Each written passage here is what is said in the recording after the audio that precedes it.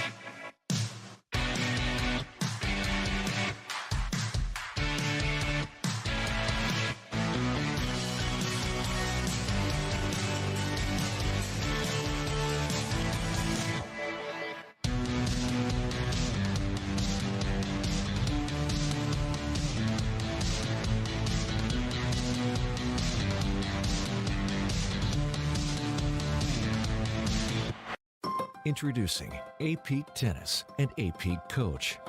Everything tennis players need to become mentally tough, both on and off the court.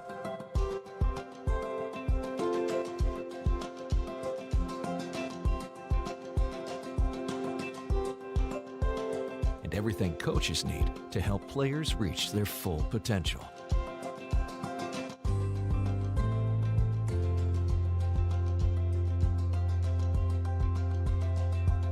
Because we are extremely confident that A-Peak does work, we are offering free 1-month split testing to validate A-Peak's effectiveness when implemented correctly. With split testing, we'll have half your players use A-Peak, while the other half does not. Then, we'll conduct pre- and post-testing to demonstrate A-Peak's value. To take advantage of this offer, email us at apeak@apeak.com.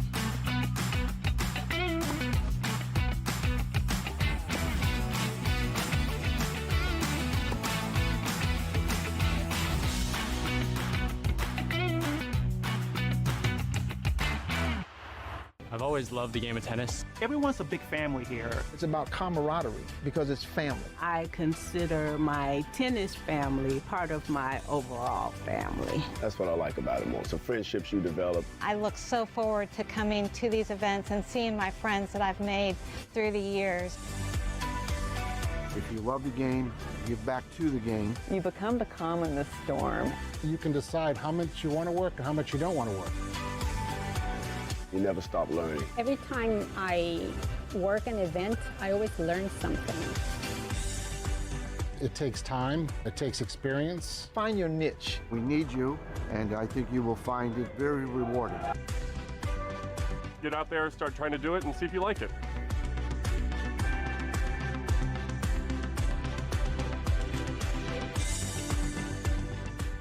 Universal Tennis lives everywhere.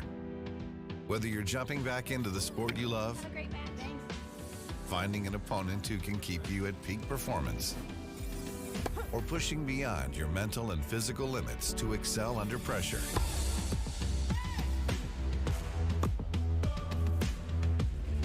Your ideal match is out there. Come on!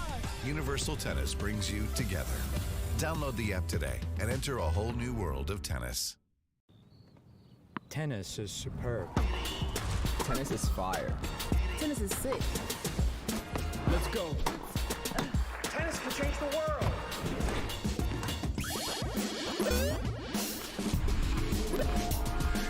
Come on. This is tennis too. Good morning. It's my first time. Not mine.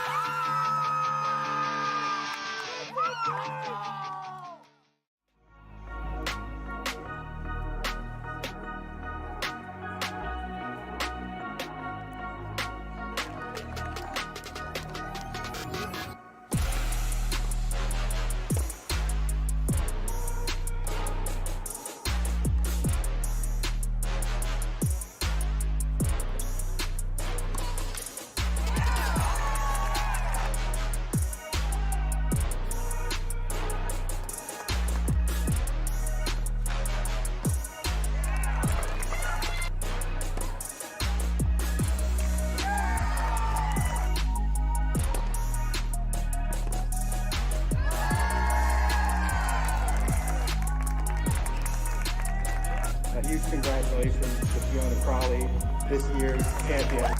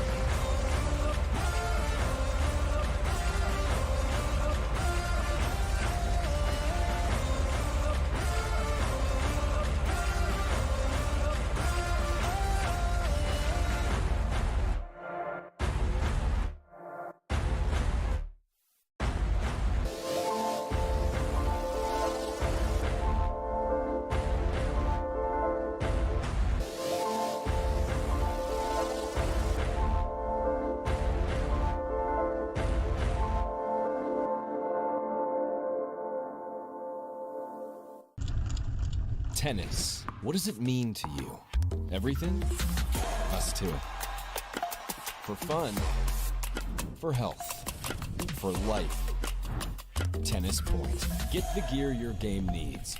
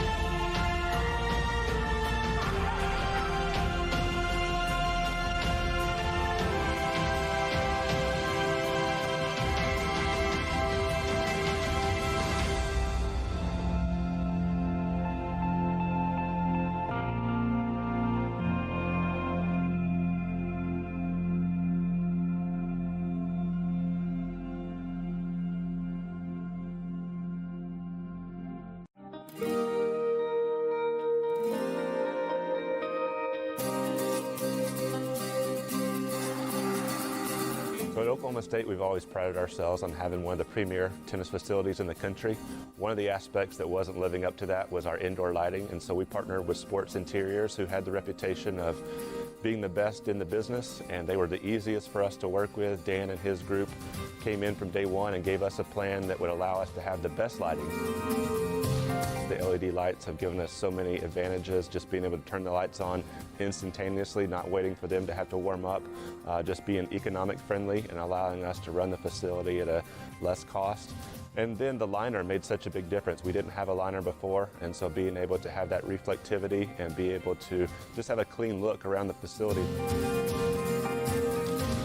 Recently, we were able to host matches for the ITA All-American Championships on the courts, and we got so many comments that it was just as bright inside as out, and that's what we had hoped for. And with us hosting the 2020 NCAA National Championships, that's what we wanted. We wanted to showcase our tennis facility as being one of the best in the country and being a venue that would allow us to host the best championship possible.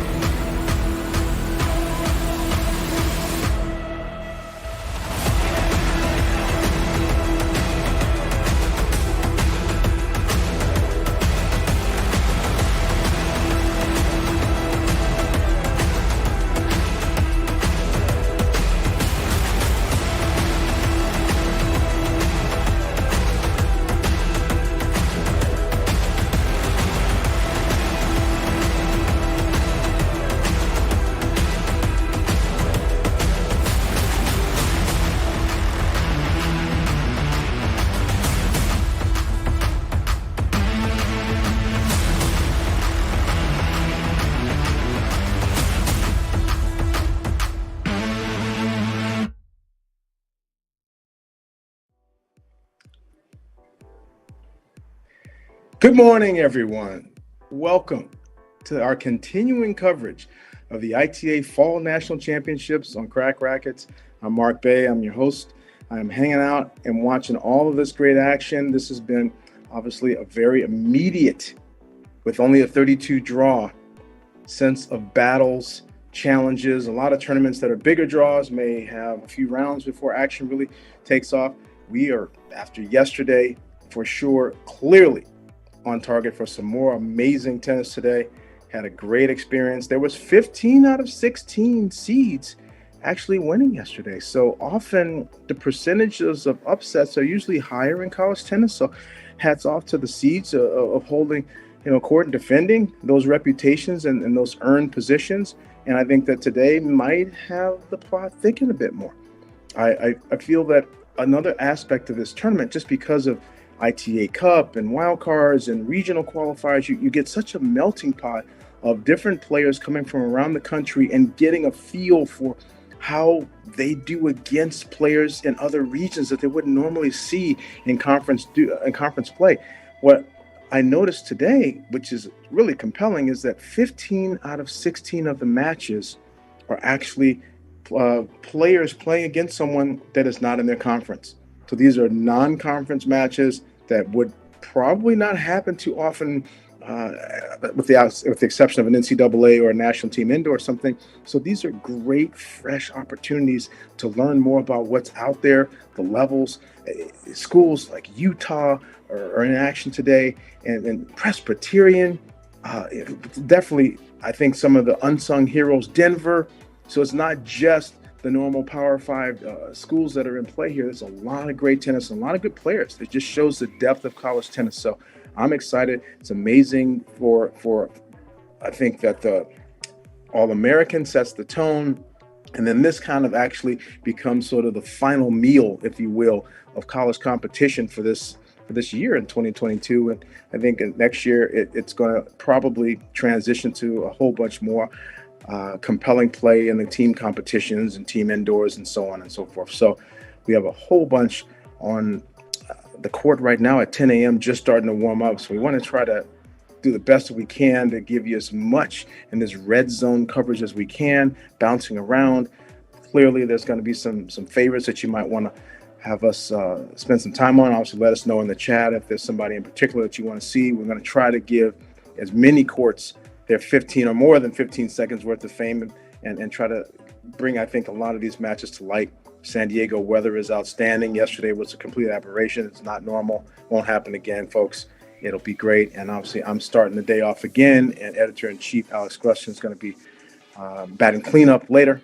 So I'm going to be the leadoff man here and get it going, get on base, steal some bases, and show you some college tennis. So let's go over to Abby Forbes, who's the part of the North Carolina Tar Heel ladies teams that we didn't get a chance to cover yesterday. She is going to be looks like that they're just still warming up here, but she's going to be taking on Sydney Ratliff, Ohio State, and that's a really strong, I think, second round match that is going to be a great deal of baseline banging, and I think both of these young ladies on the backhand side of the court are probably even more formidable. The Lady Buckeyes had Irina Cantos-Seamers that was not able to qualify. She ended up losing in the regional, and even though she played in the All-American, didn't get entry here. Ratliff was in the final with Jaden Brown of Michigan. So obviously it's no love lost when there's a Buckeye versus Gold Blue matchup, but Jaden Brown of Michigan was able to win that one. And there is, as you can see here, the weather in San Diego still is not chilly, but it is just definitely at a temperature where wearing sweats and sweatshirts and all that is still possible. First thing in the morning, if you know San Diego weather, you know what happens there. It tends to look sort of overcast and cloudy in the beginning of the day, and then the sun comes out through the clouds, and then it's obviously really bright and exactly what it needs to be for the remainders of the day. This facility, Barnes Tennis Center, 24 beautiful courts right off the highway, and I mentioned that yesterday. There's some wind dynamics that are prevalent at this particular facility. Often, we'll see if it's the same as it was yesterday, but often the top of your screen where Abby Forbes is where the wind is at your back, and then Sydney Ratliff's side is where you're normally against the wind. Abby Forbes was a UCLA Bruin that graduated in 3 years, and now she is going to be doing 2 years because she picked up an extra year with COVID to give 2 years to Coach Brian Calbus and try to help him get that first NCAA title that he for sure is going to be the favorite to win possibly this year with the gauntlet of stars that he has. And just recently, shout out and congratulations to her brother, Matthew Forbes, who just committed to University of North Carolina. So we're getting started here. Ratliff and Forbes.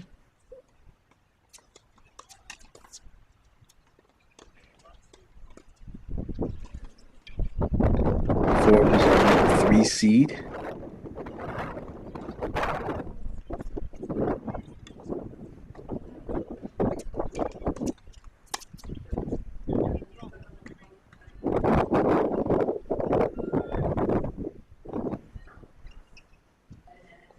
Sydney Ratliff from Ohio, Midwest section.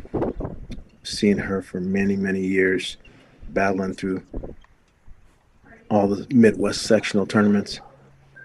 Always very tough out.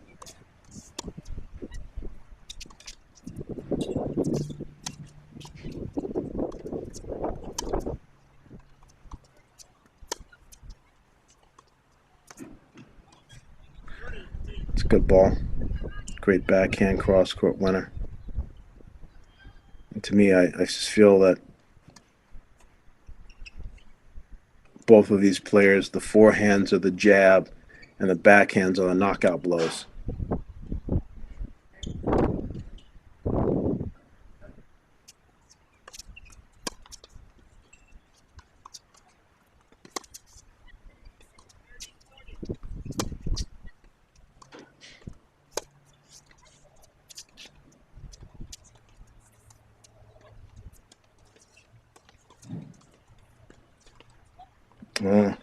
Not sure what the thought was behind I think maybe Sydney got confused on what to do with the approach shot. She hit a bit of a half chop slice that just sort of sat in the middle of the court. And it's good athleticism trying to defend the net there, but clearly Abby Forbes was able to sneak in and take advantage and put the forehand volley away to give her 2 game points here in the first game.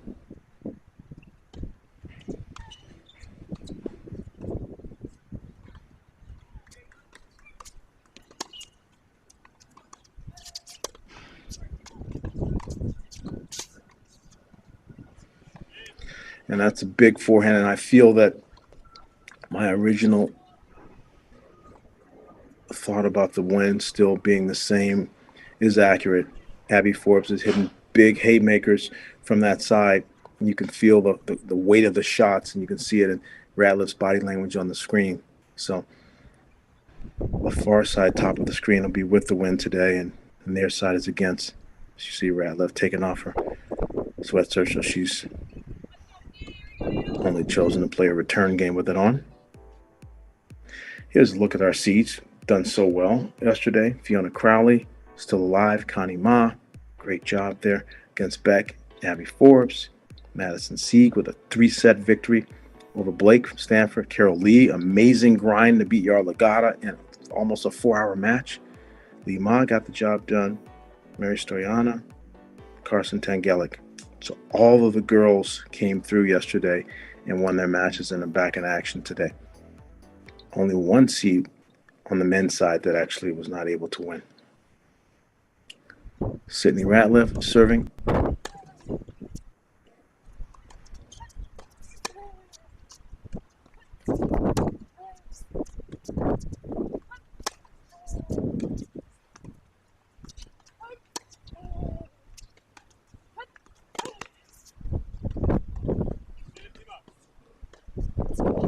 That's probably going to be a good choice for Ratliff on that side. I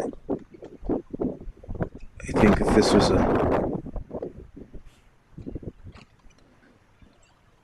match on an indoor court, I think it would be different than a match on an outdoor court. And so on that far side, Ratliff being able to use a little bit of shape and hitting some high cross-court rolls into the abs forehand may be a steady tactic for her this match.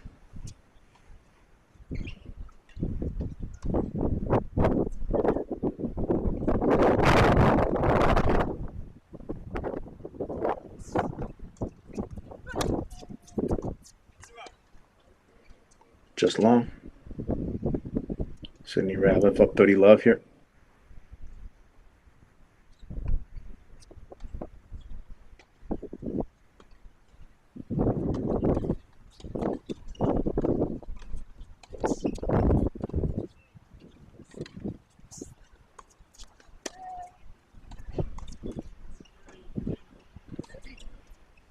Big moments.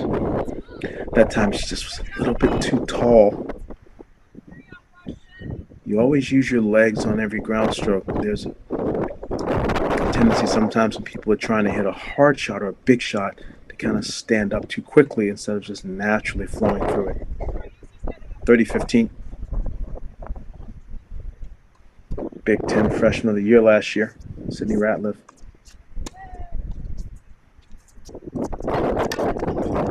And there's that big backhand. So I am most certain, as you see with Abby Forbes looking to play that slice and how it sat up, and Ratliff had all the time, and then the power and the aggression behind her winner.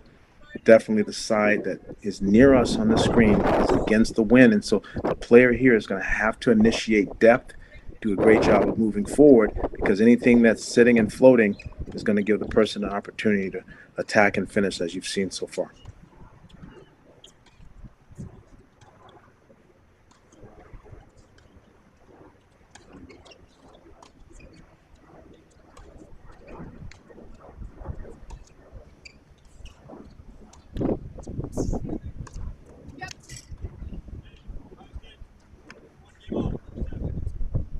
Jeez, that's a big statement there with the bomb. So now we have 2 holds, but this is where the actual match gets interesting, because holding at the top of the screen with the wind helping you should be a good thing, easier thing, if you will. But now, how are they going to do on this side serving? Because right away you can see Mother Nature plus Ratliff's court position equals big forehand win across court. Love 15.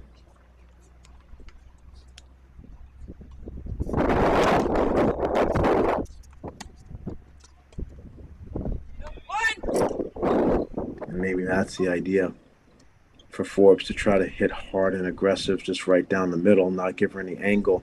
And if she's not able to get herself organized, then maybe she sends the ball flying long. That's definitely a thought. I like this early conversation between both of these players.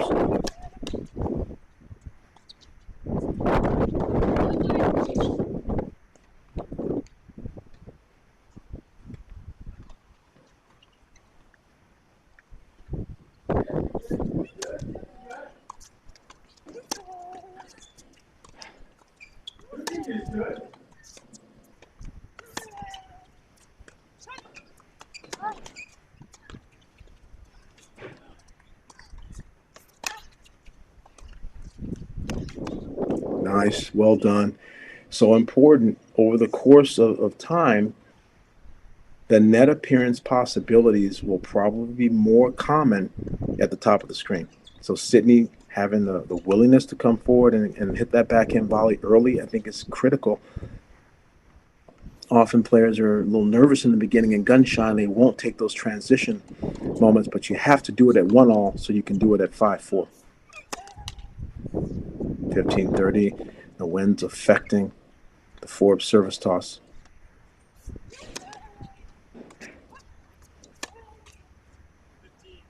Trying to make a statement on the backhand. She was a half a step too far away and didn't finish the swing. So just as we were concerned about at the top of this game, is it going to be harder or tougher sledding to hold serve down here against the wind?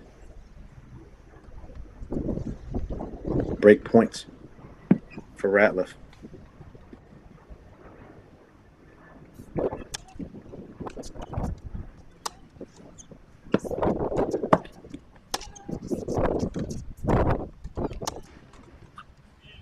And there it is, break point. And that right away is an early statement in this match.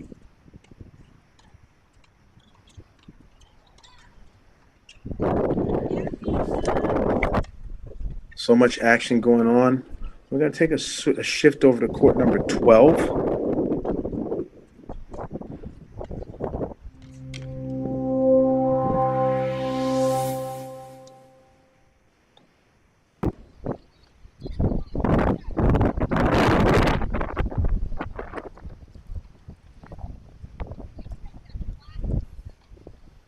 Freeman from Princeton with a new head coach, Jamia Jackson. Shout out to Jamia. Obviously, Laura Granville, near and dear to my heart. Spent many, many years with Laura. Even took her to junior tournaments like the Easter Bowl. So sad to see, Laura Granville from Stanford and Princeton so many years ago, but it was her time. And Jamia Jackson transitioning from the USTA role to college coaching. College coaching is really lucky to have Jamia Jackson now. Liama on the near side serving.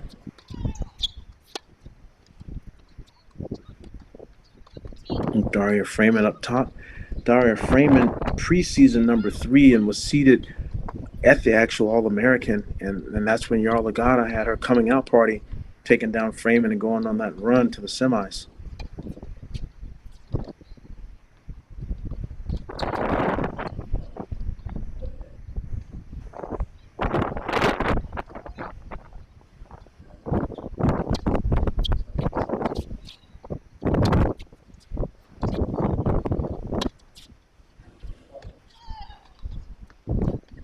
just wine. There's a breeze behind Freeman, and she is a stingy customer. Seldom missing a lot on the unforced errors, but early in this match, going to have to get their bearings. Liama tends to drive the ball. A lot of breeze out there affecting the service tosses so far.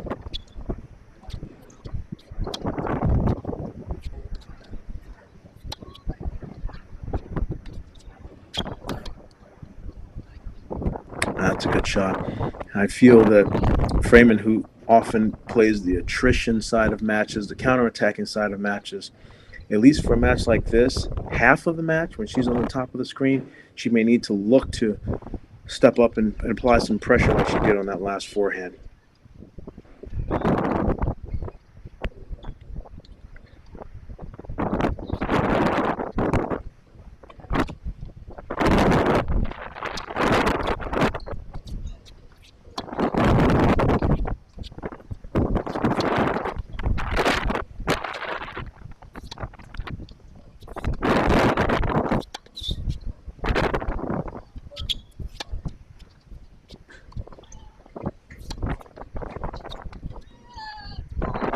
That's well played. Building, maneuvering. Just a little bit of a negotiation with the cross courts until the down the line opened. Well produced there, and it's a big time. As we were watching in our last match, Forbes losing her serve against the wind, and now here Liama against the wind. Just drops her serve as well. She may need to consider taking off the sweats and getting loose, because she's going with the wind, up 2-1, but now back on serve here in court number 12. So let's take a shift, take a look at our number 1 seed, court 10, Fiona Crowley.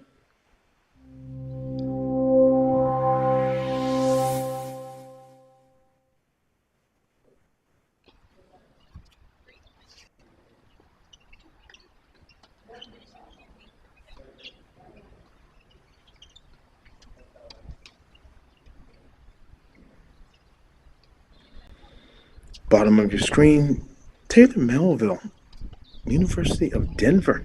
My first time getting a chance to take a look at this young lady. And a top seed, Fiona Crowley at the top of the screen. And we know her.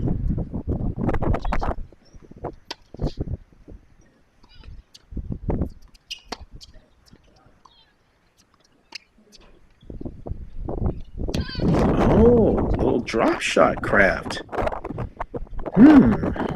Okay. Fiona Crowley, as you remember, lost a heartbreaker in the semifinals of the NCAA individuals to Connie Ma. Connie Ma not able to get over the hump against Peyton Stearns.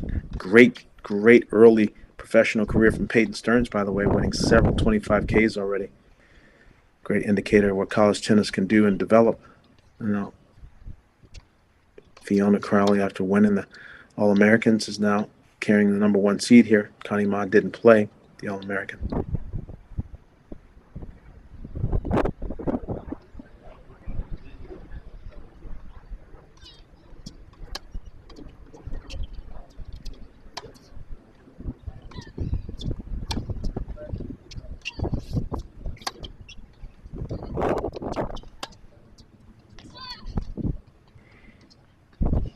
Big backhand coming from Taylor Melville. Getting a break here. It's a pretty orthodox looking backhand coupled with a little bit of an unorthodox looking forehand. I'm going to have to watch a few more of these to come up with my final analysis on the production on the right side.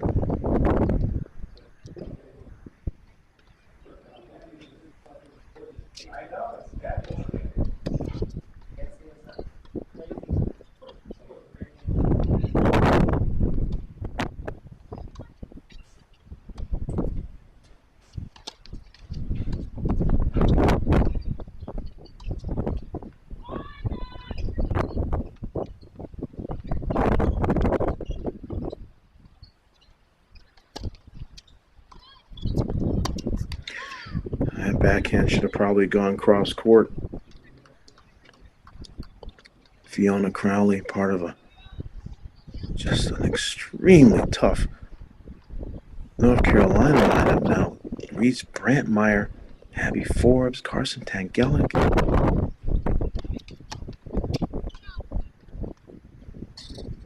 I echo my comment from yesterday.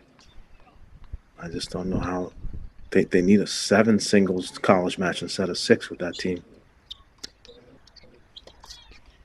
And now, a little uncharacteristic, a few unforced error donations to the Taylor Melville cause.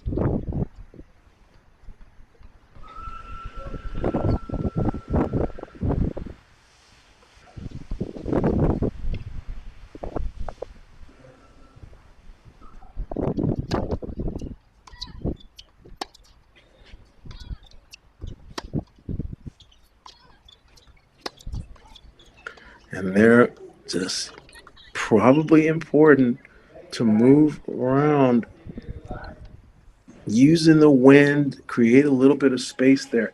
Key. Also, for those that are taking a look at some of the podcasts that Crack Racquets have, there's a recent interview just posted this morning Fiona Crowley had with Alex Gruskin that you may want to take a look at. Includes her win and carry. And now a few flatter mistakes. Need to have the margin, especially against the wind. Crowley going back to basics and using cross courts to draw some errors.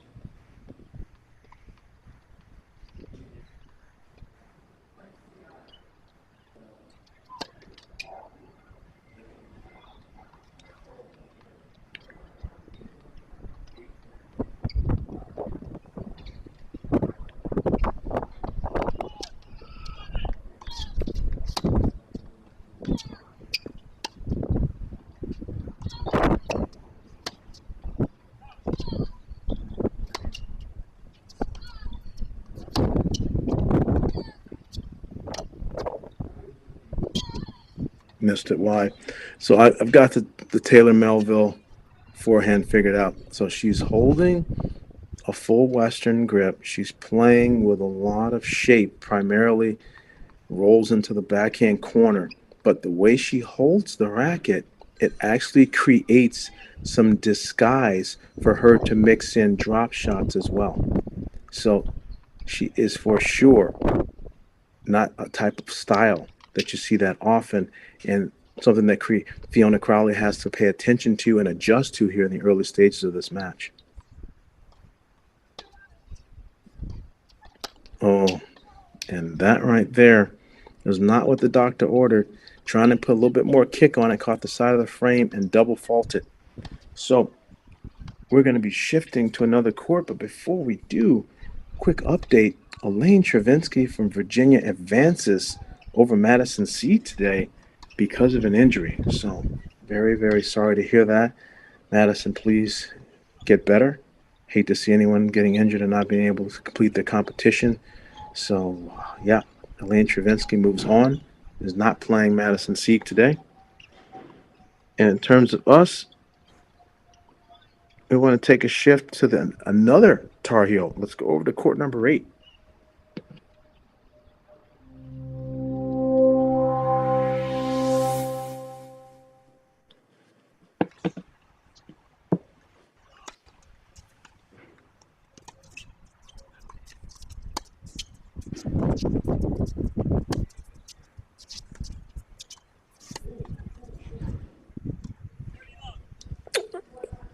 Carson Tangelic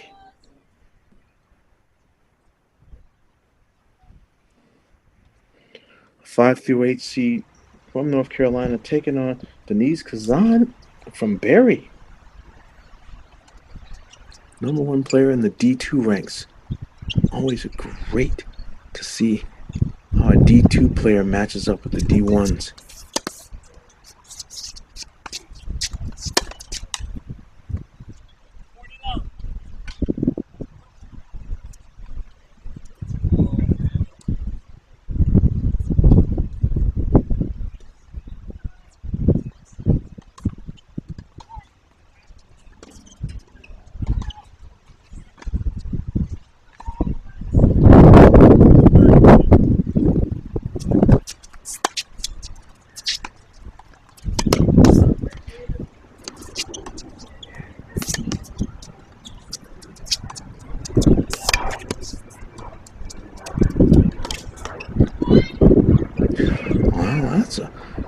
lot of slice forehands from Tangelic. I can't say that I'm used to seeing her trying to use that often. It's much more physical producing the forehand. So on the defensive side of the point, Kazan knew exactly what to do, came forward, played the little drop volley, and is now at 3-all. Hold the serve. Making a big statement that he most certainly is here to compete and win this match. And yesterday was not a fluke. Tangelic was just such a bright surprise at the All-American with the level that she played.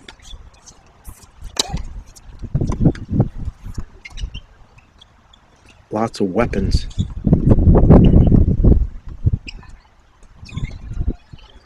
Preseason number 28. Going for another drop shot. That far side, she actually ended it back. So she was controlling and moving the ball around and coming forward and volleying. And I think that's probably a little bit better of a recipe on that side. It's not easy for players to remind themselves how the actual breeze factors in the choices. But with my coaching cap on, I like the drop shots more from Tangelic's side of the court in this match. Oh, that was an interesting choice. It's a lot of experimentation out here in this match so far, I see, even from Tangelic. That was a serve and volley choice, but against the wind, the serve just sat up and didn't really bother Kazan at all, and she just cracked the winner. So can't say I would have endorsed either of those. Not the drop shot with the wind at your back, and not against the wind, just throwing in a serve and volley into the strike zone of the opponent. Let's see what they come up with here. 15-all. Double fault. This game has had a few miscues.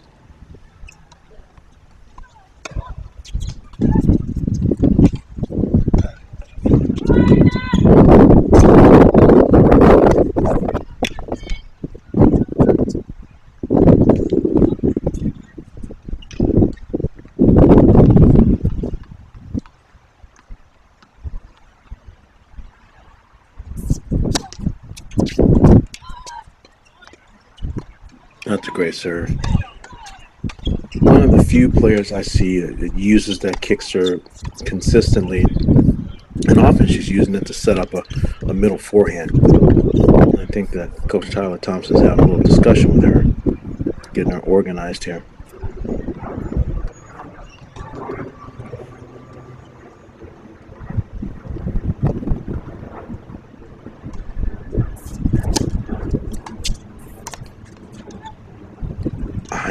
I don't know what to say about that. It didn't work the last time. He might be encouraging her to throw it in. I just would like it more from the other side, maybe. 3-all, first set. All right, 5-8 seed Carson Tangelic getting all she can handle from Denise Kazan from Barry. Break points for Division II's #1 player.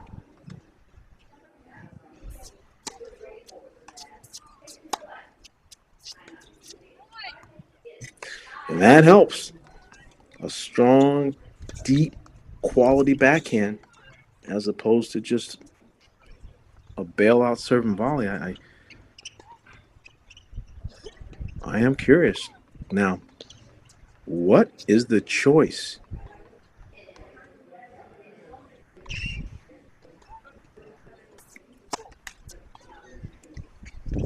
First serve fault.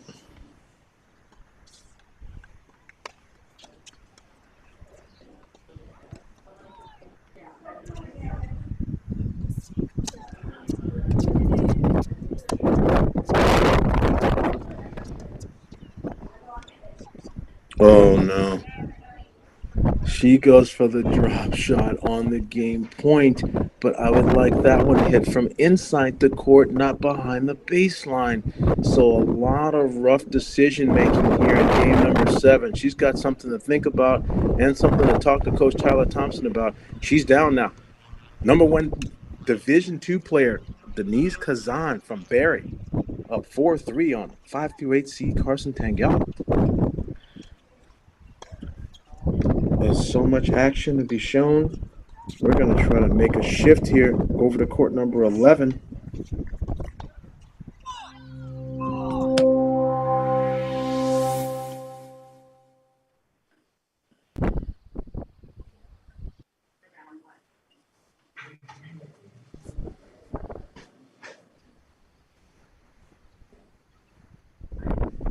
Carol Lee from Georgia Tech. Savannah Brodus from Pepperdine. I hope Carol Lee took an ice bath last night. That was a 4-hour just grind show with her and Annika Yarlagata. They went toe-to-toe until the very end. 2 tiebreakers they split, then 6-4 for Lee in the third. Savannah Brodus was impressive and dominant in her victory yesterday.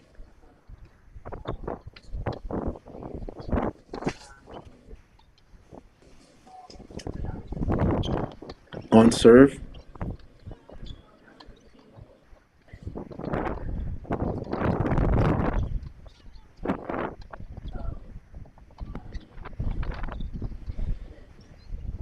Carol Lee on the near side. Savannah Brodus at the top of the screen, talking to Coach Peer.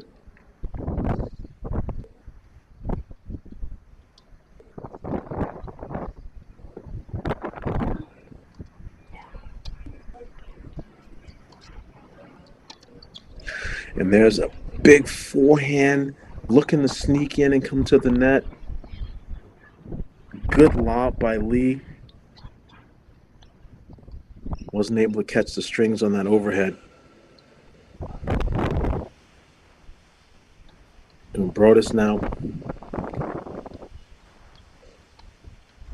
already love 15, down 2-3 here in the first set.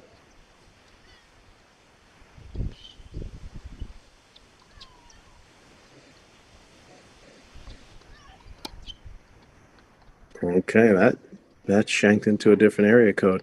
We're going to have to find that ball.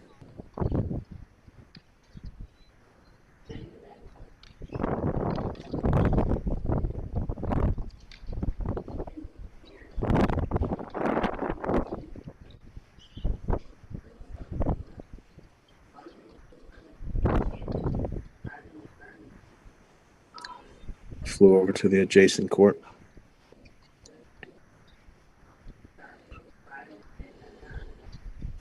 Really have to concentrate with your eyes on these courts on the back of the Barn Center. Because as you can see in the upper left part of the actual computer screen, there are cars that are getting on the highway going that way. So you really have to focus, have to have good eye control on the returns on this side of the court for Carol Lee.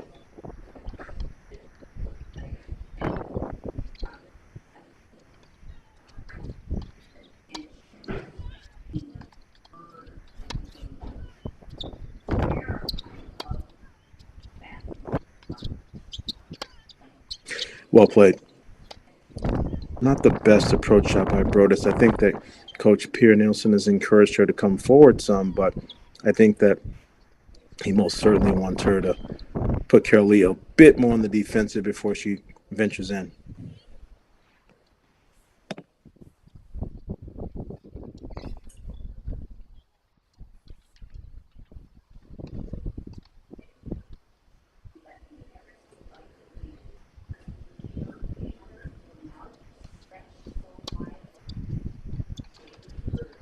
There it is. Much better. Put herself in an offensive position. I like the idea or the concept of making the passing shot player uncomfortable so you can volley from above net level in a finishing position. That should be more of the approach shot focus.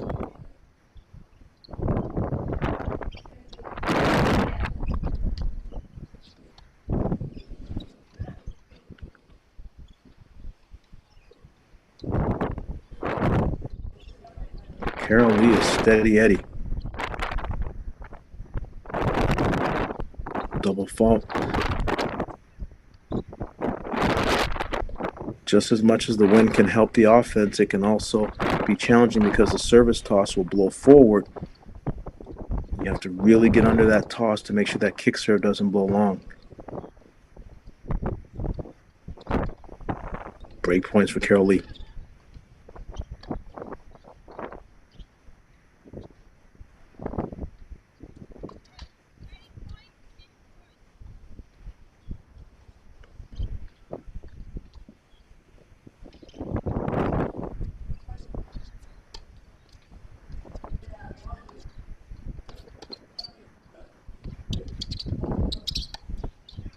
Oh, there it is again.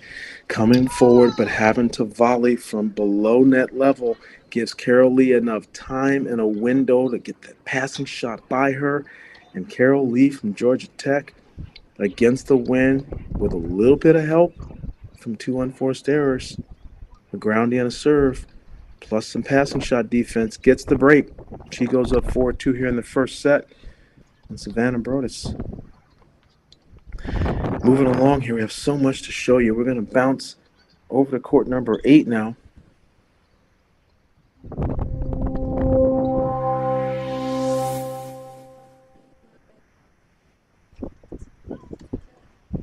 I just want to try to check in with as many of these matches as we can.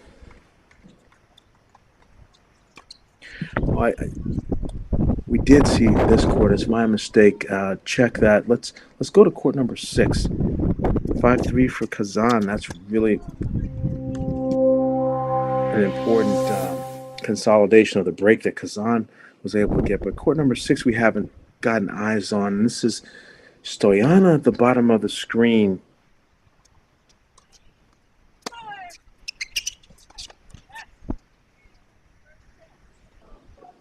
And she's trying to close out.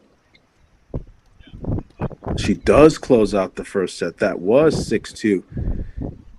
Coach Mark Weaver's giving her a pound, and Julia Garcia-Ruiz from Oklahoma will have to try to sit down and figure out what's going on there. Let's go back briefly to court number 9. Looks like there could be a conclusion on that first set.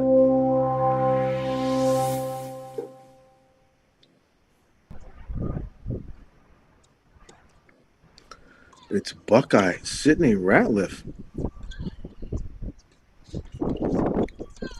5-3 ahead and up love 30 on the Forbes service game.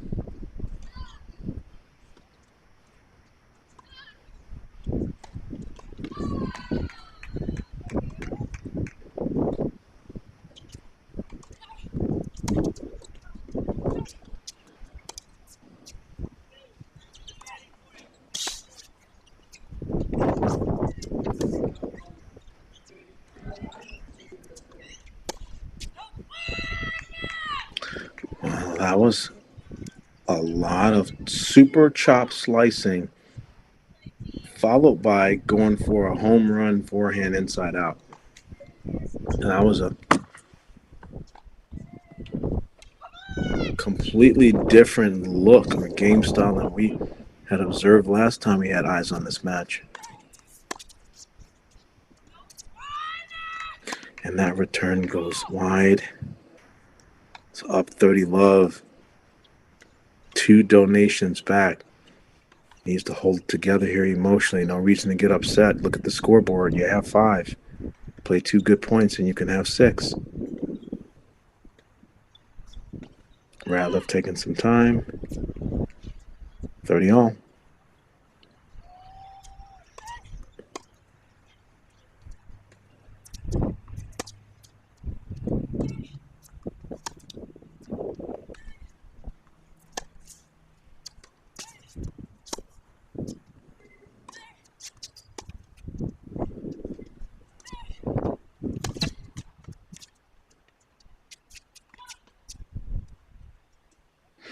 And that lob is in, and that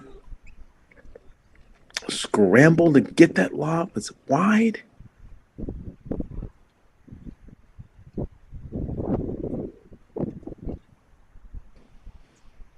Set point, Ohio State. Coming from UCLA and now playing in a new system with new coaching. There'll definitely be some learning curve for Abby Forbes, getting accustomed to how things are done in Raleigh.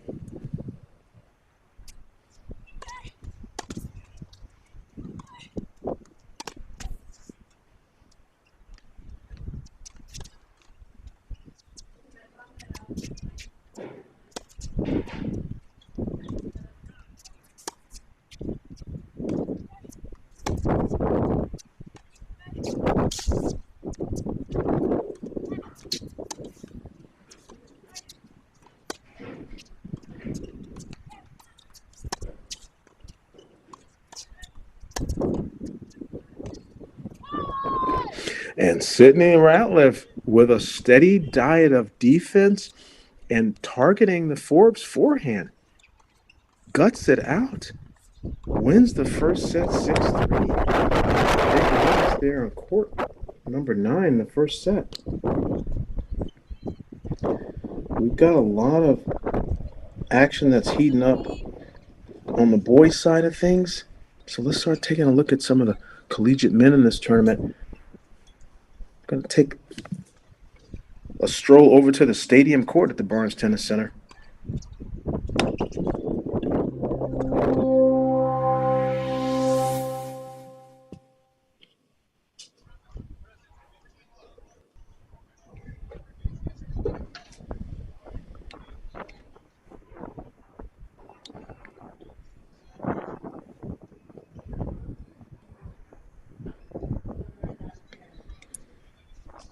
Casey Hull, South Carolina, playing against number 2 seed, Antoine Corneau-Chavink.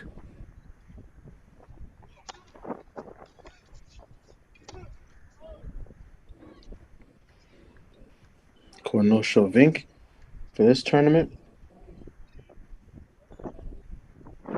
is our number 2 seed.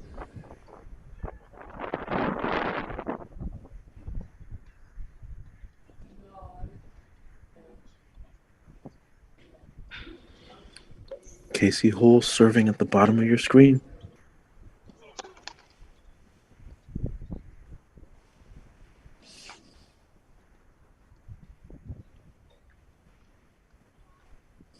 Big win over Hoog Martins yesterday from UCLA, 3-0.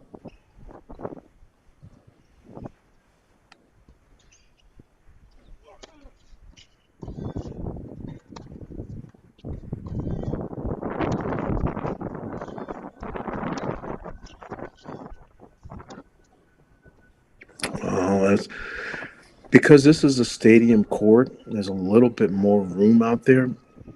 There's also, in addition, a lot more that you can see from the breeze and the flags and the signage in the back. It is a breezy day in San Diego today. Wind definitely a factor in all these matches. You can see it, wind blowing in Hull's shirt.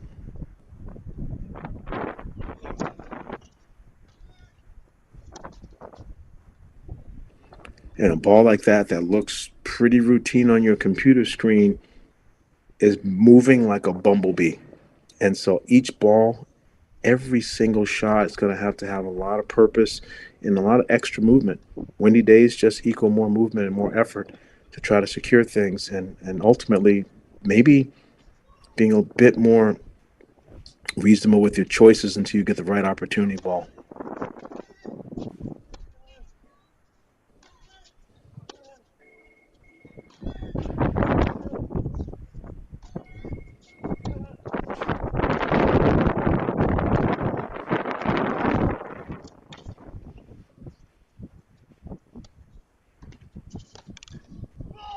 Oh, wow. What a point. Love everything that you see on that screen. I like that Shavanka is just trying to hit these heavy rolls and body blows into the corner. And Hull understands that he can't back up much. So he's not getting close to the San Diego on the screen. He's staying much closer to the baseline so he doesn't get pushed around. It's great defense there. Still big break points, though. Tougher sledding, like I mentioned before, holding serve on this side today.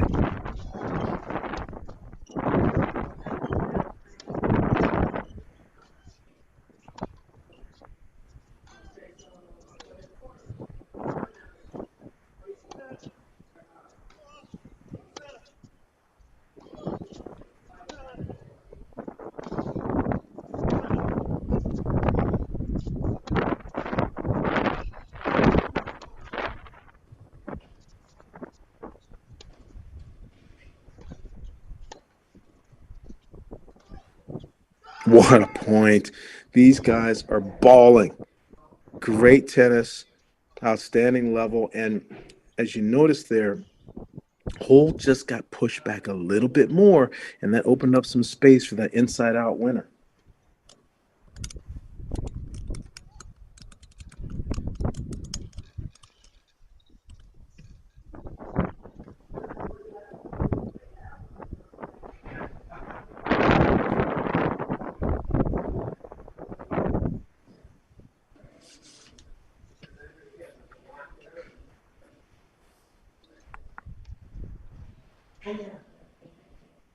But now you're going to have Shavanka come against the win himself.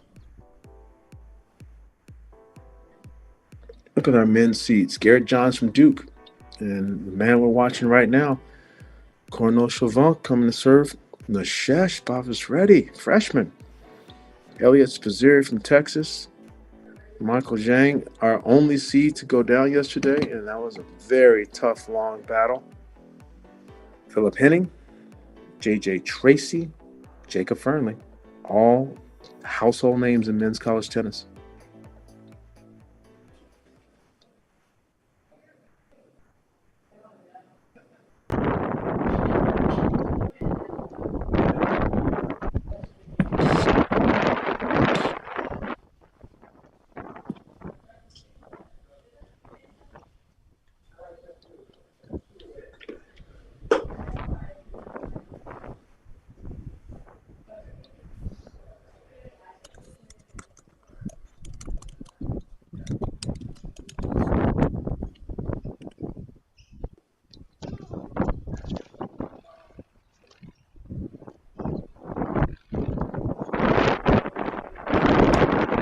Not sure the call on that forehand approach shot. He missed it. I like the play, though. Good first serve, moving up on the short ball and trying to transition and come forward on this side. There's another first serve. Good veteran play. Make your first serves.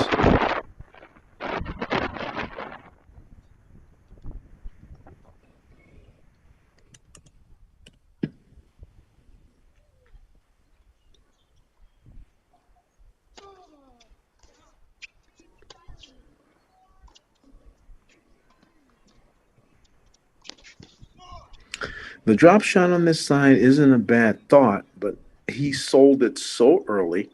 It wasn't disguised.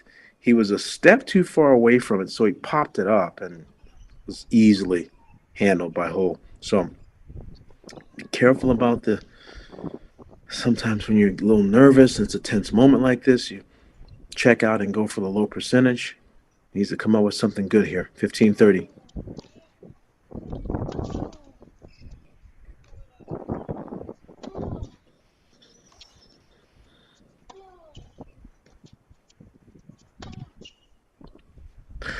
There's another one. A wind miscue. Takes his eye off of it. Looking at where he wants to hit it instead of watching the ball and the racket come together. And thank you very much. 3 break points. Casey Hull trying to push this to a breaker.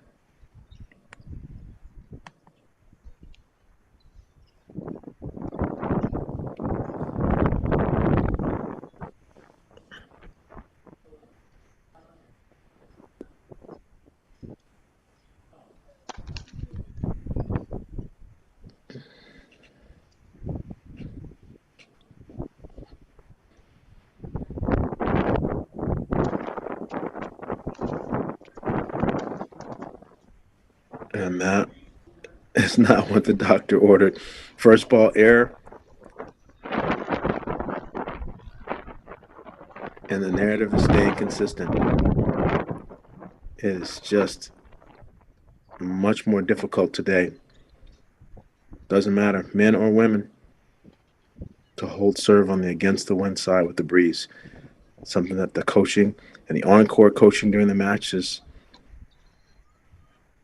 going to be helpful and work with the players and come up with the best combinations and choices. This is what separates sports. Pressure, performance, and in tennis, the tiebreaker is one of those moments.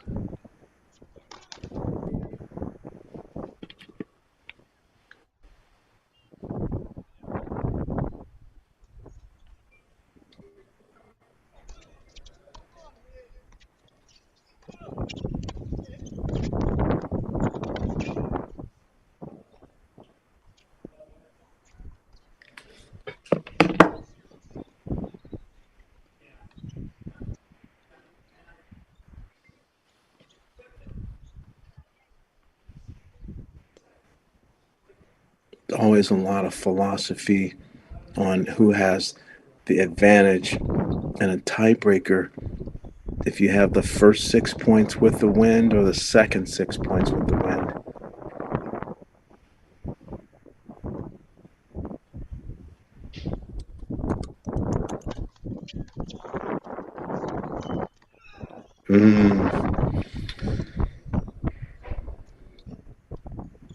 Basic routine executions now. 0-2.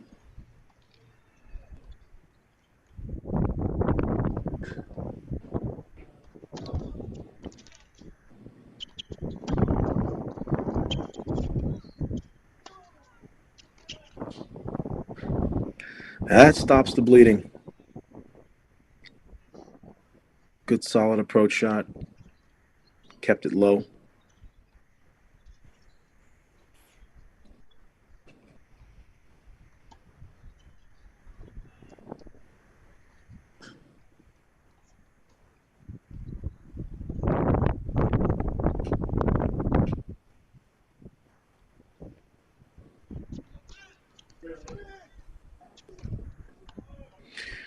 And those are those types of shots. It's a good kick serve, great return. Another example of looking at where you're going to hit it. Pulls your eye off the ball, and with the breeze, you're going to see a lot more of these errant shank misses today. Got to really take good care of every point of contact.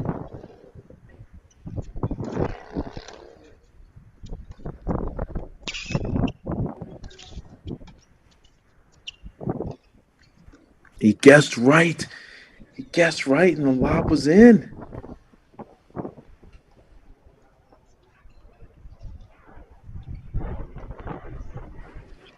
After an 0-2 start that was shaky at best, the number 2 seed is coming up with the goods, and I still think this is a critical point. If our number 2 seed could win this one and go up 4-2 and then pick up Mother Nature behind him, I just think he's in a power position to close out the set.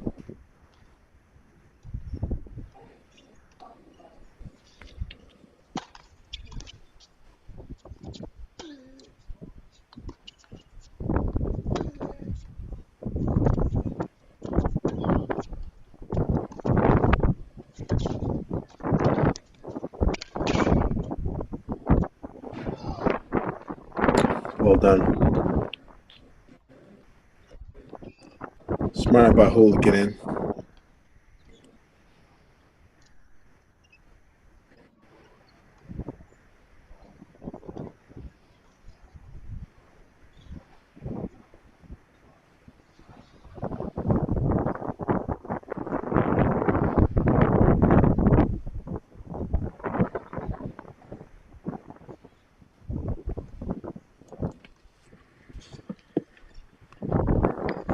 This isn't the only match right now that is close to a first set conclusion. Court number 18, J.J. Tracy in the amazing story of the tournament from Presbyterian, Dusan Milanovic. They're battling.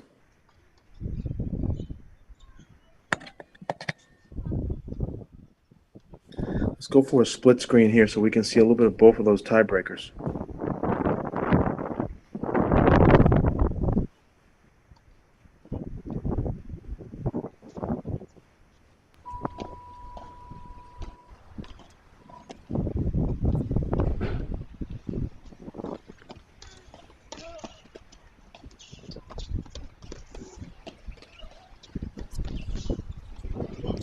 That's good tennis there. Great job by our number 2 seed playing the net. And here on the right side, we have top of the screen, JJ Tracy. 5 through 8 seed here, 8 in the preseason rankings.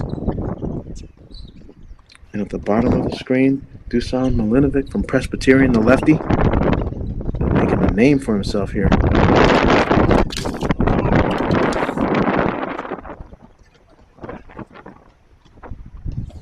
Looks like maybe he fell down.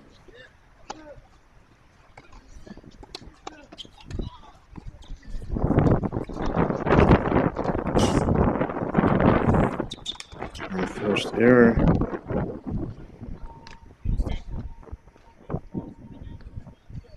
On the left by Hool on the backhand. So now number 2 seeds 2 points away there. JJ Tracy. Ohio State Buckeye up 5-2 here.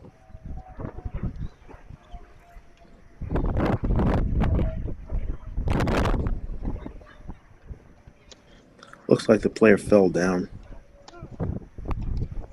The last point.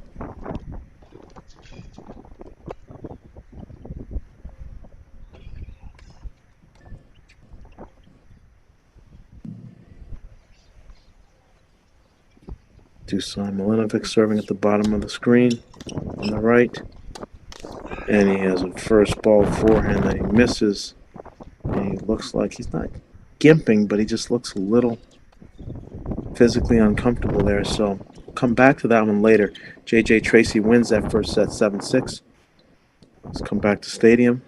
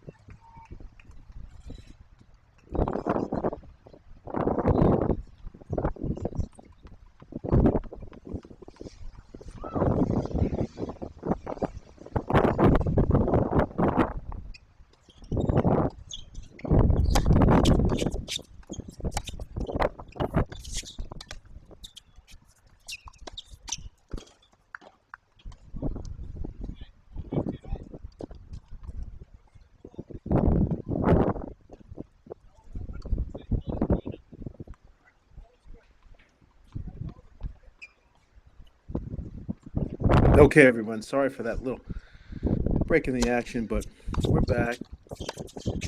Shifting over to court number 17. The veteran, that score bug actually is from our stadium, but it's the veteran Finn Bass from Baylor taking on Nishesh Basa-Retti, who is our number 3 seed in this tournament. And Nishesh is up 6-1. 5-1. Nishesh is most certainly a more steady ground stroker than Finn Bass, but I think Finn Bass has been probably looking to mix things up, come forward a bit.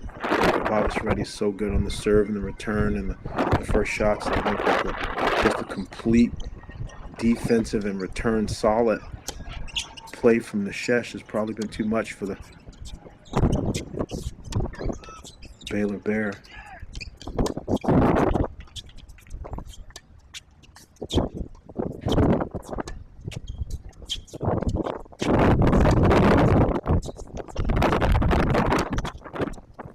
Well, Nishesh was obviously quite consistent and steady there, and he was testing Bass's patience, and Bass answered the bell there, stayed solid, but as coach is letting him know, you can't come in on the weakest backhand you hit out of the rally.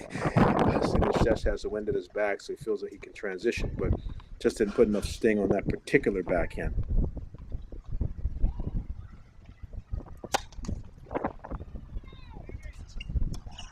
Game point for Bass here.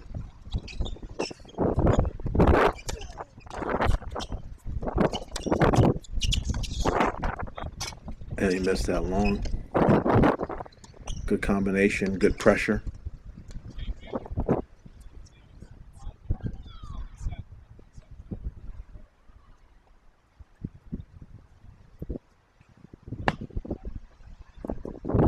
It's just so outside of some 15 and 25K competition, a lot of these types of matchups just wouldn't normally happen. They wouldn't see one another. So it's good for Coach Goldstein to have Nishesh spending so much time immersing himself in college tennis. A, just getting familiar, getting his footing. B, building his ranking. So he's, in a matter of, probably 3 tournaments, already embedded himself probably in the NCAA tournament with all of the correct head-to-head wins that he has on his record. And just getting used to school. Stanford starts later than a lot of other schools, and it's good that he's getting accustomed to this tennis process and playing the tournaments. I think it's a wonderful start to his career.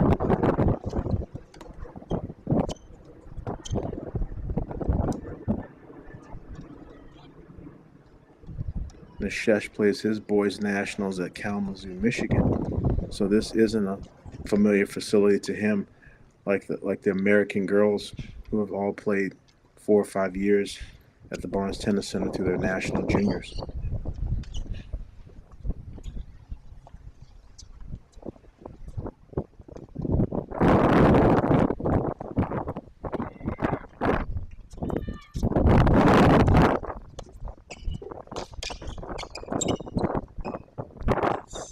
So, good look at the Basa-Retti. Number 3 seed, freshman from Stanford, serving for the match.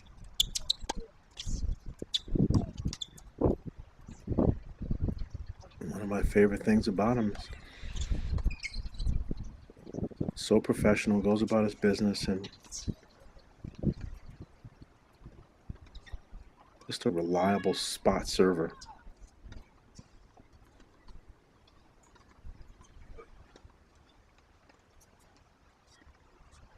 $15 love.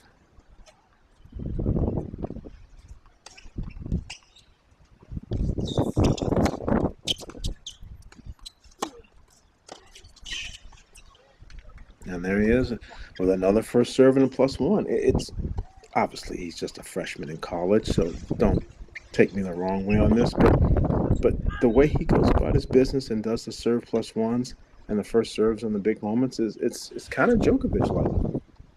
You know, Joker does a great job of just being really consistent with his routines and picking the right spots, not serving as hard as everyone, but just constantly, getting the balls to locations and in play that favor his better ground strokes.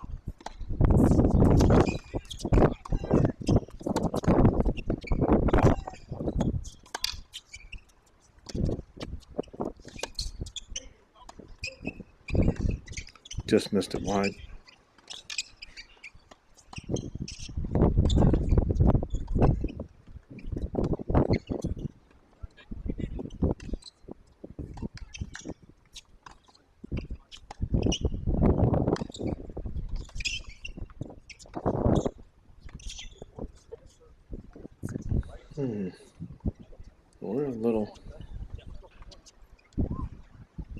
We're a little ahead, I think.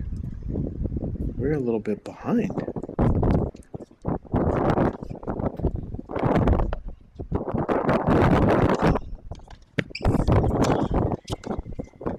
This is a match point, I think, if that forehand was good.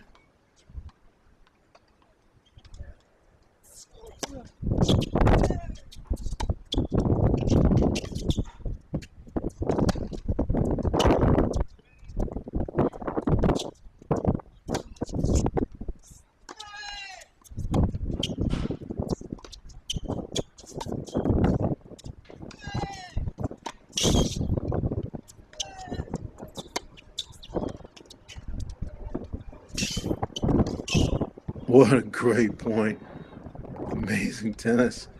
Bass did a lot of things well there. He's nicking his racket on the ground. He didn't believe he lost that one, but well-measured two-time passing. One great piece of defensive strategy is to dip your backhand passing shots, make the volleyer have to play up and hit a half volley or a shoestring volley, and then come and take care of the next shot. The concept that the passing shot always has to be a clean winner is not a great one. Two-time passing is a wonderful concept. For sure got Nishesh out of trouble and gives him 3 match points. Another first serve, and the ball goes long. First serve's the name of the game. Our freshman from Carmel, Indiana is moving on. Number 3 seed into the quarterfinals. Be seeing more of him. Tough one for a veteran like Bass to lose to someone younger. That there's always that big brother, little brother mentality sometimes when seniors are playing young freshmen, but most certainly the chef Basa-Retti's no normal freshman. He's already proven that.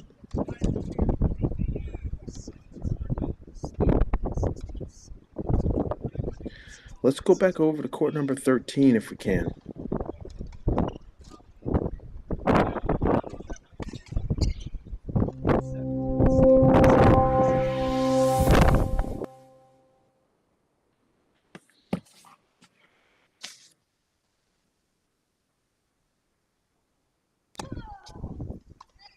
Oh, we come right into a big-time forehand passing shot by cool as a cucumberous Connie Ma. Walking around, strutting around quietly, just silent assassin.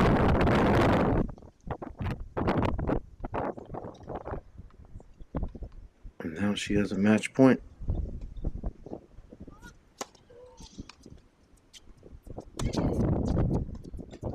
And that's some disgust because that forehand approach shot goes long. 6-4, 6-1. Our number 2 seed, Connie Ma, moves on over Carolina Gomez Alfonso. Lots of heating up action. Let's go over to court number 7. Andrew Fenty from Michigan. Philip Henning, University of Georgia.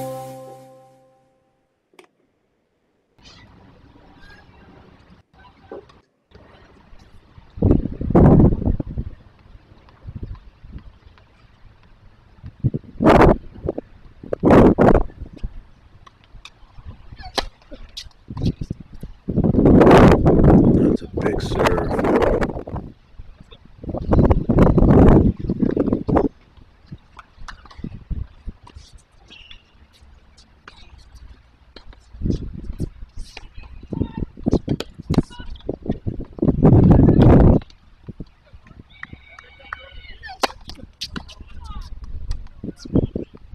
Andrew Fenty, great win.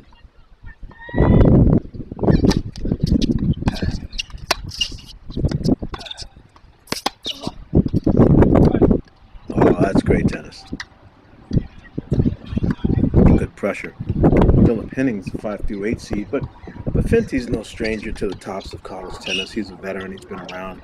Clearly played high for Michigan and had battles with many of the best in college tennis. So the seedings in a match like this, obviously Henning's the one carrying the expectation after the great All-American, but Fenty's for sure a veteran and capable of being in this position.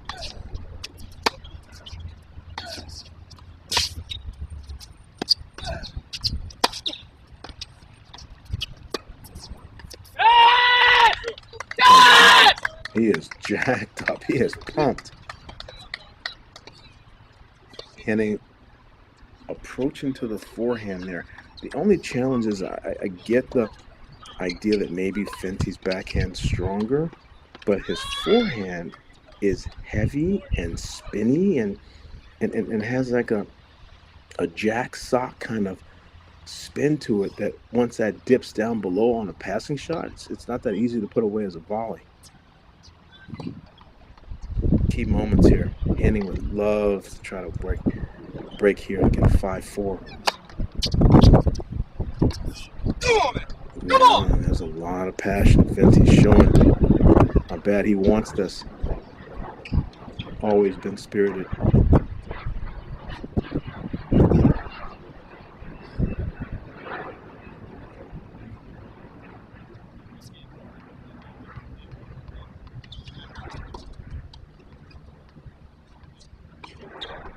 teammate lost a tough third setter yesterday. And there's another free point on the serve. Those are worth their weight in gold. Andrew Fenty 1 game away, and he's coming to receive with the wind at his back. In a power position here with a lot of strut and confidence. Philip Henning has to sit down and have a talk with Jamie and see if they can problem solve this one.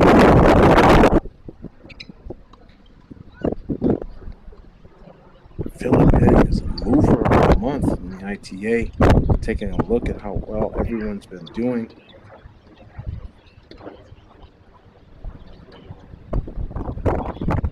Up to 13.75 on the UTR scale. As you can see there, a lot of different players, both men and women, being respected for their results. Celia Belmore, Vanderbilt. Sylvia Mikos, University of Chicago, Division III. Shout out to Sylvia from Chicago. It's an outstanding graphic and interesting now with all these different data points to analyze these players, how these factor into all the results.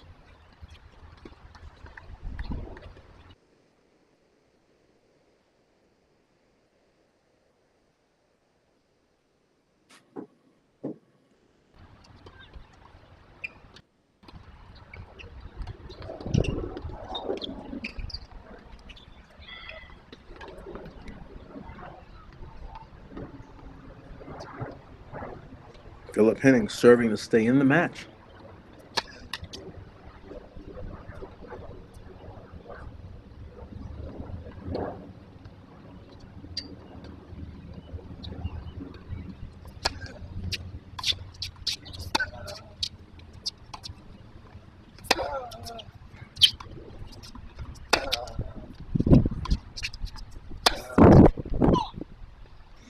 It's tough. At this point, against the wind, he's trying to target the Fenty. Fenty's heavy roll against the wind. Henning's not able to catch it clean. Missed it wide. Love 15.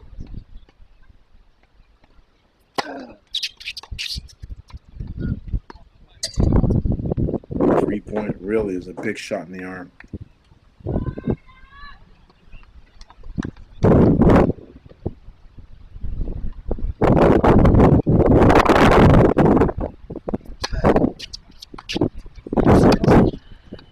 Two in a row. Every time you come out of a changeover, you have to remind yourself what side you're on. So Fenty needs to change his return target.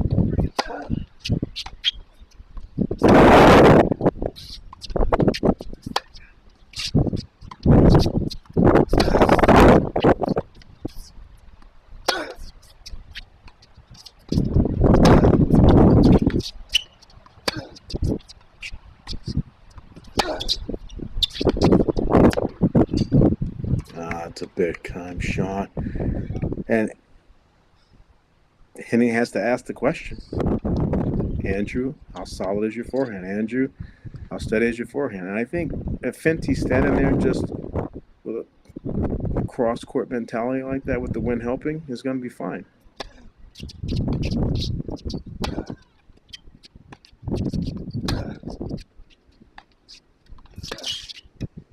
See, the wind's really helping that ball. It's not just... I think that the mistake that Henning may be tactically making here is that he thinks that he has to only play that pattern. It's tough. I think he might need to go high into the backhand and then run him to the forehand and get him a miss.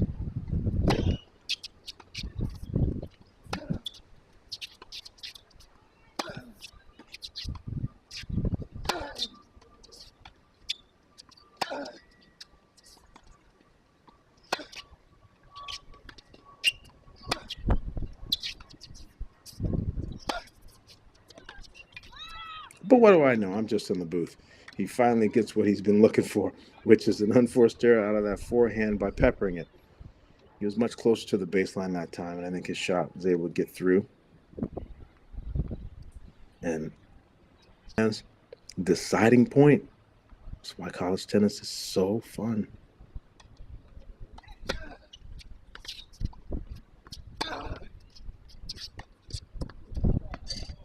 And there it is. There's an upset. Just like I said on the top of the show, I don't think that all the seeds are making it through today. There's some formidable opponents, and there's one from the Go Blue Nation that just got it done.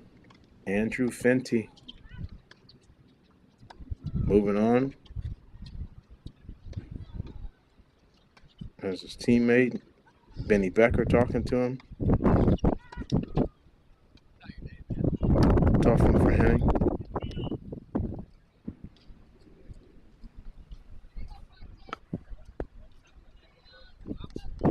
Great action here. Well, let's go take a quick peek to court number 6.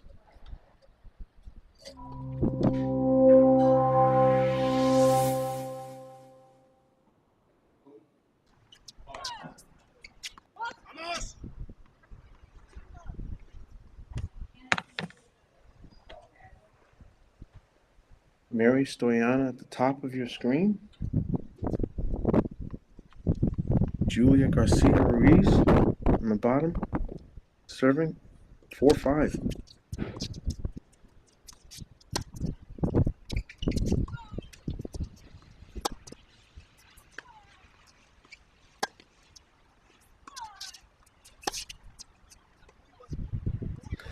Overplayed the forehand.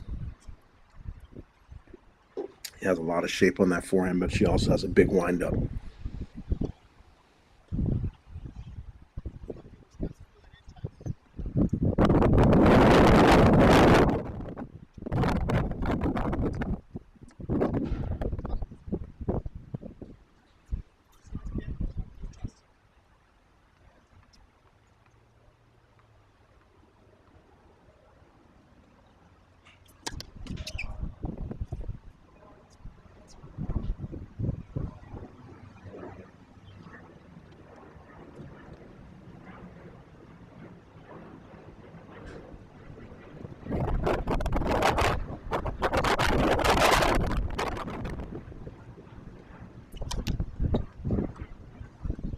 Double fault. Never a great time for a double fault, but serving to stay in the match is most certainly an opportune moment. So needs to regroup and come up with something good here. 15-34-5, second set. Mary Stoyana.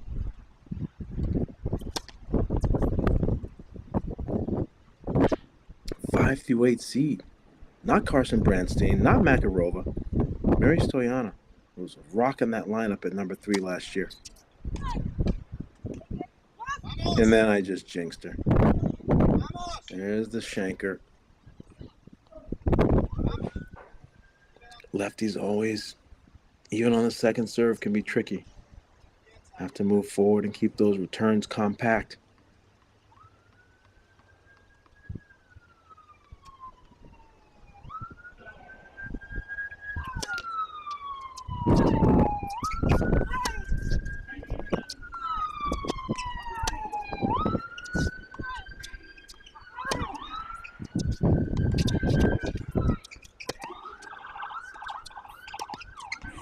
Oh, that's exactly what she wanted.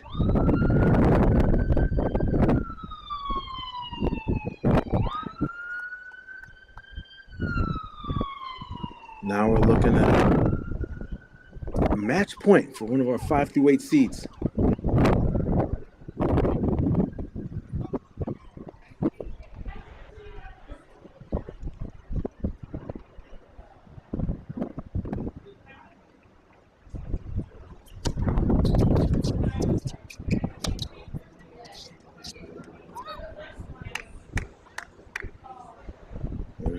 Hangs in there.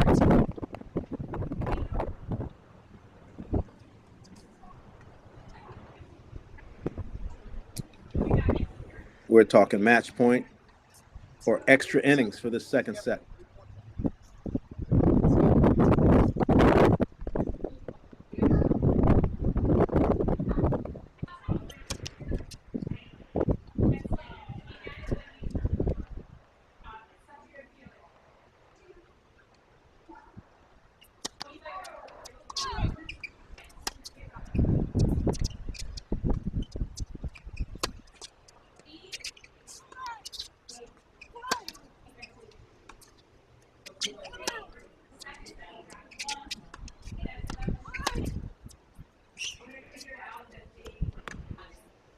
There's no way.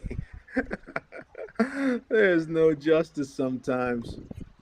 Mary Stoyana, that is the absolute epitome of, I'm so sorry, but I'm going to take it. Game, set, match, 6-2, 6-4. The Aggie moves on back into the quarters, defending that seed, and has been doing a great job. So much action, so many different matches. Let's go back to court number 18.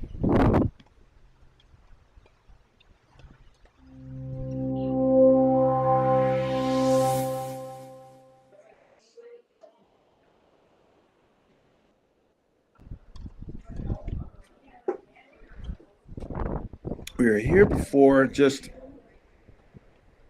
only for a couple points in the first set tiebreaker. JJ Tracy serving top of your screen. Ohio State Buckeye.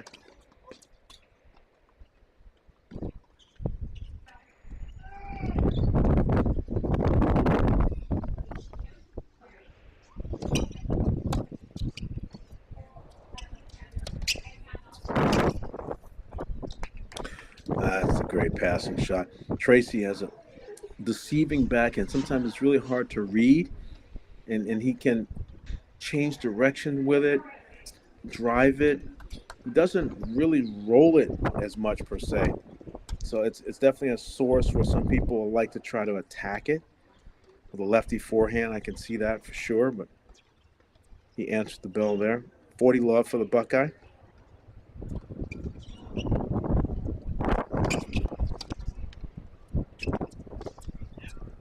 Yeah, that's great. Serve +1. Slice down the tee, earns the first ball, gets exactly what he wants.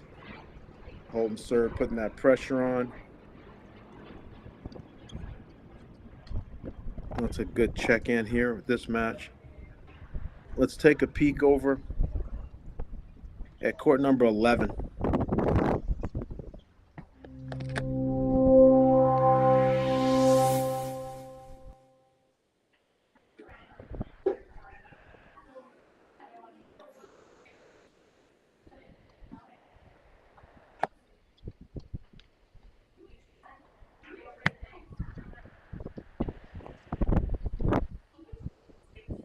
Carol Lee versus Savannah Brodus.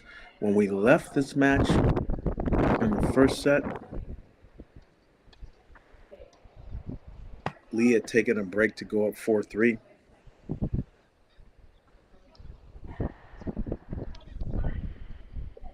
Leah stayed the course. Really, mentally and sort of strategically consistent player. Lost her in the very first round at the All-American against Fiona Crowley and gave Fiona Crowley all she could ask for there.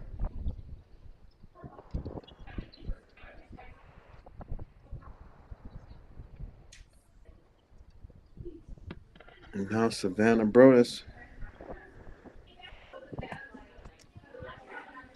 Sophomore is going to try to serve to stay in this match.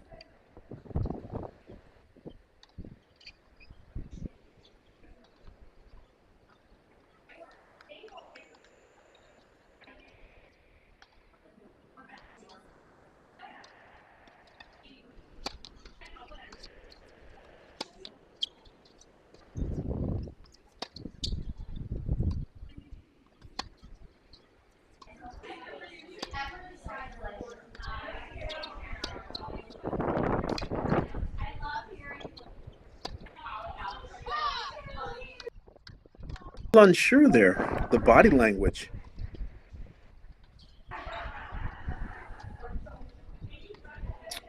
That forehand was good. On the line. 15 love.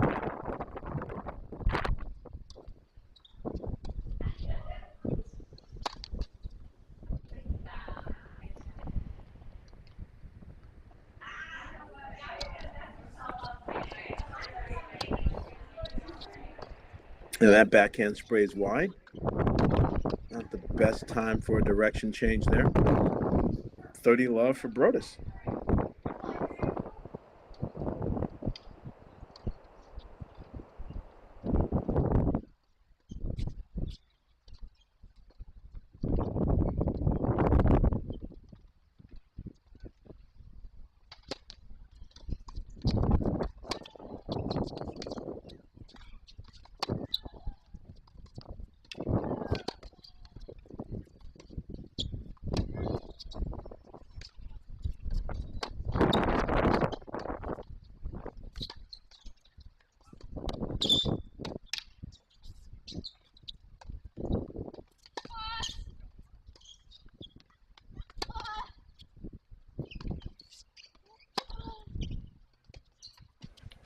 What a point.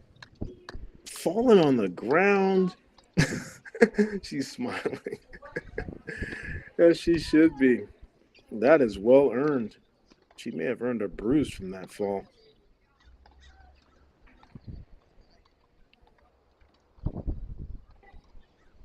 Four, 5, 40 love.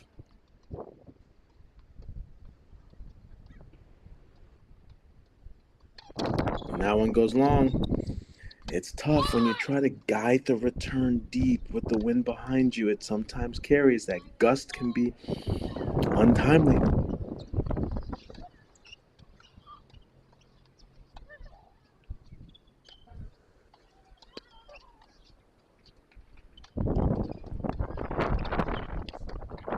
Five all.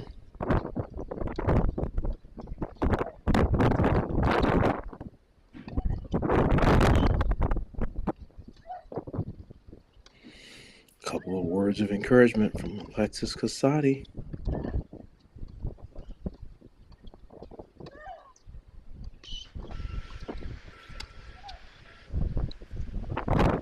And another fall. Steady hands by Lee.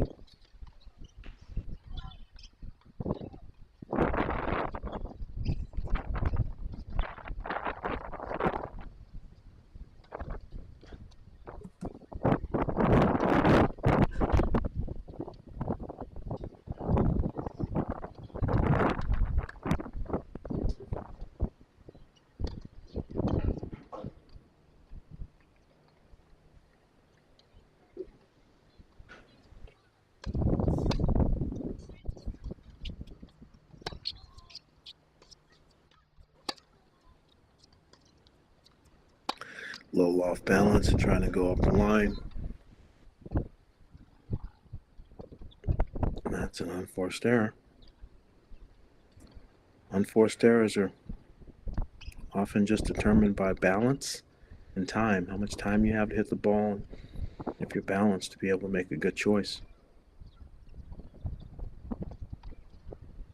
It's a great serve.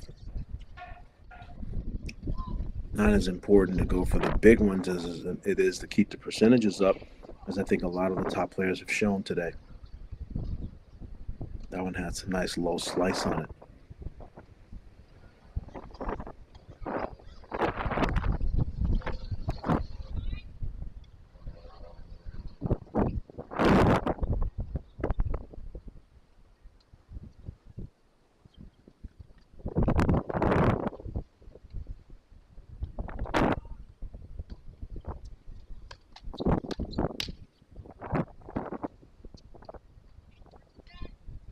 And that's a hold. First serves are great. They're a wonderful thing.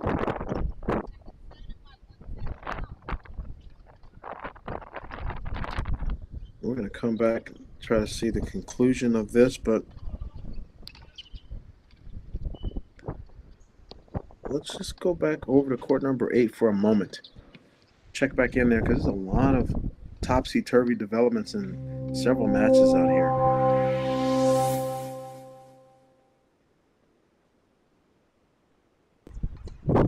In this match, Denise Kazan won the first set 6-3. Carson-Tangelic came back, won the second 6-3, and now is pouring it on 3-0 up in the third and looking dominant now with 3 more break points.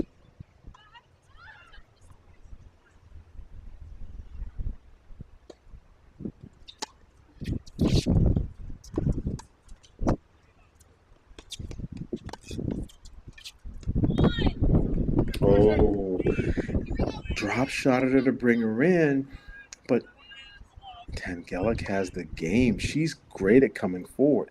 So that's where it gets to be challenging. Sometimes there's a lot of players that you come across that are not adept at moving forward, and the drop shot tactic is going to be outstanding there. But in this case, I think this is one of the Tar Heels that is at the tops of their charts in terms of transition. Tangelic with a commanding 4-love lead now in the third set.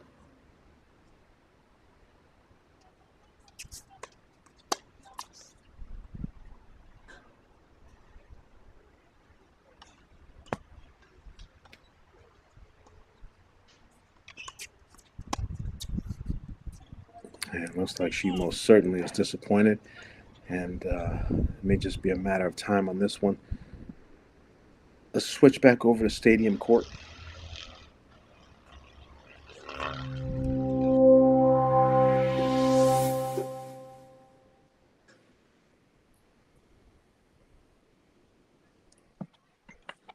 A lot of back and forth and such a tough tiebreaker there that Shavanka was able to win. And now here we are serving for the match, our 2 seed.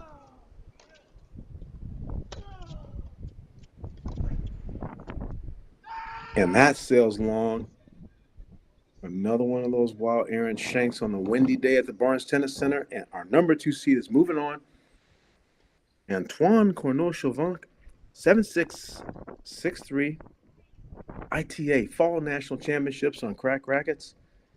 Mark Bay here bringing the action. And on a breezy day, there are some seeds that are breezing and moving on. Let's zip over, if we can, to court number 9 and check back in there. Been a plot twist on this court as well.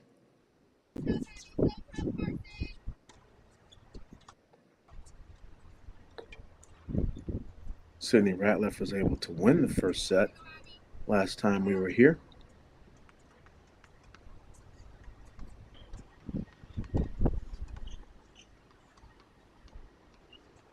And now the veteran Abby Forbes is making a run. Wins the second set 6-4.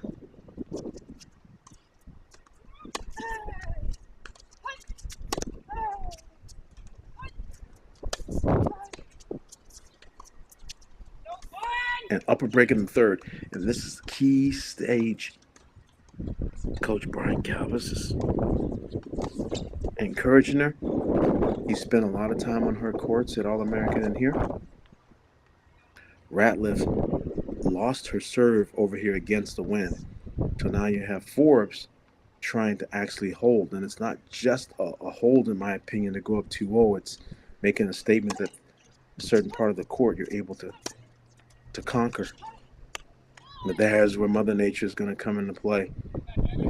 Ratliff, with time and a backhand, can do damage.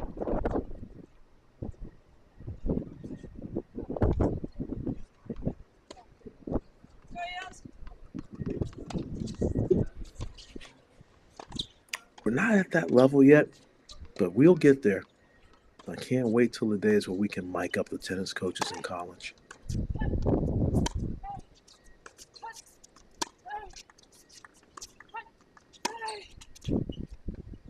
Oh, that's not the greater time to approach there. Just giving Abby Forbes a forehand without any challenge. She's standing there waiting on it. That's a dare that she answered the bell on easily. But to have the college coaches mic'd up would be, it would add such a level of intrigue because they can interject and not actually have a stoppage of play like basketball or football does. And there's the power and the strength of Abby Forbes there, hitting hitting a first serve against the wind big enough to earn the 3 points. It's not just winning the second set. It's not just being up a break. I think it's showing that she's going to be a tougher out on this side of the court.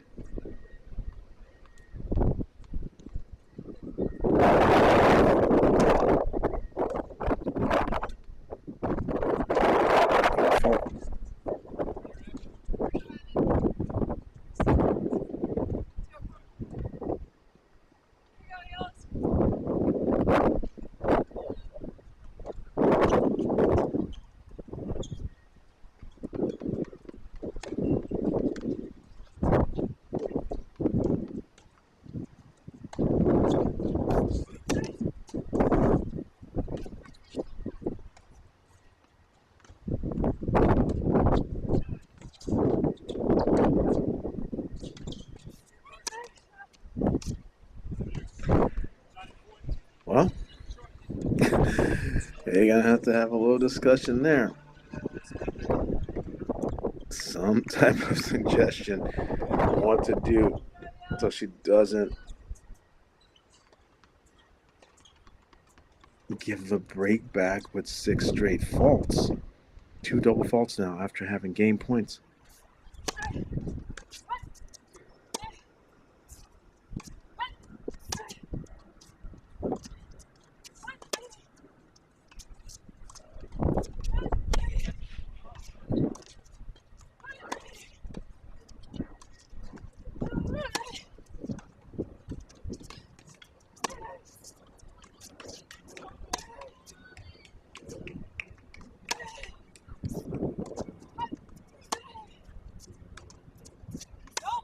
Who said tennis isn't mental?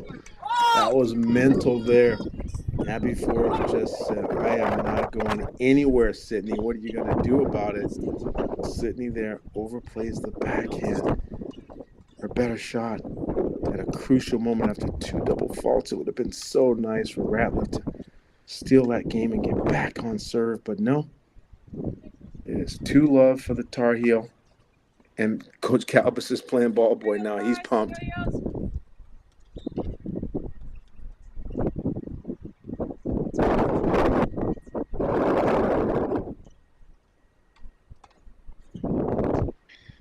Let's go back over to court number 18.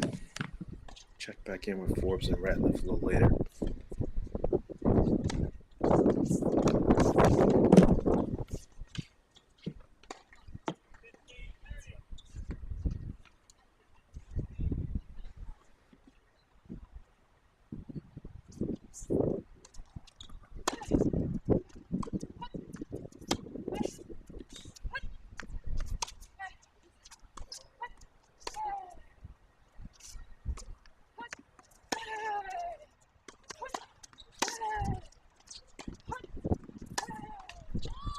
That's a good point.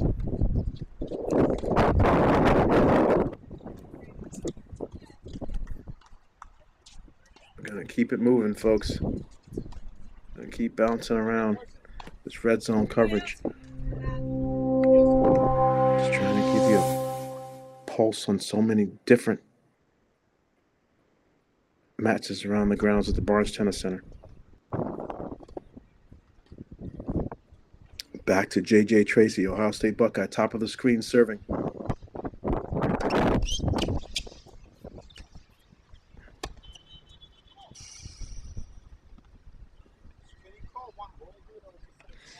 And J.J. Tracy gets that hold.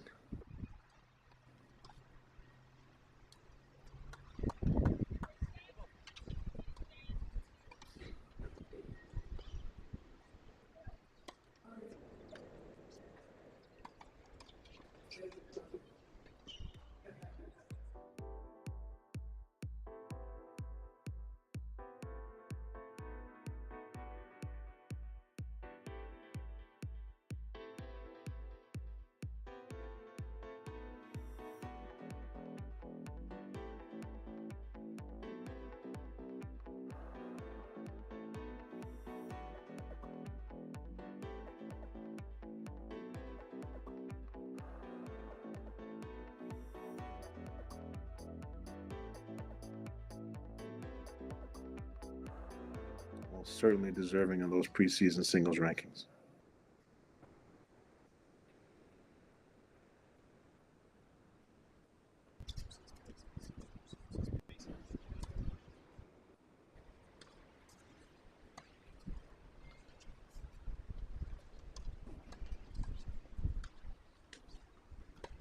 Serving to stay in the match.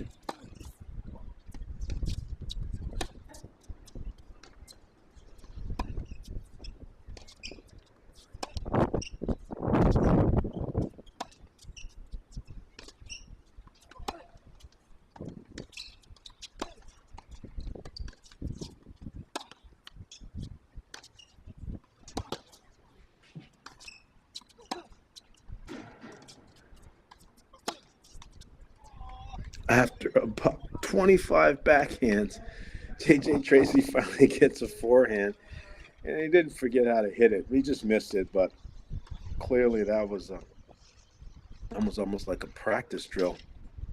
Lefty forehand into the backhand. The tough thing with the Tracy backhand is sometimes he doesn't finish the swing at the end, so the ball just sort of sits, doesn't move through the court. Especially on a windy day. That ball is just sitting there, and all of a sudden now he's going to get stuck in that pattern. There was an opportunity forehand to change direction, but he missed it. Tracy's rather fast, and he covers space well. Rangy.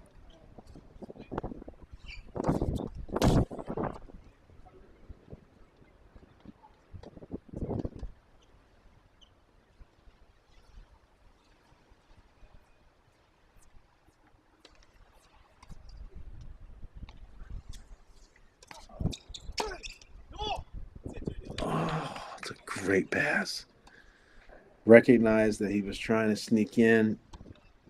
It's tough. We've been seeing some serve and volley play calls by some of the coaches. And again, I'm just calling matches on the monitor, but I'm not sure I would have tried that one into the Tracy forehand. JJ Tracy smelling it, sensing it. 15-30. And that, for sure,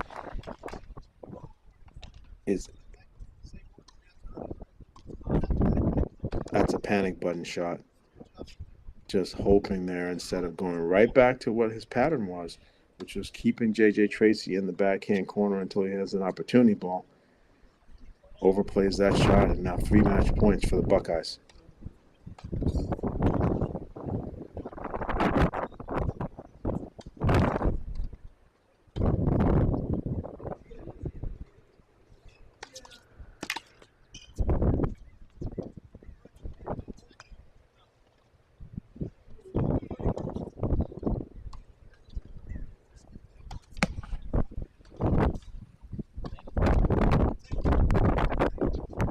Looks like there's some discussion.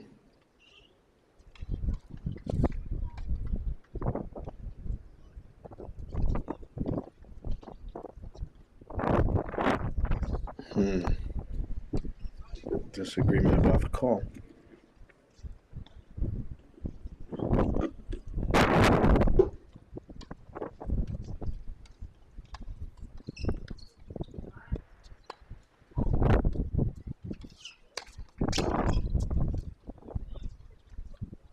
And that is huge. Going into a tiebreaker now because of the line call dispute. Great serve. And young man from Presbyterian. Not sure how many people are familiar, but now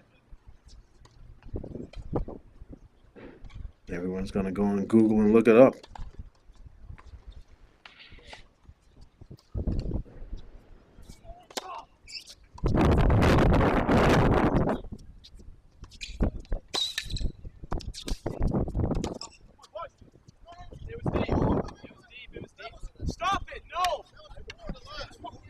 So the volley was called long,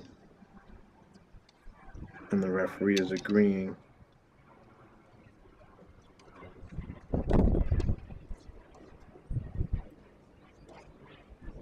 Oh no, the volley was called good.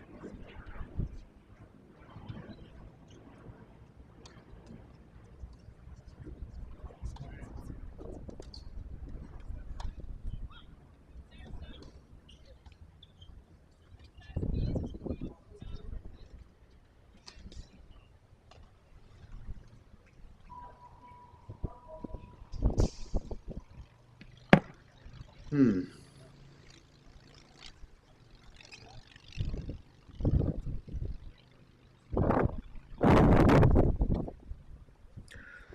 little unsure about what just happened there.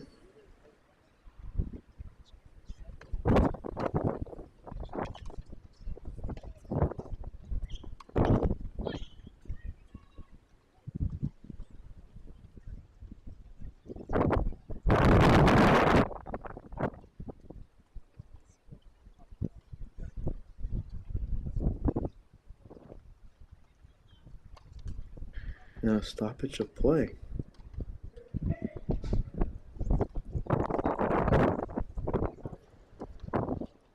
I don't have an answer for what's going on. Possibly an injury timeout. So we're gonna shift. Check in on court number 10.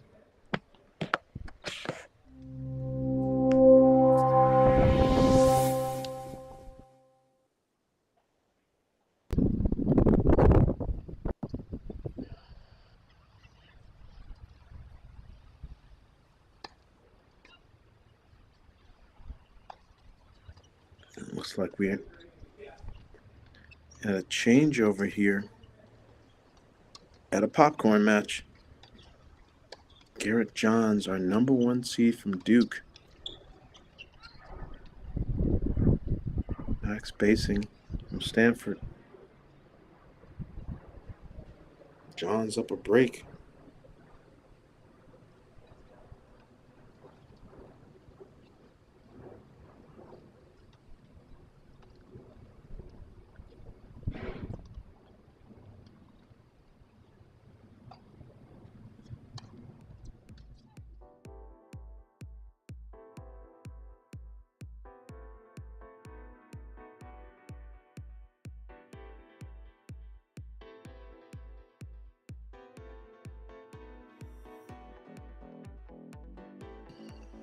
Joey Blake, good buddy.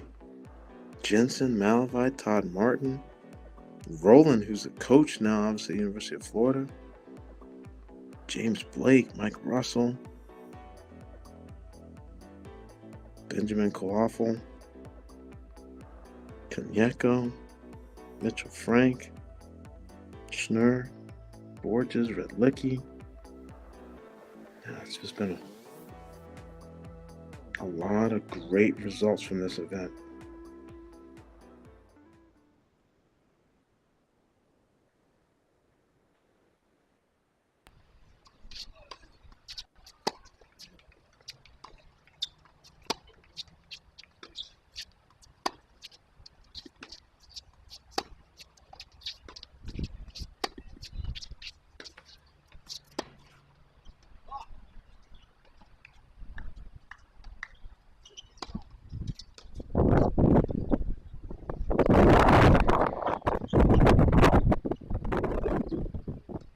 Another great matchup where ACC is playing Pac-12.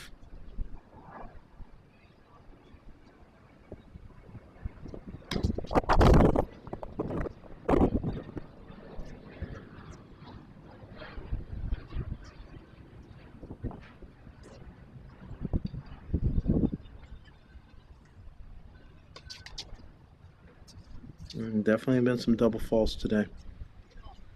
Most players are just trying to figure out what's that sweet spot on where they can toss the ball and kick it in and just safely get it organized.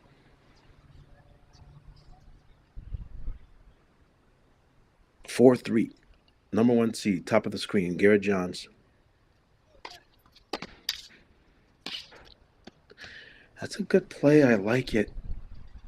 But the challenge is that Basing's shot, although it looked like a lame duck, because Basing's against the wind, the shot's dying. And by the time Johns got there, it dropped low, didn't hit it on the sweet spot, and you can have that backhand volley. It looked like it's easy, but there is some difficulty to it as the ball's dropping.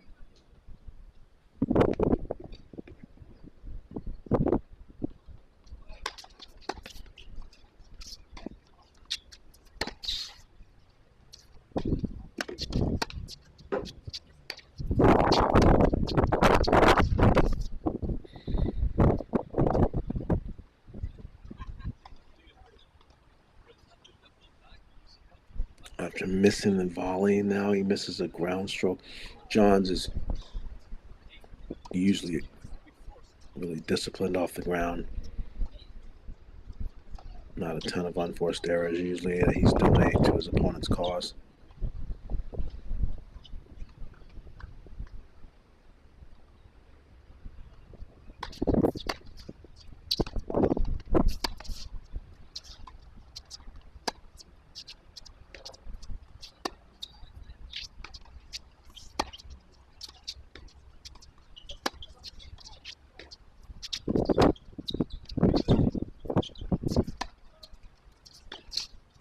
Wow. What a great spot. That's why they call it an inside-out forehand, fans. Because he hits that a little bit closer to his hip, and then he gets the ball to bounce and run through the sideline. Basing was just really comfortable, just settling in, hitting a bunch of backhands there, but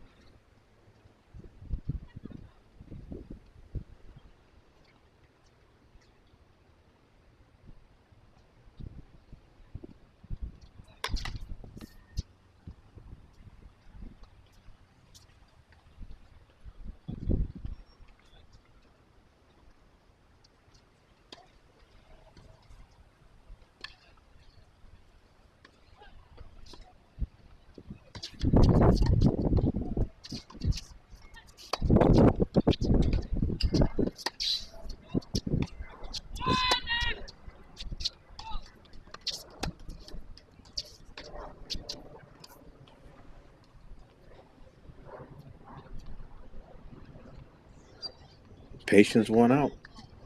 Basing just comfortable rallying out of the backhand corner, not doing any dictating, which he's really good at. Was able to win, get that break.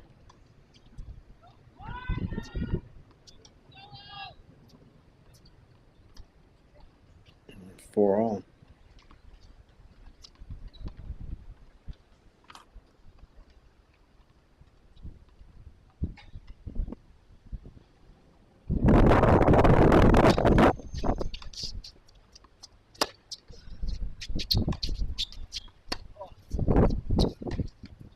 Johns had a routine victory over Rollins yesterday, 2-3, Texas A&M.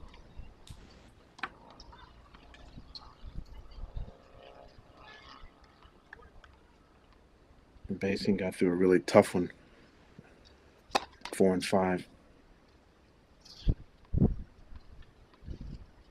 Against Matisevic from Mississippi State.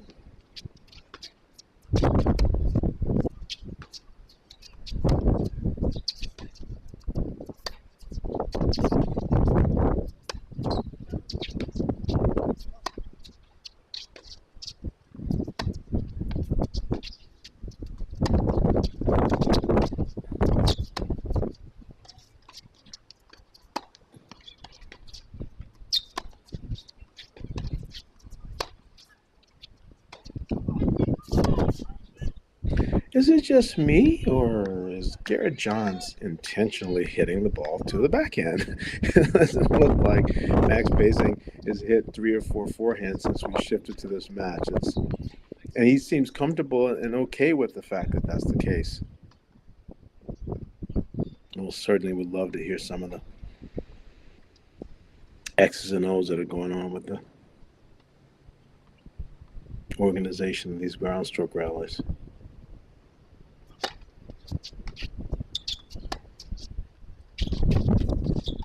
And he's capable of doing that.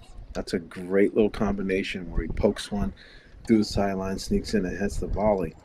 Basing does have the net prowess, so that's why I was a little bit surprised that he was so seemingly comfortable just going on a negative angle to just hit rally backhands. 30-15, 4-all first set. Free point, it just feels good. I don't care when you get it. It just always feels good to get that serve in and see a return go wide.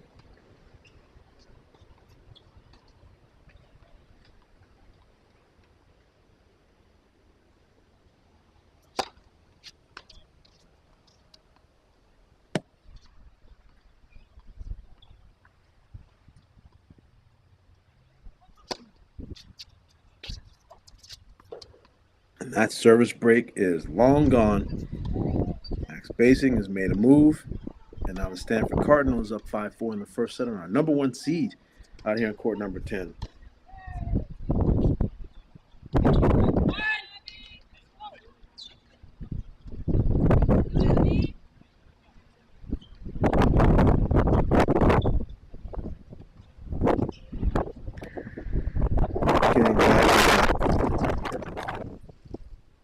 that matchup we were discussing on court number 18, it turns out that Dusan Milanovic ended up winning the second set in a tiebreaker. So, wow, that one's going 3 sets over there.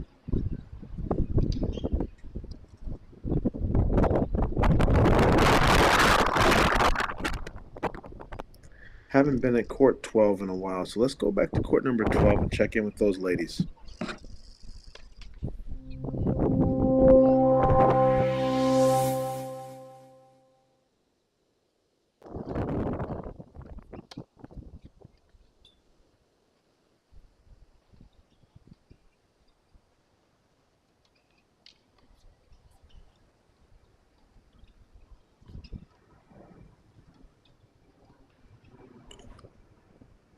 Freeman came back after being down big against Liama in the first set.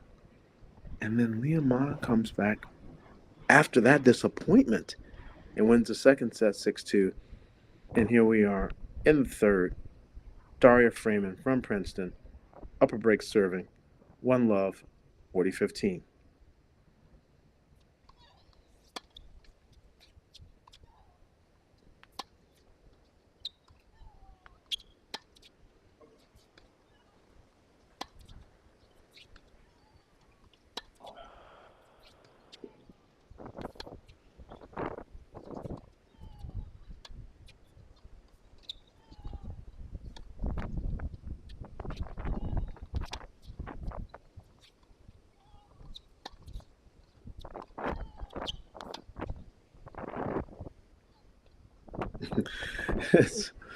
That slice was going higher and higher and higher until she finally missed it.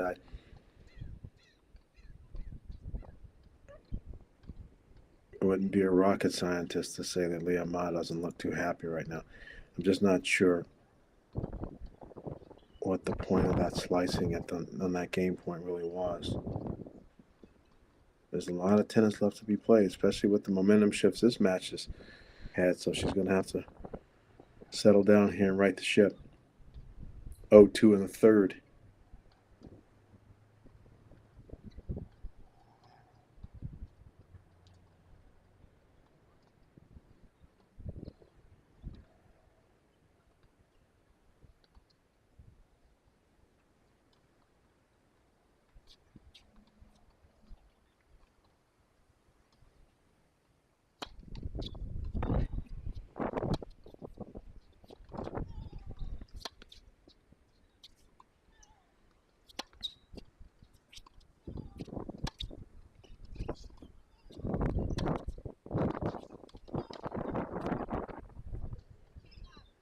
Cross-court rally there. Liama's actually a great competitor, and she just always appears to be a little laid back with her demeanor and body language, but she actually is a great competitor and has always been. Known her since she was in the 14s.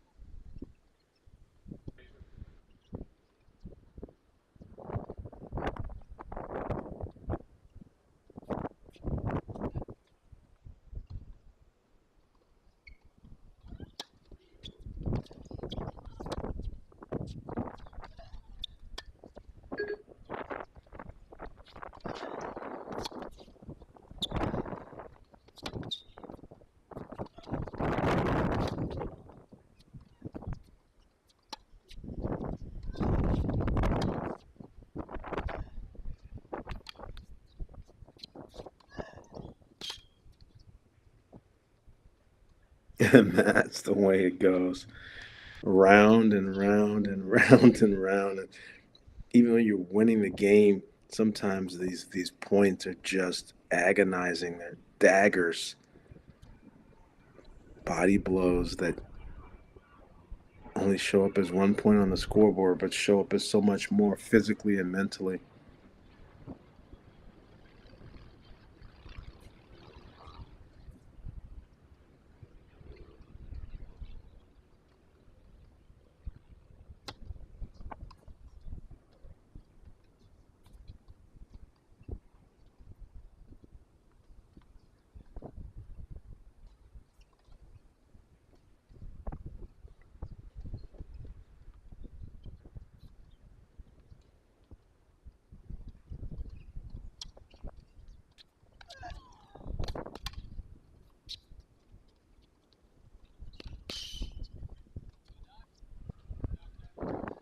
Key moments here.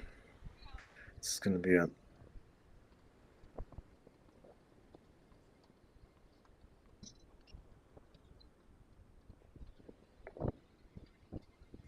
very tough third set climb if Liama doesn't try to keep this match close right now. The scoreboard is at 0-2.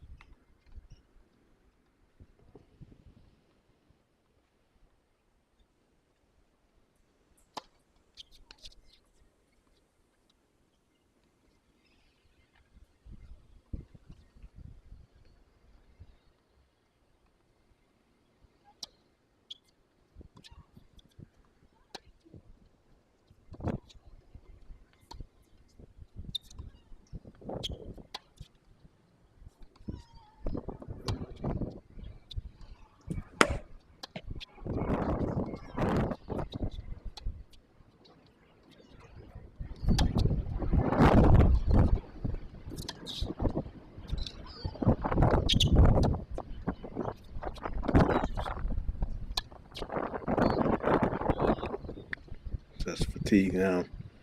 I think she's just getting worn down. Freeman is just getting heated up.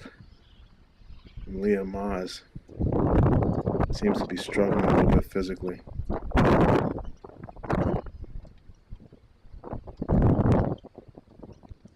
And something's going on with her shoe.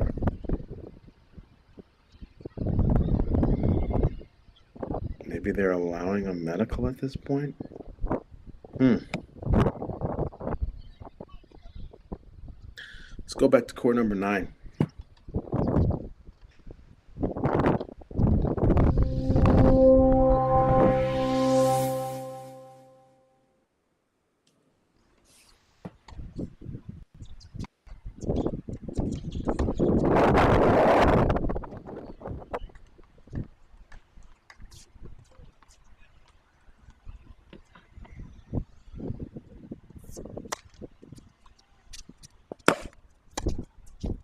Forbes just battling away, just held to go up 5-3 here.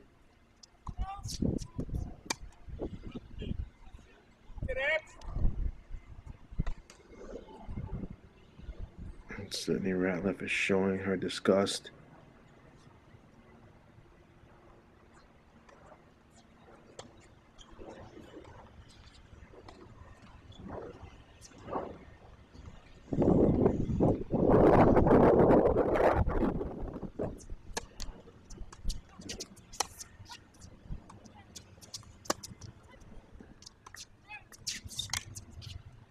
And now the quality of that backhand, going for the slice there, it's not her strong suit. Open stance backhand she's much better at.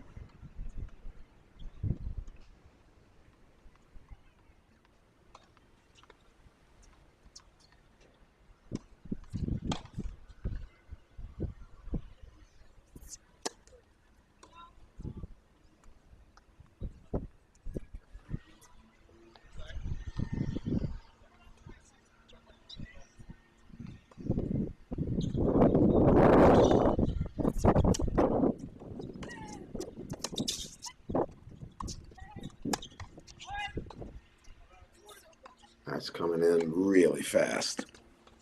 It's hard to tell on the screen, but I'm telling you, Sydney Ratliff is hitting against about a 90-mile-an-hour backhand on that shot. Abigail Forbes took the first punch in the mouth, and now here she is standing ready.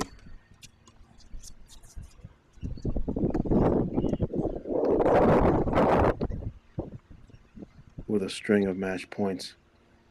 Ratliff saves that one with a great serve, and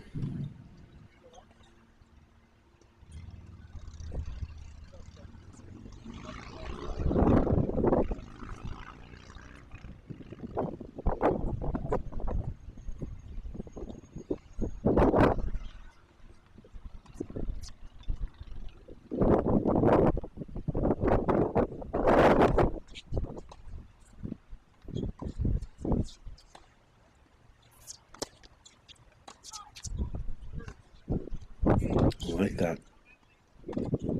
Good slice serve into the body. That's a good choice.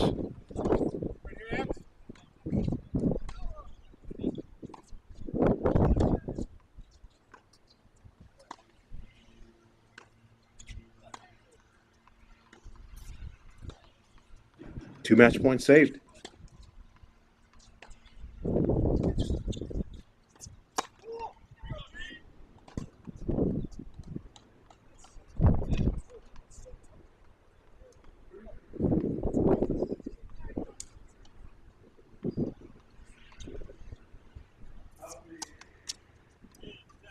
And that is not how you drew it up on the chalkboard, but Abigail Forbes will take it. 3-6, 6-4, 6-3. Another win for the former Bruin, but the new Tar Heel. Our number 3 seed. Moving on to the quarters. Let's go back to court number 10.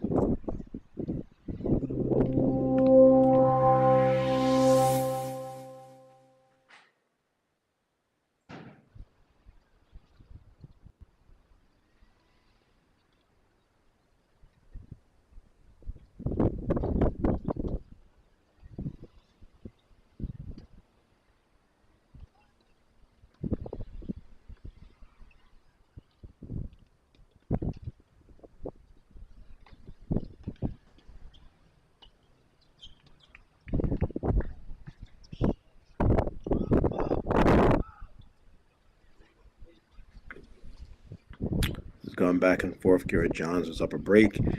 Basin came back on serve.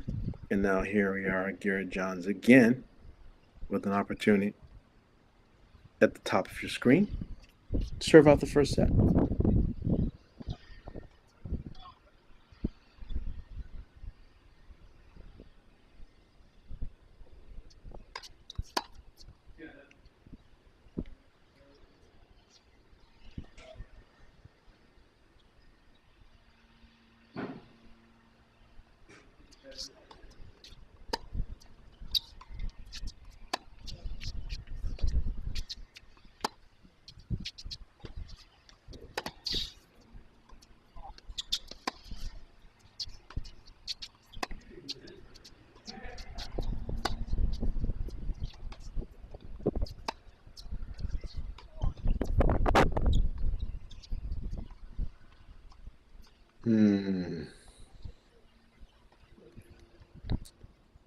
Good battle.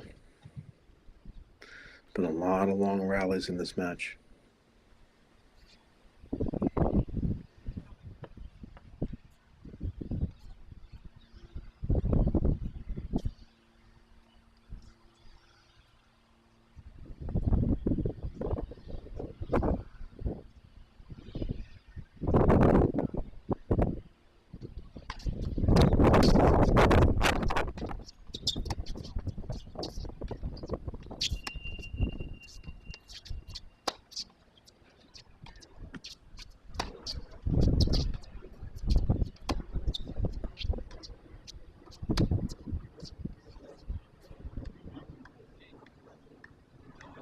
And there's a lot of discussions that they're having.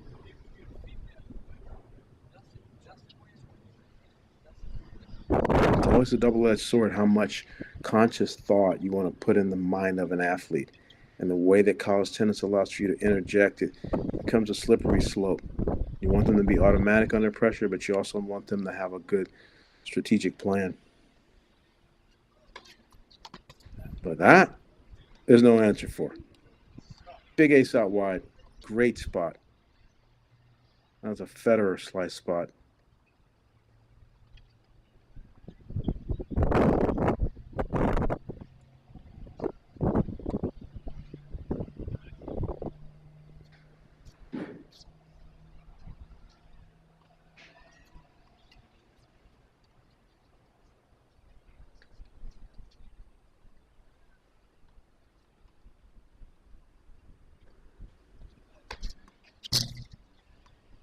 John's trying to go big.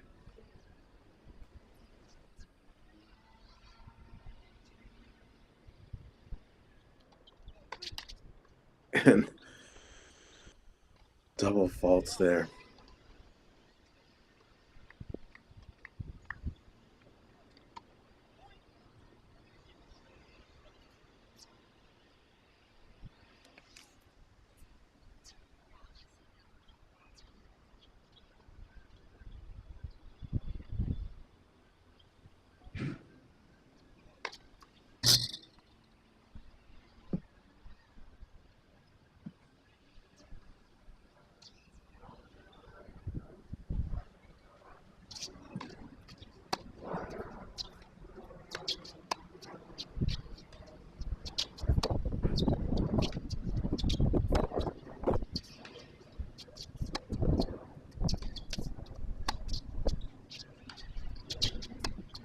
That's clutch.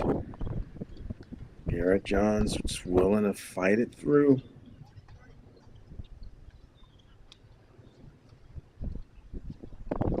I wish right now I could have one of those interviews like they do in basketball at the halftime, where you can just ask Steve Kerr what's going on. I'd love to know what coaches are thinking here.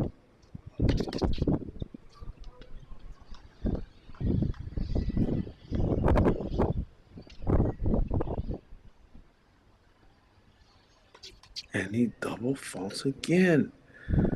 Wow. I just don't think going for the big serves has yielded him enough dividends. He did get an ace this game, but now he's thrown in two doubles. Well, that's what they come to see. Set point, deciding point, ad side. And he goes for it, and I don't know. I would not have told him to go for that one.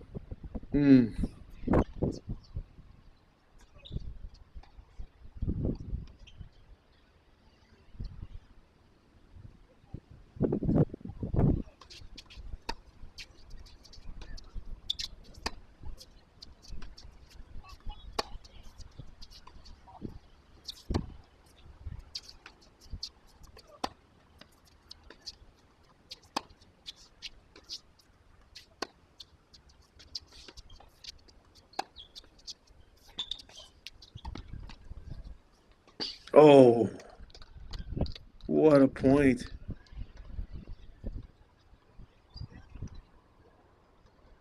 We're going breaker.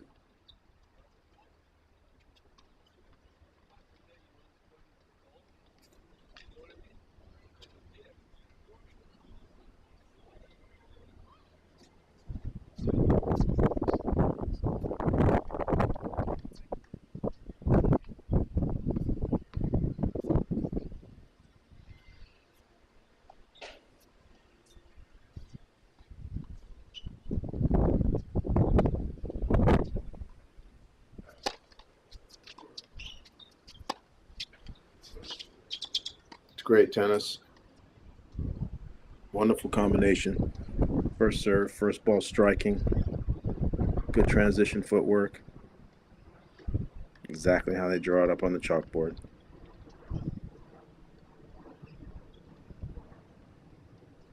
One loss, Stanford.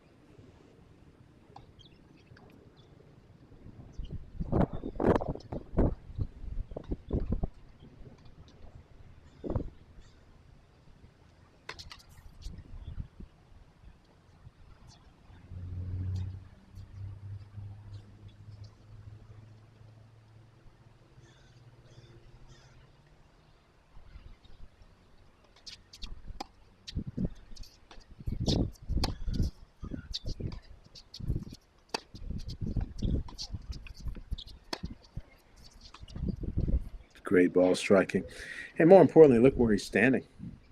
Living his life in no man's land, hitting big forehands and looking to come forward. So it's a great place to be in the tiebreaker. Body language, attitude, everything's picked up here. There was a crack in the door left by Garrett Johns with the double faulting in the last game, and Matt Spacing is looking to try to step through.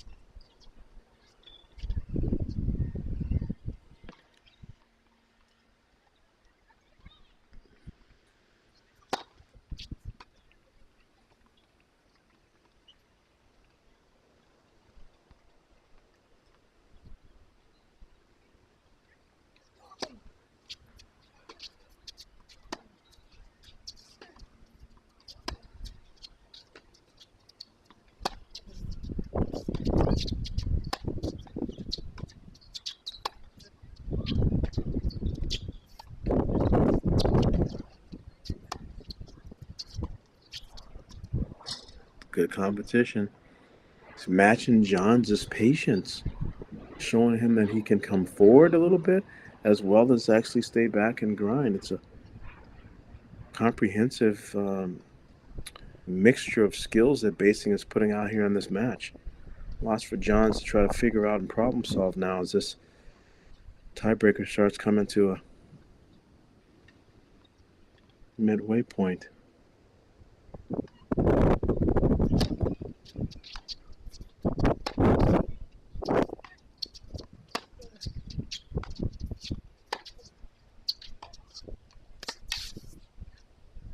That's a good risk. Big forehand, good shot up the line. He had the time, he had the space. Great ball.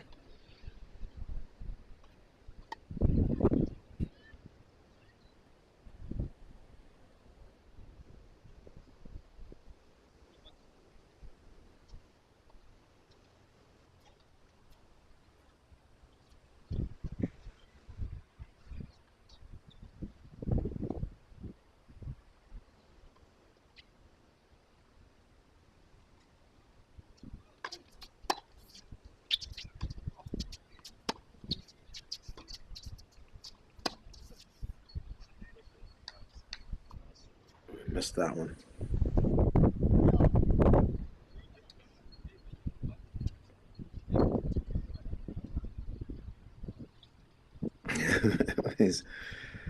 these coach and player moments.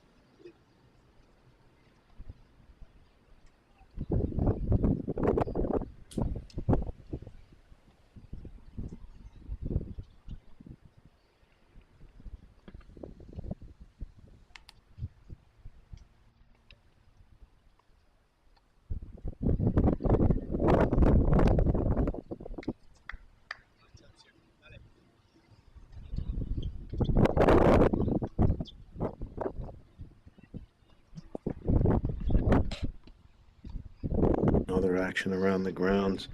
JJ Tracy.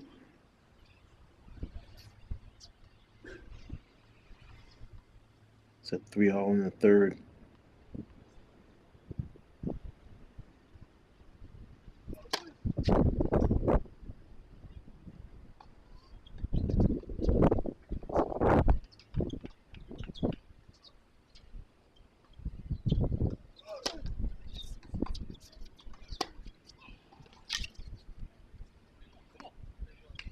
Nice choice.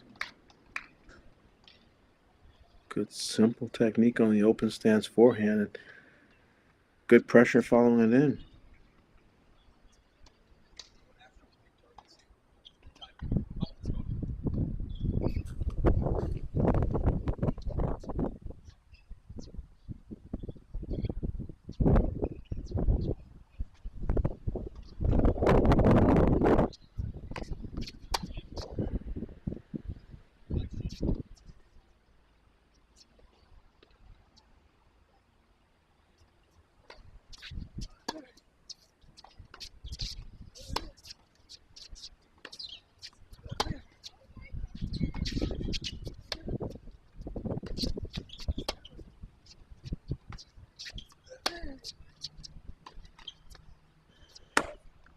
That is another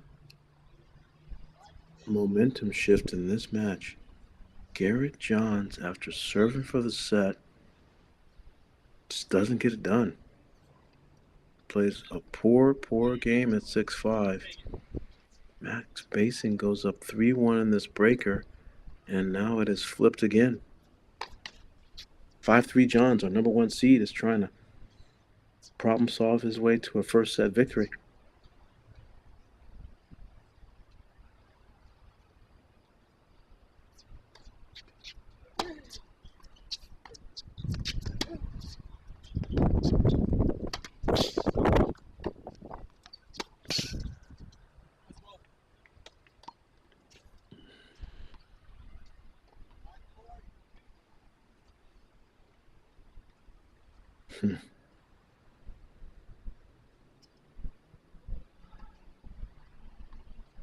This one's just been a head scratcher.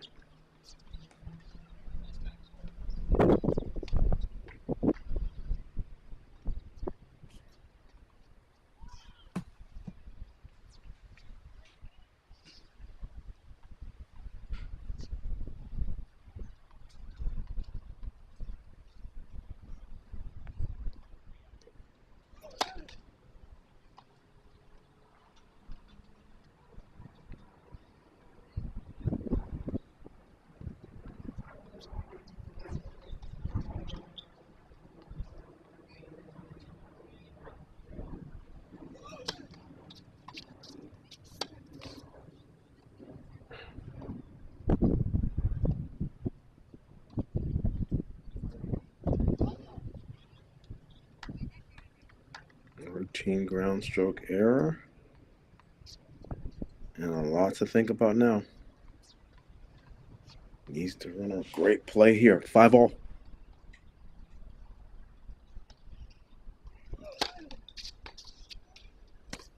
Just wide. The let court gets in, just enough distraction. That's one of those dynamics in college tennis. Playing lets. Ball goes off the net. You got to adjust, and then with that adjustment, Basing pushes it long with the wind at his back, and now he is down. Set point.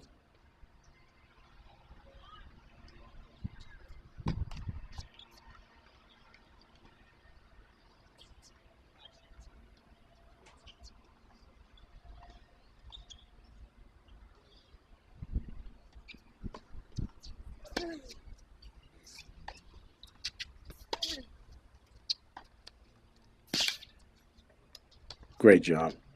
Excellent tennis. John's too deep in the court. Couldn't even see him on our screen. Basing moves up and takes the ball early and applies pressure. Definitely the right thing to do.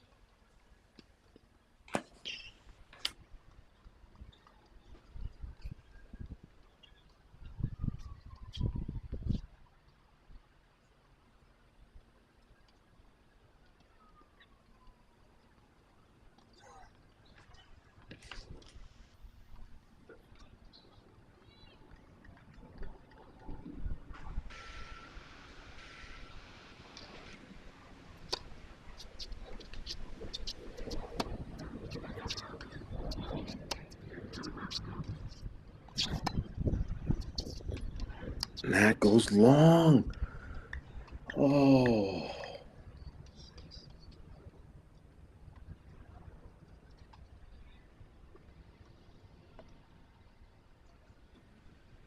Set point Stanford.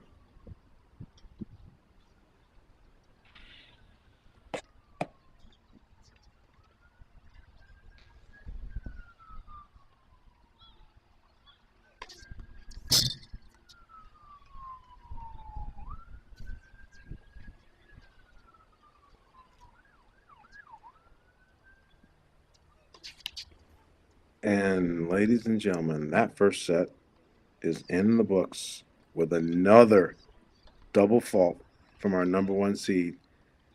Thank you very much. Christmas is not till next month, but that was a definite gift.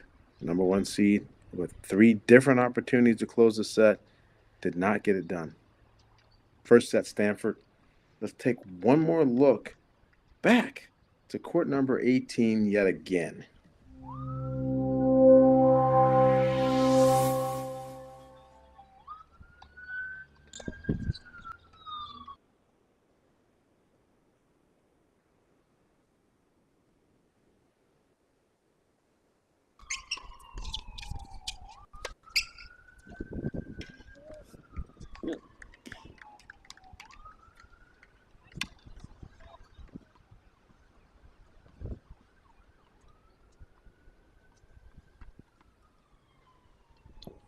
J.J. Tracy, after losing a second set that he had opportunities to win,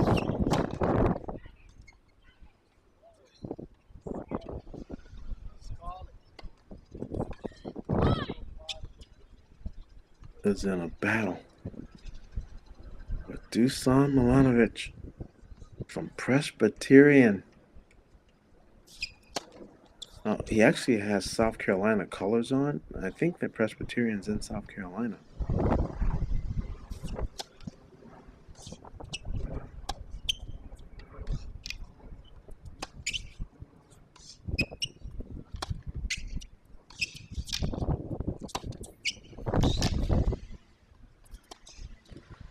J.J. Tracy playing a little bit more cautious deep in the court and not finishing the swings. And those backhands, if he doesn't finish the swing, are sitting right in a right position to be crushed to the corner.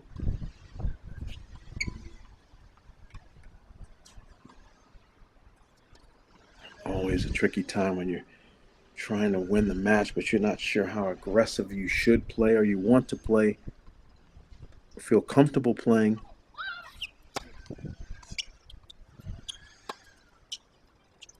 And now he decides to take a risk on the forehand and misses it there. Definitely had a wide open look. And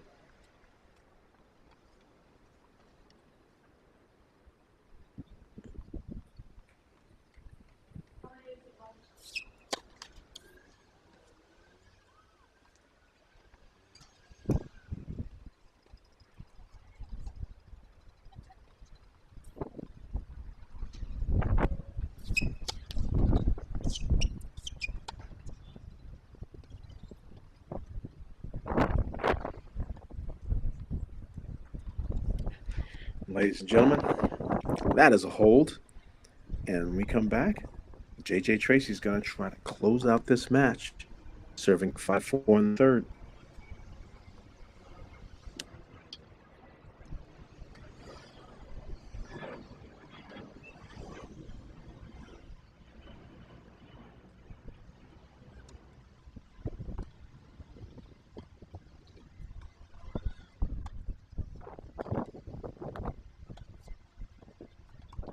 I've always loved the game of tennis. Everyone's a big family here. It's about camaraderie because it's family. I consider my tennis family part of my overall family. That's what I like about it more. So friendships you develop. I look so forward to coming to these events and seeing my friends that I've made through the years. If you love the game, give back to the game. You become the calm in the storm. You can decide how much you want to work and how much you don't want to work. You never stop learning. Every time I work an event, I always learn something. It takes time, it takes experience. Find your niche. We need you, and I think you will find it very rewarding. Get out there, start trying to do it, and see if you like it.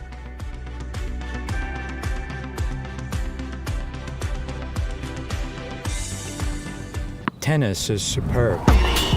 Tennis is fire. Tennis is sick. Let's go. Tennis can change the world.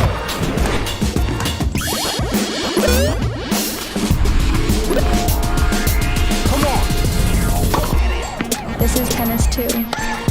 Good morning. It's my first time. Not mine.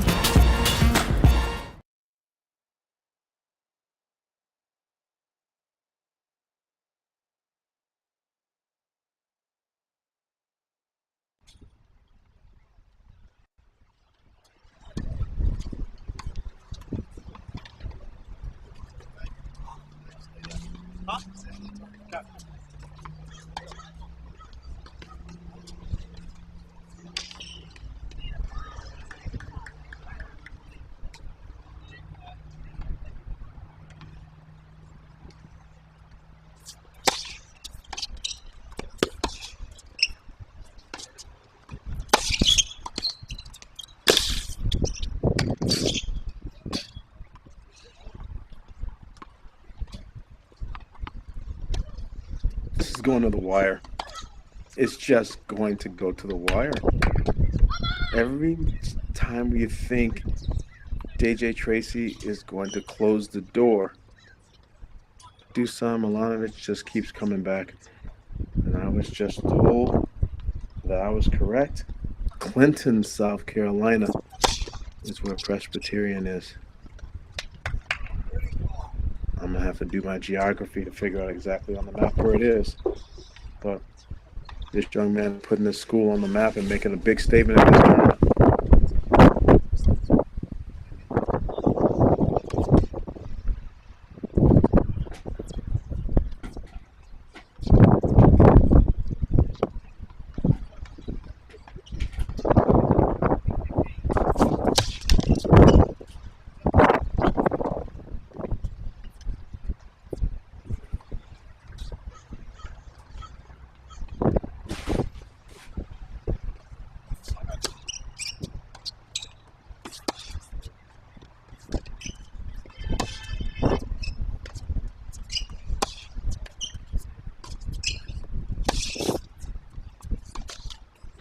Not a good choice. Should have just accepted the backhand. Tried to actually get around the forehand without great movement. Much easier said than done from the booth. I get it, folks, but he just gave JJ Tracy 2 match points. See if the Buckeye can capitalize.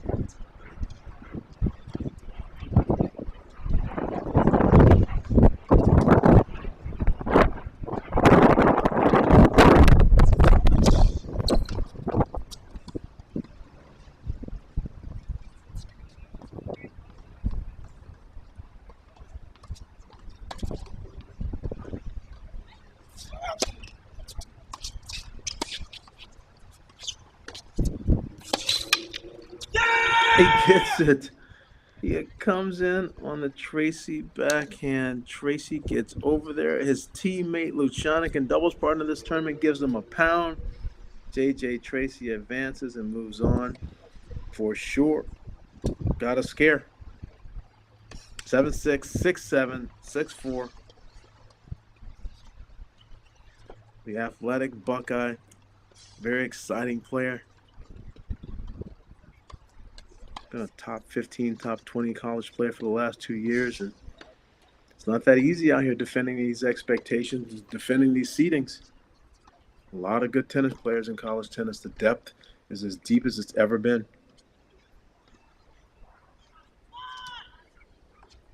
Starting to get towards the tail end of our singles matches. There's a lot of consolation matches going on out around the grounds.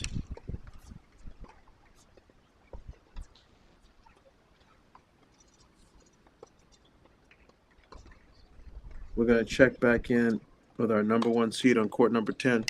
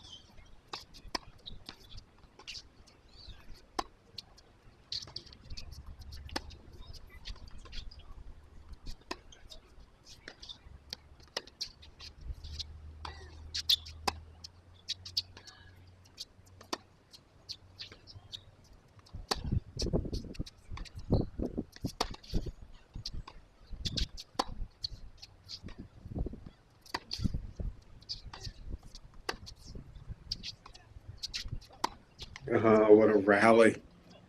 What a rally.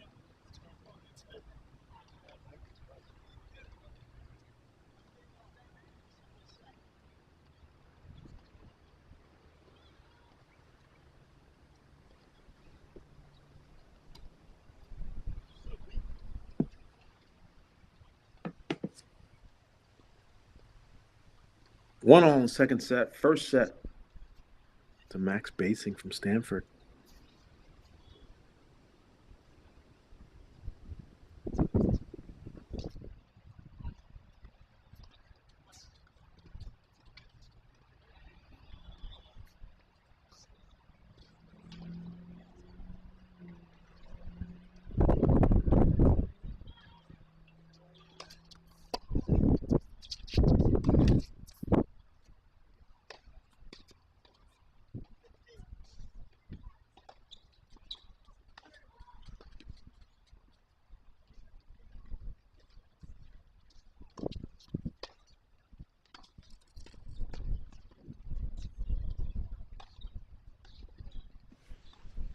Not sure what's going on here.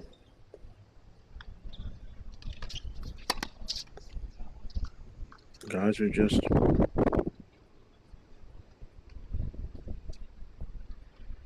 not on the screen.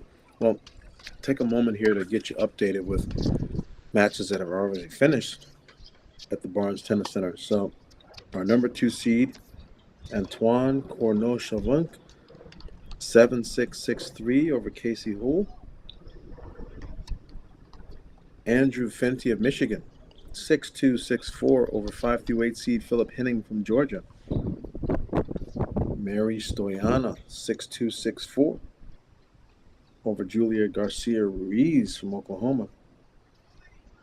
Tangelic comes back after losing the first set and beats Denise Kazan from Barry, 6-love in the third. Abigail Forbes, North Carolina, defeating Sydney Ratliff of Ohio State, 3-6, 6-4, 6-3. Fiona Crowley, dominating fashion over Taylor Melville from Denver, 6-3, 6-love. Carol Lee, 6-4, 7-5, and an hour and 41 minutes for 2 sets. Carol Lee is earning her paycheck. No one's playing more. She's on the Alcaraz plan with the most tennis already being played in the tournament. Daria Freeman, 7-5, 2-6, 3-love. Liama, when she sat down with the issue with her foot, must have retired at that point. Freeman winning with a 3-love retirement in the third. Elliot Spizzeri from Texas over Christoph Maharek, 6-2, 6-1. Geronimo Bosiliaman, 6-love, 6-2 over Nathan Rodriguez. Nashes Basa-Retti over Fenn Bass, 1-1.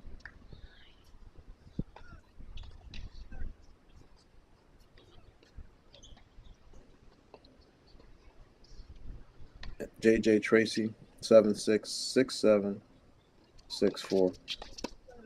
And Connie Ma, 6-4, 6-1 over Carolina Alfonso Gomez. So those are all the results from the main draw today.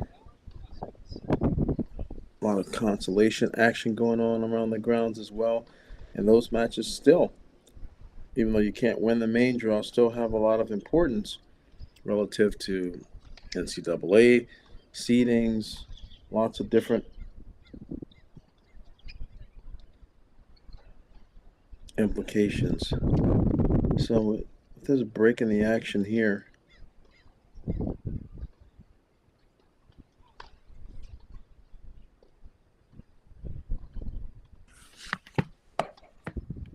we'll take a short break and then we'll come right back.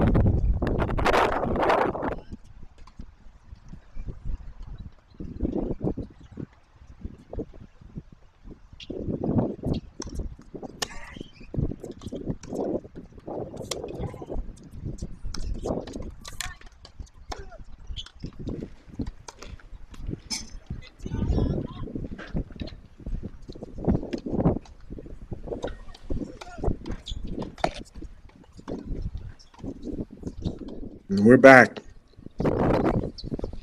Shifting over to our last men's main draw match here in round one. That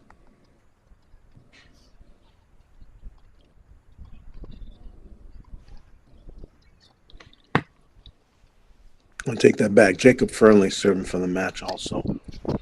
And another one, but this one has been our feature, and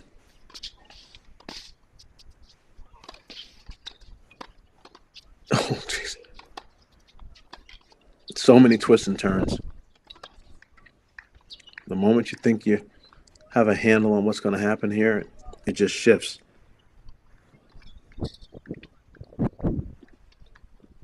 Garrett Johns is showing some resolve and managing the disappointment of losing that first set that slipped through his fingers. Max Basing's trying to stay on serve here, pull off the big upset in round one. In round two. The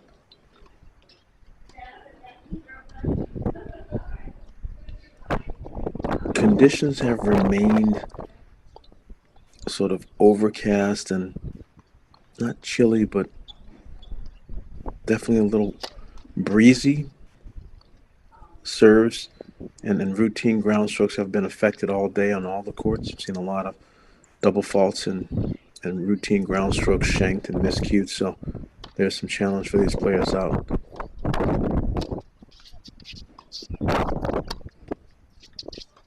With the elements today.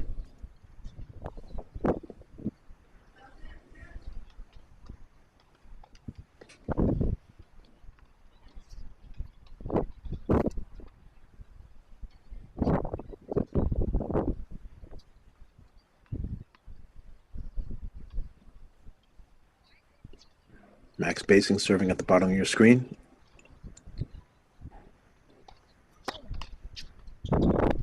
Two, three in the second set, 30-15.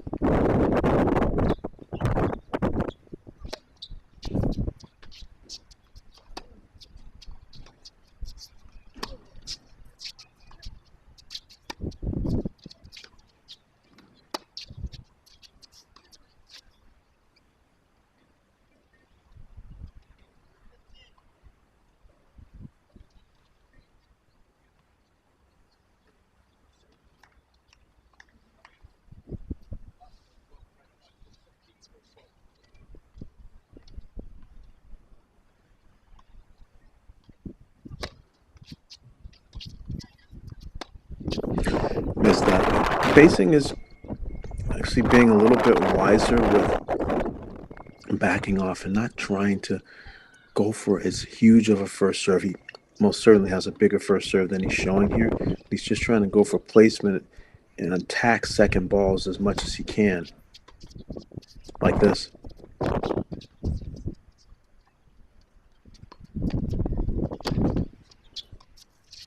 You see how the wind pushed that lob back, but he was able to defend it, get himself to 3-all here in the second set. Key moments for sure after winning that first set. He'd like to keep this score close, not allow Garrett Johns to have any separation.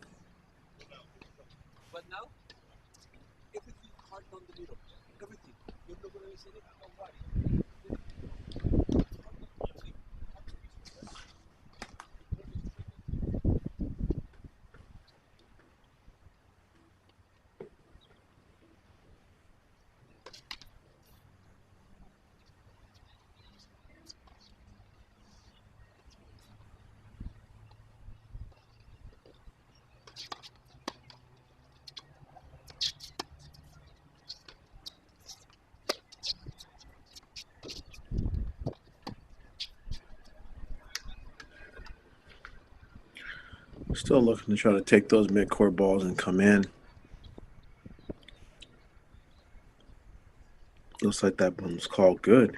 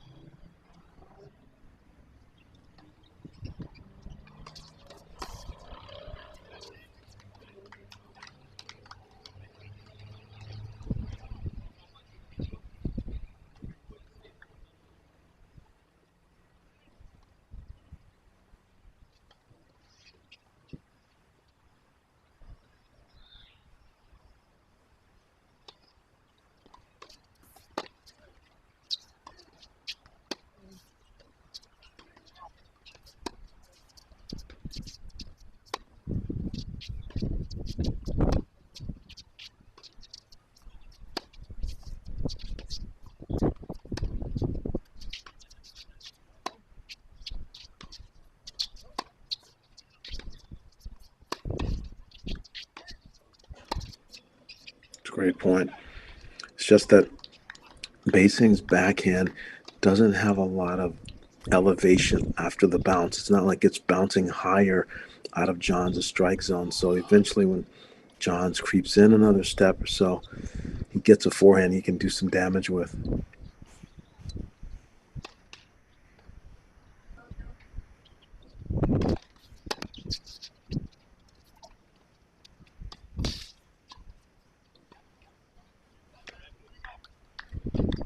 Drop shot worked. Basing was there with plenty of time, just wasn't able to find the court on that.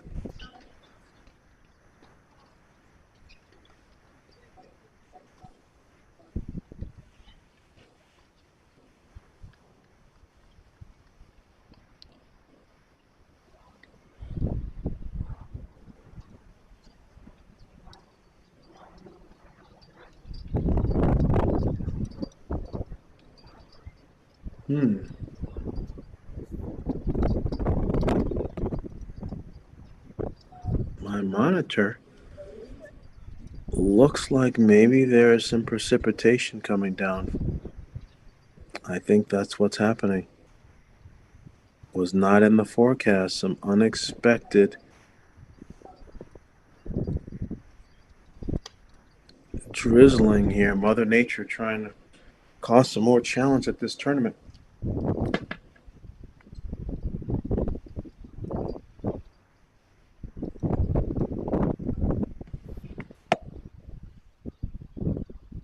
Still with a couple of men's matches yet to be completed.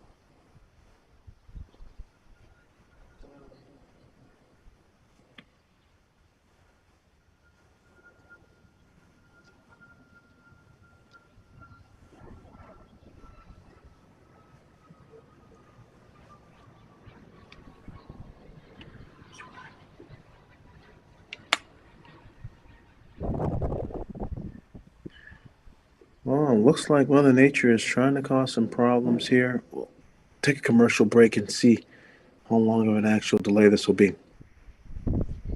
ITA Fall National Championships on Crack Rackets. We'll be back.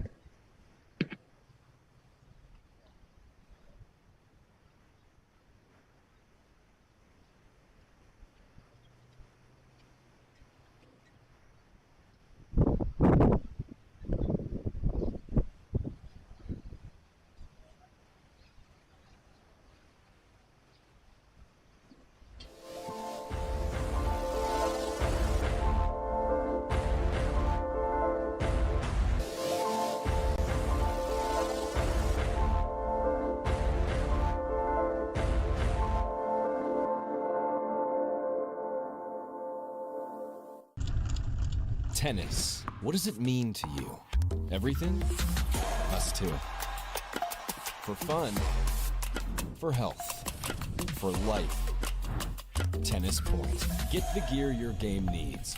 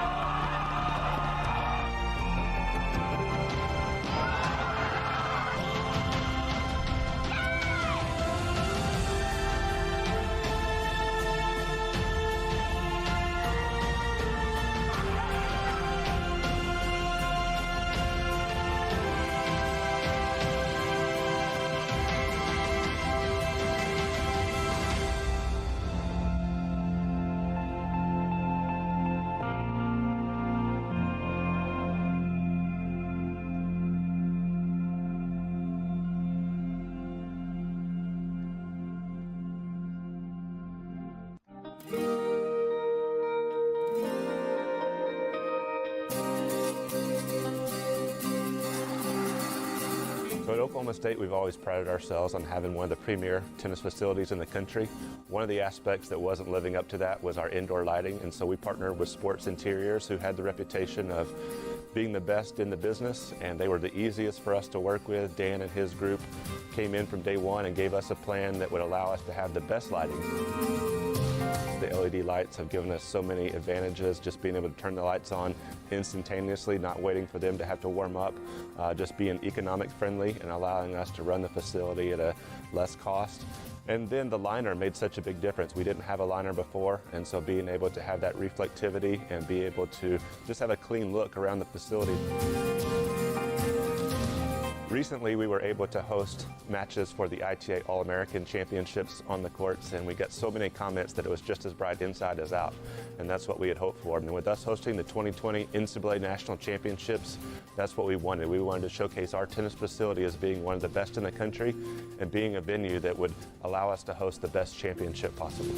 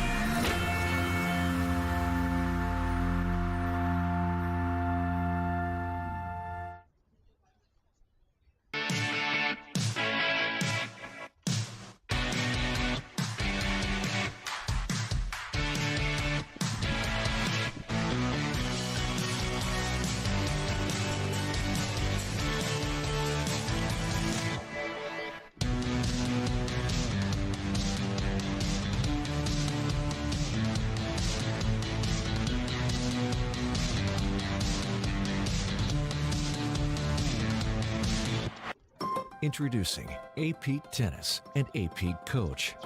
Everything tennis players need to become mentally tough, both on and off the court.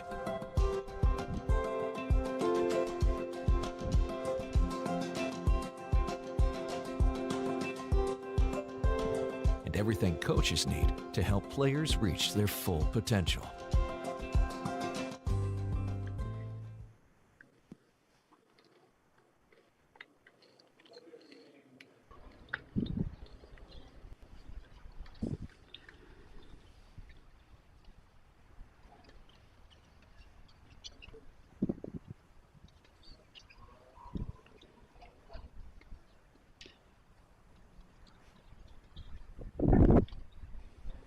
Well, that was a short delay, just a little teaser of a sprinkle, not enough to cause a lot of problems. And because it was under 10 minutes, the players come right back and get to work without a warm-up.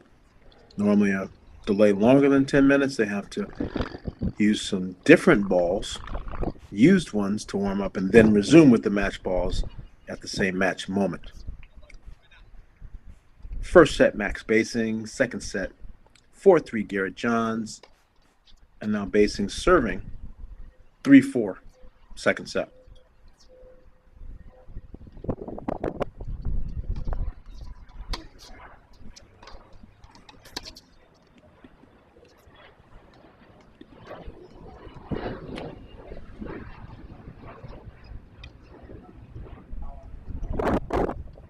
And finally, after that little grayness and sprinkle, it looks like for the first time today, a little bit more of a sun on this court.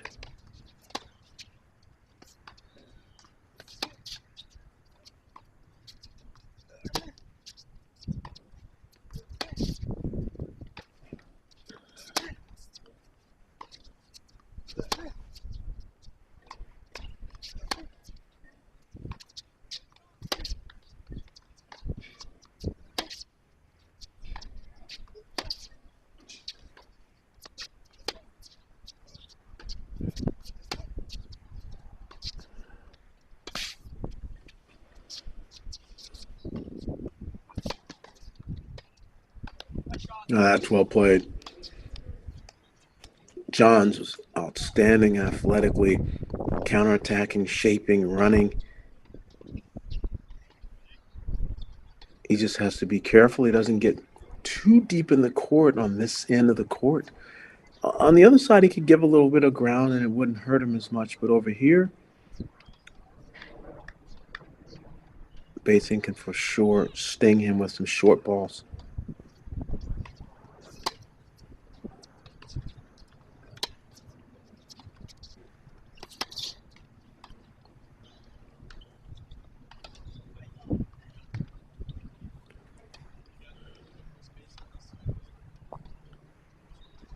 Definitely a good level with both players. Again, the end of that first set, the level actually dropped. The pressure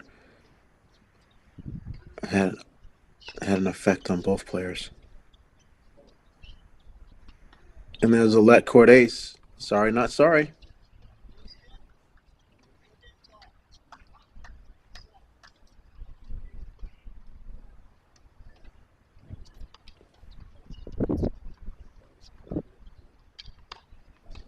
Four all.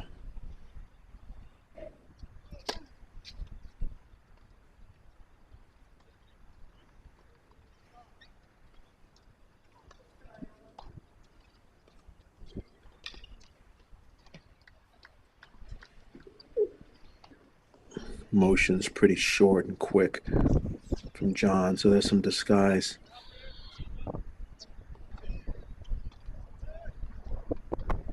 Not as big of a serve in miles per hour, but for sure some good disguise and deception on it.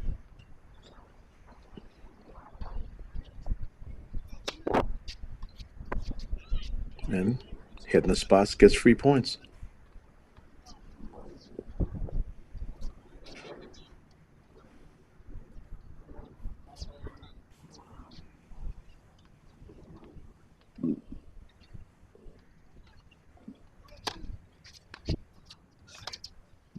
Great return.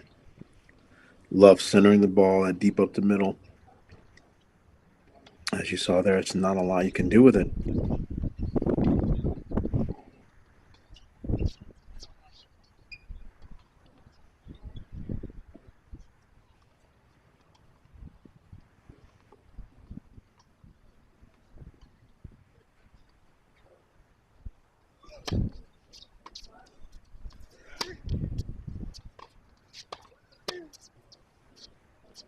Misjudged it.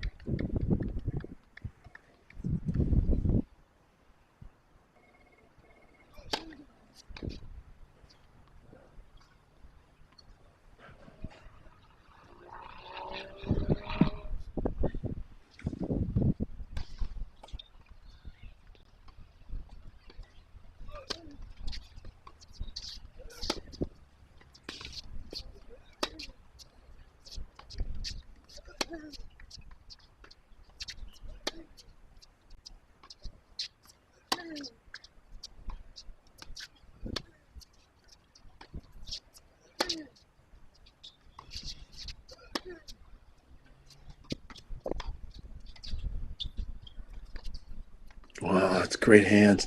What a pickup. I don't think that Johns felt Basin could give him that challenging of a half volley, but he handled it well, covered it. Basin's passing shot flies long. Starting to get to crunch time here in set number 2.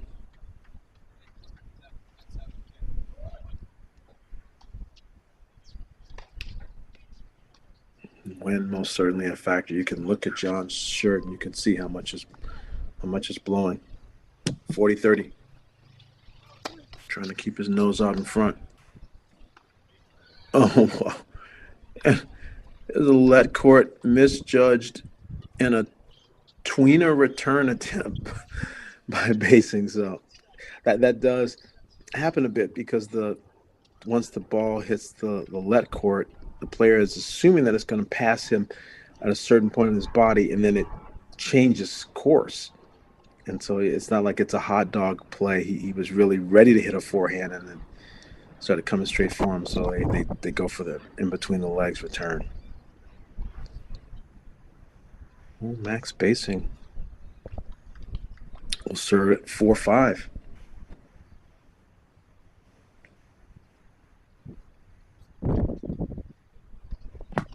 Just taking a look. Our number one seed here in a little bit of trouble. On our number two seed, Antoine Cornell Shavanka was able to get the job done. Our number three seed, Nishesh Basa-Retti in dominating fashion. Number four seed, Elias Pizziri gets it done. So some seeds are hanging tough at this tournament. Philip Henning, unfortunately, was ousted by Fenty.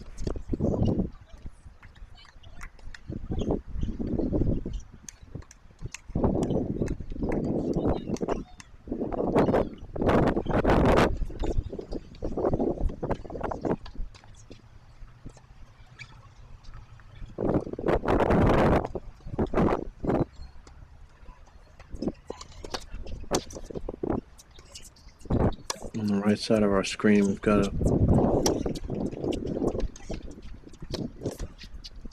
Arya Kutzer lost yesterday.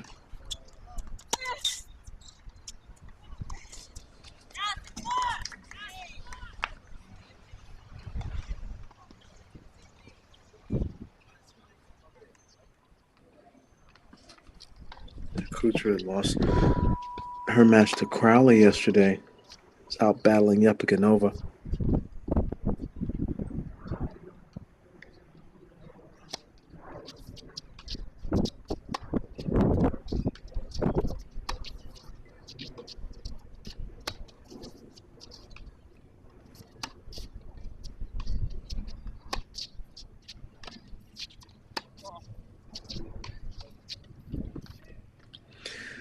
It's the right idea. It's just off the mark. Just misjudging it a bit. Trying to use the heavy roll to pin basing back. 30 love.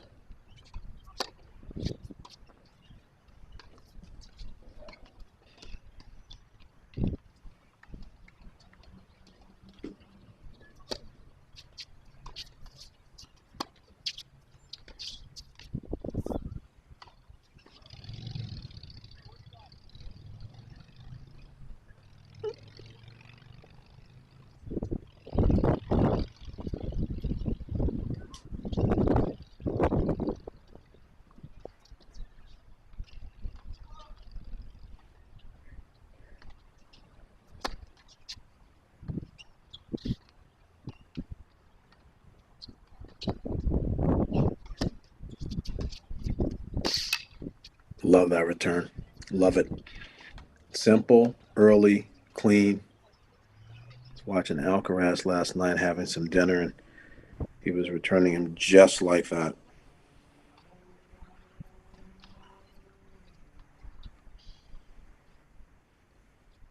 Short backswing, good vision.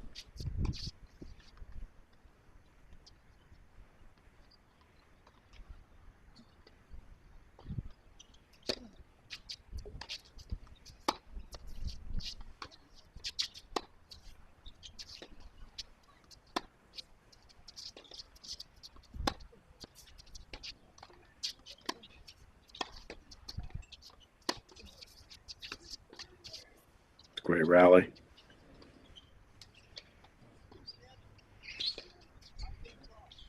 Five all.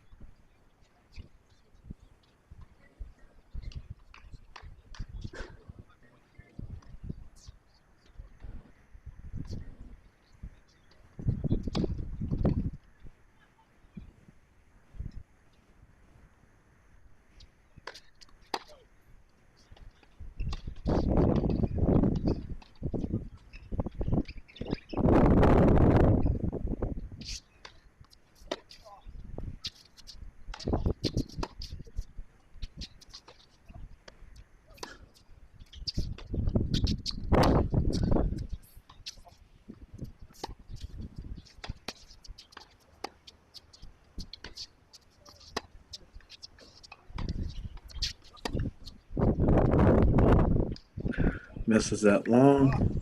Struggling a little bit to find the range on that one.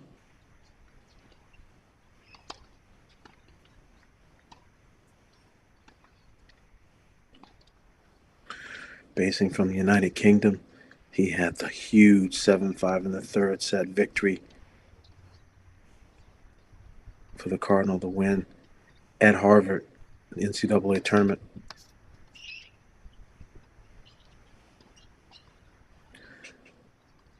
Looks like Brandon Coop has been the one working this match. Haven't seen Coach Goldstein at this event. There's always some interesting dynamics when sometimes certain programs, the head coach or the associate head coach or assistant, have better relationships with different players, and they tend to work with them more in competition.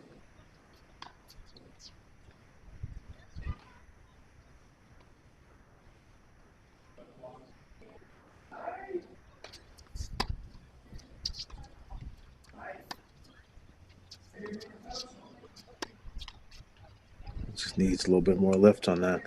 Coach Paul Goldstein of Stanford legacy and 4-time NCAA champion. The team that he won in 1998. Some argue is one of the best that college tennis has ever seen. Only lost a couple of matches, not dual matches, actually individual matches that season.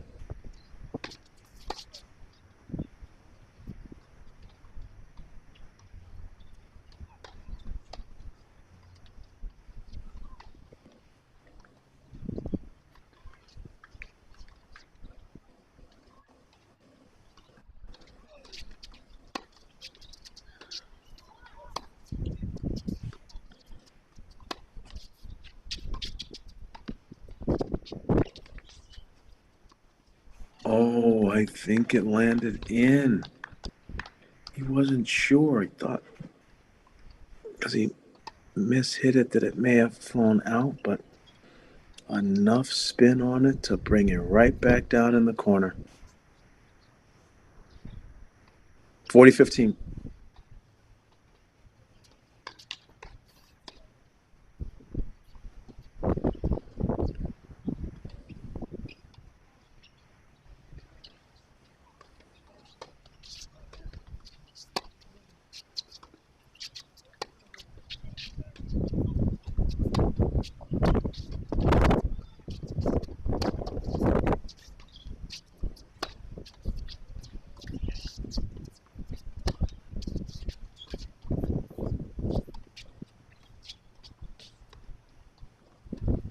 Well played. Good patience, great footwork. In general, it is still just a few more adjustment steps that you have to take when you're against the wind so that you can move through the shots and get the leverage. So basing is working just in terms of adjustment steps and movement harder on the long rallies on this end. And so it's great that he's able to still find his way forward and make net appearances if Garrett Johnson is trying to keep him back. Oh no, there's another tweener return. Oh, it happens in consecutive games. Wow. No, that's a hole for our number one seed. He is keeping his neck out in front.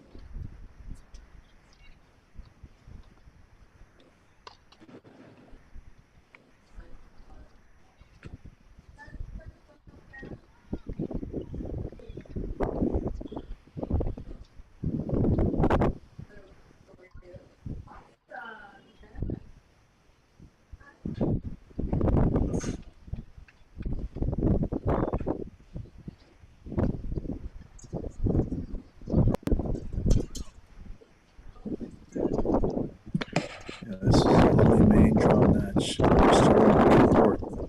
with our number one seed here. Everything else that's being played in singles current are consolation matches for those that lost their first round.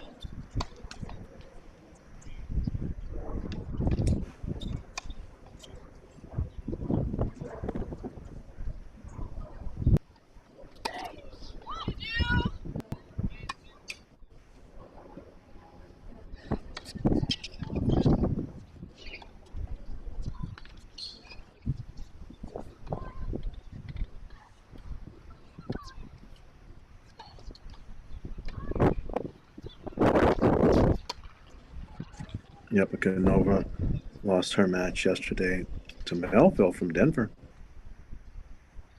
We saw earlier she's a tricky player.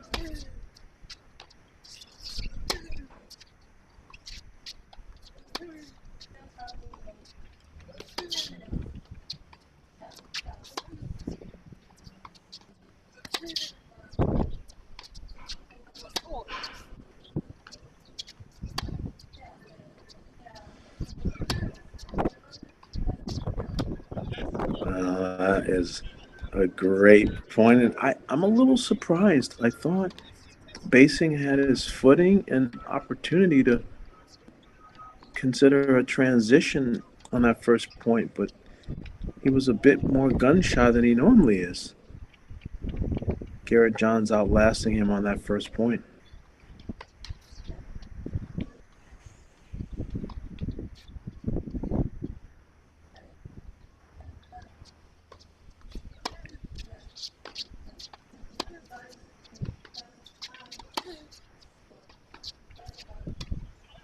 There it is again, backhand long. Basing with the wind behind his back, needing to put enough shape on the balls so his rallies can hit the court.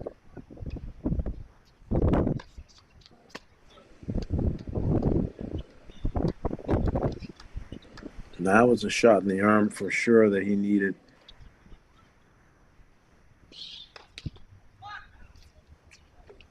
Big slice serve out wide. 15-30.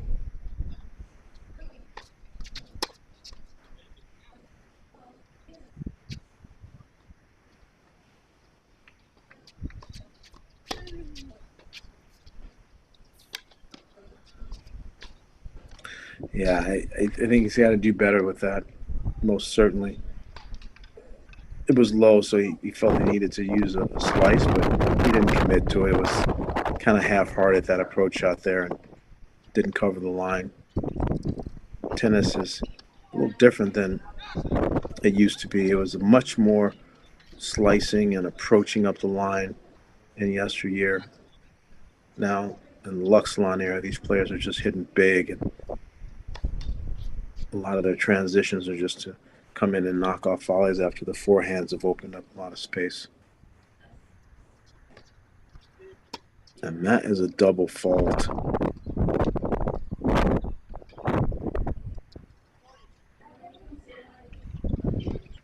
And just like Johns received a bunch of free points in support and help, just like Johns gave Basing the help that he needed in the first set to win,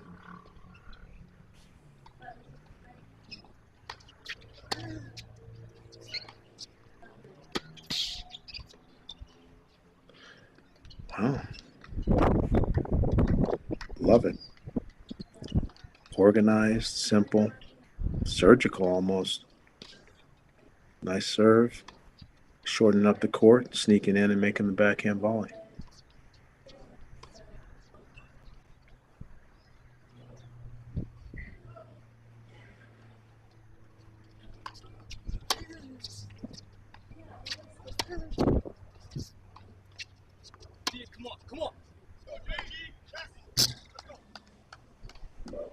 I think that ground stroke from Basing was called long. So I believe that is a set to Garrett Johns. And the forehand ground stroke was called long.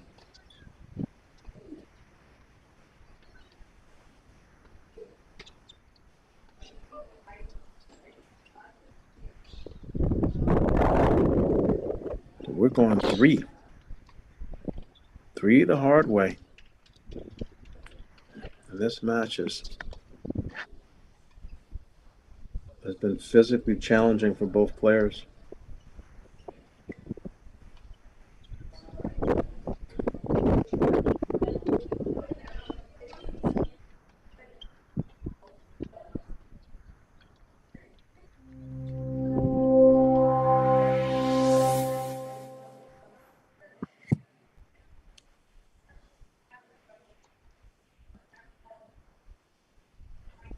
Let's look at the stadium court.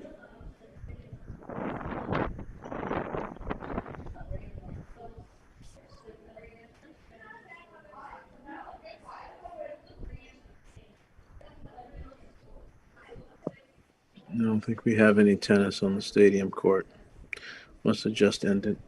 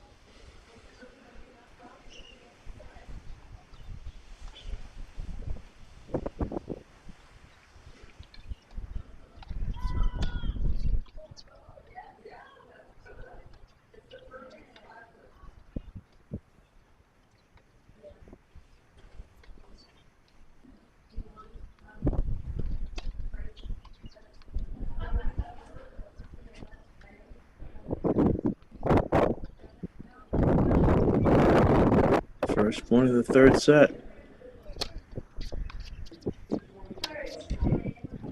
Brand new balls.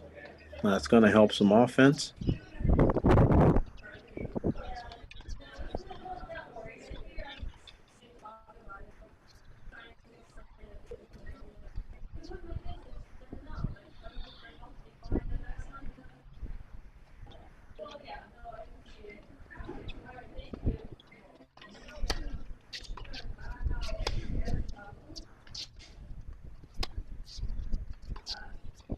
Great job. What I love about Garrett Johns on those backhands, he's getting good spacing with his feet. Even though he's against the wind, as he drives through the shot, he's rotating his back legs. He's getting as much length and distance as he can out of those backhands. And the new balls are most certainly helping him a little bit so far in this first game. Contact in the serve toss just a little bit low. It's tough when your legs are tired after a long 2 sets.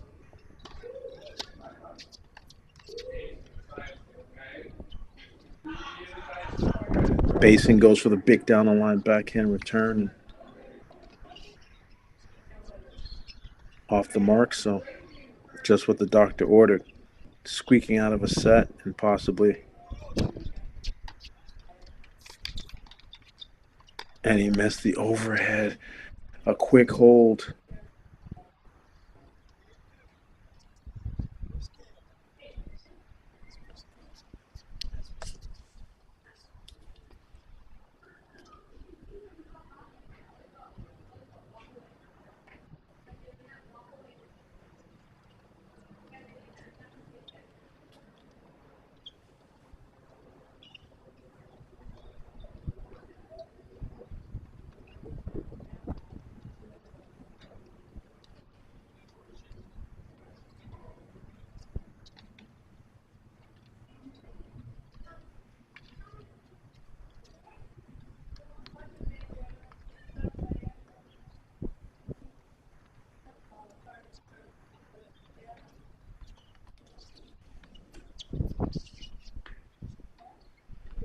Oh, 1 in the third. Max Basing at the bottom of our screen serving.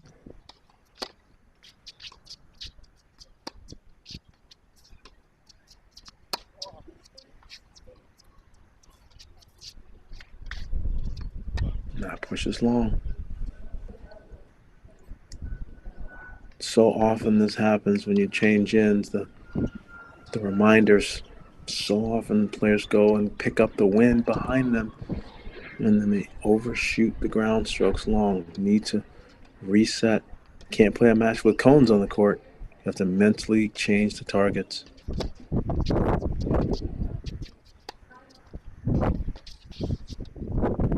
And that's well played. Basing is rather comfortable with that backhand transition play. And he drives through the backhand well, so it stays low.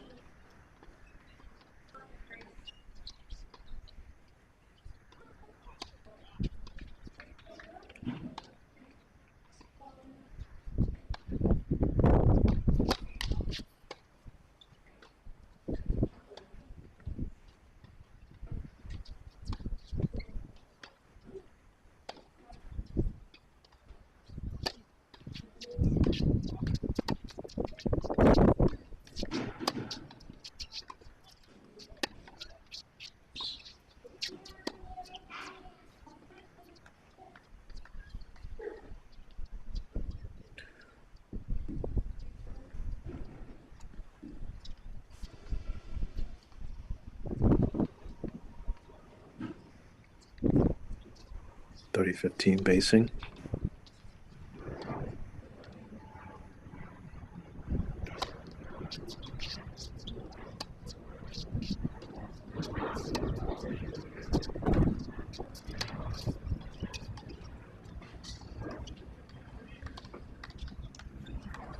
Not sure if that hit the mark or not. Based on body language, I think it was in. Big time forehand from John, so he's trying to.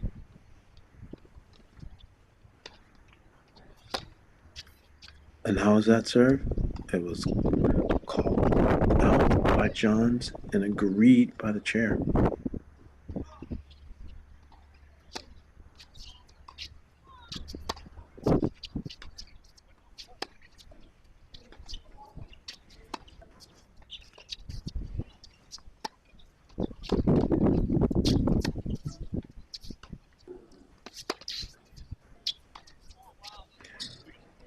That one sails far along.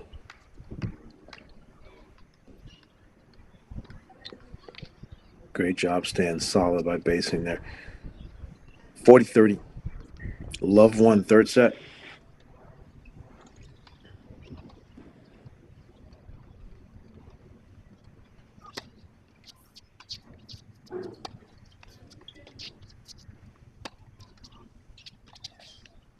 Oh, backs off it.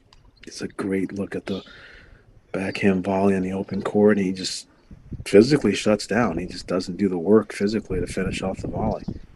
Kind of behave like it's an easy shot. And that always gets you into trouble. No ad.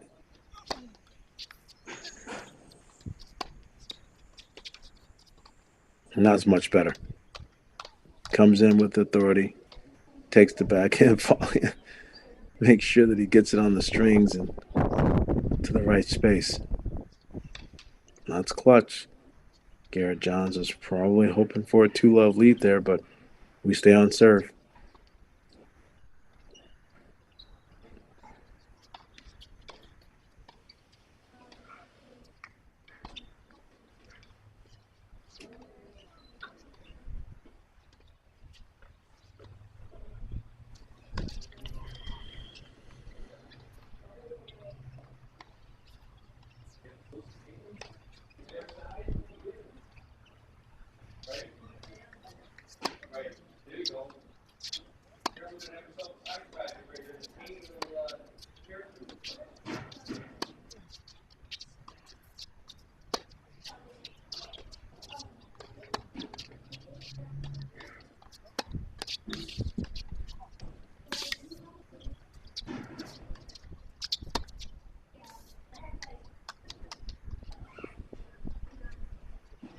It's good tennis.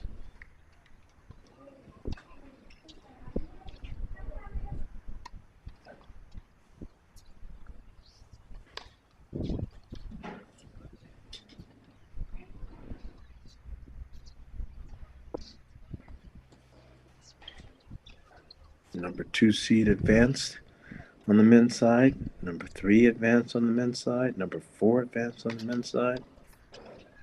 And 5 through 8 seed JJ Tracy also advancing.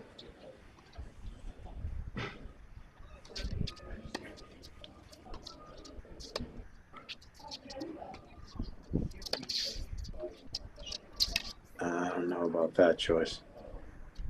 Wild, errant, chip forehand wide.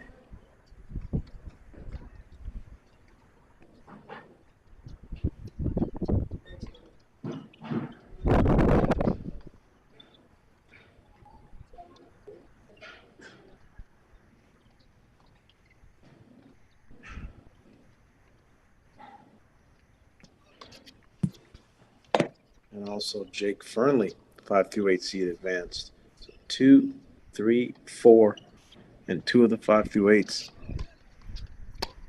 Can Garrett Johns, our number 1 seed, join them?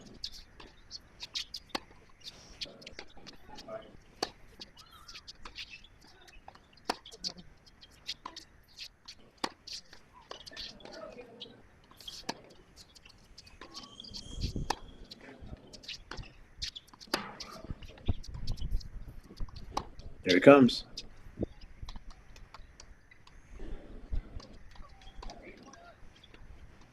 sees that shot well.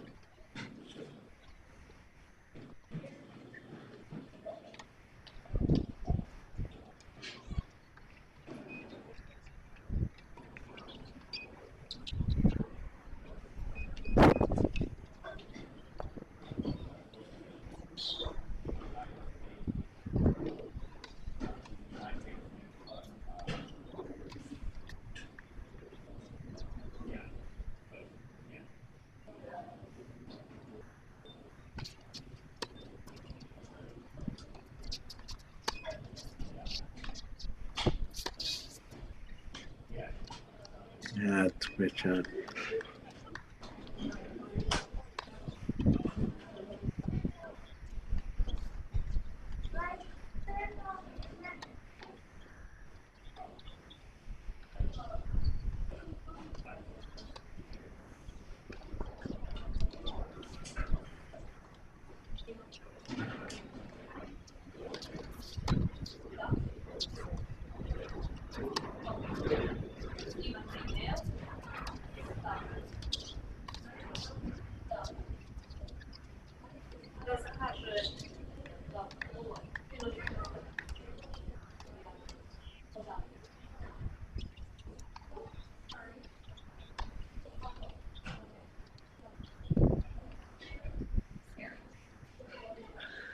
After saving a break point the last game, Max Basing has put himself in position to try to steal game number 3.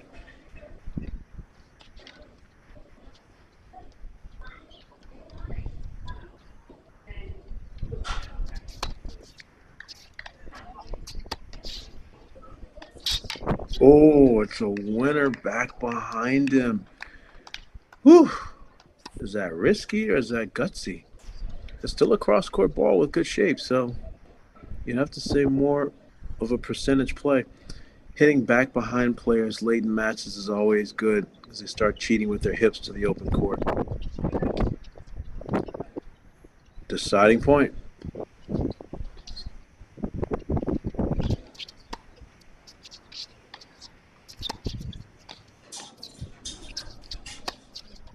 And Garrett Johns tries to make a transition. He is not as adept or comfortable with the transition game, and it backfires. Basing, who's been much more of the all-court player in this match, gains some confidence on the defense, rips and challenges Johns, and takes the break.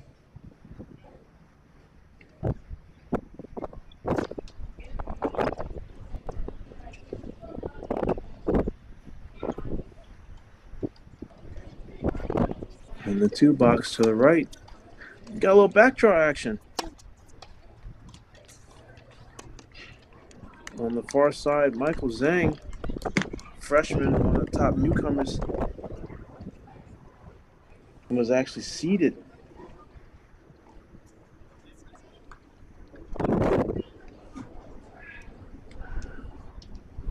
Taking on Blake Crowder. Crowder's big forehand, good slice backhand, nice volleys.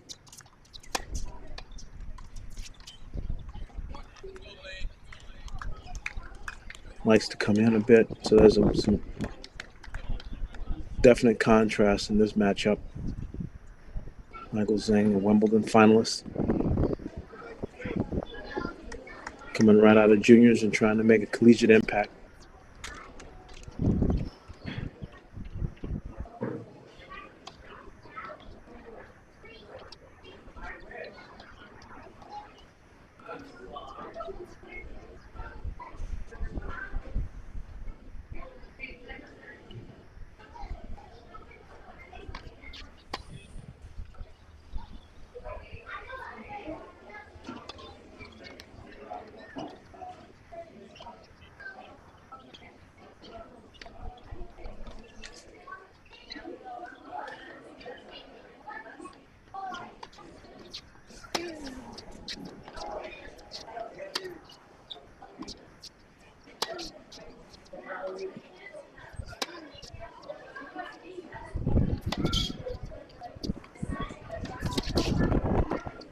Oh, it's a textbook transition play for Basing, but as he comes in off the middle backhand, he gets caught on a jammed forehand volley.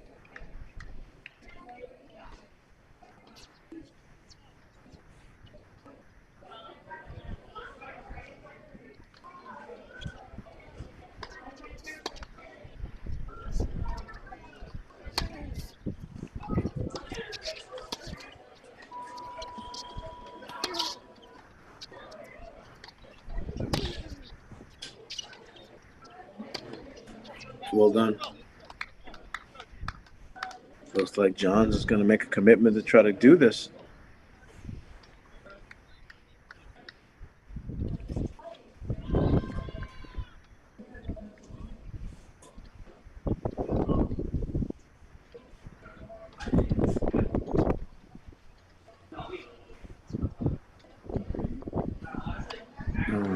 Score bugs showing basing up.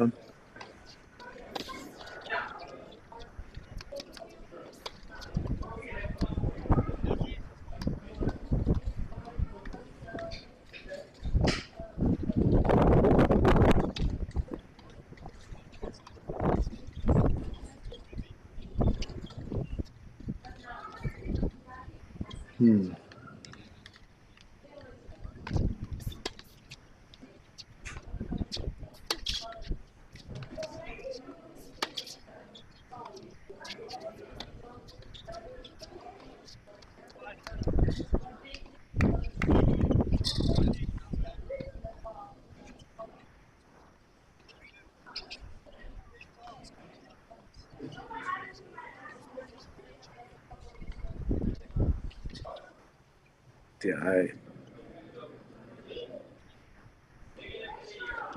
a little confused on the score here.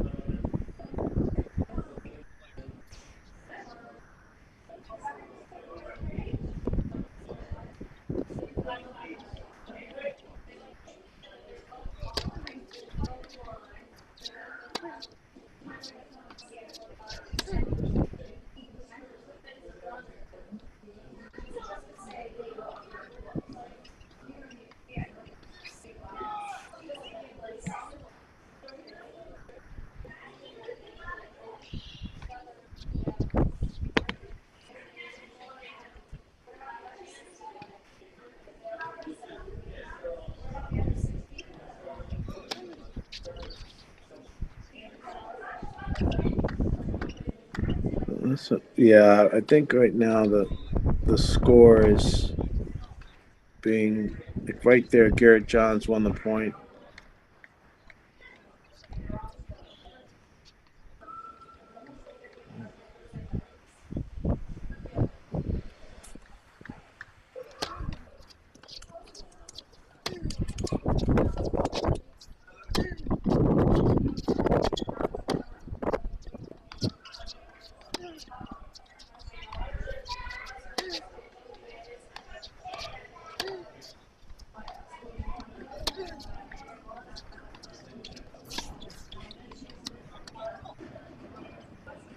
Great court position, exactly what he wanted. High forehand volley.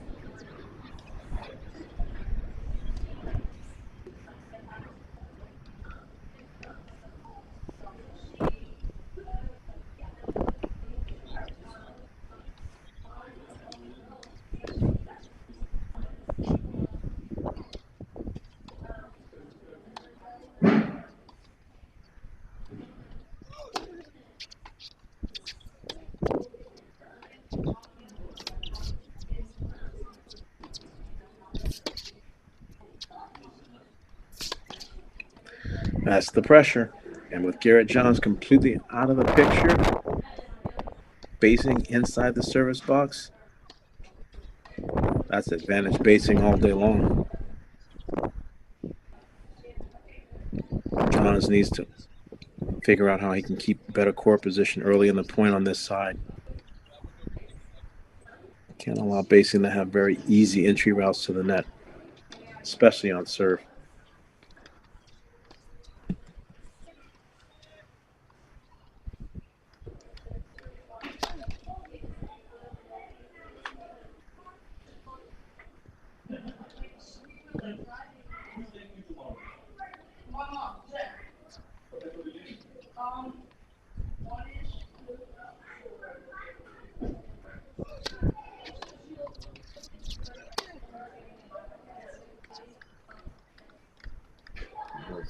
backwards is not the place to miss wide. That's got to be a shaped ball to a much safer target.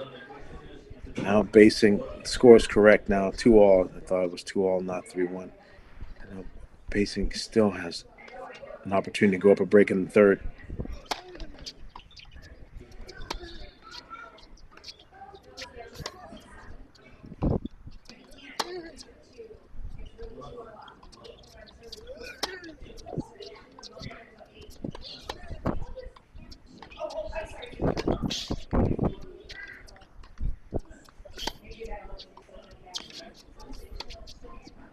Yes, great lob.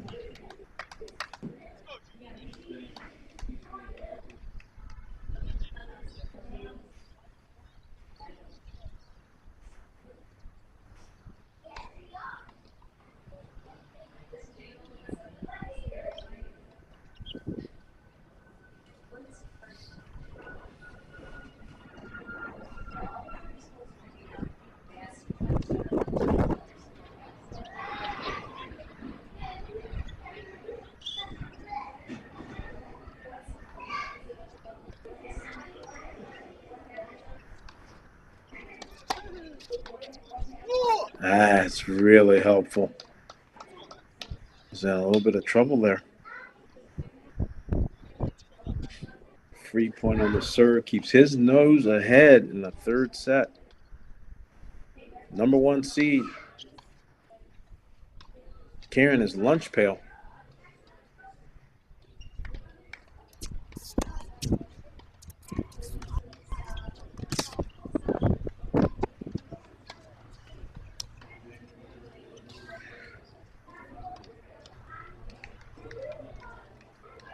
A little two-box action taking us over.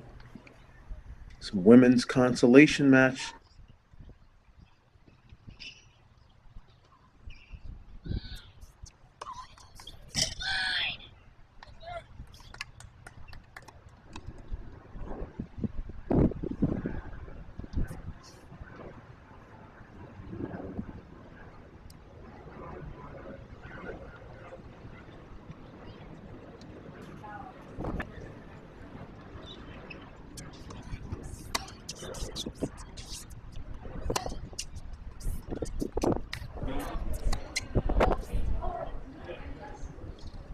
Hamner just having that expectation, pressure, and target on her back.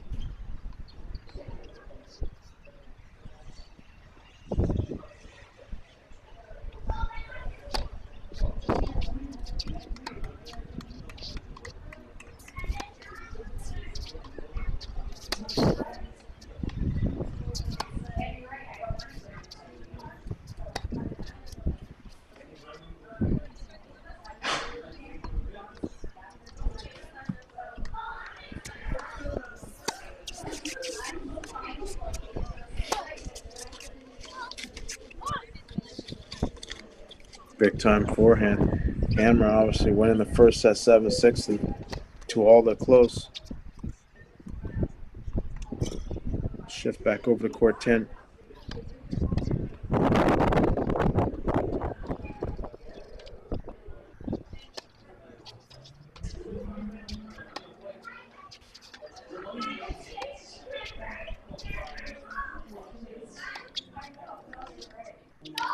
What a pass. It's a bit of a dare sometimes. A bit of a dare to get an approach shot into the forehand.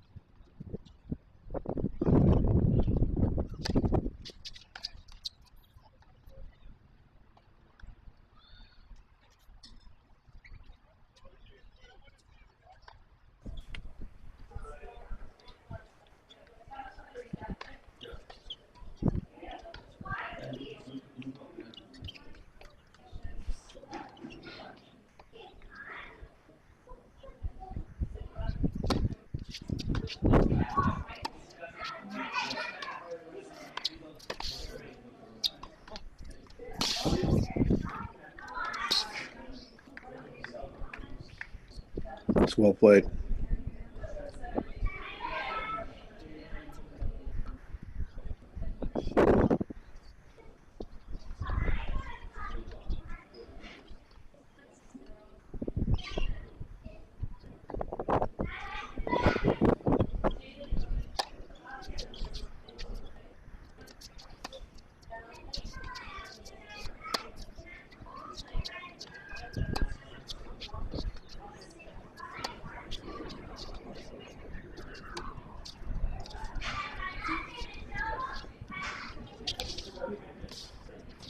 What a point.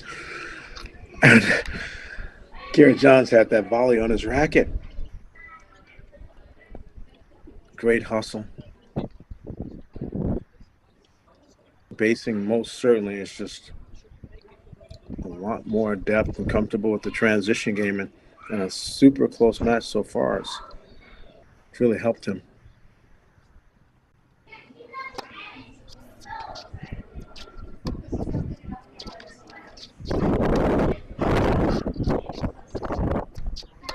And there's Johns again, finding himself struggling at the net, missing at the net, confused at the net.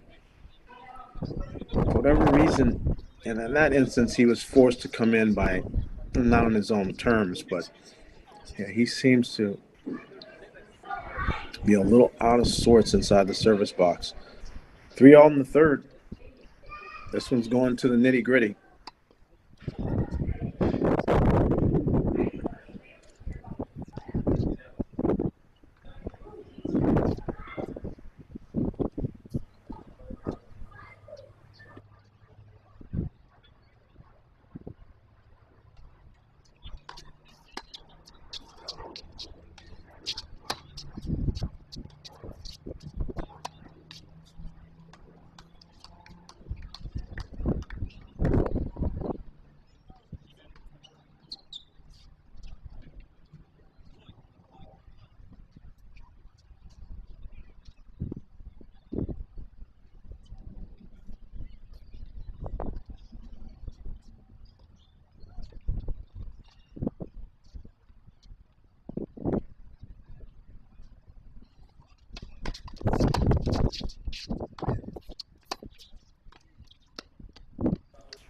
And the theme continues. Johns is starting to make some more transition effort, not getting the cachet.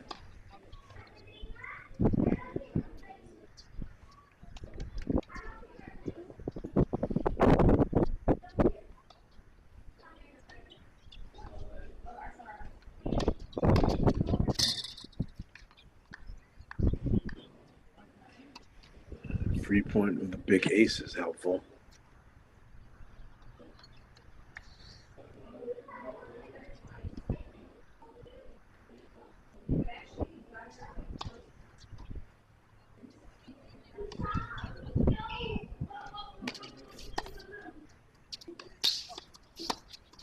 Finally gets a net appearance that works his way.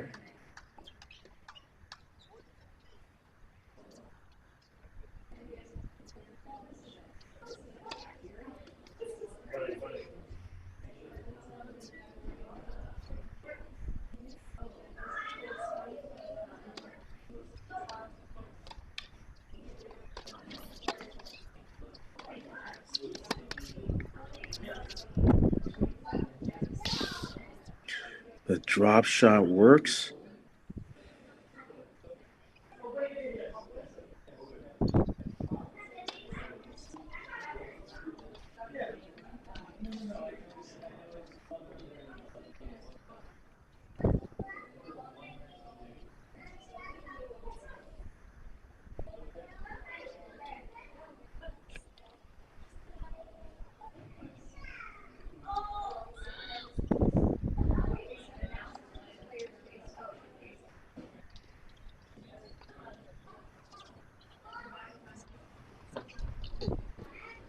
On the side of the facility,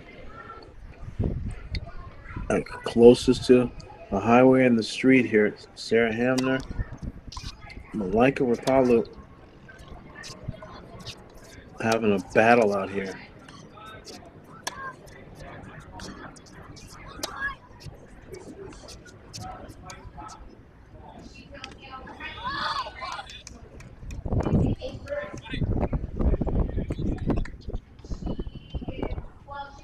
Nice little touch drop shot from Sarah. You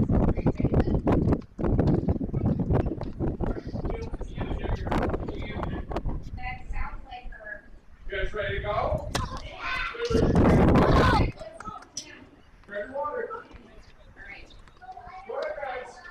Uh-oh, you're running over James's grandma.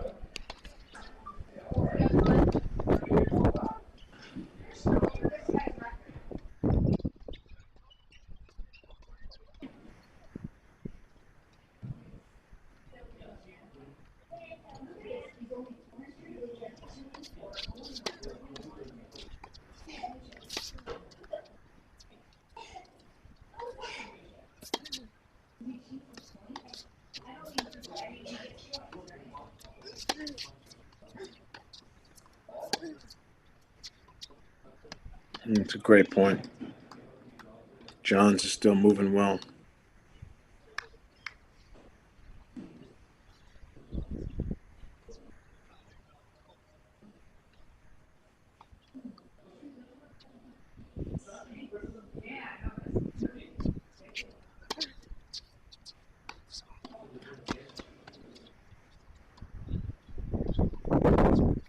That's an exclamation point behind a huge forehand.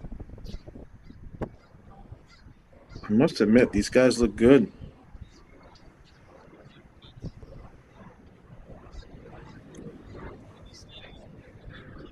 Two hours and 45 minutes on the court. There's TJ Pura, formerly from the Duke team, graduated in 2017, coaching this match.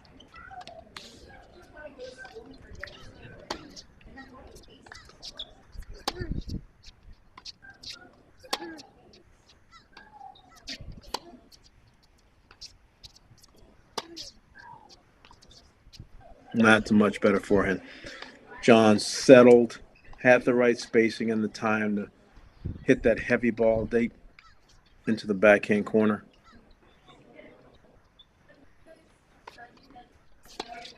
Oh, wow. It was a let court on the serving volley. Good concentration by Johns to make that return.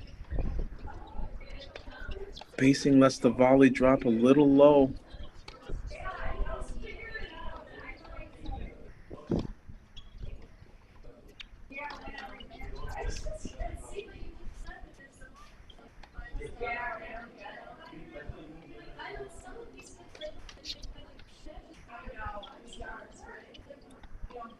And a double fault. Whew. That's a tough couple of points in a row for the Stanford Cardinal. Now Garrett Johns, #1 seed in this tournament. Double checking the balls, but has an opportunity to serve for this match.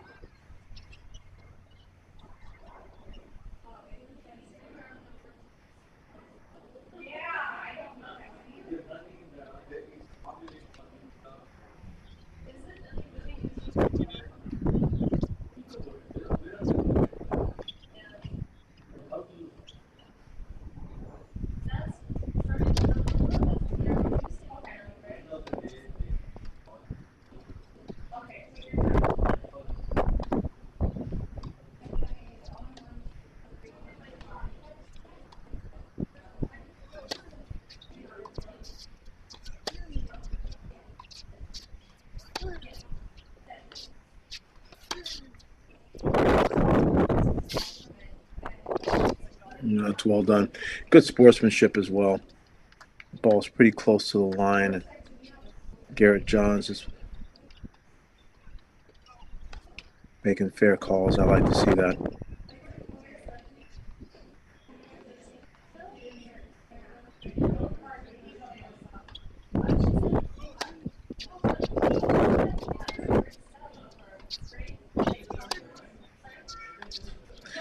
That one, probably Max would like to have back. Routine backhand in a strike zone. Misses it wide. It's been making that one all day long. 15-all.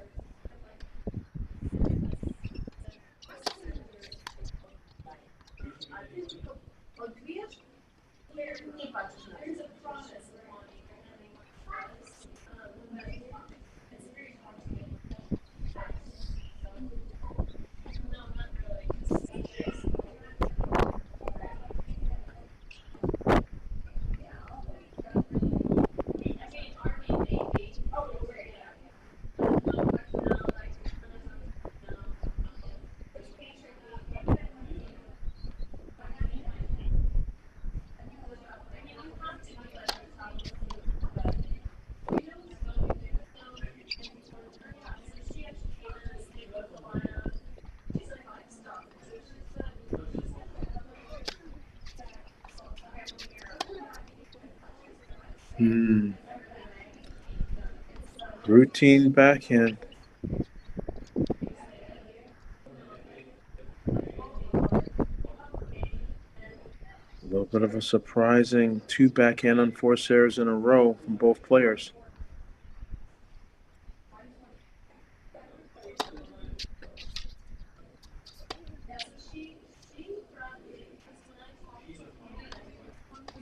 And that one goes long as well. 2 routine backhands, one for a rally ball and one for an approach shot ball. Now Max Basing has an opportunity. Try to get back on serve.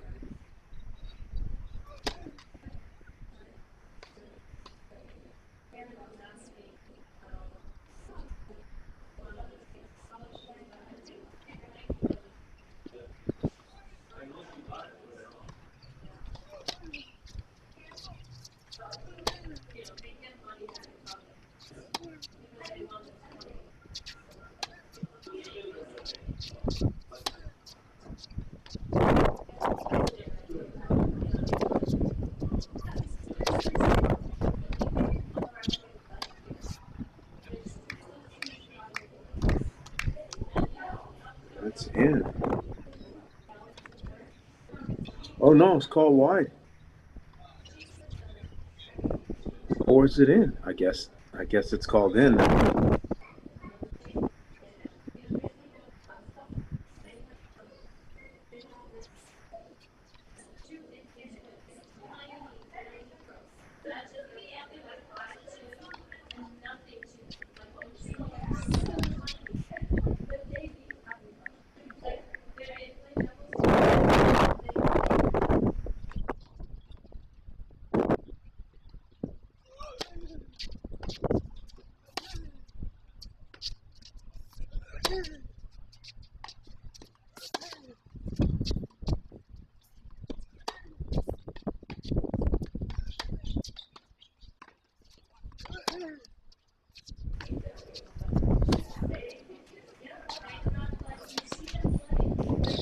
That's great tennis. Steady, patient, and then opportunistic. Sneaking in on the right ball at the right time.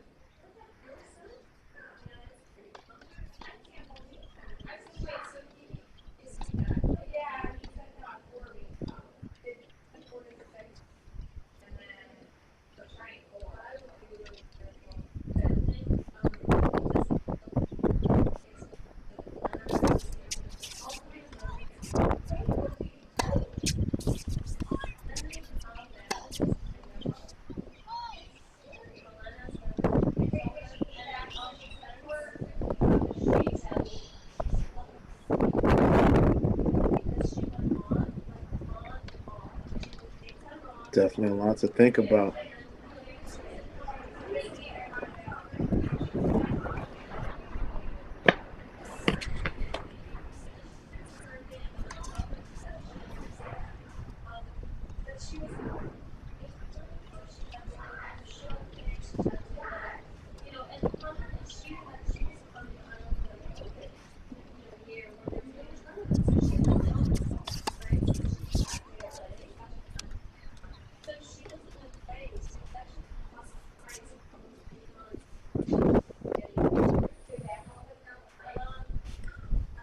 Basing 4-5, back on serve. But now against the wind, the same game that Garrett Johns was not able to win. And now here he starts down love 15 with a backhand error in the net. Solving the problem of how to hold serve against the wind, especially when the balls are no longer new, the balls are a little worn.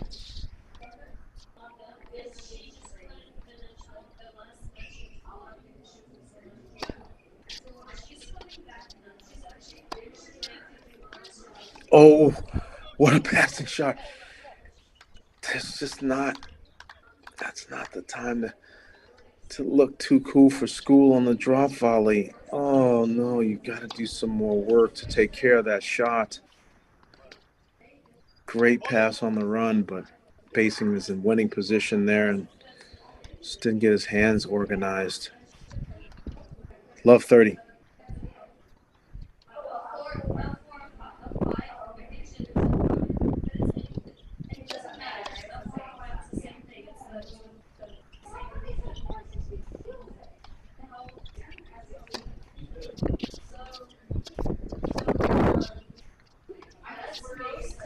And that one goes long. Needs some more shape on it with the wind at the back. It sounds like I'm a broken record, I know, but I've seen a lot of tennis at the Barnes Tennis Center in my 32 years of coaching, and wind is a factor at this location. Have to be able to manage it well.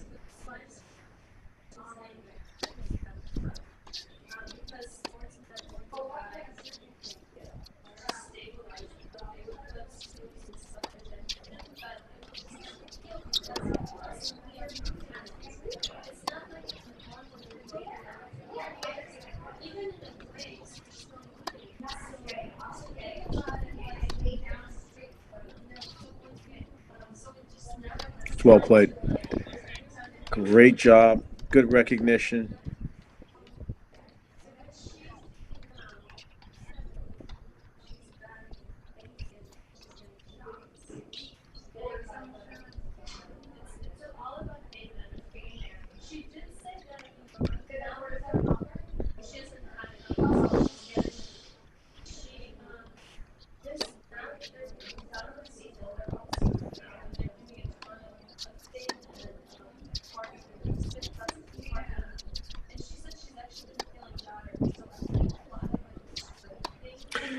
And that's not the time to go line.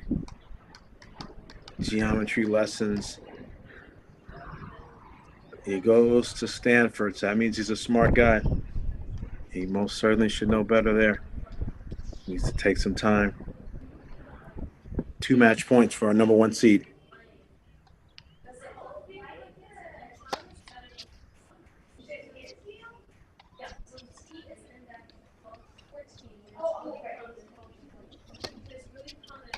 And Garrett Johns just gives him a huge exclamation point return of serve on a second serve that sat up. And wow, Max Basing. It's going to be disappointing. All losses are disappointing, but this one, Basing for sure had some opportunities and a good look. But our number 1 seed moves on. Garrett Johns weathers the storm, handles it, comes through.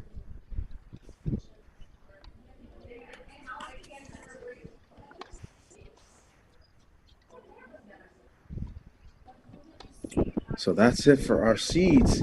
We have the number 1 coming through, number 2, number 3, number 4, and then in the 5 through 8 we have JJ Tracy and Jake Fernley. So 6 out of 8 still alive in this tournament. It has been an action-packed day. There is still a lot more tennis to be played. There's a lot of doubles action coming up.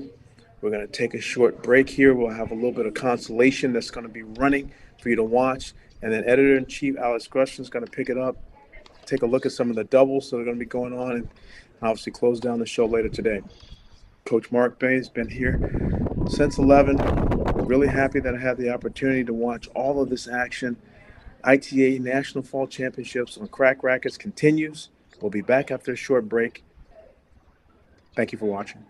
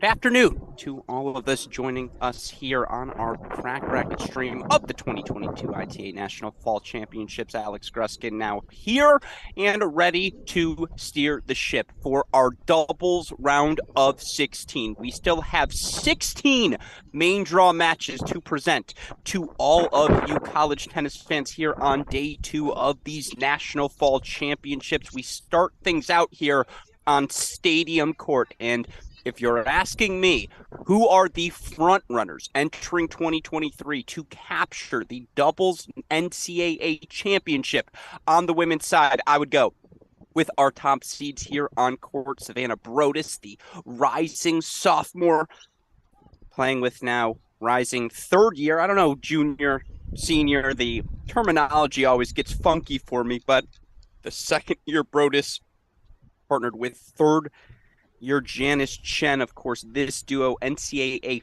finalists, semifinalists, last season, earned a comprehensive 6-1, 6-2 victory over Columbia in round number 1. They're playing one of the best stories here of these 2022 National Fall Championships. Was a very tough 2022 team season for the Portland women's tennis program. That said, strong start here to 22-23 as you see duo here on your screen for these Portland Pilots.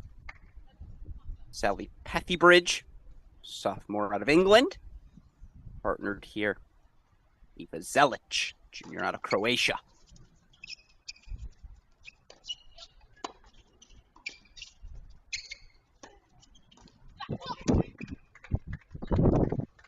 Now, I'll tell you what, this is a tall team for this Portland squad.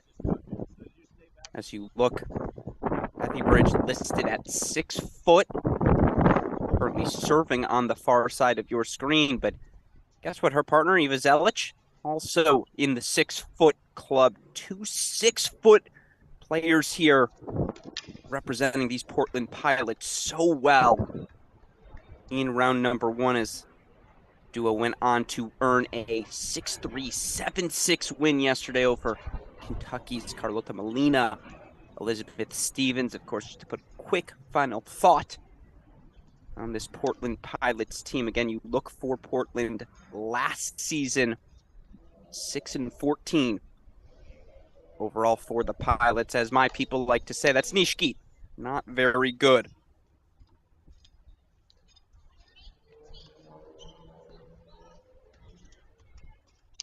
Certainly, though, setting the foundation. Of course, this Portland team, very successful ITA regional, and a pretty good ITA All-American as well.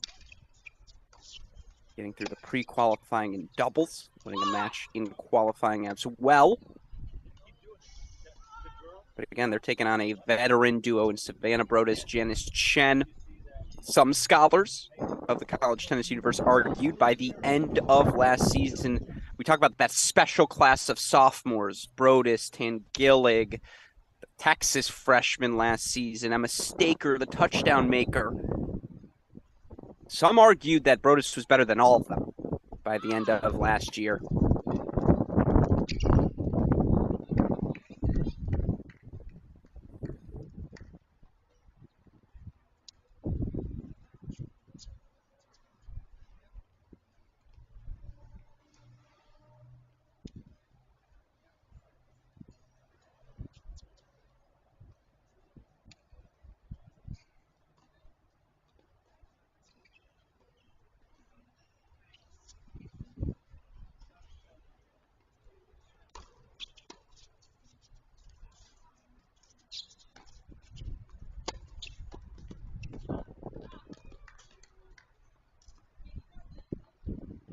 Really good stuff from the Pilots. So they hold 4-2 of course. Yes, we want to keep watching this match here on Stadium Court. We also, though, get to do something we love to do here at Crack Rackets, and that's flex our muscles with a split screen. Let's bring up a split here, super producer Daniel Westoff. Stadium Court as well as court number 7. Court number 7, where I want to also turn all of your attention to right now.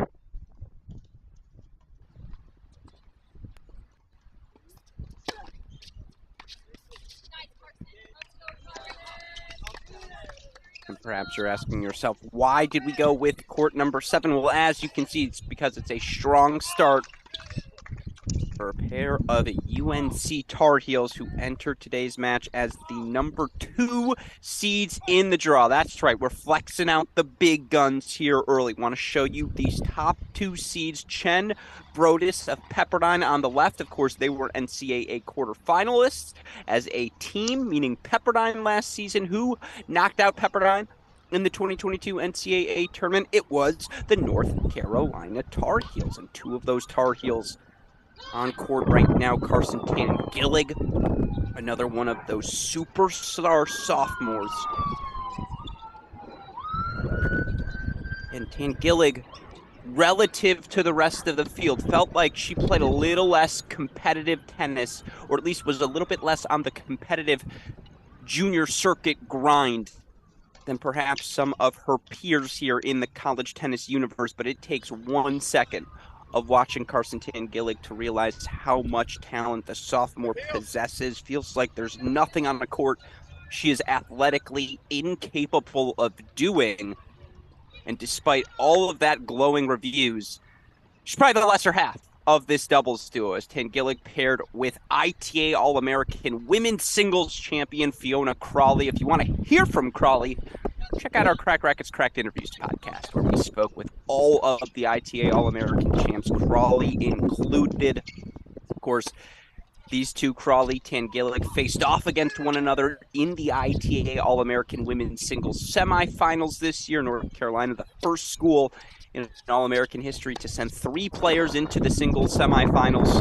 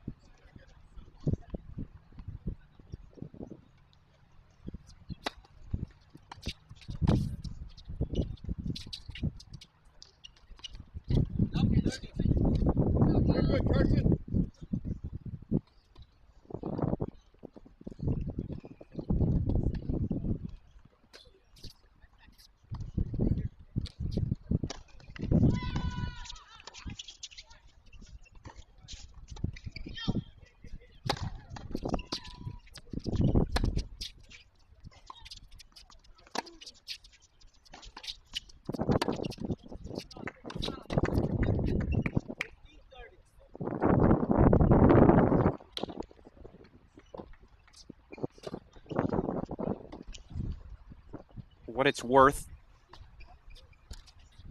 Tangelic, Crowley, 2 of our 8 quarterfinalists in the singles draw. Crowley going to face Mary Stoyana again in tomorrow's quarterfinals. I'm just going to say this. I know it's a bit of a distraction as we see a hesitant call there from New Mexico, but for what it's worth, Crowley dominant so far this fall. 3-0 victory today. She plays Stoyana. That's a quarterfinal rematch from the All-American. And Stoyana was actually the only player, talk about another superstar sophomore for Texas A&M. Stoyana, the only player to take a set off Crowley at the All-American. So guess what? Revenge on the mind for the A&M Aggie, who got a little revenge earlier today, a 2-4 win over Oklahoma freshman Julia Garcia-Ruiz. Now, again, why is that revenge? A&M knocked out in the NCAA quarterfinals last season by Garcia-Ruiz's Oklahoma Sooners. So that's a fascinating matchup. By the way, 3 more Tar Heels into the quarterfinals once again. This time it's Abby Forbes, joining Carson Tangelic and Fiona Crowley. I think we know who our preseason #1 team is going to be, folks. No ifs, ands, or buts about it.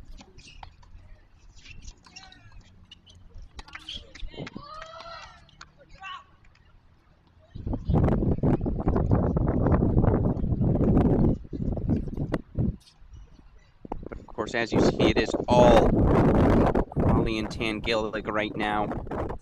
UNC Tar Heel duo cruising. Meanwhile, I really like this Portland team. Zelich, Pethy, Bridge. It's the size they play with. And again, how they impose their size, on their opponents. This pilot duo, serving and volleying, being the aggressors. Not in that instance, obviously. A little too much time there. You can't give that time to Janice Chen nor Savannah Brodus, as when either of them has a chance to lock on that forehand wing, you know they're going to experience success. Of course, Brodus, one of the more accomplished junior doubles champions to come out of the ITF ranks. Over the course of the past decade, Brodus won the 2019 Wimbledon Junior Doubles Girls title with, can you guess? First one in our commentary section. Can't be John Parsons, who I'm certain is watching today. But who did Savannah Brodus, Pepperdine super sophomore, what current collegiate player did Savannah Brodus win a junior Wimbledon doubles title with? First one to answer correctly in our YouTube comment section. Look at a shout out from me here on this end of the booth, as again, 40-30 now becoming a deuce point opportunity. So it's a break point chance as well as a game point chance on Stadium. Meanwhile, all Tar Heels right now. Crowley, Tangelic.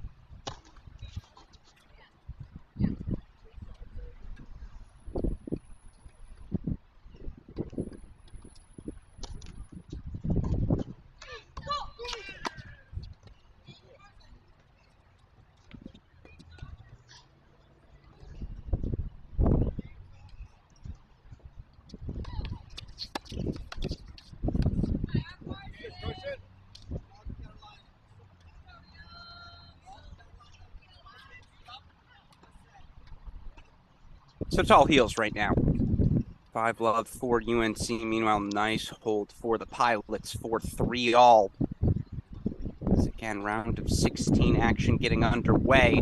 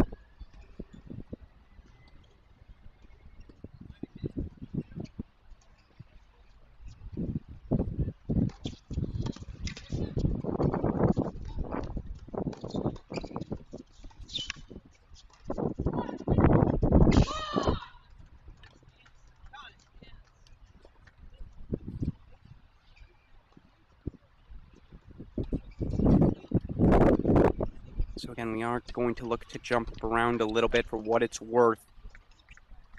Got main draw matches on court now. 4 more women's dubs coming at 4 p.m. Pacific time. Get 3 men's dub matches on court starting 4:30. Then after that, we'll slowly roll into our main draw matches. Again, we've still got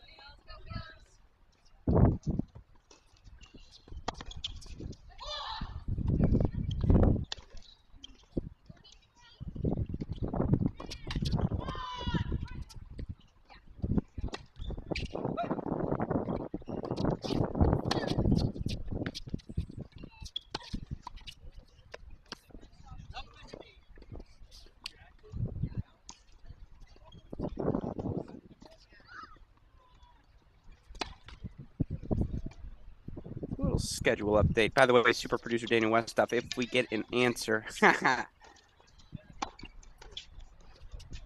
it's not Dr. G. She did not win the Junior Wimbledon title in 2019. That was back in 1979, Dalton, but very good guess.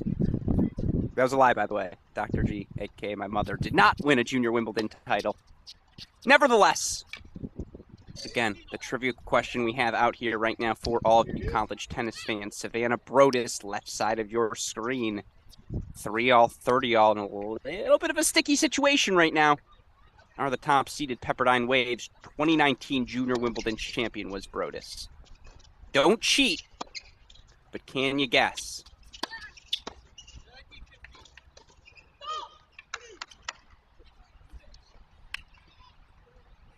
Who Savannah Brodus, what current college tennis player did she win that Junior Wimbledon title with?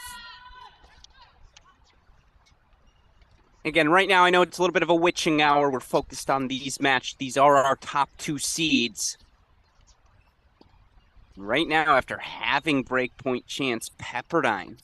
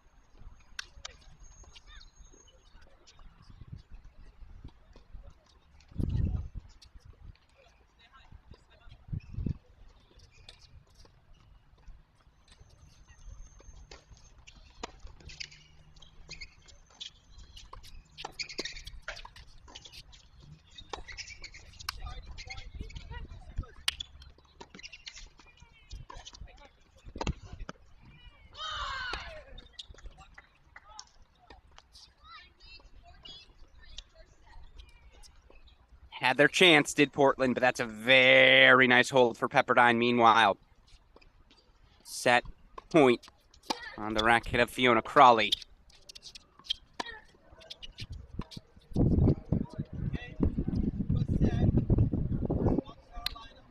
Yeah, someone called DJ Khaled.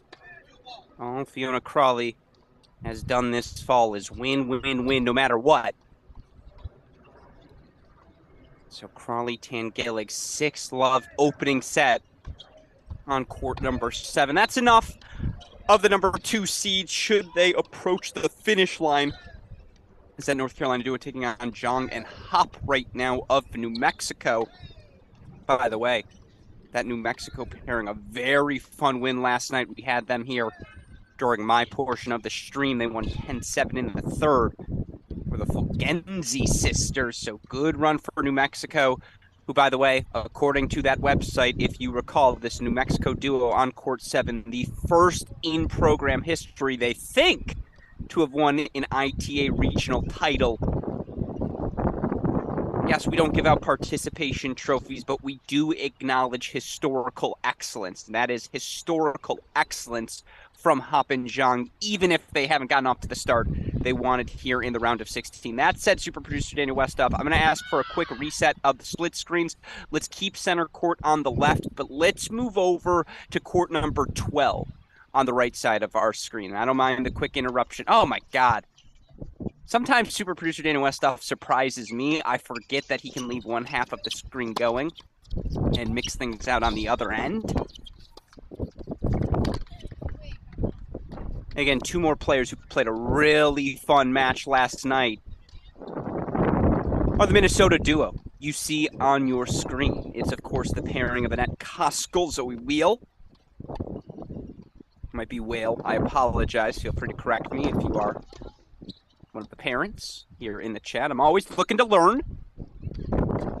But this Minnesota duo was down 3 match points in their third set breaker yesterday, taking on the University of Michigan. Ultimately, the Gophers able to get through 12-10 in the third.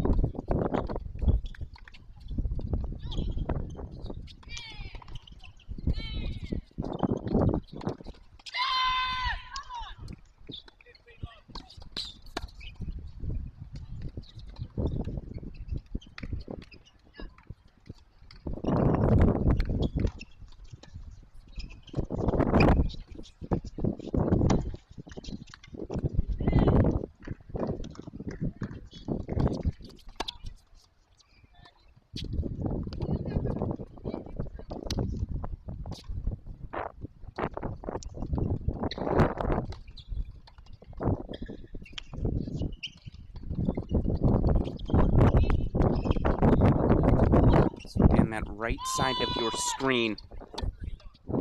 Realize now, I got a little caught up in the action. I apologize. You have this Minnesota duo taking on a couple of UVA veterans now. Lane Travinsky, Natasha Subash, 5-3 seeds here this week. They reached the semifinals. The ITA All-American were actually forced to withdraw before their semifinal match against Kari Miller, Jaden Brown, but already a strong start for the Cavaliers, and now breakpoint chance to serve for the set.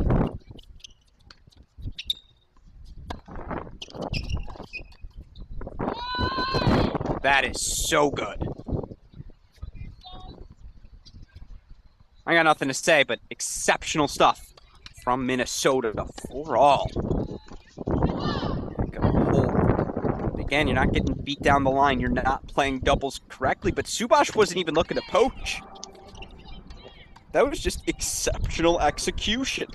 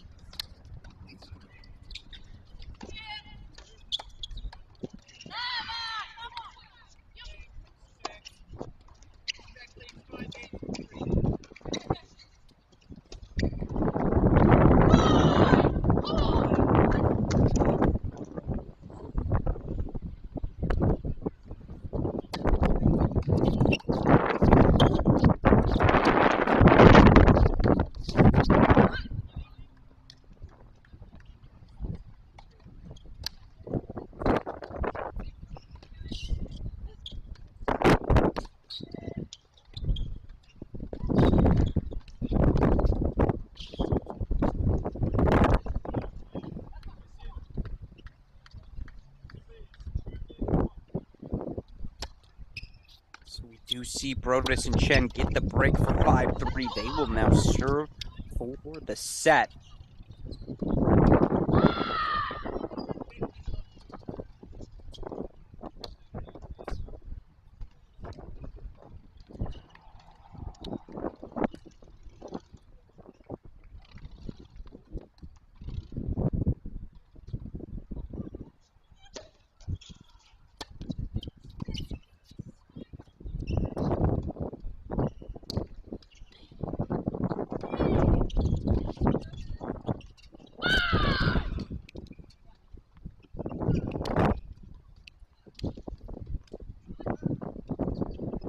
Game point chances now for Travinsky and Subash.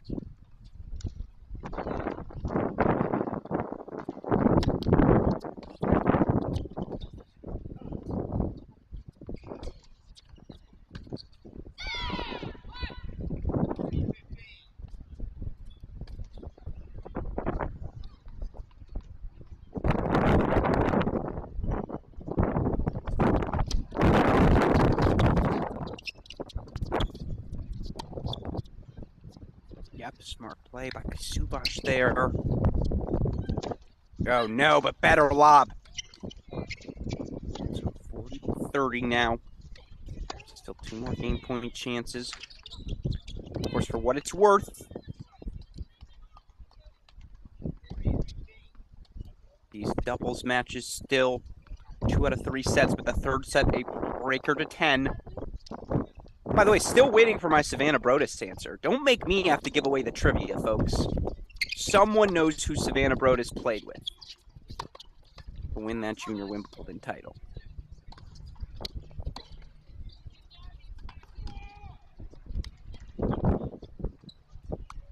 So we see Travinsky-Subash do hold 4-5-4, so witching hour here in our first set of our doubles round of 16. Again, singles quarterfinals now officially set in both the men's and women's draw. We'll get into the men's action later as we start to see more men's doubles main draw matches begin to leak their way on court.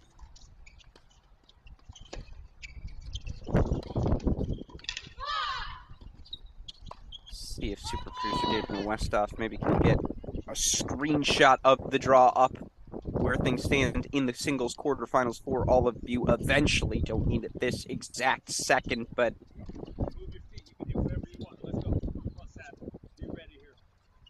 quarterfinal matchups. Top seed Fiona Crowley going to take on 5 through 8 seed Mary Stoyana. An ITA All-American quarterfinal rematch. You have Travinsky, who you see on screen here. UVA player going to take on 5 through 8 seed out of Georgia Tech, Carol Lee. Lee, a 4-5 win over Pepperdine Savannah Brodus earlier today. You also, former number 2 in the country, Daria Freeman.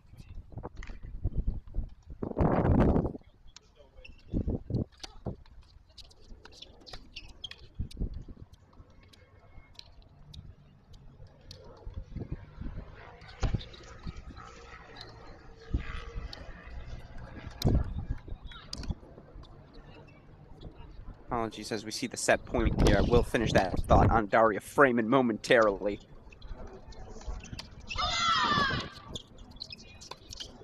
As we do see, all right, it is a 6-3 hold for Pepperdine. A hold, excuse me, for 6-3 to take the opening set. So let's go full screen on 12, super producer Daniel Westoff, if you don't mind. But to finish that thought, Daria Freeman had a tough dual match season last year. The entire Princeton women's tennis team just, I don't want to say they underperformed, but given the amount of talent accumulated on that roster, maybe we expected just a little bit more out of them. That said, it's great to see Freeman bounce back here this week and win today. 3-love in the third. She advances via retirement due to injury over 5 through 8 seed and University of Georgia veteran Liama. It's a really nice win for Freeman. Sets up a date with another veteran. It's now UNC's number 3 seed, Abby Forbes. I believe Forbes reached the quarterfinals, by the way, of the ITA All-Americans. So 2 quarterfinals for her. Nice to see Forbes continuing to sustain that elite level of tennis. Then, again, another all-seeded matchup. Tangelic taking on last year's NCAA finalist and number 2 seed here this week, Connie Ma. I mean, if you can't get up for those 4 quarterfinals, you just, I don't know what to tell you, folks.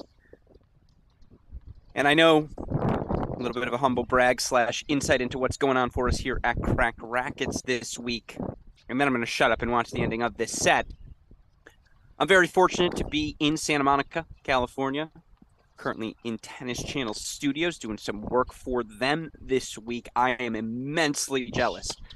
I'm going to miss out on those singles quarterfinals, folks, because each of those matches are going to be spectacular.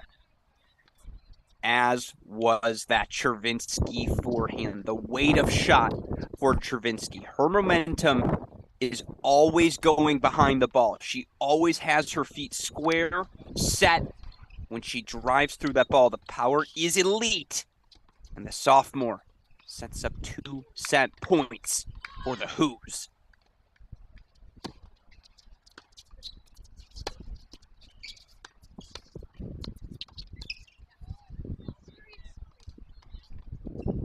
There it is. First set to Travinsky-Subash, 6-4 for the ITA All-American semifinalists. So what I'm going to ask you to do, super producer Daniel Westoff, we're done with first sets everywhere. Can we go split screen, court 7? I want to get back to the UNC New Mexico match before it finishes, but I need court 7 and 11, please. Court 11, our other women's round of 16 battle we've yet to touch on here.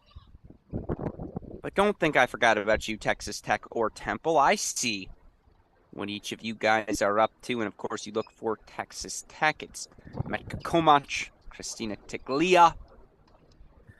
Texas Tech duo of fantastic. Let me just say that one more time. Fantastic. Third set win over the University of Cal's El Sola and Wiersholm last night. Was a 10-8 in the third affair. Ended, unfortunately, with a double fault, but don't let that ending spoil what was true. Maybe my favorite match of the day. One of the matches we had during our night session. Of course, this Texas Tech duo, Texas Tech program, I should say. Coach Tom Petty out after this past season. It's a new head coach on the roster. And Aaron Dean, of course, coming over from Furman. Boy, would he love to deliver an early season title to Red Raider Nation. To send a little sign to everyone to say, hey, don't worry, maybe a new face, but we're not going anywhere. Of course, Comanche, the junior, here on your screen. Tiglia, the sophomore. Obviously been a very good year for these two already.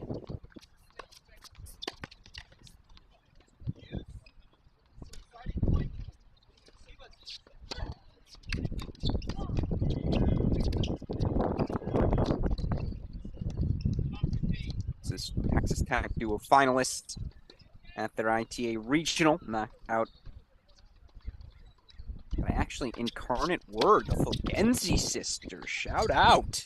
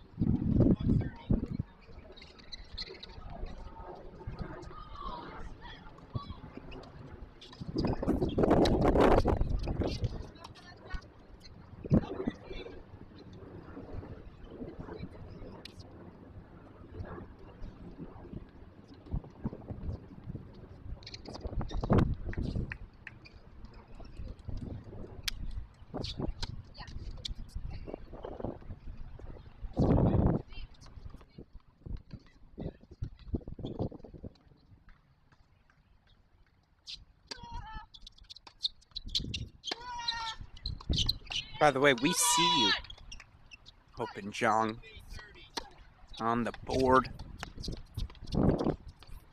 They look to find any sort of rhythm in their round of 16 match.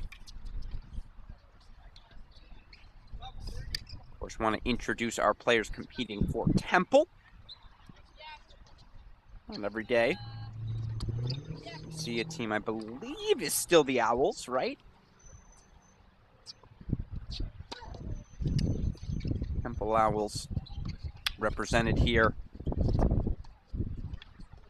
Freshman Maiko Jima.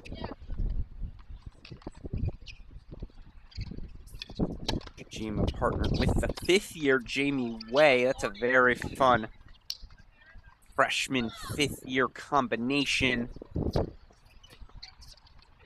course, you look for this Temple Owl team. Clinched the ITA Super Regional Doubles title. Wins over Columbia's Amaneni. Haywald.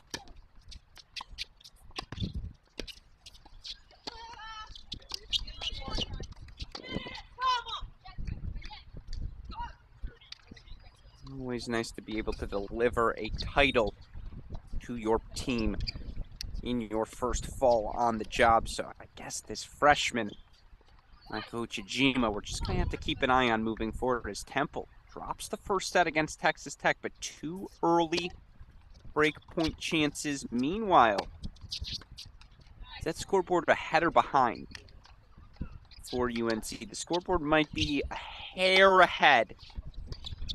As we see now 30-40 here for the Tar Heels, in danger of perhaps falling to back on serve. Did they fall asleep at the wheel?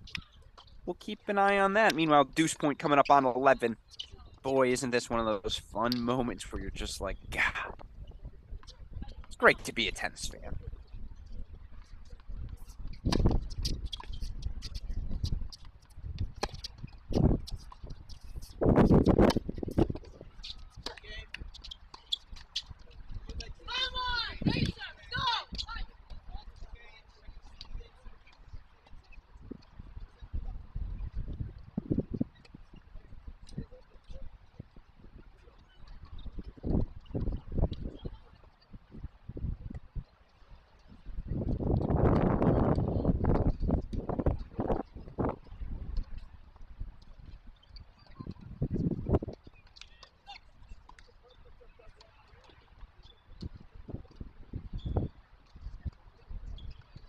It's a nice hold from Texas Tech to get things started in set number 2. Meanwhile, how about on court number 7? After dropping the first 9 games, Hop Jung back on serve in the second set. And obviously, you're a little disappointed if you're Crowley and Tangelic, but man, credit to that New Mexico duo. We saw them start to throw up a few more lobs. Get creative in their defense, just disrupt the rhythm for at least a moment of Crowley and Tangelic. Maybe they fell asleep at the wheel as well. Nevertheless, we do have an answer to the trivia. It's cheating. Okay, here's what I'll say. Joey Calvis, who answered correctly, Abby Forbes. Joey, you know I love you.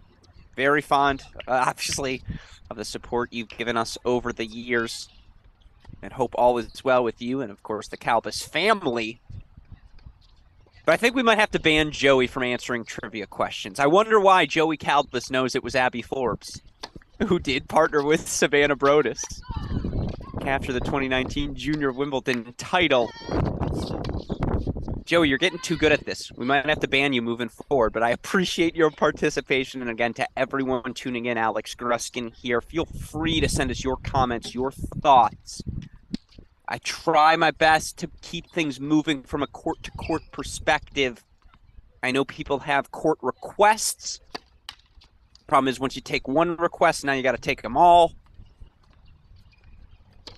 We'll do our best to keep things moving here. There's Texas Tech a chance to go up an early set and a break.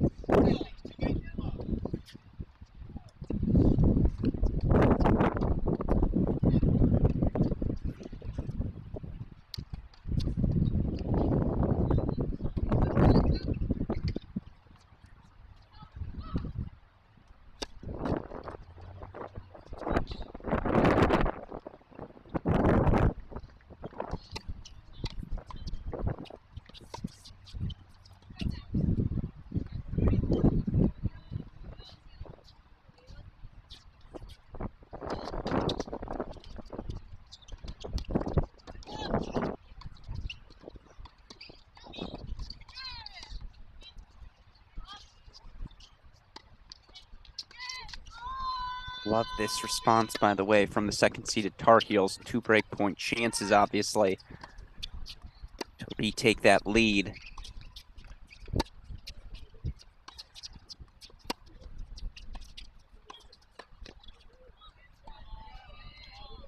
And they do exactly that, 4-2 now for the Tar Heels on 7, 2 games away from a quarterfinal berth. And by the way, that's a really fun duo. The aggressiveness of Tangelic, her willingness and, dare I say, eagerness to move forward to the net, her ability to use that big forehand to set things up. Meanwhile, Crowley, you know, is just going to be swinging away from the baseline, trying to take that ball early on the rise. Crowley actually spoke on our podcast about her increasing desire, or at least her ability to try to manufacture that eagerness to move forward. She wants to add that to her game as she continues to progress throughout her career. Man, I'll tell you what, again, you look at this UNC roster, we've talked about it before. I don't mean to disrespect the right side of our screen. A very fun match unfolding, but isn't that the storyline right now in women's college tennis? Is this the year for UNC? They bring home that NCAA team title. It's been 3 straight national indoor runs. You look at this UNC team, who I think are about to be the beneficiary of an overrule. No? Unclear to me what precisely went down there, but let's just list the 7 because it's very easy. Crowley, Tangelic, Forbes, Scotty. Of course, you've got Tran, you've got Yarlagata, Reese Brantmeyer, top recruit in the country, coming in as well. God help Coach Brian Kalbas, trying to figure out what lineup works best for his team this season. They could do the platoon system. Just constantly have everyone shifting around. Meanwhile, again, how about this response from the freshman senior combo, Chijima, way of Temple. Breakpoint chances to get things, at least for the moment, back on serve on 11.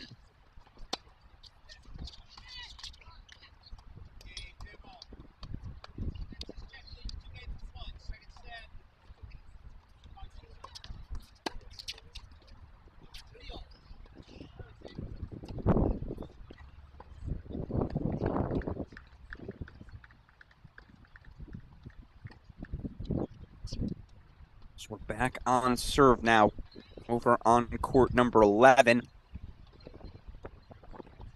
For what it's worth,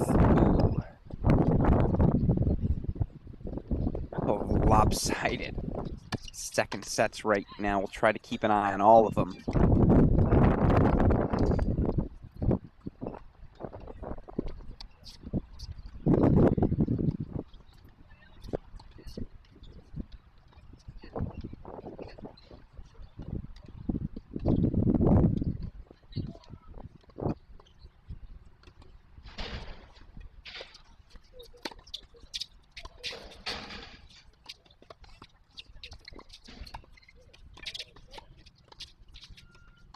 Ah, good hands.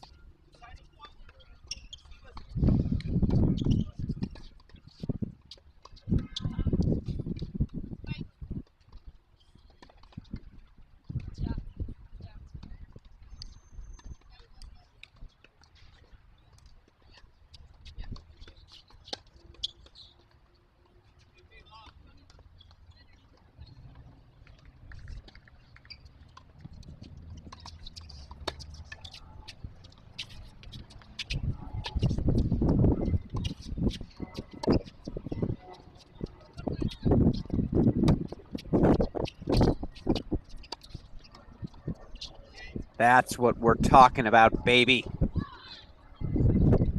Lin Zhang staying alive. Another break with that exceptional down-the-line shot.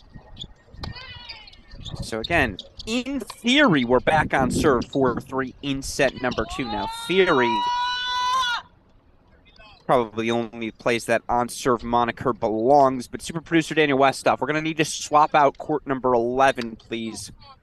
With center court. Not with center court, with court 12, excuse me, court 12. As Elaine Travinsky, Natasha Subash. Subash is technically a 4th year, but I think she still has 1 more year of eligibility remaining. Travinsky, a sophomore. No ifs, ands, or buts about that. The reason I bring all of this up, this is a fun duo, maybe for the next couple years here for the Who's, who of course now begin the post-Emma Navarro era of the program.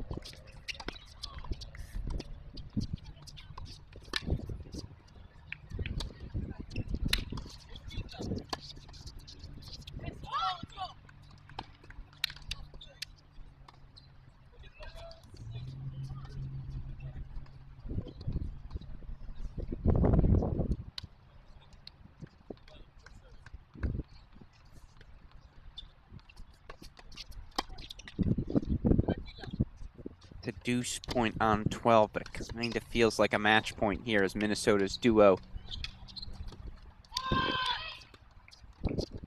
Skill and Wheel try to stay alive, but to no avail.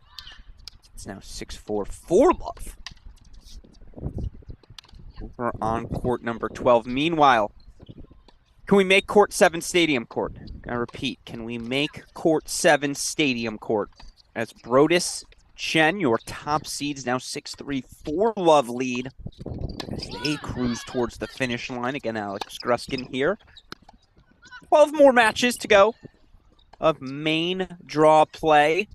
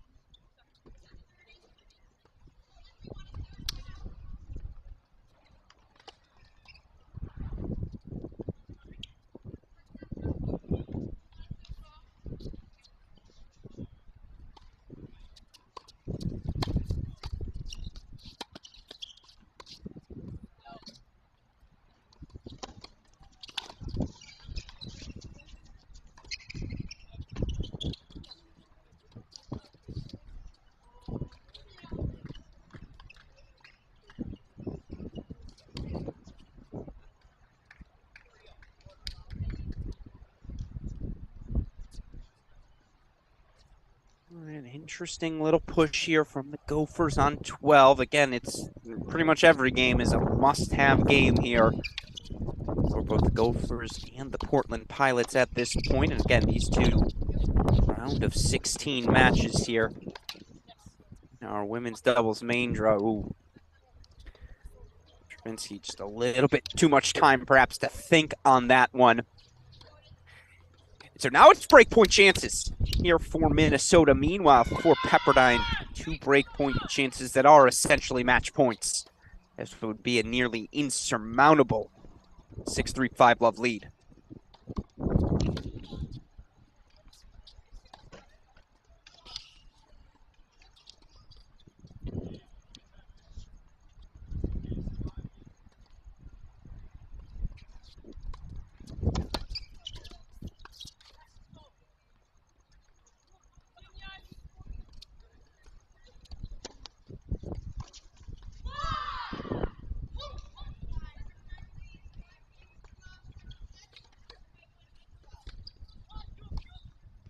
Yeah, so Brodus now. And Chen in command. 6-3-5 love. Closing in on the finish line. Meanwhile, 6-4, 4-1 here on court number 12. But while we have a break in this action across the board, just want to make sure. Darn. I was going to show you all the draw. I can no longer do that. Westhoff, can you bring me up court number 7 in place of court 12? Court 7 in place of court 12. We want to show you the top 2 seeds as each of them now closing in on the finish line. Fiona Crawley, Carson-Tangelic. Let things get a little complicated here down the home stretch, but they've got 4 match points, so no scoreboard necessary. If it's good to go, Westhoff, just show it to us. 6 love, 5-3. 4 match points here as they're up 40 love.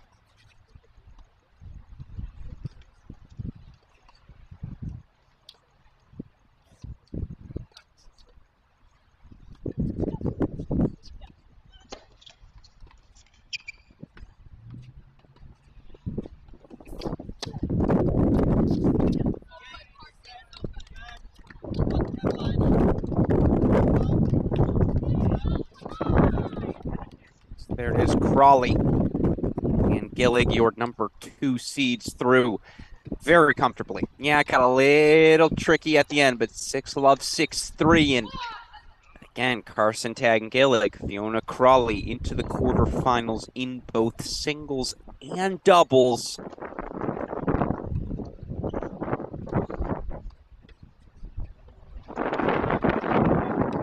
Certainly going to be interesting to see how that unfolds moving forward. All right, who's next closest to the finish line there? Looking around. Can we go to 12 again on that right side? Court number 12, please.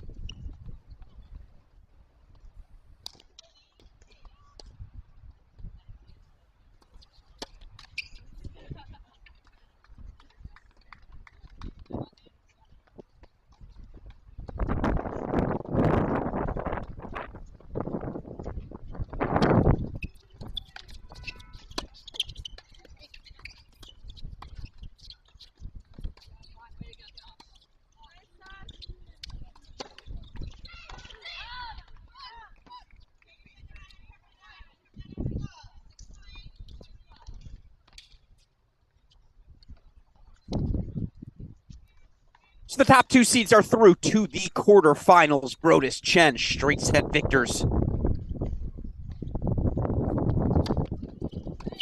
Matthew Bridge and Zelich. That's a good win for last year's NCAA semifinalists. Of course, up next, take on either Duke's Beckenmora or Nova Southeastern's Bizukova and Espinal. We'll learn more about that duo when they come out on court at the top of the hour. Meanwhile, let's just show our round of 16 doubles matches still on court. Obviously, as you see, Subash Travinsky now 1 game away from the finish line. We also can turn our attention back to this Texas Tech Temple battle on serve in the second set, though there have been a healthy amount of breaks thus far.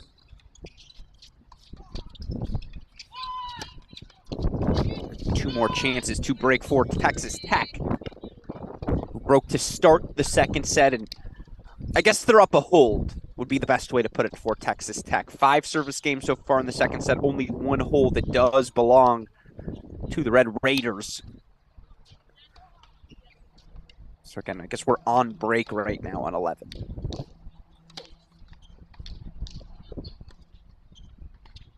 Or actually, we might have 5 breaks thus far. No, 4 breaks.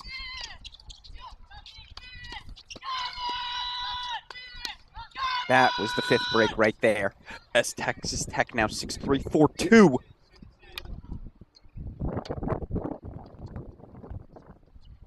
Oh, I apologize. I was focused on 11. I'm assuming that means Subash and Stravinsky finished the match. Super producer Daniel Westoff informs me that yes, indeed, they did. So, all right, quarterfinals on the women's side slowly starting to come into shape. And yes, indeed, it was Travinsky-Subash, the 5 through 8 seeds, ITA All-American semifinalists, 4-1 victories. 4-1 victory, excuse me, over Minnesota. So now we get to do something we haven't done a ton of here so far during this ITA Fall National Championship. And that's because there have been so many matches going on. But now we get to lock into one specifically, our only round of 16 main draw action on court right now.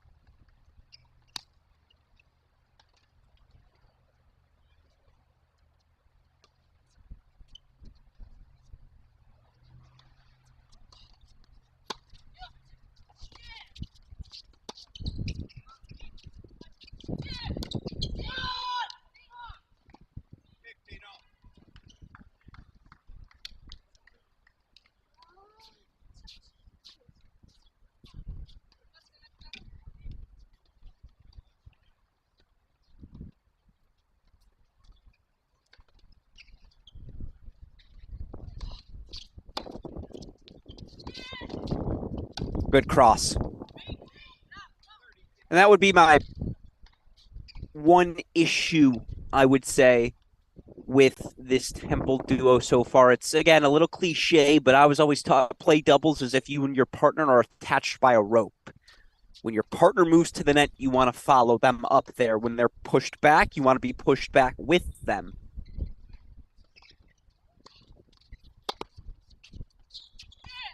You see there again, Texas Tech looking to push forward. It just feels like they're a little disconnected here right now, Uchijima and Wei.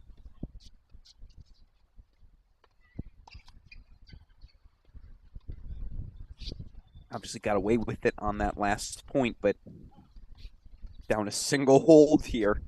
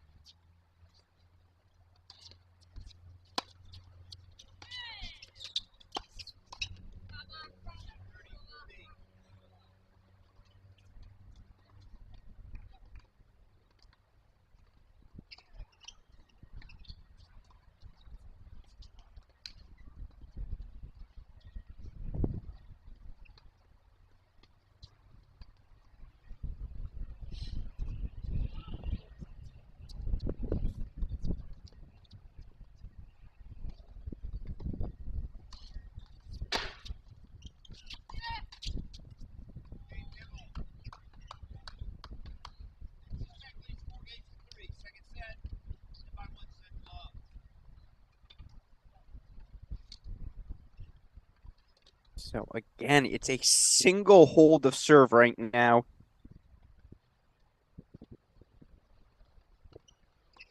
Separating these two teams, Uchijima Wei for Temple, Comac Tiglia for Texas Tech. Again, Uchijima, the freshman. Wei, the super senior. If we can quickly, super producer Daniel Westoff, can we throw up our women's singles quarterfinal matchups? I know we've got that draw available now for all of you fans at home. That's what we're looking at moving forward. Again, 6 of the top 8 seeds advancing to the quarterfinals. Shout out and a tip of the cap to the ITA seeding formula. Clearly something went right here this week. Of course, Daria Freeman, who was top 10 player in the country for much of last season, being unseeded. Maybe a little bit surprising, but her reaching this round certainly not. Similarly, we all knew during her freshman season, Elaine Travinsky was talented, but not a shock to see her carry that success here into the ITA Fall Nats. And before we get back to the match, the last thing I want to point out, I keep making this point about the super sophomores in Division I women's college tennis.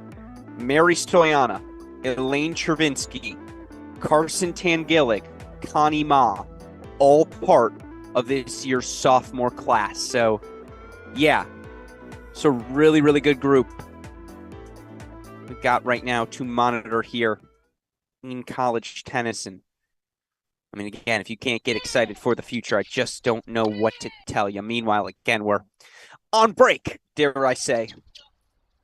Actually, Texas Tech up a single hold here in set number 2.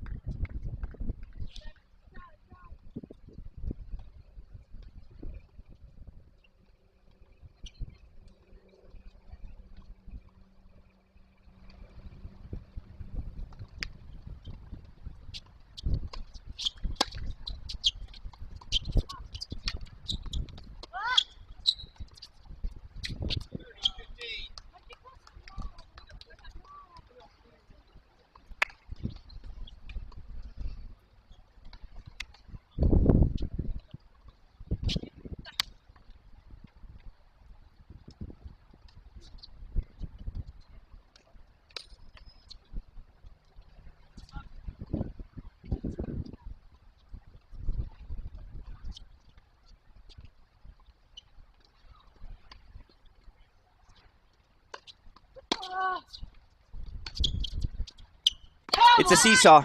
And again, I just don't think one up, one back's the solution.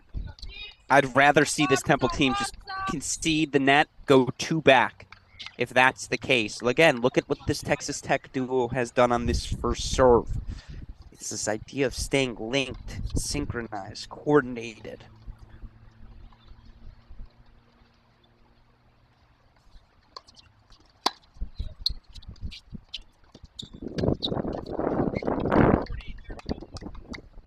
Now some frustration for the Raiders. Interesting.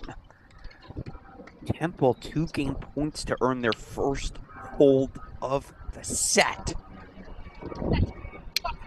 What's the serve choice here? Do you make the simple play into the body, try to set up the poach, play to win the game?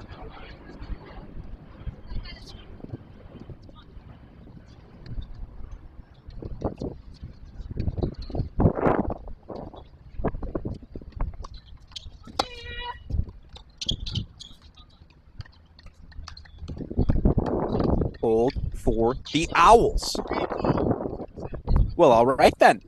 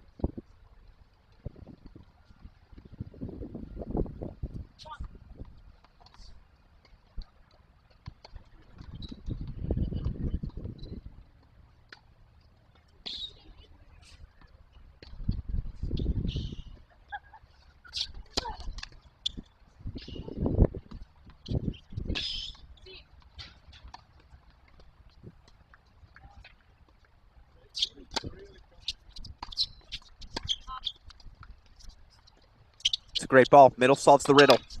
There's a reason that phrasing has survived for as long as it has.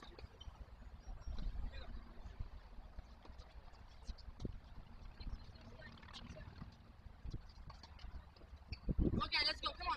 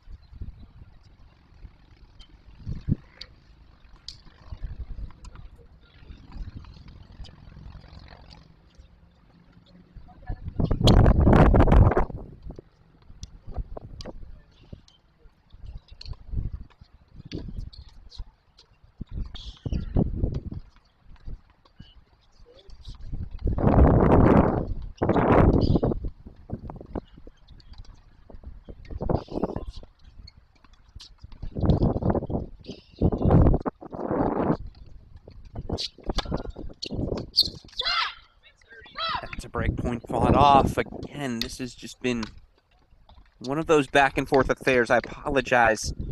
I wish I could point out the silver lining to say do this. will get Texas Tech over the finish line. At the same time, here's the adjustment for Temple. Hasn't been that kind of a match. Every point just a little bit different.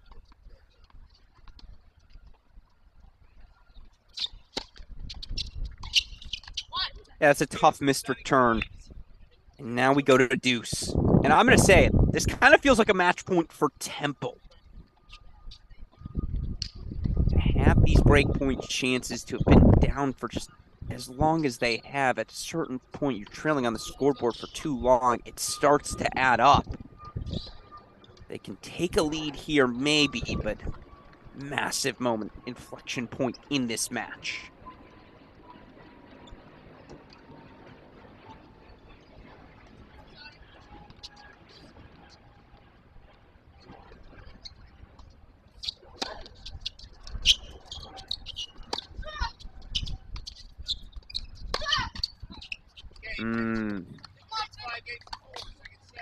Not sure if that'll be a warning.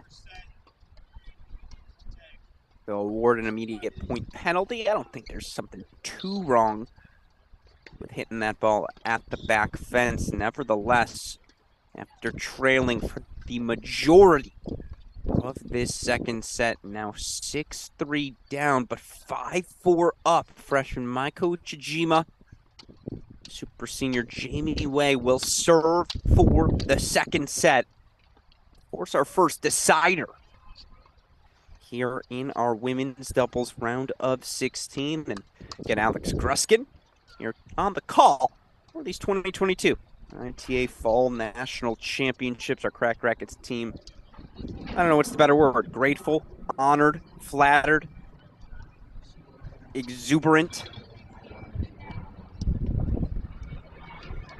to be here for what is the symbolic finish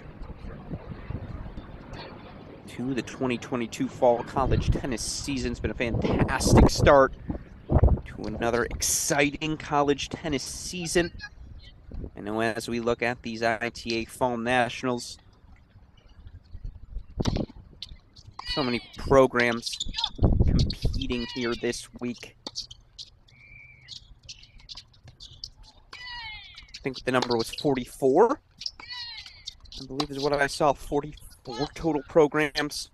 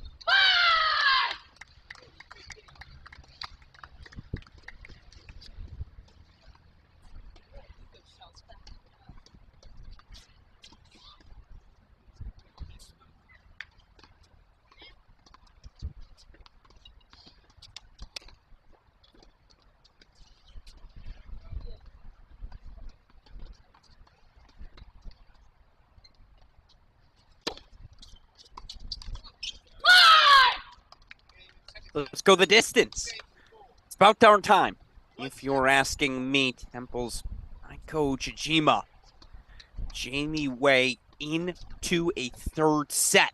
The Texas Tech duo, Komach and Tiglia. So we'll keep an eye on this. Get back here for the start of the third set breaker. We do now have some action starting back up elsewhere on the grounds. where to start out our coverage. There's a bunch of different places we can go. Let's just quickly pop in on court 16, I guess. Oh, no, we don't have a camera for court 16, do we? No, we do. Okay. I think it's 14 or 15 where we might be in trouble. And obviously today the ITA are going to do their best to steer away from any of those non-broadcast courts.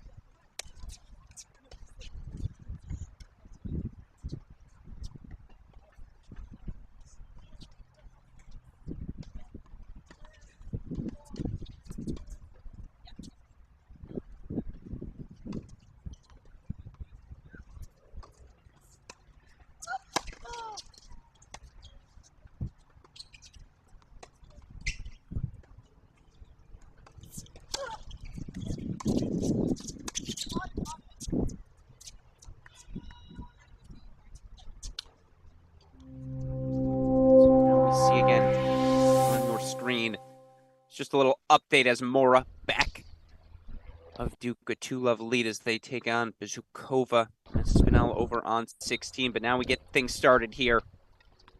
Third set breaker on 11. Think we're actually a little bit behind.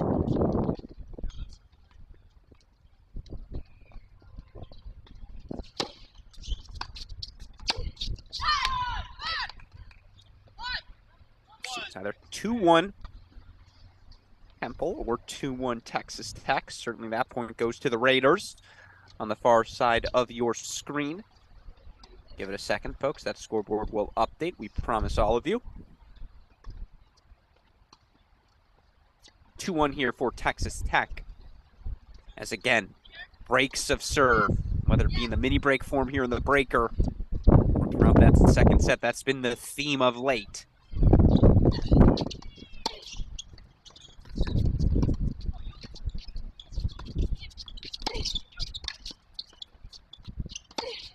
Indecisive.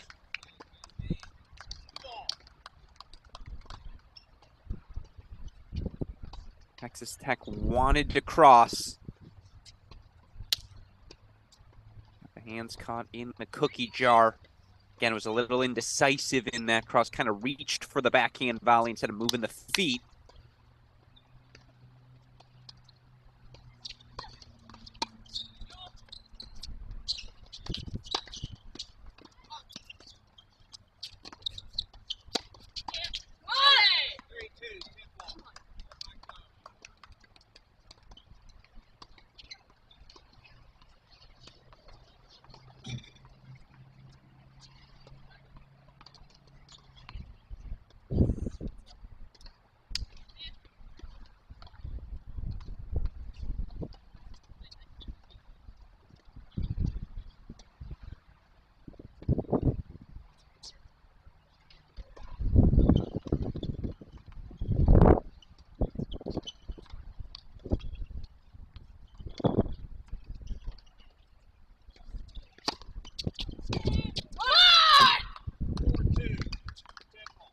And as we make the turn, it's Temple 4-2 lead. Again, our other round of 16 matches in this women's doubles fall national affair already underway. Got all of our round of 16 matches, in fact, either on court or completed if you're just joining us. Routine victories thus far for 3 seeded pairings: Crowley-Tangelic, Brodus-Chen, and Travinsky-Subash of UNC Pepperdine and Virginia, respectively.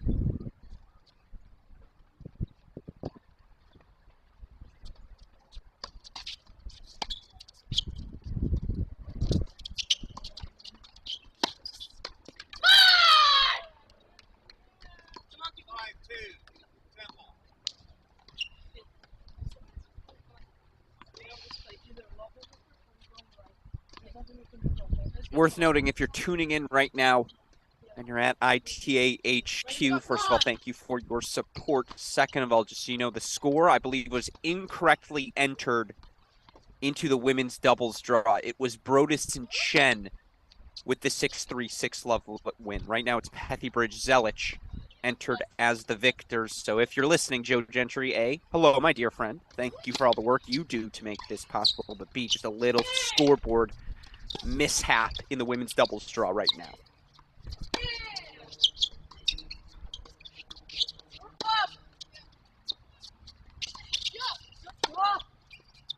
Yeah. Really good fighting from this Temple duo. But what happened to the moving forward for Texas Tech? That aggression that had them sustaining their lead throughout the course of that second set. It's kind of gone away. Of course, in the last 30 minutes, love to see them hit that return and get to the net more.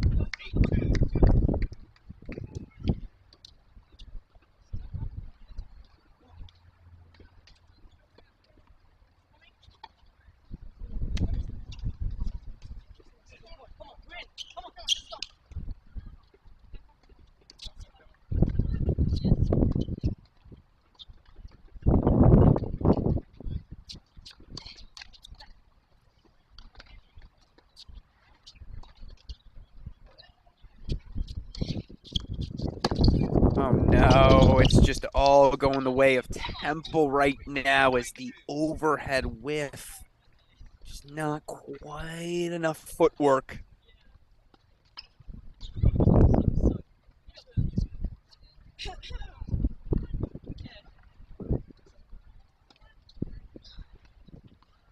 So now it's what?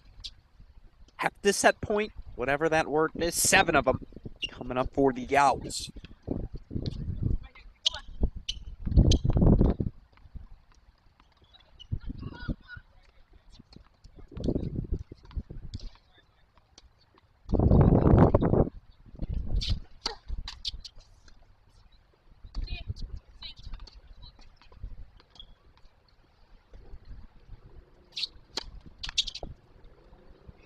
What a comeback. What a turnaround.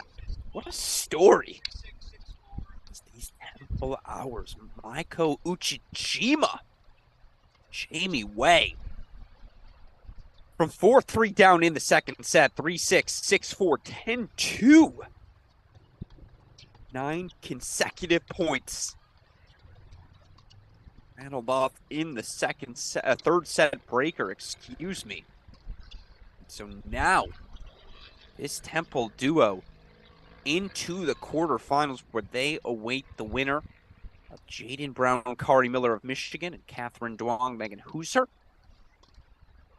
of Illinois. And with that said, now we get to spread things out a little bit. Look at some of the other matches.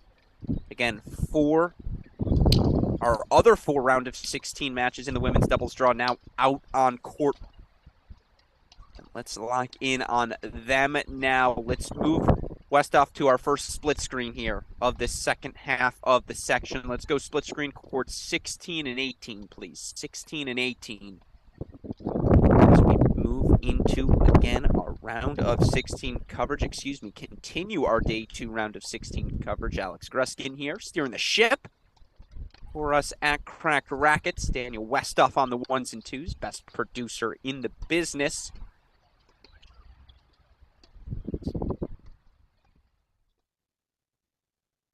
We work a little split screen action for all of you.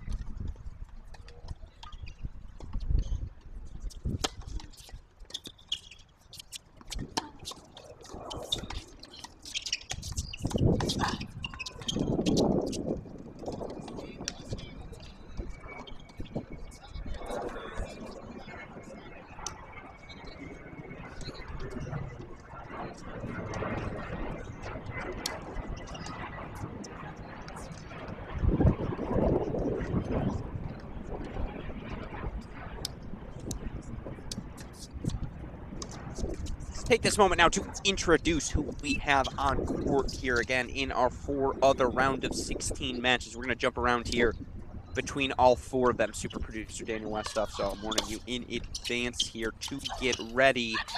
We'll start on court number 16, where it's the Duke 5 through 8 seeded duo, Chloe Beck, Cam Mora, long-time competitors in the ACC. Of course, Mora finishing her college career, making the shift from Chapel Hill to Durham.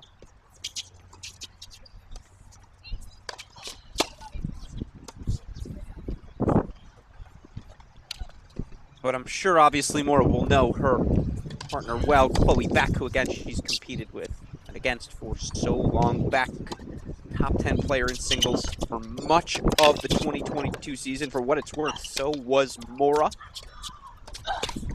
And this is a very fun combination, as Mora clearly more comfortable, if you've ever seen her play, slapping away from the baseline, the two-handed forehand backhand.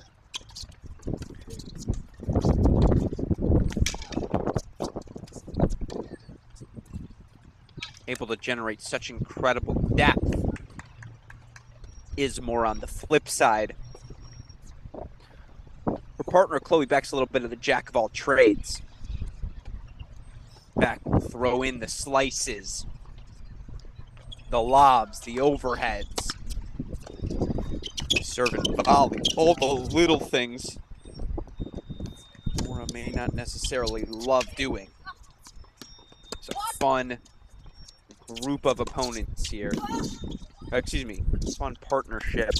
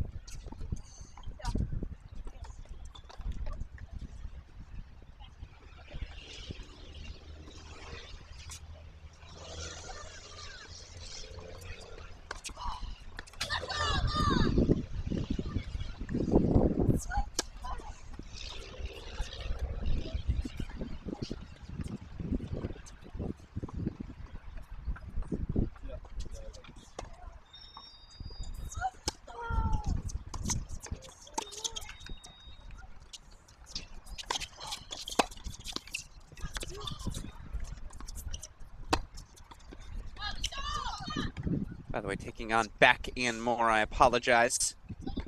Trying to figure out all of our court assignments here. Very fun matchup. They're taking on Fatima Busukova.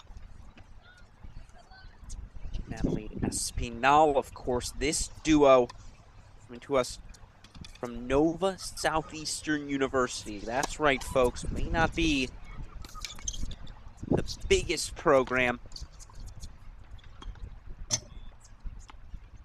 Look for this Nova Southeastern squad. They went 25-4 overall last season. I believe they were knocked out in the D2 final by Barry. But again, this duo in particular, Busukova, Espinal, wildcard recipients into this event. Busukova coming over from Wichita State. Espinal, a senior. From Honduras, I should say. Busukova. Yes, coming over from Wichita State, but graduate student, 5th year.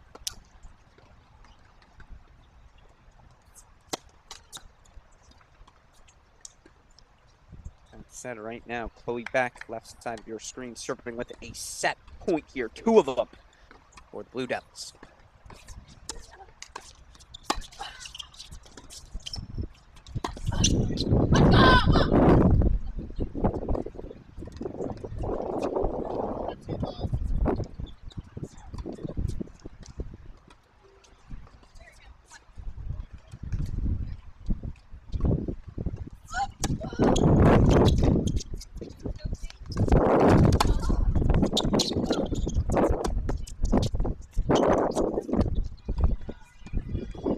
Heck of a volley from Chloe Beck, and that's just what she does. 6-1 set for the 5 through 8 seeds from Duke. Good start there.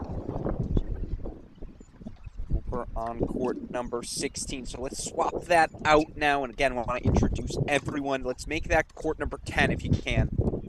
On the left side of our screen, let's make that court 10. But over on court 18, you see a big lead has been opened up. This time it's for the University of Delaware duo. Delyanu Abedulina, partnered with Elisa Askarova. Delaware duo taking on LSU's Anastasia Komar, Nikita Vishwace. Of course, for LSU, brand new head coach steering the women's tennis program. Shout out to former Texas assistant Taylor Fogelman after helping bring the Longhorns back-to-back national championships, and got the call-up from Baton Rouge, ready to name him head coach of the program moving forward.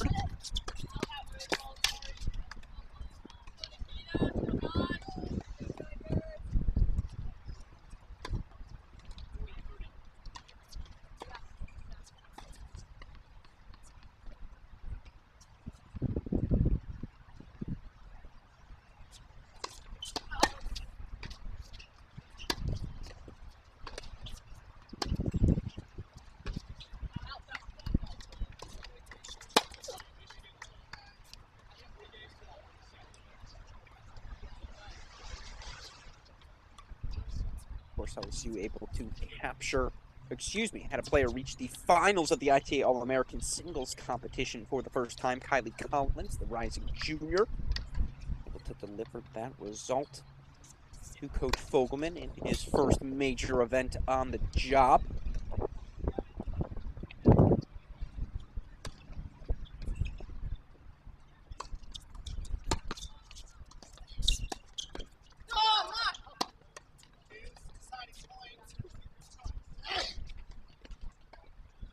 Of course, you look on court right now. Komar, the redshirt freshman. Just a freshman.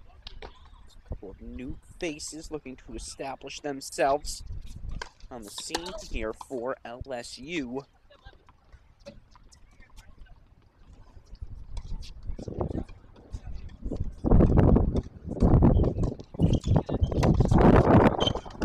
Komar captured the ITA Women's Southern Regional Singles title. Became the first LSU Tiger to win the singles draw since 2019.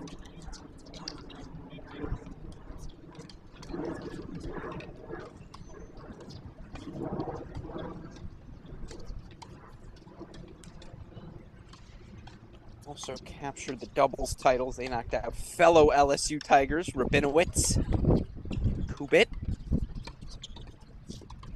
Good start to the year for LSU. That said, right now it is all Delaware in this match. And you look, I believe they're the Delaware Hens, the Blue Hens, excuse me, if my memory serves me correctly. And a couple of veteran Blue Hens on our screen. Of course, Delyanu Abedulina spent some time at Central Oklahoma, did the 5th year out of Moscow, Russia. She's partnered with Eliza Askarova. Askarova, senior, Philadelphia, Pennsylvania. Of course, Askarova spent some time at George Washington prior to heading over to Delaware. So 2 fun faces right side of your screen. It's the Blue Hens of Delaware serving for that opening set on 18.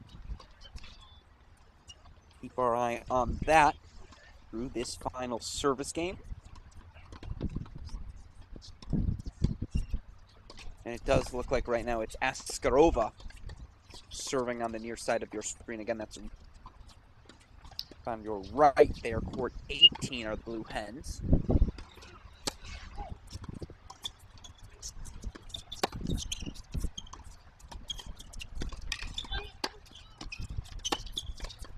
How about that backhand?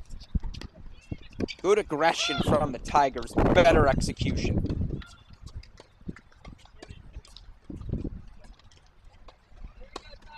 1. The Blue Hens are now 2 points away from the set. Meanwhile, and I see you, court number 10, a little all Big Ten battle between Michigan, Illinois. We'll get to that momentarily.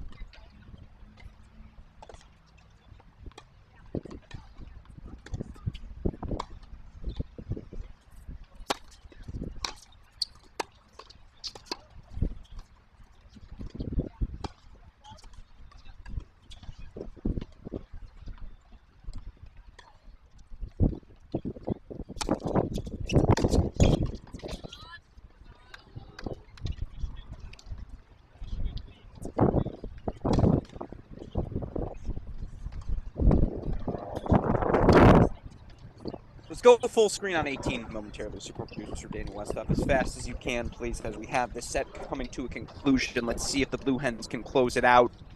And then we'll get back to court number 10 and some of our other action beginning elsewhere.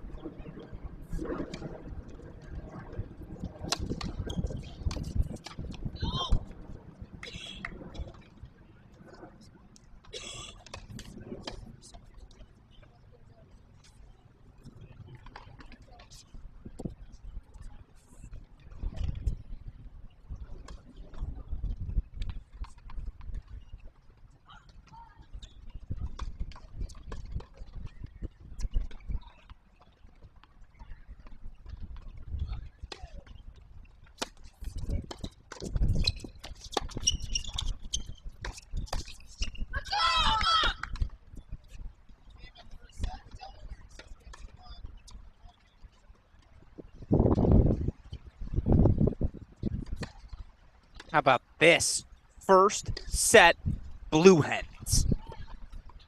Tabadulina Askarova, 6-1 opening set here on 18. I don't want to say an upset's brewing because this is a very young LSU duo, but again, Delaware Blue Hens, I don't think anyone would confuse them with your typical tennis powerhouse. But for what it's worth, Delaware overall last season, fairly solid 19-6 record, knocked out by William and Mary in the CAA Tennis Championships. That might have been one of their few conference losses on the year. Indeed, it was. So good start for the Blue Hens. Head coach Pablo Montana here today. With that said, let's look at some of the other action again going on right now across the grounds. We've got some men's doubles matches out on court, but I want to introduce our final two women's doubles matches. Westhoff, can go split screens, court 6 and 10, please. Court 6 and 10. A couple of first sets still going on in our final two round of 16 women's doubles first sets. I'll start out with court number 10, and I know I'm a bit of a broken record when it comes to this, but I don't know how else to describe it, folks. Go ask University of Michigan women's tennis head coach Ronnie Bernstein.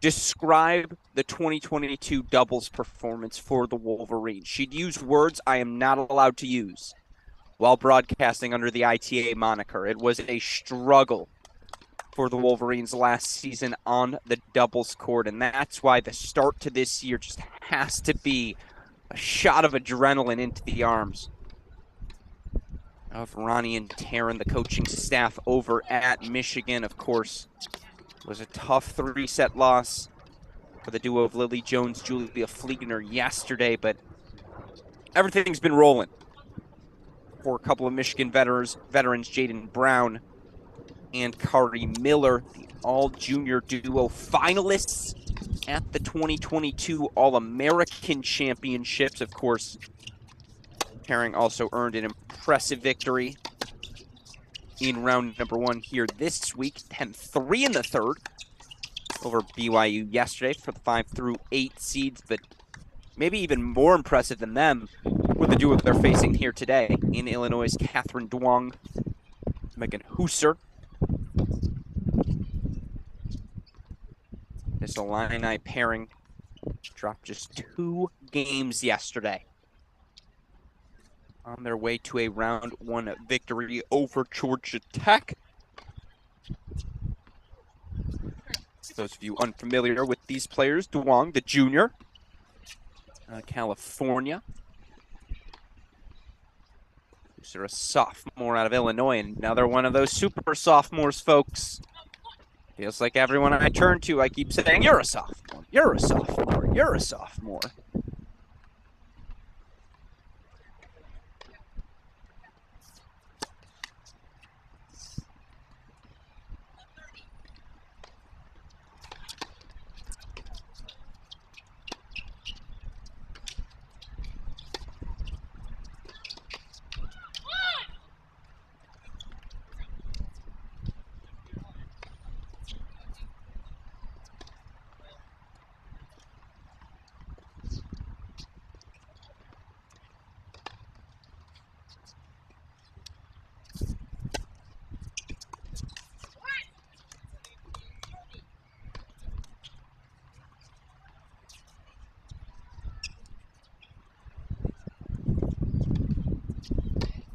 Super producer Daniel Westoff, just so you know, and I apologize, I should have noticed this earlier as we see Michigan holding 4-5-3. Court number 6 scoreboard slightly incorrect. You still have that Delaware LSU match from a scoreboard perspective up on 6, when in fact that is our final first round match here. Excuse me, round of 16 women's doubles match. Currently up on the board there. And speaking of sophomores, a player I will just tell you right now, I am thoroughly convinced will be one of your breakout stars of this 2022 college tennis season is Kimmy Hance, the sophomore out of UCLA. Hance was excellent as a freshman, 15-3 in singles, 16-3 in doubles. Had a really good summer on the pro circuit as well, did Hance. I'm just telling you, keep an eye out for Kimmy. That's right now, the sophomore partnered with talented teammate and fellow sophomore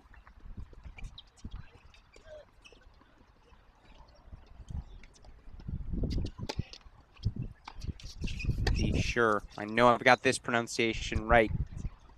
It's Elisa Wogley, the sophomore for UCLA, paired with Hance here today.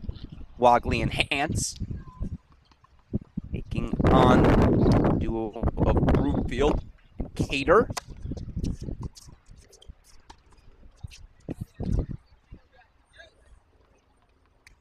Mary Broomfield, sophomore.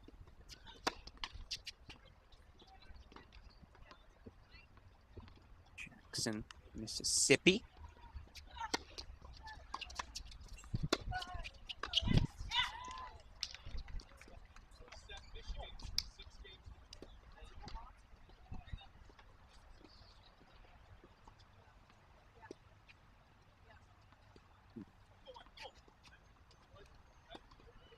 Excuse me. Broomfield partnered with Selma Kadar. Broomfield, the sophomore, Kadar, the senior. Currently find themselves deuce point, break point chance on that left side of your screen. Meanwhile, if you didn't notice on the right, it was indeed a first set for the ITA All-American finalists. Jaden Brown, Kari Miller, the 5-8 seed, 6-3 over Illinois in the opener. So with all of those first sets in the books, then let's change things up on that right side of your screen. We've introduced all 4 of our doubles matches going on right now. Again, we've got, we got to go to court 16 actually on that left side. Can we go to court 16 on that left side as Chloe Beck, Cam Mora. Oh no, super producer Daniel West, if I meant the left side. I didn't mean the right side, because on the right side, what I want to start doing is introducing some of our men's matches, but I guess we can do that on the left side instead. And so what I want to do there, let's go stadium court, please. Over instead of court 6, stadium court, please.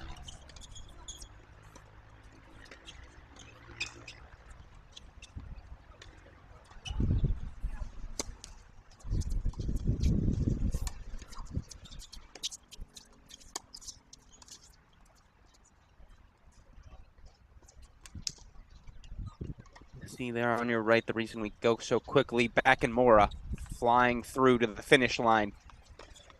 Blue Devils 6 points away from a quarterfinal berth. Meanwhile, again, men's action underway.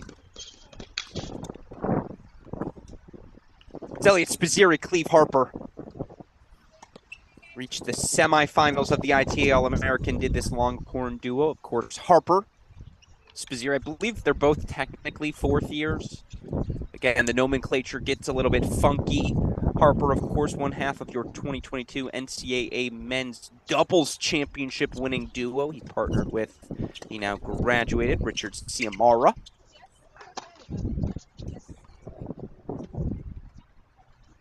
Cleve partnered with the one-armed designer, Elliot Spizzirri.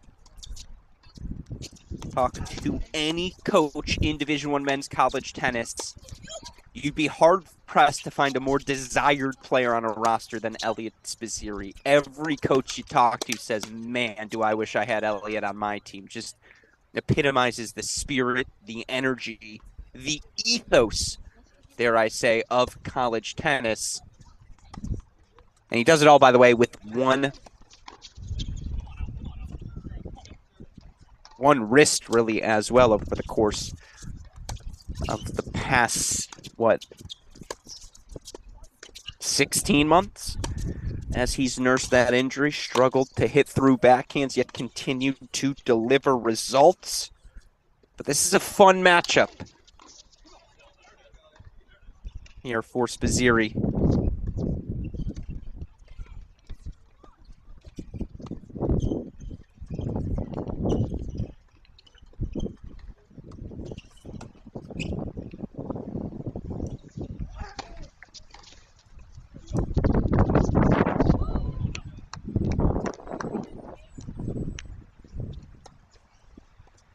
By the way, 6-1-5-0 as you see for Beck and Morris, so will stay there through the finish line. But why is this one fun? Is it's game points for Spizzirri. Well, he's taking on a Penn duo of Eduardo Graziani, senior. Partnered with the senior Kevin Ju. As you see, Spizzirri and Harper hold 4-2-3. For what it's worth, Elliot Spizzirri has a brother. That brother, not a tennis player, or I should say not a college tennis player, but that brother does attend the University of Pennsylvania. So yes, Spizzirri's not playing his brother head-to-head. That said, no better feeling than when you can text the bro and say, hey, I just beat up on your school. So certainly that's one to keep an eye on. Again, Spizzirri, Harper, your number one seeds in that men's doubles draw. 3-3 win yesterday. They're taking on Graziani and Ju. Straight set winners yesterday over an LSU pairing. Right now up a break in set number 1 on Stadium.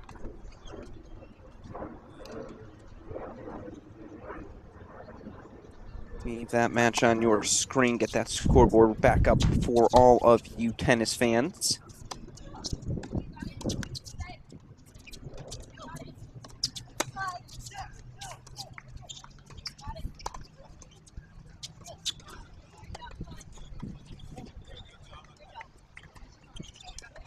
Meanwhile, ask all of you to probably tilt your head a few degrees to the right. Give yourselves a chance to perhaps catch a match point as Cam Mora now 2 points away.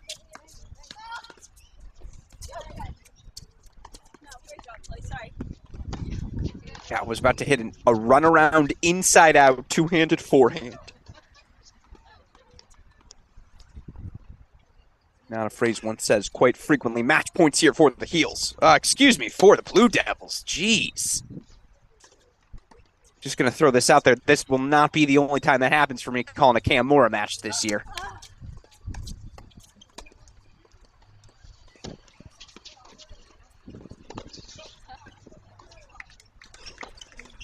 that'll do it. Game, set, match for the Blue Devils. And so it is the 5 through 8 seeds. Mora back into the quarterfinals, where guess what, folks? Spicy matchup ahead as they're going to take on the Pepperdine duo of Brodus and Chen, your top seed. So clear your Friday nights. Don't be going out. Get ready to tuck in. Maybe order yourself a pizza in advance. We got some exceptional tennis on our hands tomorrow. With that said, can we make court 16, court 18, please, as the Blue Hens, the veteran duo, Abadalina, Oscarova, 6-1-3 love lead. Shout out to the Blue Hens.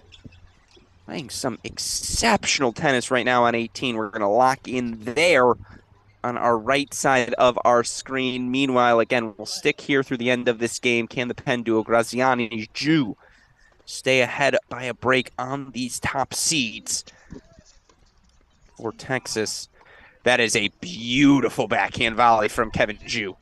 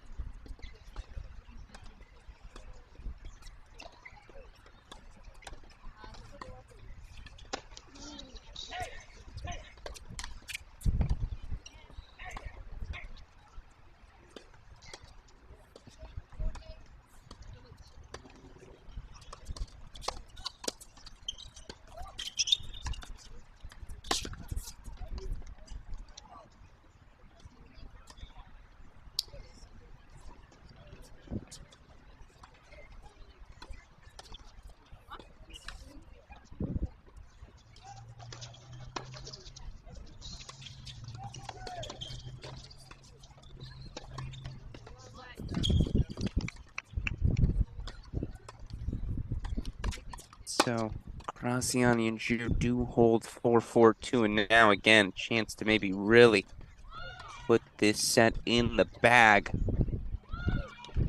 We'll keep an eye on that. If it gets to the ending of the first set, we'll... Actually, you know what? We'll just stay there right now on the men's side. We don't need to go introduce any of the other things happening. Ooh, that is a thunderous overhead.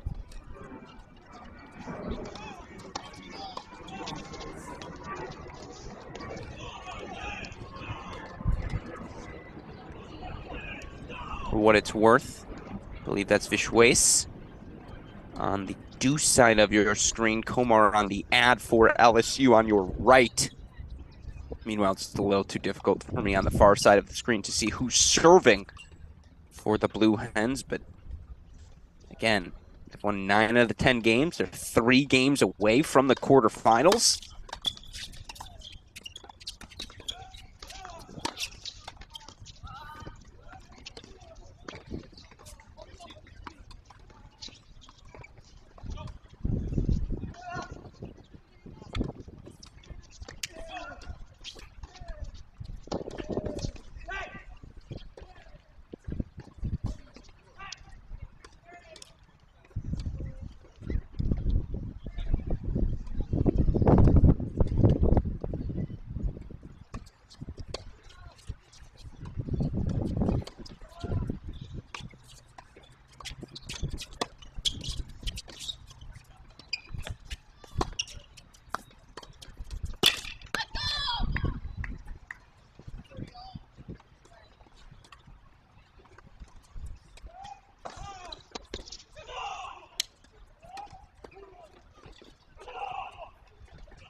Big 30-all moment. It feels like LSU's very, very close to just, again, too big of a scoreboard deficit to overcome. On the flip side, again, this is almost a must-hold game, clearly, for Spizzeri and Harper if they hope to stay alive in set number 1.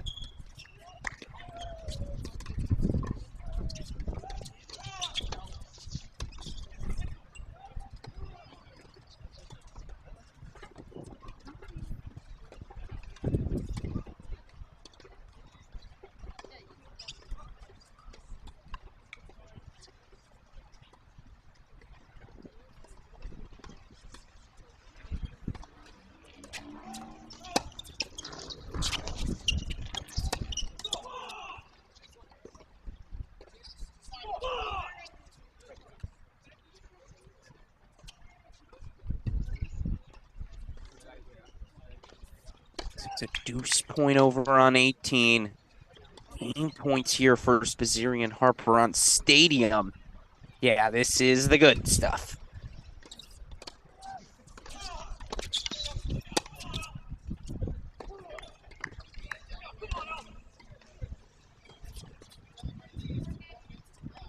And so Spizzirri Harper do their part. They hold 4-3-4. Meanwhile, Blue Hens now 2 games away from the finish line. Again, matches going on everywhere right now across the grounds. Can we flip out that men's match, Westoff? Can we make that court number 9, please? Let's replace Stadium with court number 9 while we keep our eyes locked on Abadalina Askarova. The upperclassmen. Very impressive so far against 2 youngsters. Again, a redshirt freshman and a freshman here for LSU. Meanwhile, now left side of your screen. It's crazy to say this, because I've known him since he was a baby boy. Just slugging away in the slums of Bloomfield Hills, Michigan. But of course, my dear friend Andrew Zhang grew up about 10 minutes from my house. No, he was a dear friend of my cousin, Brad Silverman. Played some high school tennis together. Just a little bit of background, I suppose, on Zhang, who's now one of the leaders of this Duke men's tennis program. And look, Duke men's tennis, I have been maybe the most outward, I don't want to say critic, but we know what the standard should be for Duke men's tennis. You see everything the women's program has accomplished. Top 10 after top 10, year after year. You feel like that's absolutely a plausible thing for the Duke men's program, and certainly throughout the time of Ramsey Smith, we've seen them get that high, but after a couple of down years, this Duke program is firing again. Whether it's the senior Zhang, senior Garrett Johns, top seed in the men's singles draw. Of course, for what it's worth, Johns earlier today, 6-4 in the third over Max Basing, the All-American semifinalist. So that's a really good win for the senior Johns. You've got him, you've got Zhang. Obviously, as you see on your screen, another veteran, Michael Heller. The Krug twins, just another year more of experience for the two of them after a successful freshman start. I'll say it, I think Duke's back. And college tennis is a better place when Duke is firing on all cylinders. So great to see Zhang and Heller have some success here this week. Of course, they're taking on the 3 seed, Sandra Zhang, Louis Maxted. Maxted, the sophomore. Zhang, I believe now has to be a senior, right?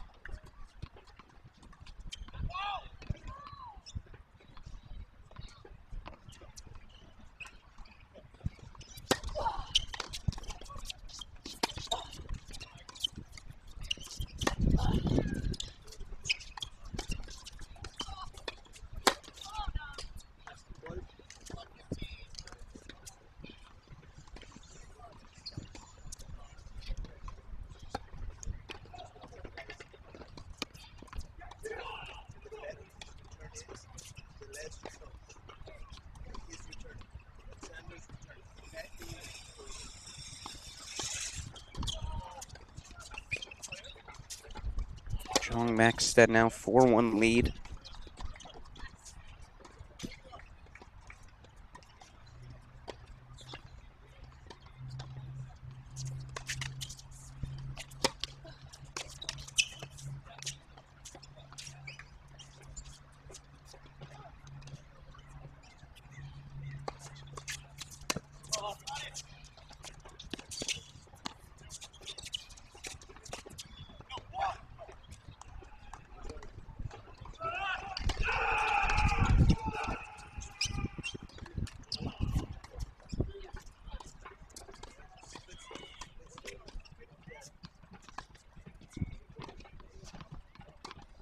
Right now, again, Zhang Heller looking to just keep it a one-break deficit over on court number 9. Do have a scoreboard update from Field and Kadar.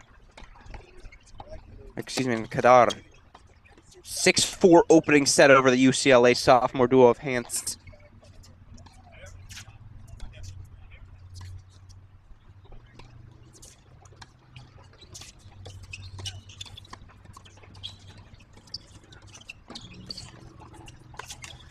And Logley, of course.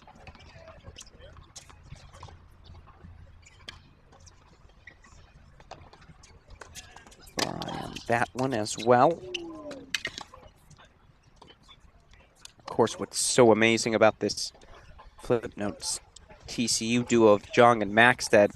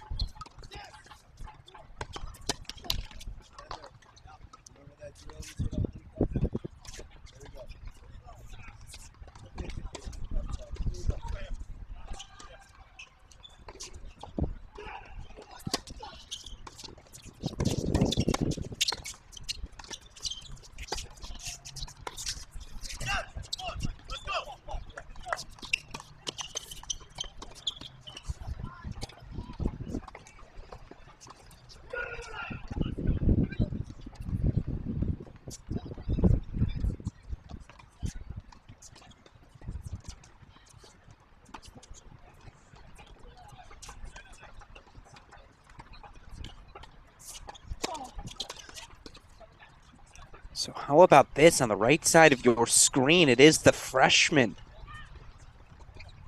Come on.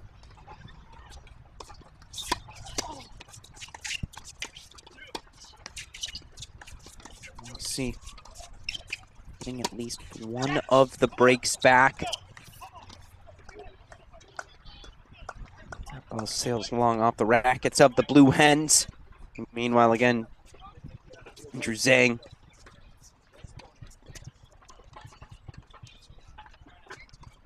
They're getting the hold 4-2-4 to keep the pressure on the Horned Frogs. Of course, I'll keep my eye on the scoreboard in case any other matches approach the finish line as we're cruising.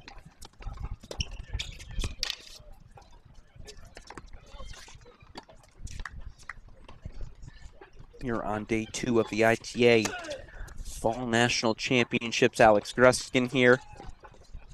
Right now on the right side of your screen, I believe that's Louis Maxted, or left side of your screen, excuse me, I believe that's Louis Maxted serving. Double fault for the sophomore. Yeah, I'd recognize Sandra Jong's legs anywhere. That's definitely Maxted serving. So 15-30, another little bit of an opening for the Blue Devils, who did just have break point in their prior return game. Did that sneak in? It did. Westhoff, put a clip there. That Andrew Zhang return down the line was something.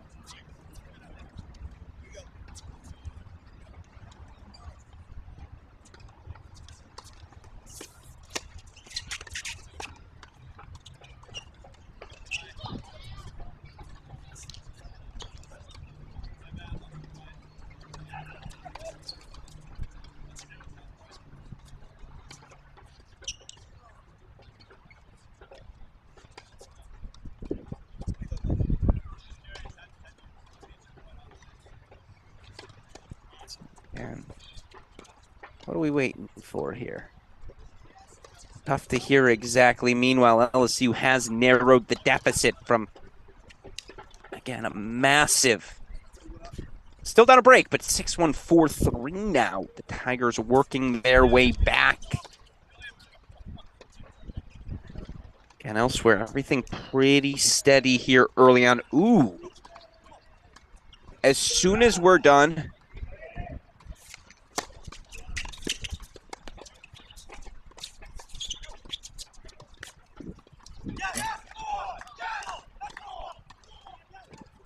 so Duke does get the break for 3-4. We're back on serve on 9. Again, I know I repeat points. I'm just going to say it. I think Duke tennis is back. Duke men's tennis, I should say. The women's program never went anywhere. But I think Duke men's tennis is back, and that is a great thing for the broader college tennis universe. We'll keep our eye on the Blue Devils there on 9. Let's go over to Stadium Court as quick as you can over there, super producer Daniel Westhoff, as we've got set points coming up.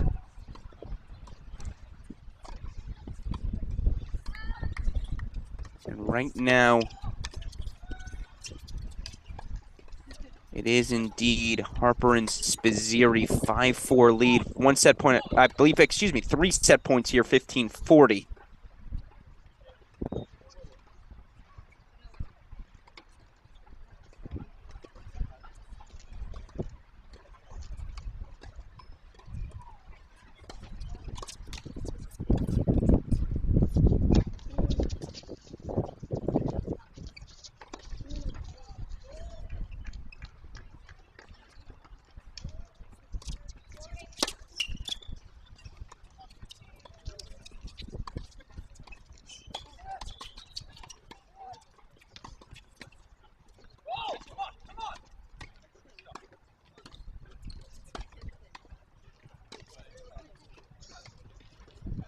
And every so often, all I have to do is sit back and let this action unfold, right?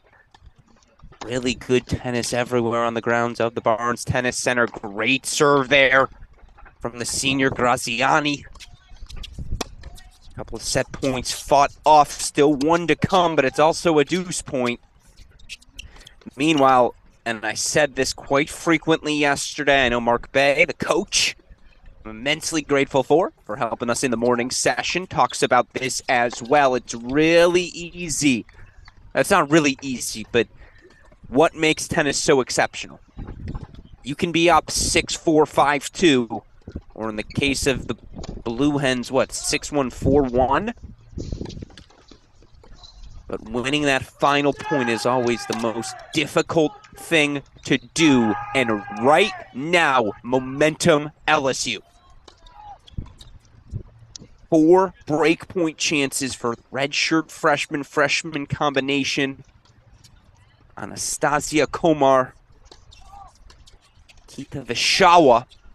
Of course, Vishawa, again, winner of the singles and doubles regional for the Tigers. How about that turnaround? Meanwhile, great hold by Penn for 5-all. Love the move, though. Love the move from the freshman from LSU. In the white shirt is Vishawa. Komar again. There. Oh, no! I apologize, folks. I missed a match point. I'm better than that. University of Michigan's ITA All-American finalists. Kari Miller, Jaden Brown. 6-3, 6-1. Over the Illini duo, Duong and Husser. So now you look for the 5 through 8 seeds. Miller, Brown, now going to take on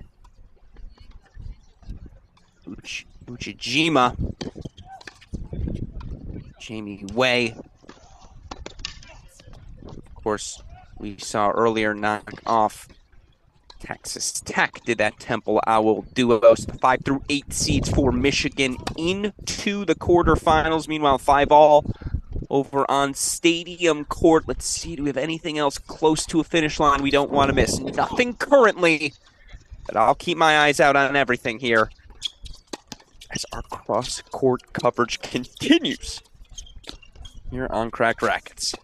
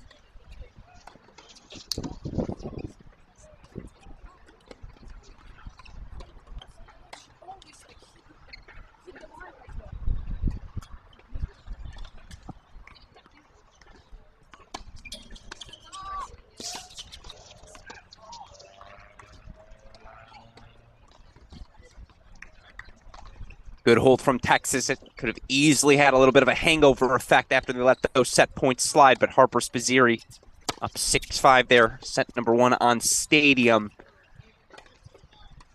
All right, we have to keep court 18, but can we go to court number 6 in lieu of Stadium Court? We'll have a whole session of men's doubles coming up around 5:30, when in fact from 5:30 to 7, and excuse me, I'm speaking Pacific time here, 20 minutes from now, or we've got about 2 hours left here. 2 hours left of our coverage to try to monitor all of the action. I should say we're going to stick with you through all of today's main draw play. And coming up at 5:30, or excuse me, by 5:30, we'll have every match out on court. That is a main draw, excuse me, by 5:20. So we're about 9 minutes away from our final men's matches walking out on court.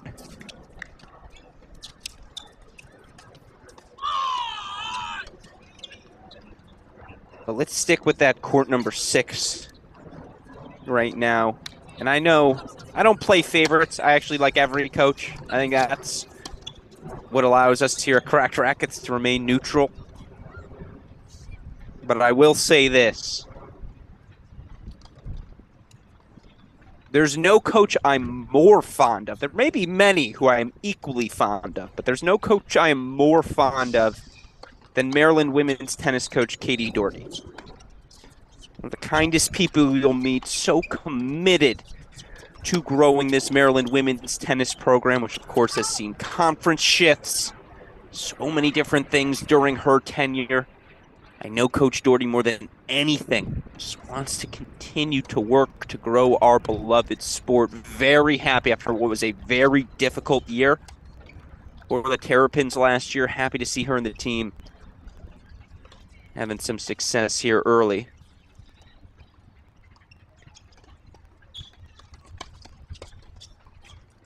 And Mary Brumfield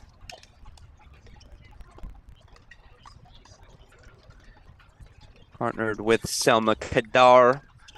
Brumfield the sophomore, Kadar the senior. They're taking on that all-sophomore duo for UCLA. Kimmy Hans, Elisa Wagley.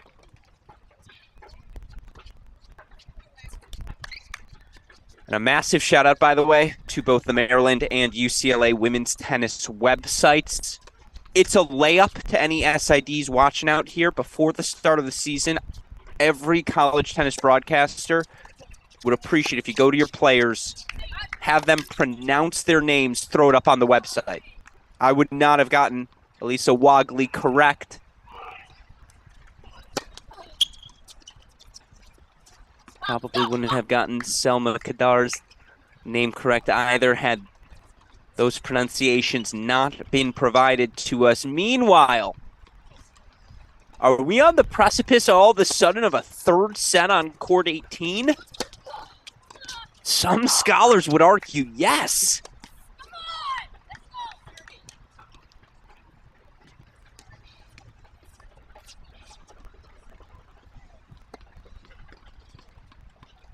Right now, LSU has come storming back.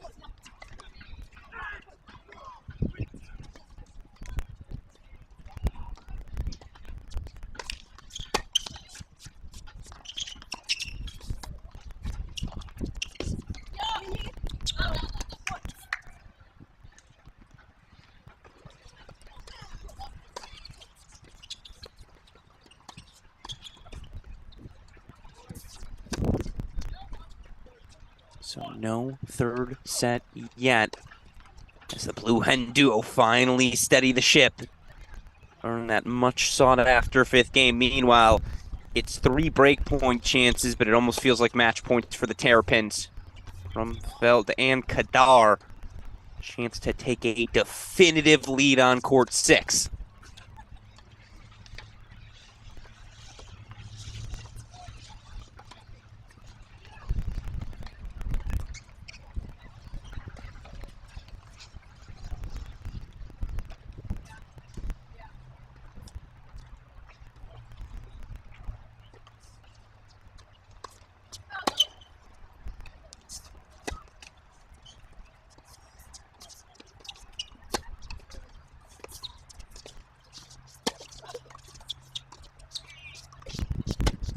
It's a really good cross from Brumfield. And just like that, Maryland, 2 games away from the finish line.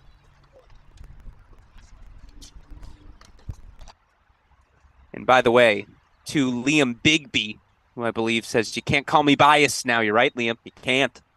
I think I just disproved any thoughts of bias with my hypothesizing and pontificating here on the show today.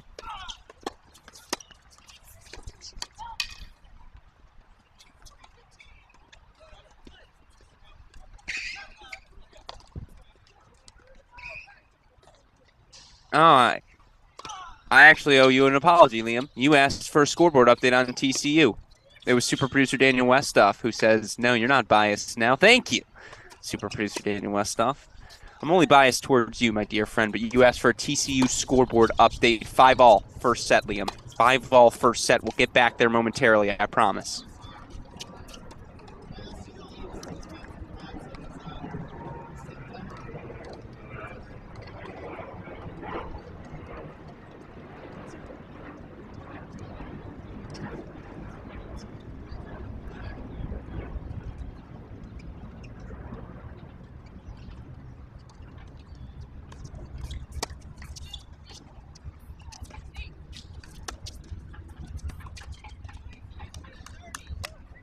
And here come the UCLA Bruins still. Again, keep your eye on Hantz.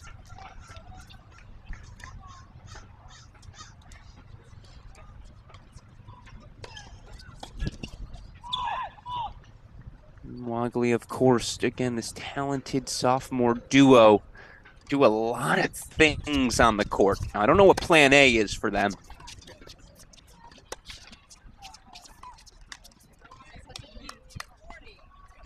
B, C, and D, the reading, the reacting, the cutting. I think this match might have another act to it on 6. Meanwhile, again, 18 LSU has come alive. Redshirt freshman Anastasia Komar. Freshman Nikita Vishwase.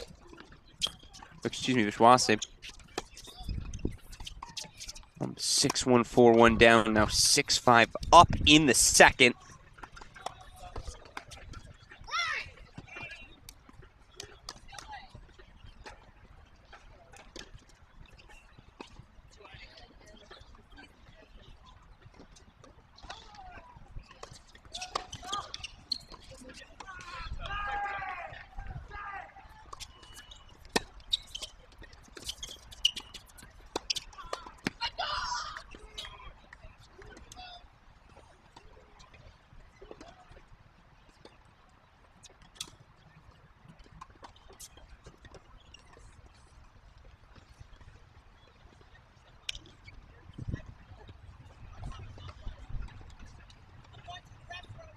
All right, hands, Wogley.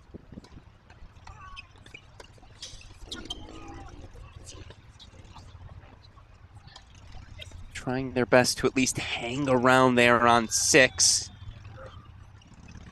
Super producer Daniel West, can we go full on 18? By the way, that camera on 18 froze on us. I'm not sure what happened there. But I do see that screen frozen on our right side. I know it's 30 love here. And if it's a camera problem, we may have to veer away from that match. I defer to you, super producer Daniel Westhoff, if so.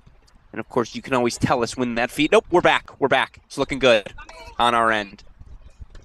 Thank you, super producer Daniel Westhoff, who I will assume broke into the camera, fixed one line of code, and now we have a perfect camera feed. Even if that is in no way what happened, that's what I'm going to sell to the people moving forward.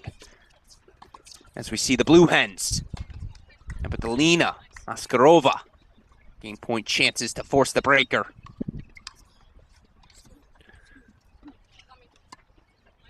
And by the way, because I screwed up the first one, just so you know, Liam Bigby, looks like we're going to have a first set breaker between Duke and TCU. We'll keep our eye on that match as well. First set, Graziani Zhu, 7-6 opener for the Penn Quakers. My little brother goes to Penn. Shout out to the Quakers.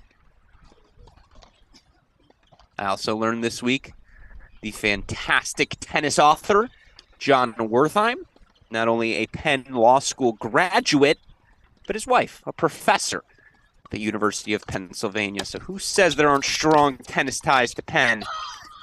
That person is mistaken. Heck of a knockoff volley there from the lefty-righty duo here for the Blue Hens. Let's go to a breaker. Let's stay full screen through the end of this one. We've invested a lot of time into this. We're either 1 or 2 tie breaks away from the finish line. I will ask you this, super producer Daniel Westhoff. Will you please keep an eye out on that UCLA-Maryland match? If Maryland gets close to a match point,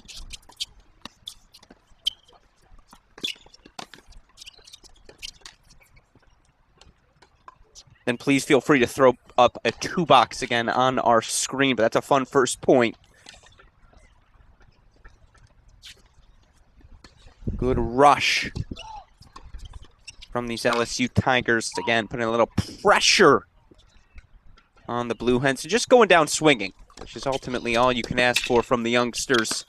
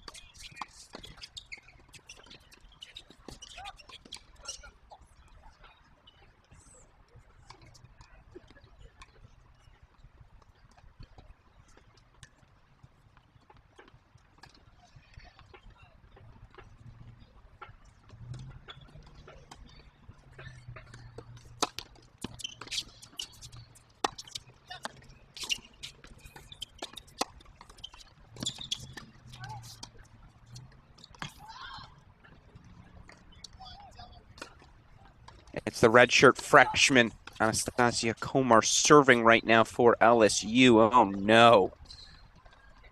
Oh, the Tigers as that overhead sails off.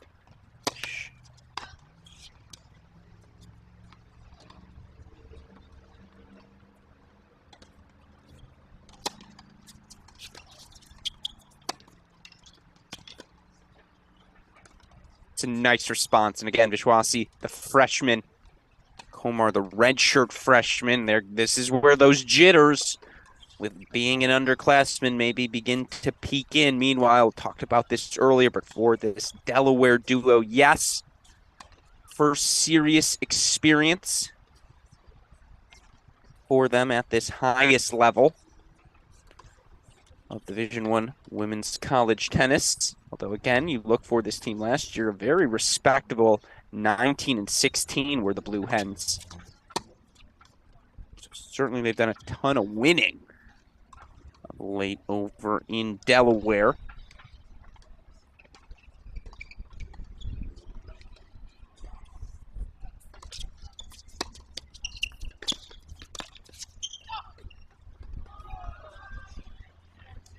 Of course, Abdelina Askarova became the first pairing in Delaware Blue Hen history to capture an ITA regional championship wins over Mary Brumfield, Selma Kadar in their ITA doubles regional final.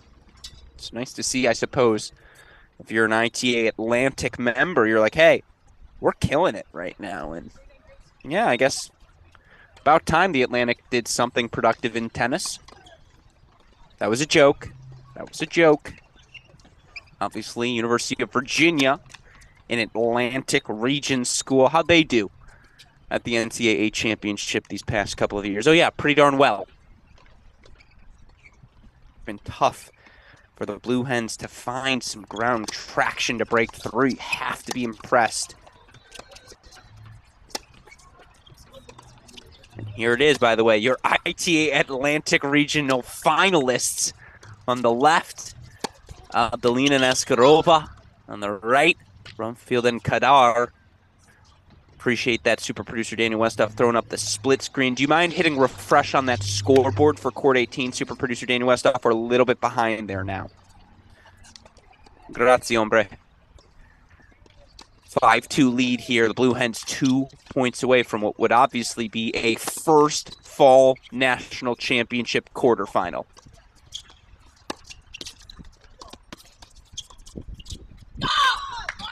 Make it 1. 1 point away for the Blue Hens. Do we have the slow clap sound effect, super producer Daniel Westoff? Did I forget to text you last night? Yeah, I forgot to text you last night, he said. My bad, folks. We'll have that for championship weekend. I knew I forgot to text you last night. That one's on me, super producer Daniel Westoff. Obviously, like to have as many fun sound effects as we have. Make you feel like you're watching in person. And again, to all of you, not just Liam Bigby, who you say you appreciate the score update. I appreciate you, my friend. And to all of you tuning in, again, Alex Gruskin here, our Cracked Racquets team. So honored to be able to broadcast all of this action.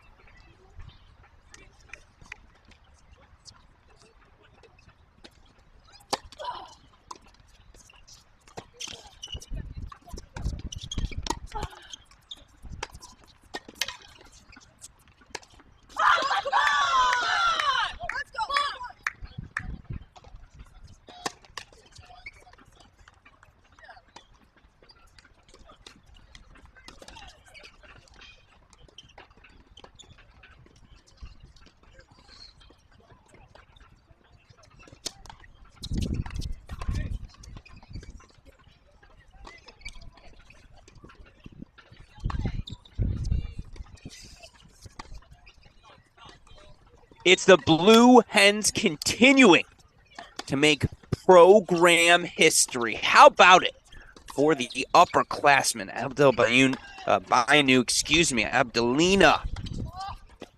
Liza Askarova.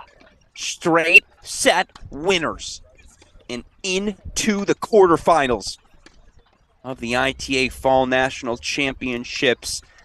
Again, we're not rooting for any individuals here at Cracked Racquets, but we always root for storylines. And watching these Delaware Blue Hens do what they do, that's a storyline every college tennis fan can get excited about.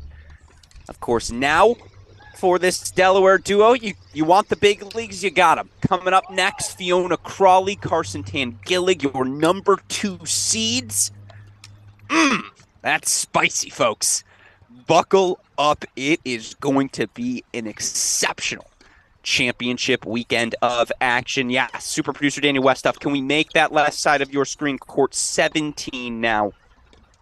As now we're going to start working in much more of our men's doubles coverage. In fact, 6 of our 8 men's doubles quarterfinals out on court already. We will ensure we have at least one of those men's quarterfinals on screen for you from now until the end of the round. By the way, Liam, Mr. Bigby, TCU Horned Frogs, 7-6 first set over Duke. Good things happen to those that interact with us here on our Cracked Racquets stream. That's what we're learning, but shout out to super producer Daniel Westhoff who made the call here. How about this? Finn Bass, veteran for the Baylor Bears. He's partnered with Juan Pablo Mazzucci. Duo dropped a 6-4 first set.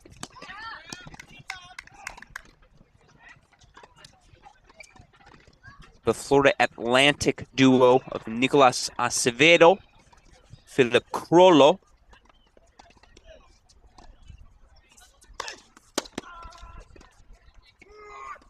Right now, Bass Mazzucci on the comeback trail.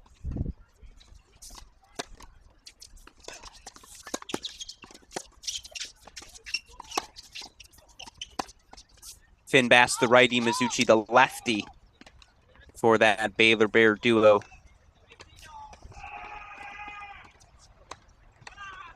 Meanwhile, you look for this FAU team. Nicolas Acevedo, senior out of Concepcion, Chile. His partner again, Philip Crollo, the junior out of Germany.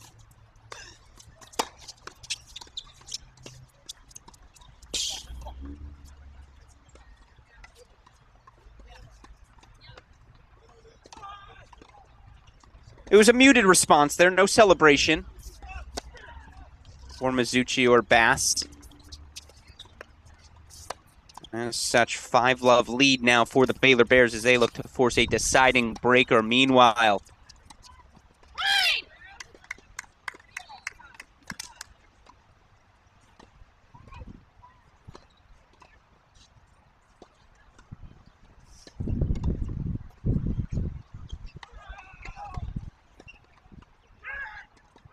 as we see again, Hans Wagley looking to just stay alive.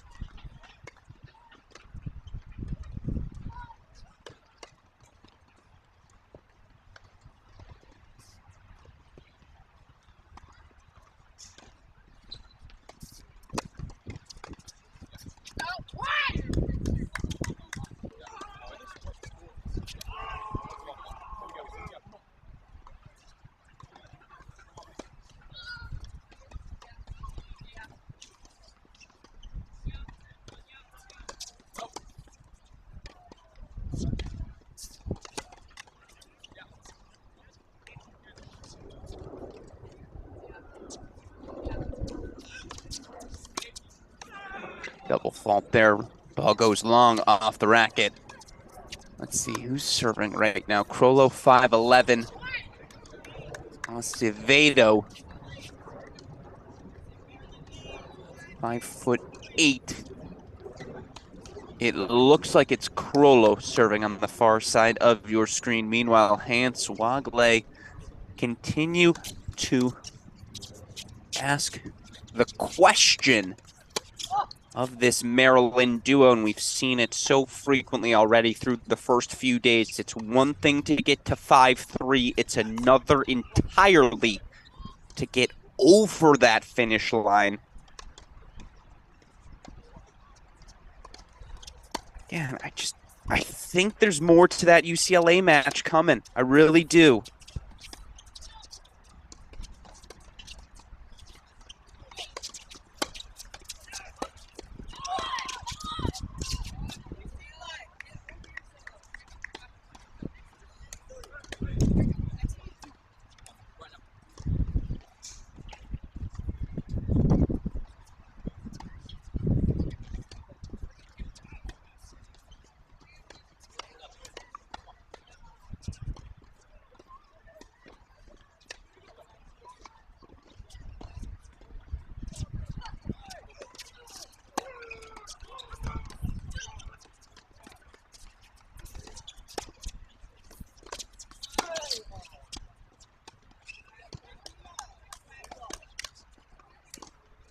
All right, Mizuchi Bass closing in. 2 points away. Meanwhile, Brumfield, Kadar, 3 points away. It feels like it's a long 3 points away, though. Meanwhile, again now, 2, 4, 6, 8 matches out on court. Everything's in play, folks. You want to follow any individual streams, go to the wearecollegetennis.com ITA website. Of course, we'll do our best to jump around here as we cover all of main draw action. Alex Gruskin, thrilled to be steering the ship here on a Thursday night. I was joking earlier here on our broadcast. I'm currently broadcasting from the Tennis Channel studios in Santa Monica. Fortunate enough to be a part of Second Serve, a new show they are launching where, guess what we talked about today? The fact that 35 of the ATP Top 100 doubles players have college tennis ties. Talked about players like Danielle Collins, Jennifer Brady, what college tennis did for their development. But everyone makes fun of me. As soon as the show's over, they all go home. To which I say, losers? Now the real fun starts. Now I get to go call college tennis, get back to my roots. And again, who doesn't like 12-hour days where all you're doing is watching tennis? If you can't get up for that, you shouldn't be in my job. This is the good stuff. I know even super producer Daniel West stuff now. Honestly, probably one of the world's five foremost experts on college tennis.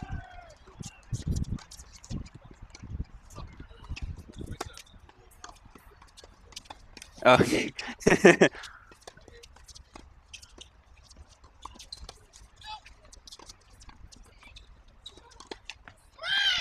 Westhoff cut the clip. Court 6. 5-3, 30-all. That might be the turning point.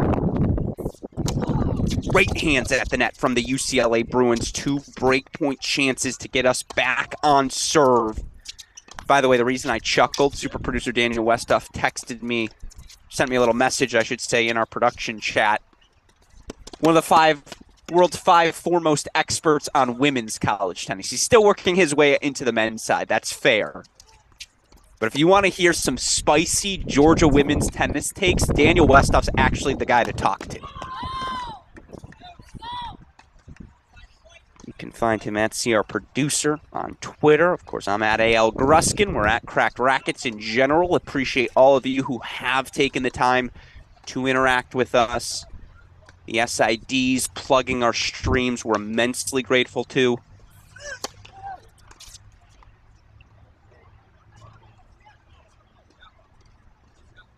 Right now, again, monitoring our final round of 16 women's doubles match.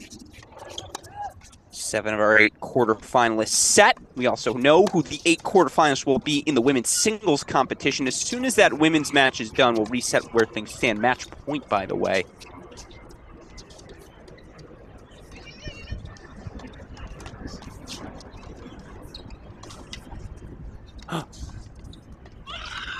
Oh, cut the clip. 2 gems to end things in this Maryland UCLA battle. What a finish. And in the end, Brumfield and Kadar threw in straight sets, but don't let that scoreline fool you. That was a heck of a fight from the UCLA Bruins. And that match very well could have gone 3 sets. Well, with that said, we know who our quarterfinalists are now on the women's side of this ITA Fall National Championship field. Westhoff, if we go full screen, will we miss this set point, or can we quickly do it for 17? All right, he says we should stay so we don't miss it. Let's stay so we don't miss it. Lefty Juan Pablo Mazzucci serving for the set. Then we're going to quickly reset, and we'll lock in to our men's round of 16 doubles action.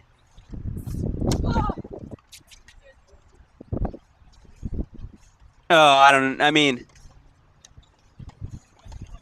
think it's that the call came late more than anything else. That's far sideline. I don't have a strong opinion one way or the other. It's really Finn's reaction.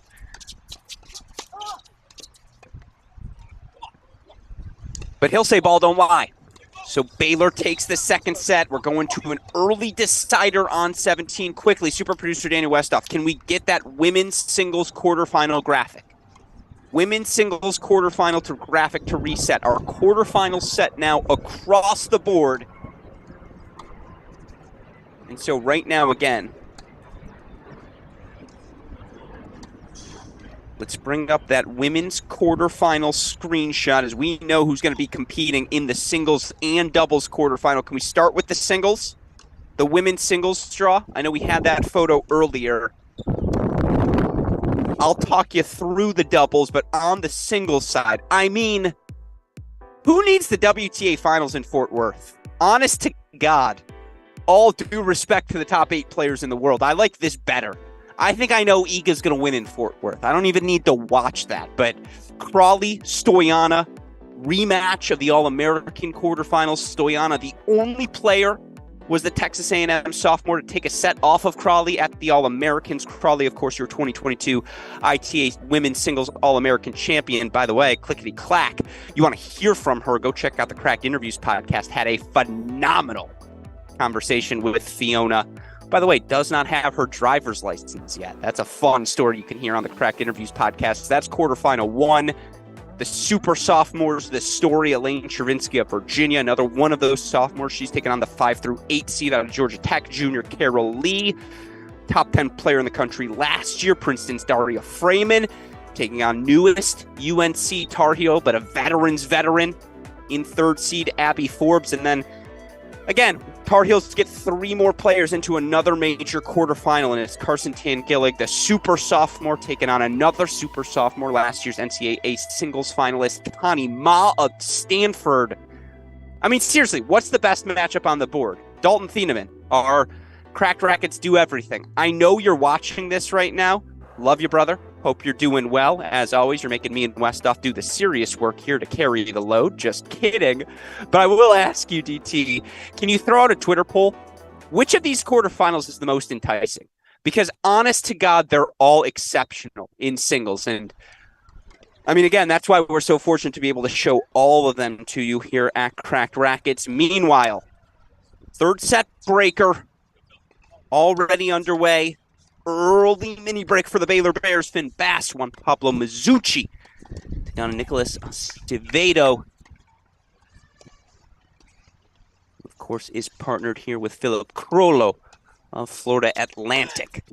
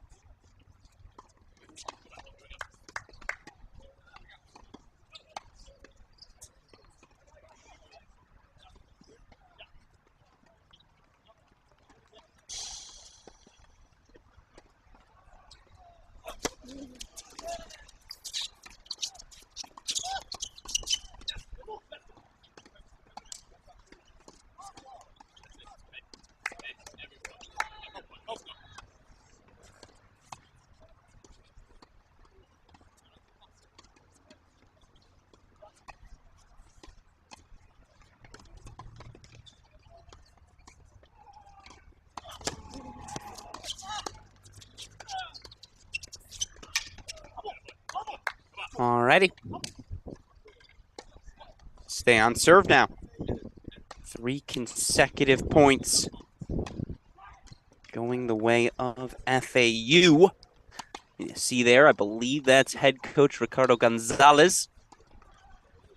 A couple of words of wisdom.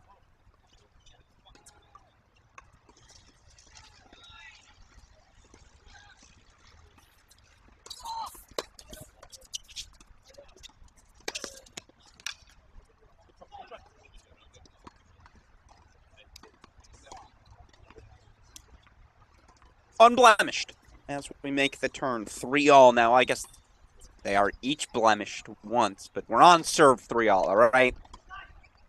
Cut me some slack, please, as again, every match currently out on court. And you look at this FAU team, last season's numbers. Overall on the year, 18-6. Not too bad, some scholars would argue. 2-0 knocked out by Charlotte in Conference USA Championships.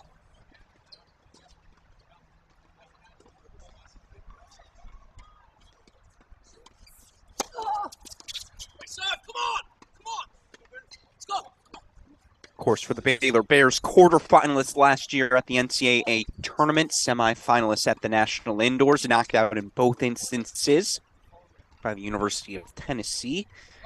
Of course, Baylor-Tennessee has arguably become the best rivalry in men's college tennis, but that's a discussion for another time.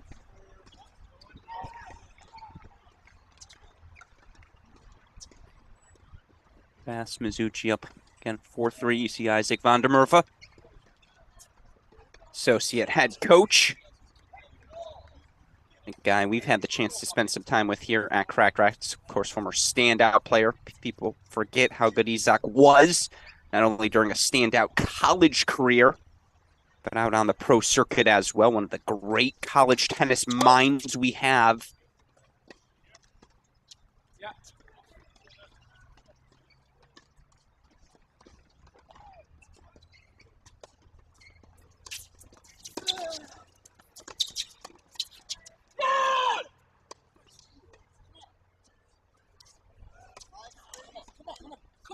Absolute money from Finn Bass. That's a really difficult backhand volley to hit. Ball coming at you cross court to have the strength to guide that ball down the line. Mini break back in hand for the Bears.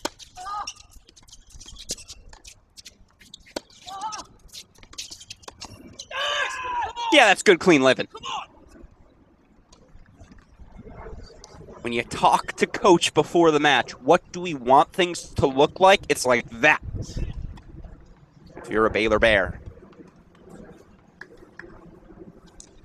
So that's really, really good stuff there. Mizuchi putting pressure on this FAU duo by pinching forward after that backhand. As such, Bass knew, hey, I know he's moving forward, but they're not going to expect the poach there. That's veteran savvy from Finn Bass.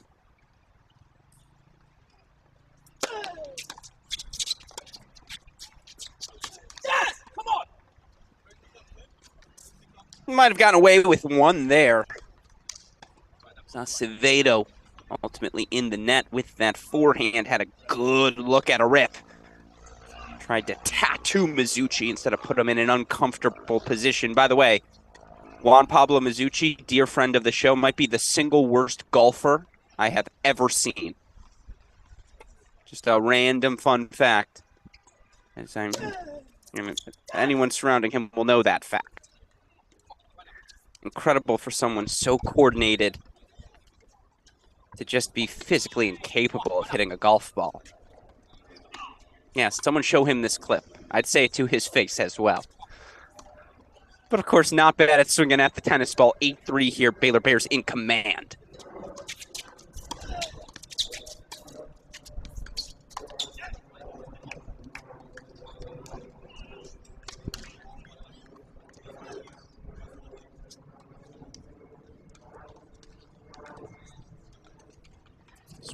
a third turn, 8-4 lead for the Baylor Bears. Again, let's see what else is happening across the grounds right now. We're not missing any match points, are we? I don't believe we are. 2, 4, 6, 8. There are 9 matches on court. I'll have to figure out which one isn't a main draw match. Or perhaps I defer to you, super producer Daniel Westoff. I think it's the match on court 10 that's consolation. So that's the one for us to not ignore, but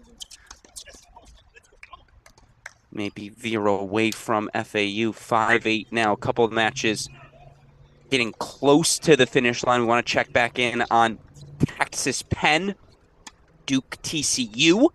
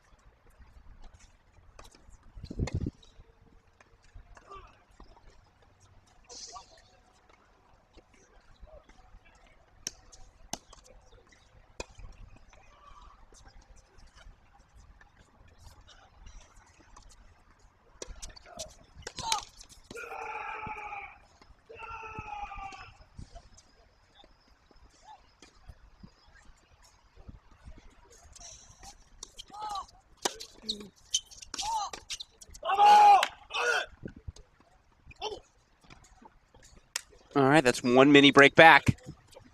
In fact, that's both.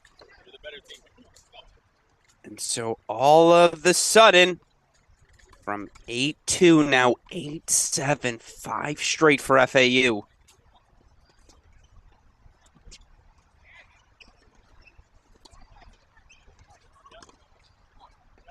Rolo serving here on the near side.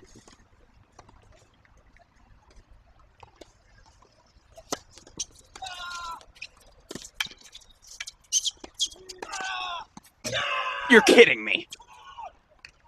You know what I'm going to say, super producer Daniel Westoff. Put a pin in it. That might just be your shot of the day. Not necessarily due to degree of difficulty, but scoreboard scenario.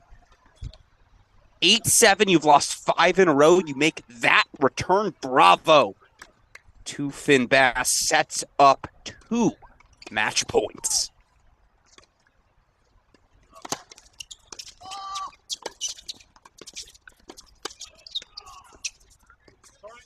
Oh, great forehand from Crawl there. Rolo, excuse me. That was excellent. Get that ball that low with how deep that volley was from Finn Bass. These guys are just all ridiculous athletes. That said, start the slow clap in your head.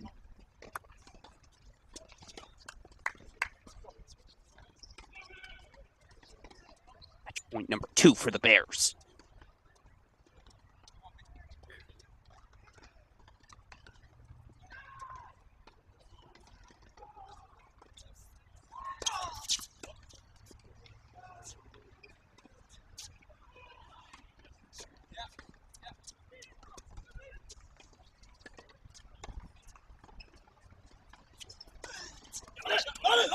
No. Do you like drama? You got it. Here on court 17, double fault at the most inopportune of moments. 9-all as we make the turn. There's a lot of good stuff going on right now, folks, and I know we've been locked in on this match for a while, but now we're committed. 9-all in the third. We're not going anywhere. All 8 men's round of 16 doubles matches out on court. We'll show them all to you here as day 2 coverage continues on our Cracked Racquets YouTube channel. Alex Gruskin here was 8-2 Bears, then 9-7 Bears, and now it's 9-all.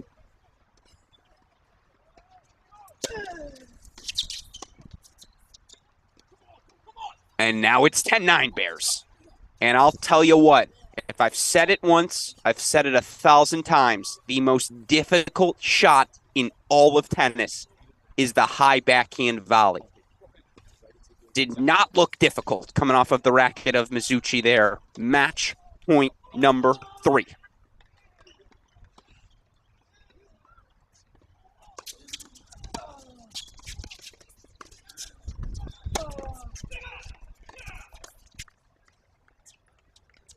It was awkward, but it was effective.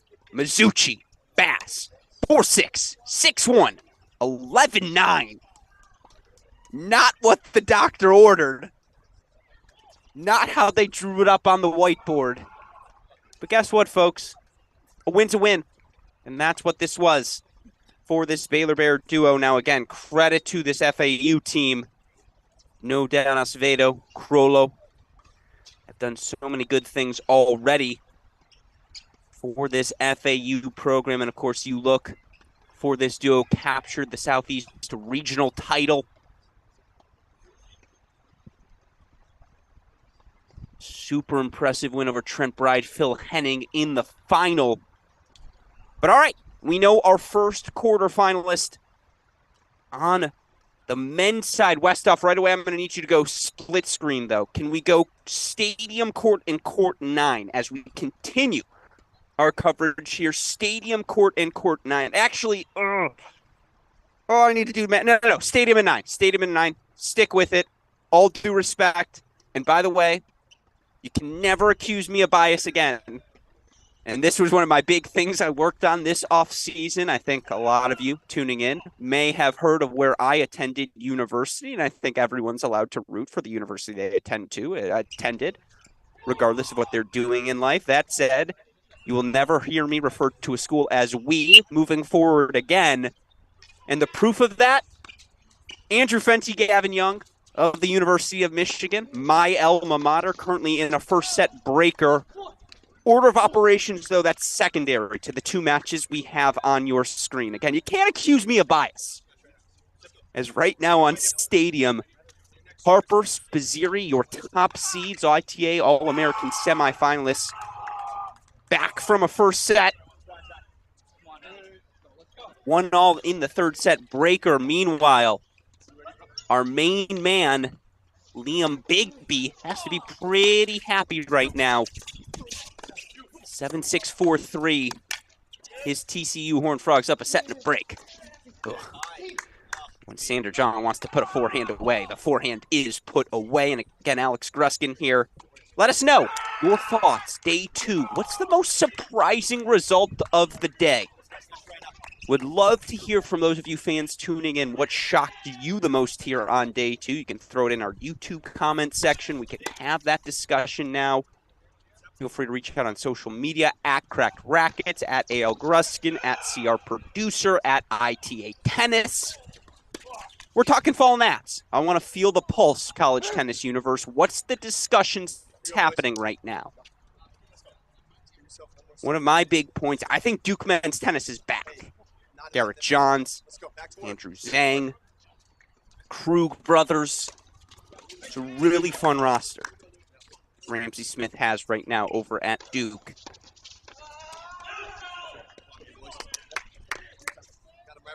Let's see if Zhang, Heller can't work their way back into this one. That's at 4 game point chances here for the Horned Frogs. We're on serve 3-2 in that first set breaker. Make it 5-3 here. Heller, the righty of this Heller-Zhang pairing, missing that return and offering a look to Andrew Zhang as if to say, well, that didn't work. I can confirm it did not.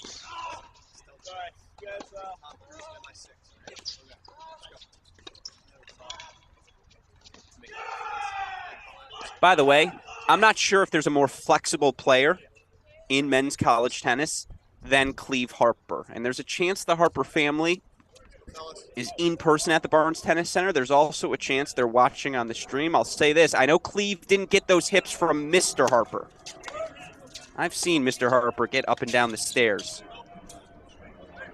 Not his greatest motions. No, of course, I love the Harper family. So kind to us here at Cracker Rackets. And Got to spend a lot of time with them during Cleve's run to the NCAA doubles title last year.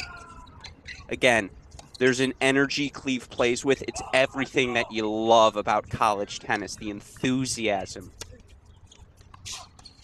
the refusal to quit on any match. I mean, if you were to draw your ideal pairing,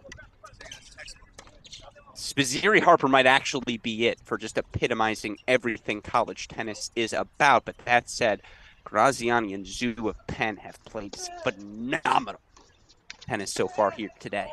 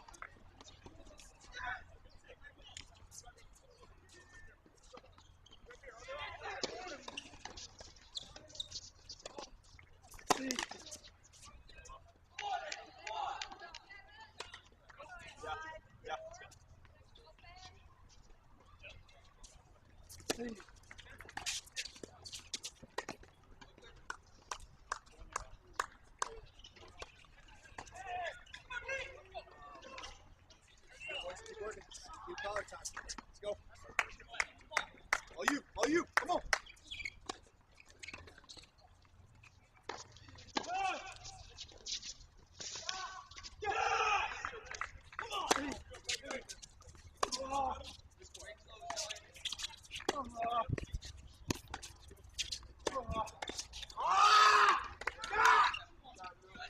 So predictable. We got that. Nice shot.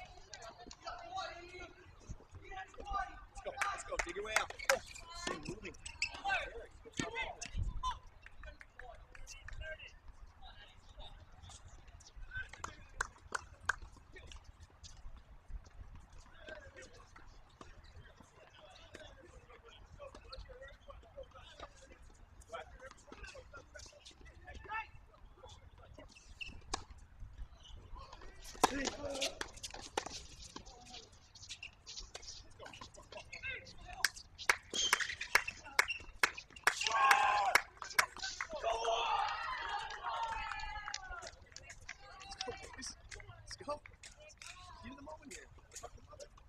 All right, as we make the second turn, 6-all over on Stadium Court. Meanwhile, it's a deuce point, it's a game point, it's a break point, and it's a match point for Zhang and Maxted.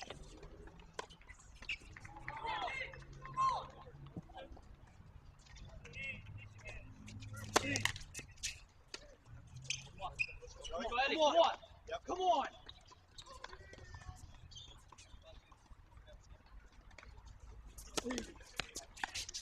Let's go. Come on. Great hold. Duke survives. 4-5 hold. And you see a little hitch in the giddy up. That said, DC will still serve for the match. Meanwhile, Harper, Spizzirri have conceded the mini break back, but up 7-6 in that third set breaker. Harper, Spizzirri, your top seeds here this week.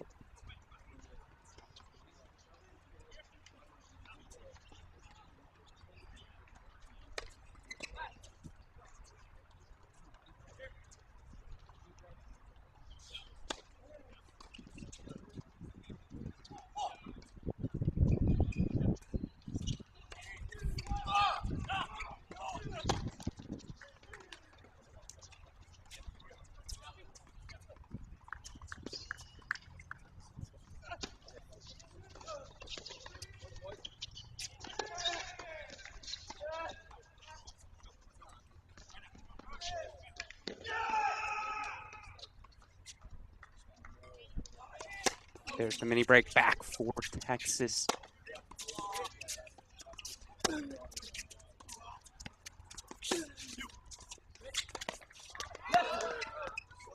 I really shouldn't love Sander Jong's forehand as much as I do, but maybe it's because I've seen it now for seemingly 22 years consecutively, but just the pace he's able to generate. Of course, they call Sander the landlord. You come on his court, you better pay your tax to him in the form of a loss. As so many opponents experience, with Jong serving for the match on the near side of your screen. Good serve, first volley combination. TCU 2 points away.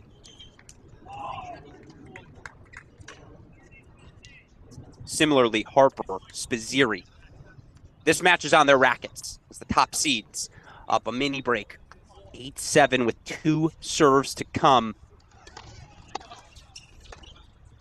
I believe that's Elliot Spizzirri serving on the far side of your screen. In fact, I don't believe it. I'm very, very certain.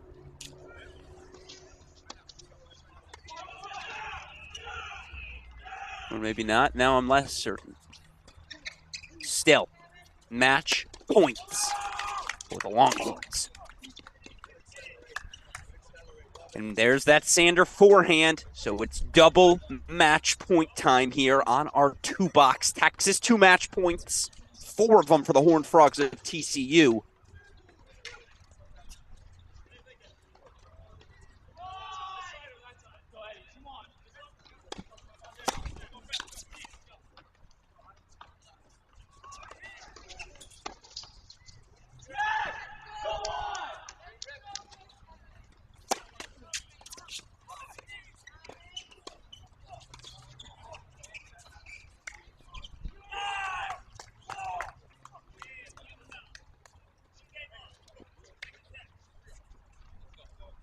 TCU, straight set win.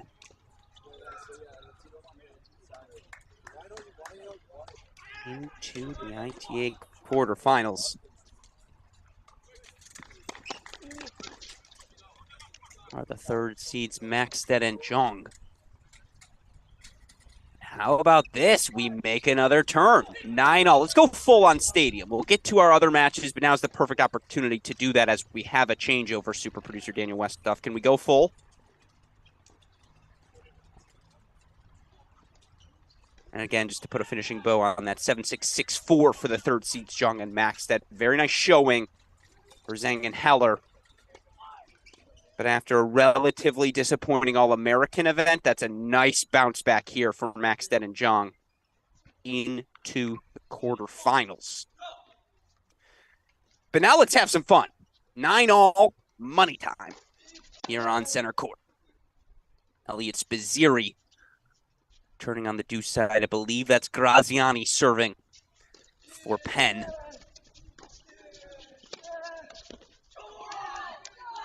Really good. It's a really nice cross by Zhu.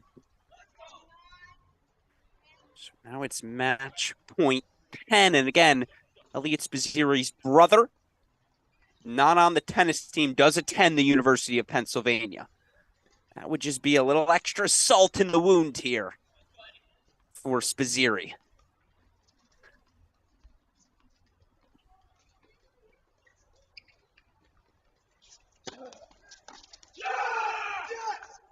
Great serve there from Cleve Harper, and there's that Cleve Harper energy he's become known for. By the way, just quick fun story. I know it's 10-all, so be very quick. The only reason I know about the Spizzirri brother is, again, my little brother goes to class one day at Penn, and he goes, hey, I'm pretty sure I'm in class with Elliot's brother. Small world, folks. Small world. And there's a big serve from Cleve Harper. So it's another match point chance here for the Longhorns. Let's see, what is Bruce Burke going to tell his guys here? Hey, Cleve, you mind winning here? Let's see what he's got.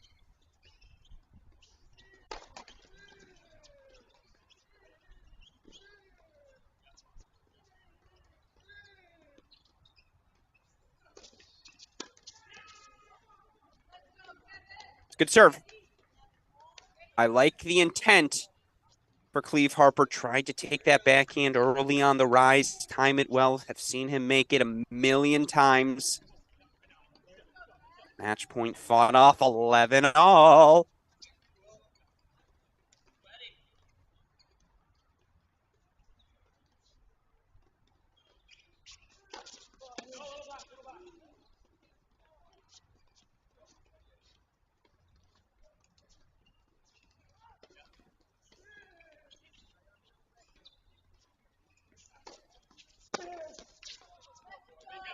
Match point Penn.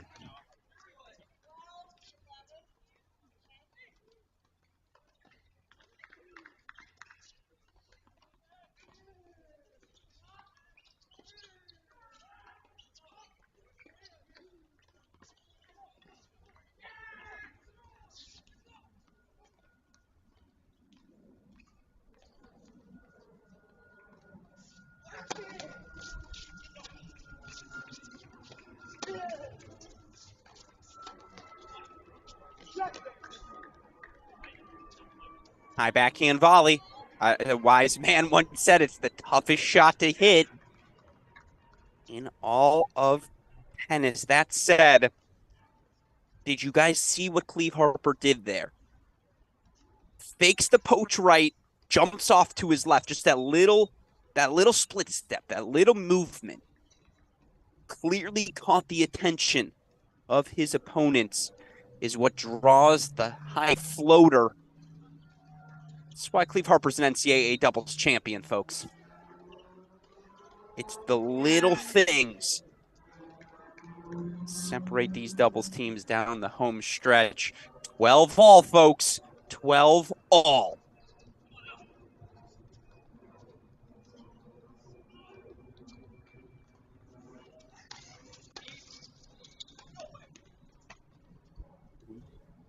Oh, no, serve missed. Excuse me.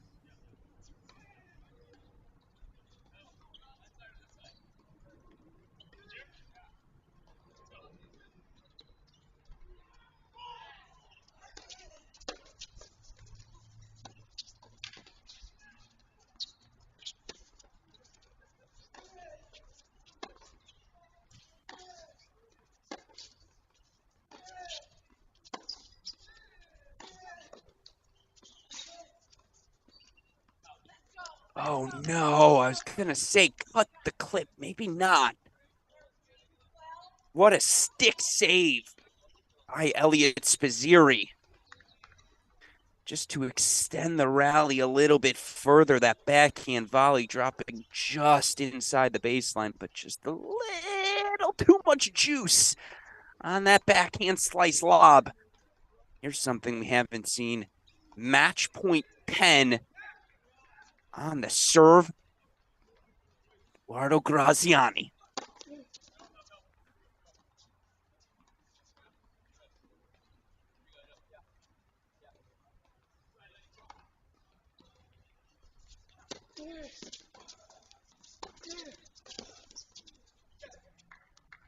That's a response. And what happened to Cleve Harper on his last match point backhand return? Remember when he tried to take that on the rise backhand, missed it long? Guess what? It was the right miss.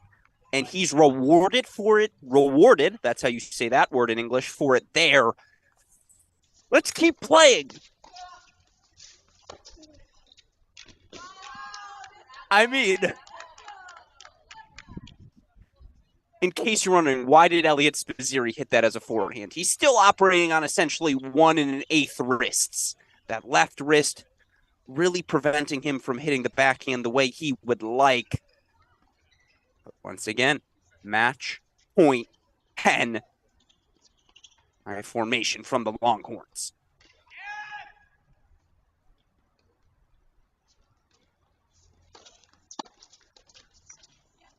The top seeds have fallen. Eduardo Graziani. Kevin Zhu, 7-6, 3-6, 15-13. It's a victory for the Penn Quakers. And what a moment this is I mean, again, top seeds go down. All the credit in the world to the senior Graziani, senior Zhu as well. They just keep on grinding. And, of course, you look for this duo who, of course, won their ITA Regional Doubles Championship, beat Columbia's Weingar and Westphal.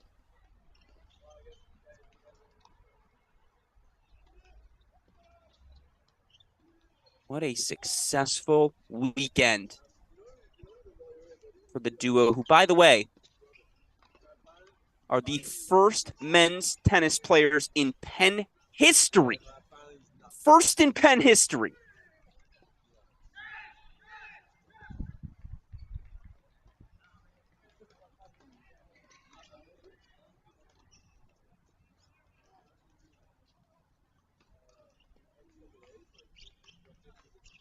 Qualify for these ITA fall national championships, excuse me. So what a moment.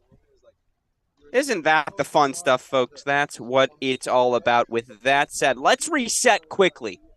We've shown you our women's singles quarterfinals, have established that it doesn't get much better than our women's singles draw here.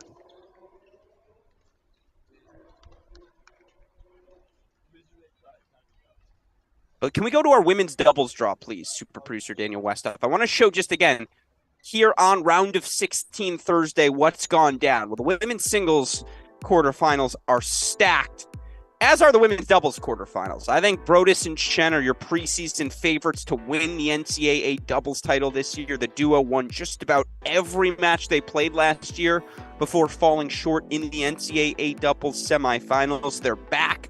They're a year more experienced, and they're going to need to flex that experience as they take on Chloe Beck and Cam Mora, two of the most veterans, if that makes sense, in women's college tennis. Of course, how about this fun story for Temple?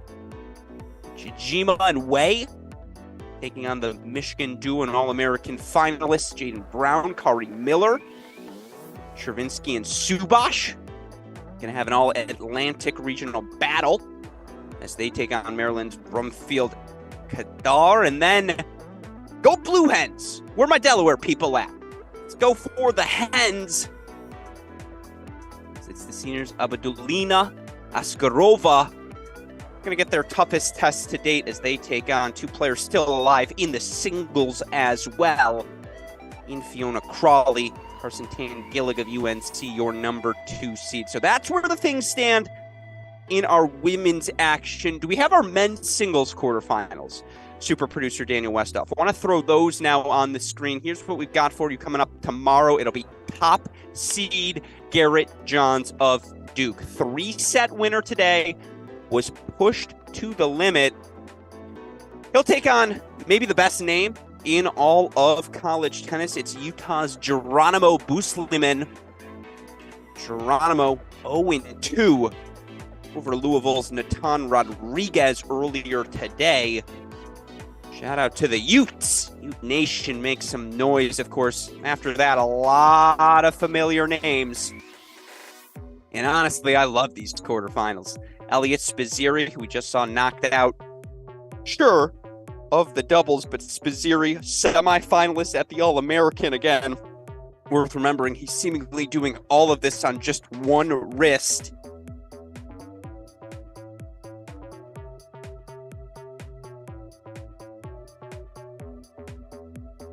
Elliot Spizzirri, your 4 seed, taking on the 5 through 8, Jacob Fernley of TCU, a little Big 12 Texas battle. Two veterans we all know well. Then, how about Andrew Fenty? Shout out to you, Drew. University of Michigan, 5th year.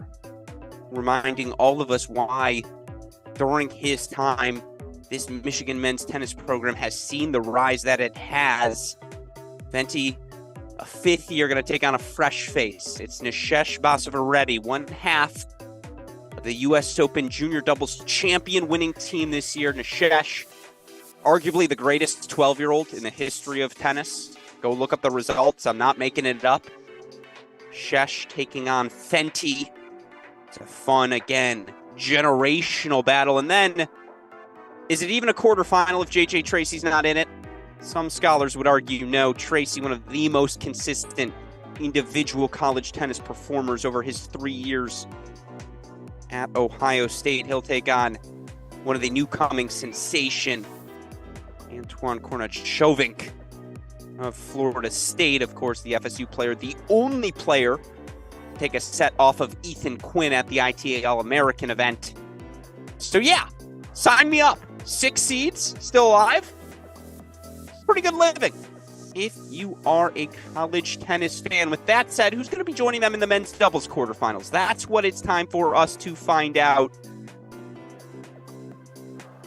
Ooh, where to go? Where to go? Can we go quickly? Court 12. Quickly to 12. We don't even need a scoreboard. Don't need anything, but I need a quick 12 from you, super producer Danny Westoff, please. As our ITA All-American consolation champions have themselves a couple of set points as they look to continue to advance here. It's Ryan Fishback.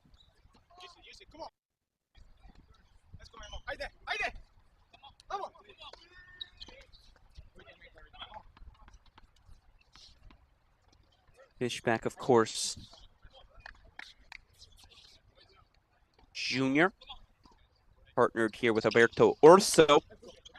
Duo was really good. I believe their only loss at the ITA All-American was to the champion, South Carolina's Connor Thompson, Toby Samuel. Right now, they've got a second set point here as they take on Mississippi State's Charles Hernandez, Nemanja Milicevic. Yes! Yes! Oh my God. Oh no. They didn't love the call. I think more than anything, they thought it came a little bit late. Chair confirms.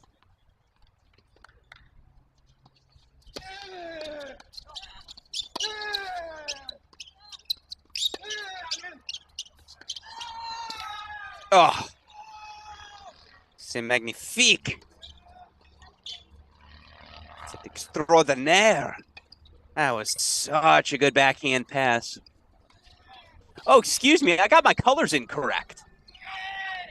So that's Mississippi State on the near side. That was the pass from Va Tech, the Hokies. Hokie Nation, 7-6. First set, to quote the great Russell Wilson, let's ride Virginia Tech. Not too shabby for VT. With that said, again, what do we have going on here on the grounds? 5 round of 16 matches. Can we go to court 8, Westoff? Actually, court 8, 7 and 8. A quick 7 and 8 if we can. Split screen, 7 and 8. Court 7 near the ending of first set. Court 8 at a critical juncture. As soon as we get those on our screen, I'll explain why we're going there. But actually, I guess I can do that now. Over on 8, J.J. Tracy partnered with Andrew Luchonic. I've been very open about my fondness for Luchonic. In my opinion, again, another one of those players who just epitomizes everything college tennis is supposed to be. A guy who's dealt with so many injuries. I don't know if any of you have seen The Dark Knight Rises, that scene where Bruce Wayne's in the hospital and he's talking to the doctor trying to figure out, can I be Batman again? And the doctor's like, I've seen worse cartilage in knees.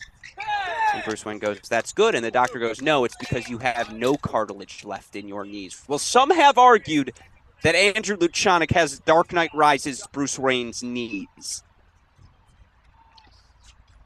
Again, so many different health issues for Luchonic early in his career. To see him grinding away and having the success that he's had.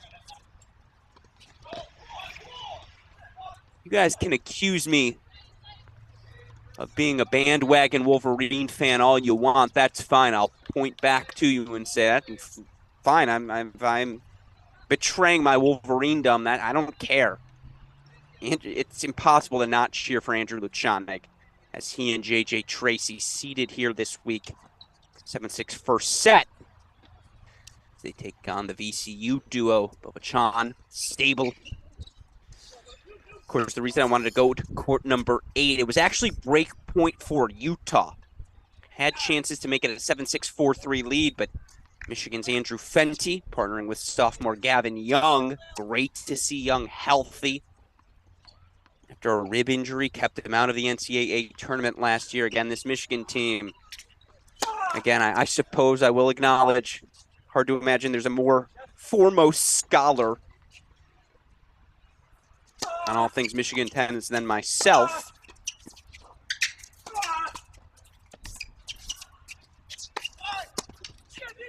You see the great overhead there from Gavin Young. This is the best Michigan team of my lifetime. And honestly, this is probably the best University of Michigan team since 1988.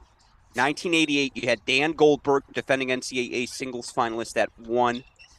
My former coach and dear friend Ed Nagel, top 300 player in the world, at 2. And then, of course, Wimbledon finalist, freshman by the name of Melville Washington. You may have heard of him, at 3. That team lost a terrible match to LSU in the NCAA quarterfinals. We're not going to relive it here on today's show, today's stream, excuse me. But this Michigan team is the most talented since then and maybe better. So keep your eyes on things in Ann Arbor here this season. Of course, Fenty into the quarterfinals of singles. Sure, he would love to get alive in the quarterfinals of doubles as well.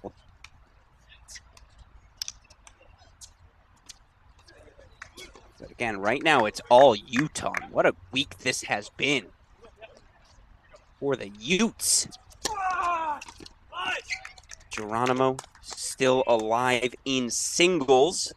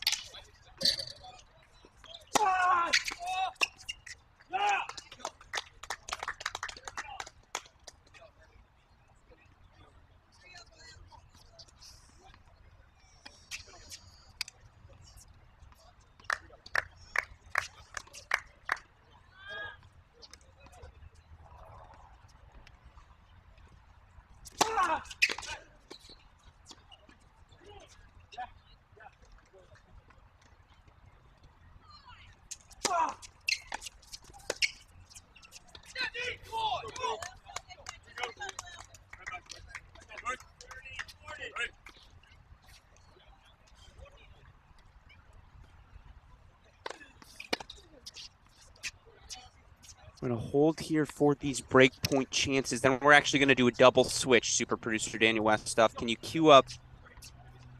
Oh, no, excuse me. We're only going to do a single switch. Can you go to court 11 quickly on court number 7? Court 11 quickly. As we have a set point here on 11. Also a breakpoint chance. Fun battle going on.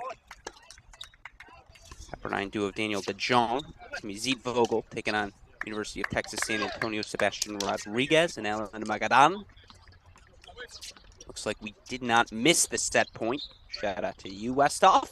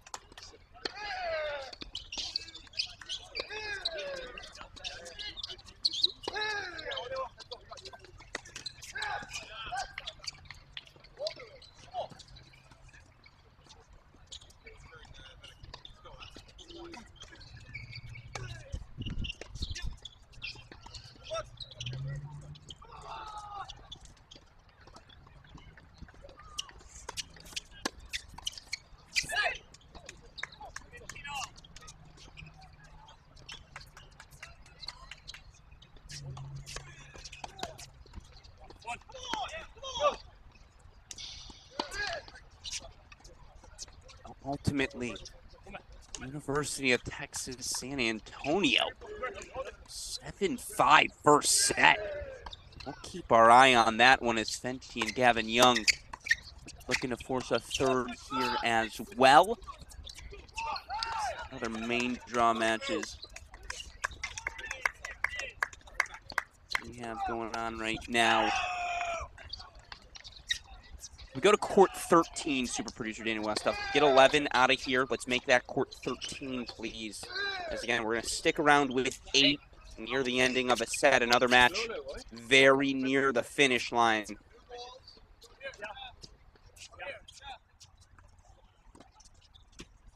Is the action happening here on court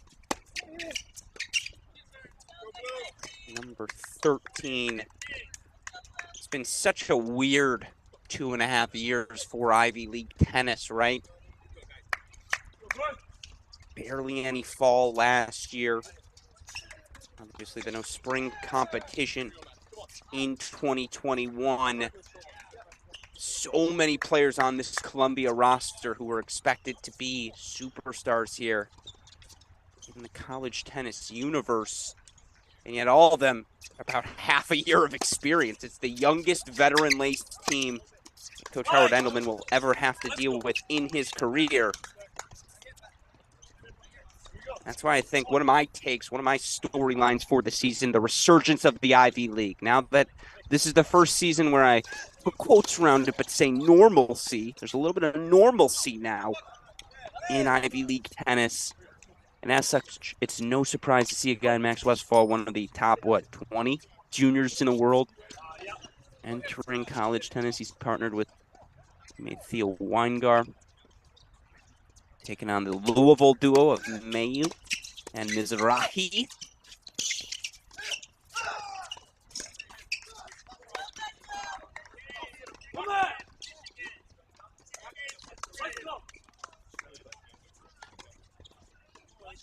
As we do see, it's Michigan's Young and Fenty, 6-3 second set. So the third set breaker coming up.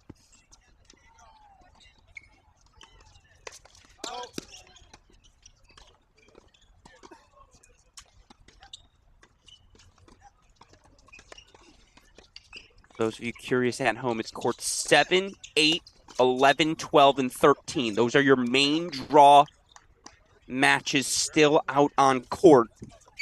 Going to stick here on our Cracked Racquets broadcast for all of them as we enjoy our Day 2 coverage. These 2022 ITA Fall National Championships again. Let's see, what do we make court number 8? Oh, let's just leave 8 on your screen, super producer Daniel West. Up that third set breaker about to get underway. Don't want to miss any of that.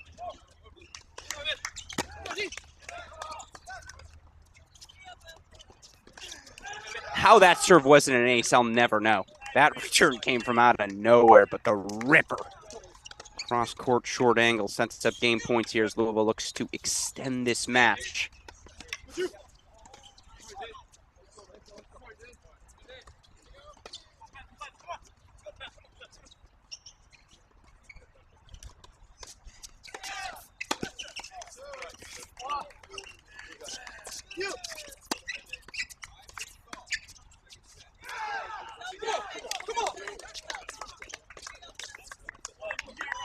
Little pep in the step now for Fenty and Gavin Young. Wolverines take the early mini break, 1-love lead. Meanwhile, 5-all now on court number 13. Alex Gruskin here. Let's stick with these two matches for now, as they are the two at the most critical stage here in our main draw matches.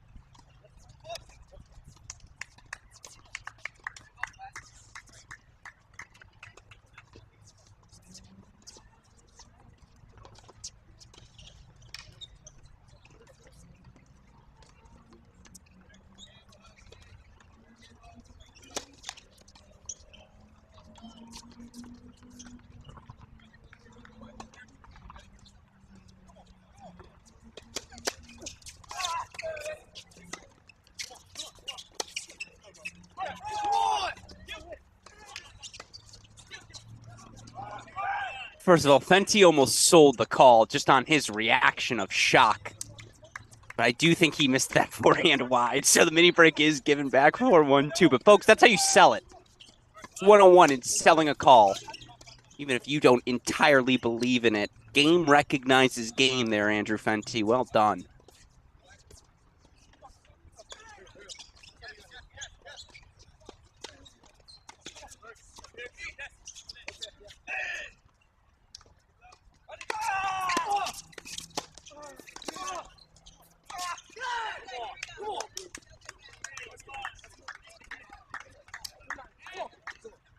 Good hold from Columbia there for 6-5. So they keep their noses out in front. Meanwhile, again, Wolverines, after conceding the mini break, they get it right back.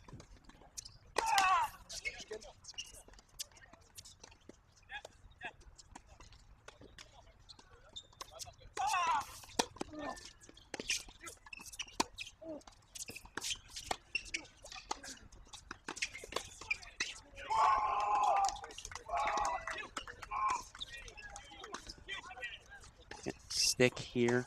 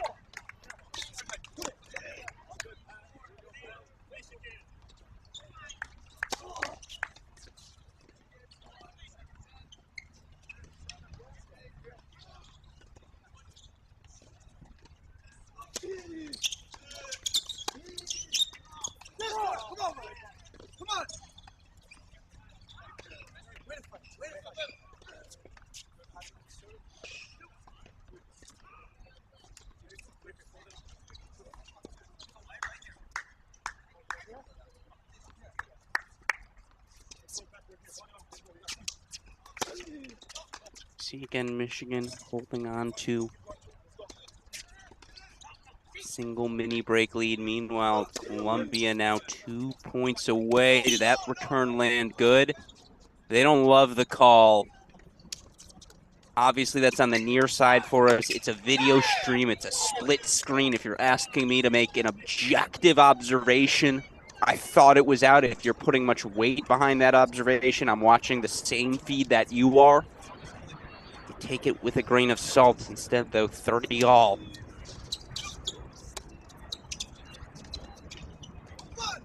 No doubt about that one, though. Game points coming up now for Louisville.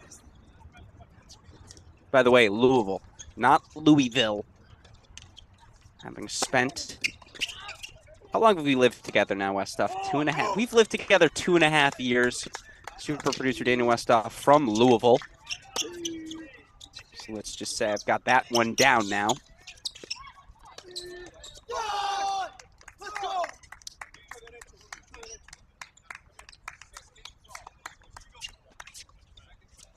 I believe that's the hold. Yeah, let's go to a breaker.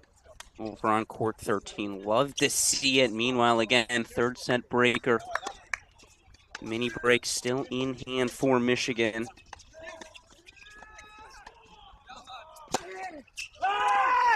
Let's go! Let's go! Come on! Let's go, Penn. Let's go, Penn. Come on! Sorry. Come on.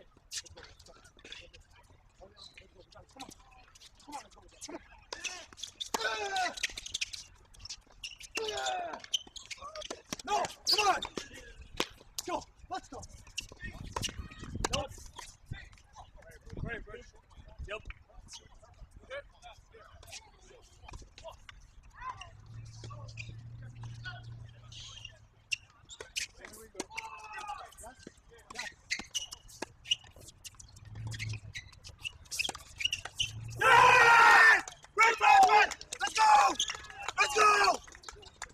go. Let's go. Let's go. We got it. Let's go. Let's go, man. Come on. Every point. Let's go. All day long. Come on. Good job, Will. Good job. On.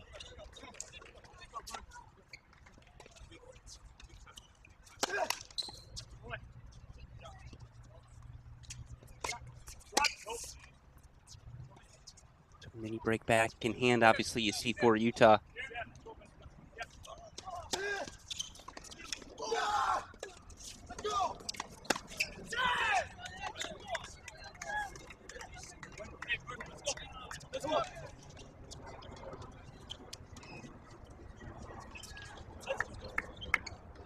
Let's go.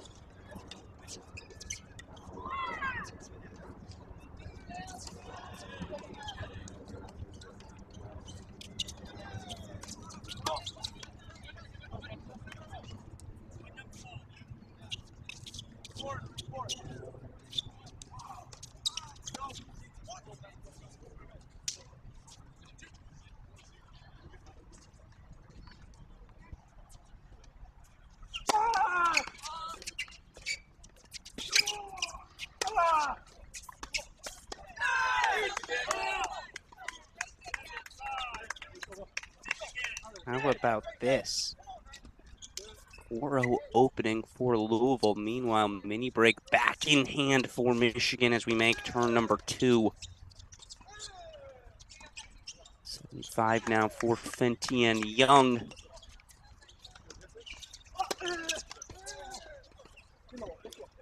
I kind of like the fidgetiness. I know that's not exactly a word, but Mayu and Mizrahi are always moving.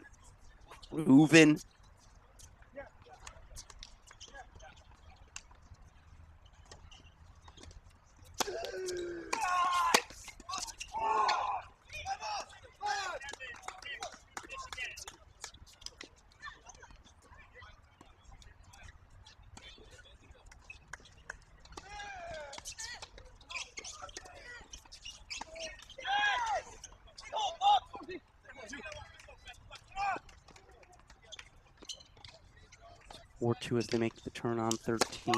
Meanwhile, it's Gavin Young, Michigan sophomore, serving.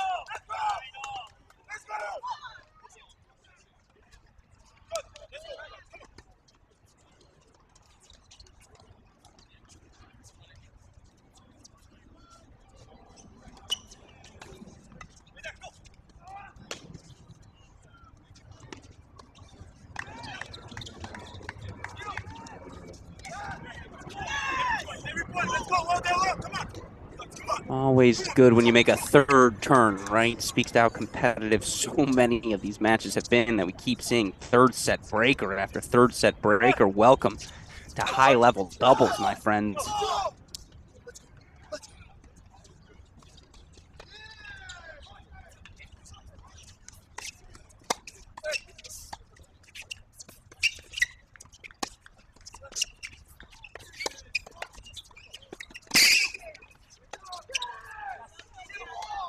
Great combination. You see the jumping fist pump from Gavin Young, so it's another match point now here for Michigan. Meanwhile, again, that third set breakthrough underway. Look for Columbia men's tennis. Of course, led by head coach now Howard Endelman. Yeah, Max Westphal. Rising sophomore, partnered with Theo Weingar, the junior. Of course, they're taking on, again, that global men's tennis duo you see on your screen. It's the freshman Will Mayu.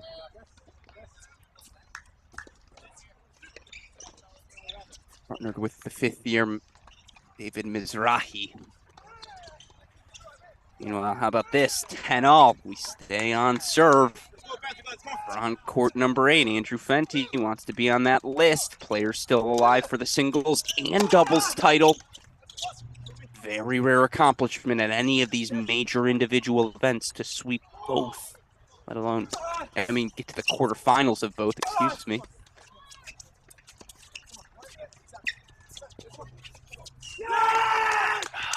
What hands. Let's go! Hit that lob over Gavin Young, who on his worst days is probably 6'4", 6'5". On his best days, maybe when he's feeling particularly elastic, might honestly hit that 6'5", 6 range. Let's see what the sophomore can do here down match point.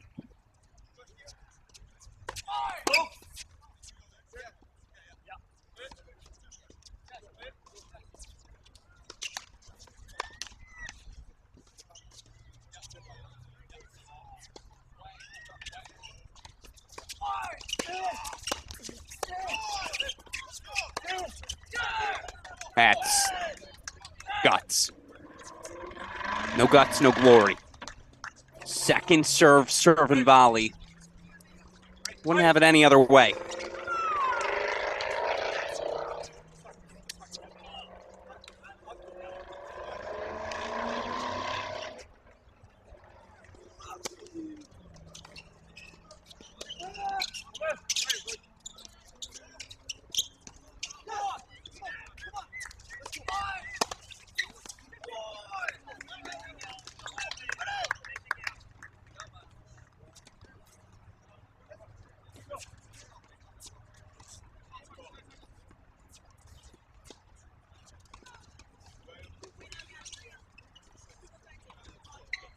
By the way, as we've been sweating out the drama on court number 8, 5-1 lead for Columbia now on 13. Meanwhile, Mississippi State's up 5-2. Looks like they're about to force a third set against Virginia Tech.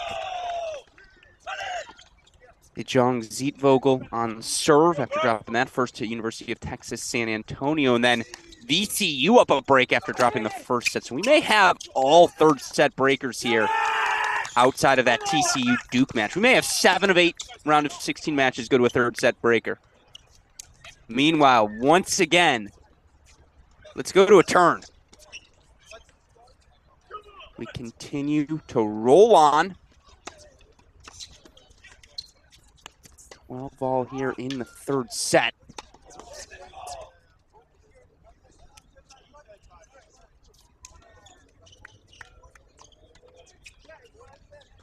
Scoreboard back up for you on 8 momentarily.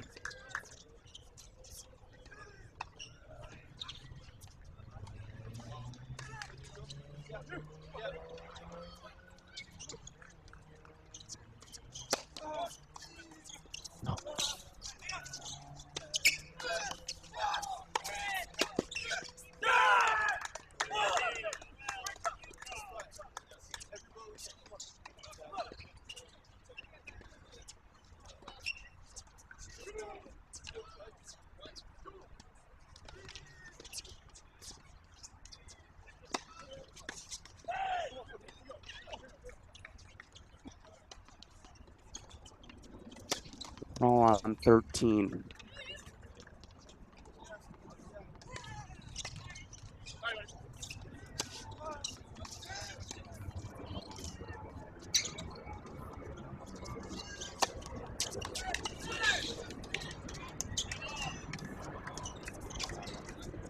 Now 13 here becomes 13 all as we continue to play on.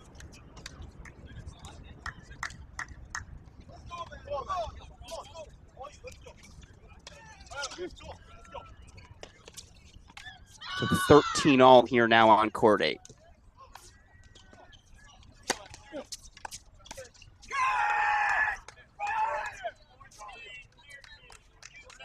All right.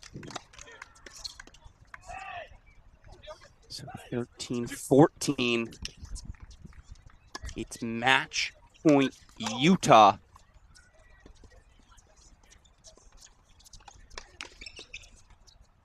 (14-13). See if the Utes can make it quarterfinals in both singles and doubles. Wouldn't that be something?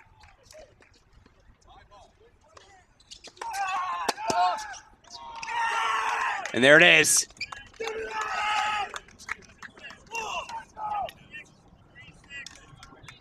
It's the Utah duo.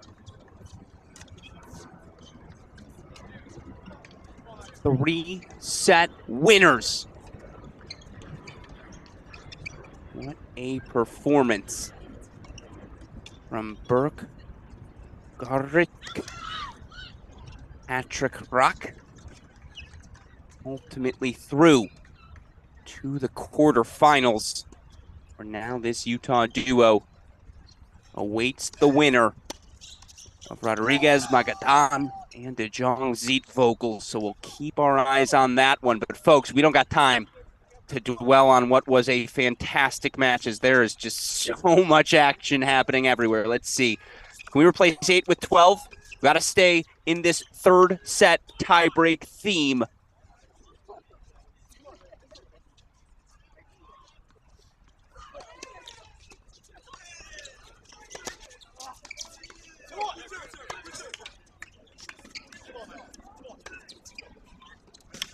Again, court 13, please, if we can. Super producer Daniel Westoff in lieu of court... not court 13. I meant court 12 in lieu of court 8. Court 12 in lieu of court 8. It's 6 all as we make the turn there. Columbia, Louisville.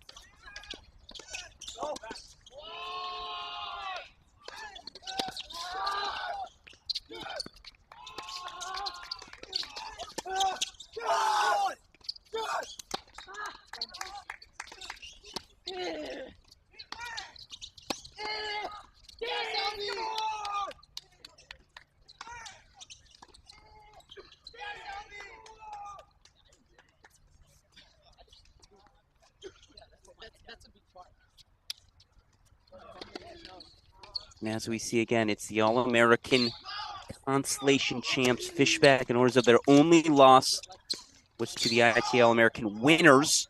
It'll be Samuel and Connor Thompson. Going to win the Constellation. Took a first set 7-6.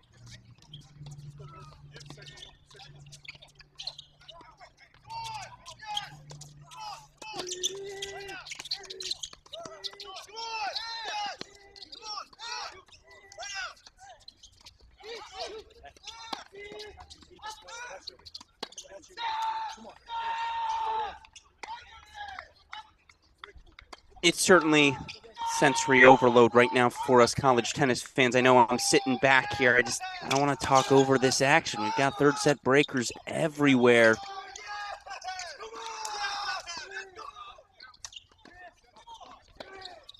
What was that celebration?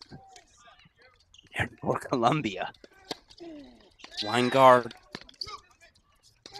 Westphal threw in 3 sets, but I don't know what that was. Guess things got a little bit heated on that court number. You see the hug there. What a fight. No doubt about that, but ultimately this Columbia duo through, ending the run of Louisville's Will Mayu, David Mizrahi. Don't worry, folks. Again, still have more action to show all of you. And in fact, we might have to go immediately to another third set breaker. Can we make that court 13, court 7, please? Obviously, we've got the third set breaker going on the right side of your screen. We may have another third set coming up as Brodus-Chen and Stable of VCU serving for the set on Ohio State's Luchonic and J.J. Tracy. Again, Alex Gruskin here to steer the ship until every one of our main draw matches is complete. We're not going to leave you hanging. Here at Cracked Racquets, the action's simply too good here today.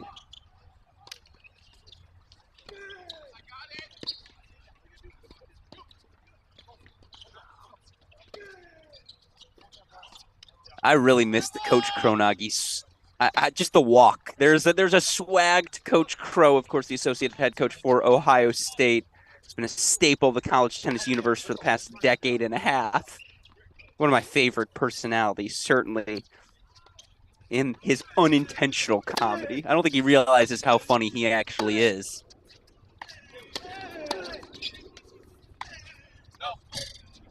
Good eyes from Luchonic to let that one sail. Big rip there from VCU, of course. VCU tennis, one of these stories of the 2022 NCAA Individual Championships. This was the Berteman brothers making a run in the doubles.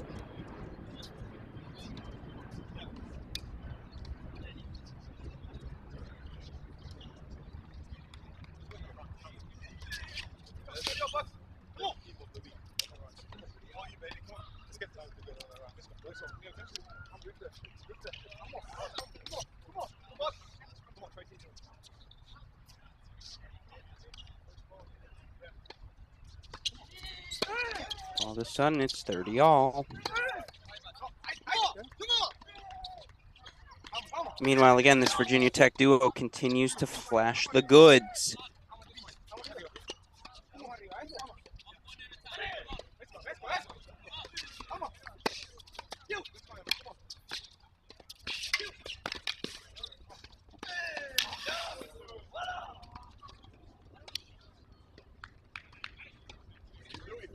All right, so here we go. Set points for VCU on your left.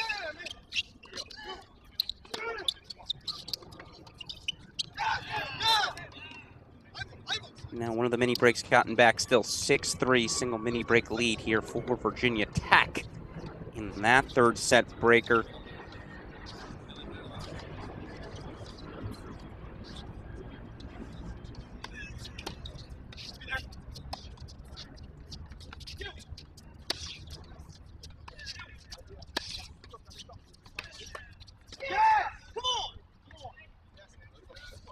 Also, for what it's worth, just a quick update, our other third and final remaining round of 16 match, Pepperdine just broke for 5-3 in the second set on court 11. So Pepperdine one game away from forcing another third set. I know you're listening to Joe Gentry at the ITA. I know sometimes we correspond about these sorts of things when we look at the history. I would like to think you and I are two of the respected scholars of college tennis history. Here's what I'll ask you. Has there ever been 7 of the 8 matches in a round of 16 doubles field at any of these individual championships? 7 of 8 go to a third set breaker? It's legitimately what we're looking at right now. As we see Tracy Luchonic sent to the 3rd on 7. So very quickly, super producer Daniel Westoff, can you make court number 7 court number 11 as De Jong and Timmy Zietvogel are serving for the set? Let's catch the end of that second set, because if that one goes 3, again, 7 of our 8 matches will have gone 3 sets. 7 of the 8.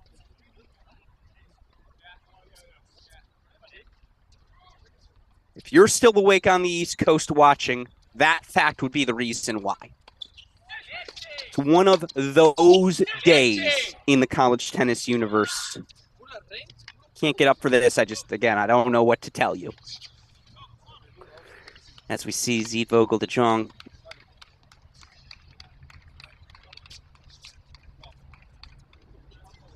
And I apologize if it's Zeitvogel. I was always told Zeit. Maybe I'm incorrect. You know where to correct me. At A.L. Gruskin or in the YouTube comment section.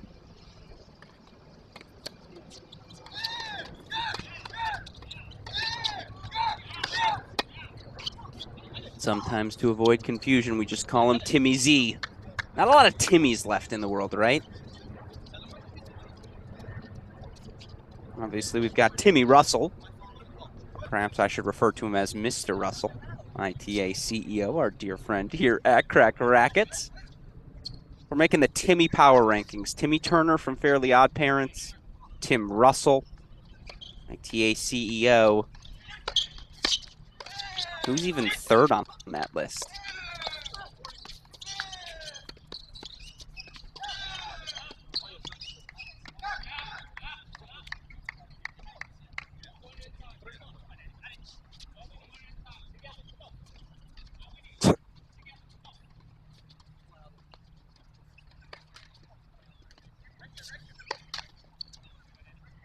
See set points now for De Jong and Zietvogel.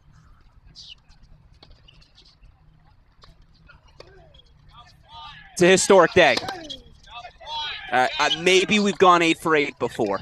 I'll allow anyone to crowdsource and prove me wrong, but college tennis scholars are going to remember this one moving forward. 7 of 8 men's doubles matches going 3 sets. Can we make court 11, court number 7, please, now? Is that 3rd set breaker about to get underway between Ohio State, VCU.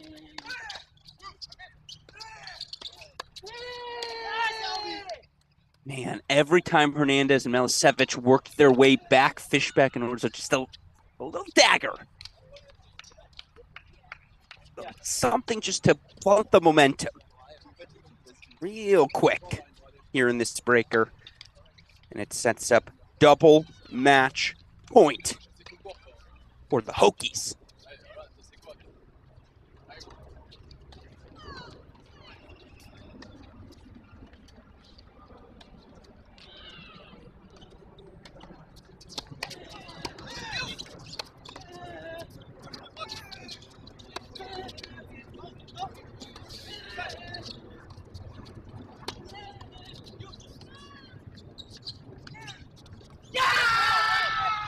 Stop me if you've heard it before. That high backhand volley is the most difficult shot to hit in all of tennis. And again, Mississippi State just wanted a little more juice on that high backhand volley. Had the chance to put it away, but Fishback and Orzo continue what has been maybe the most underrated best fall of any men's Division I pairing team. This Virginia Tech duo, so good. And into the quarterfinals following, guess what? A 3-set victory. We look now for the duo.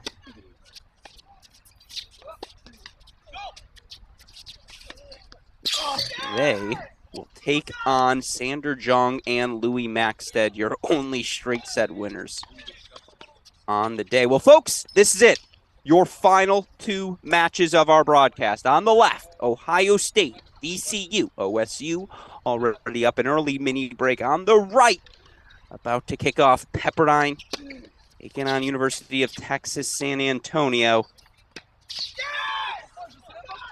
It's a great pinch forward by Andrew Luchonic there. shot selection-wise, you can hear it in my description. That was not great.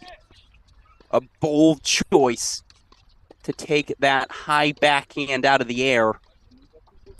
Perhaps certainly it was not needed.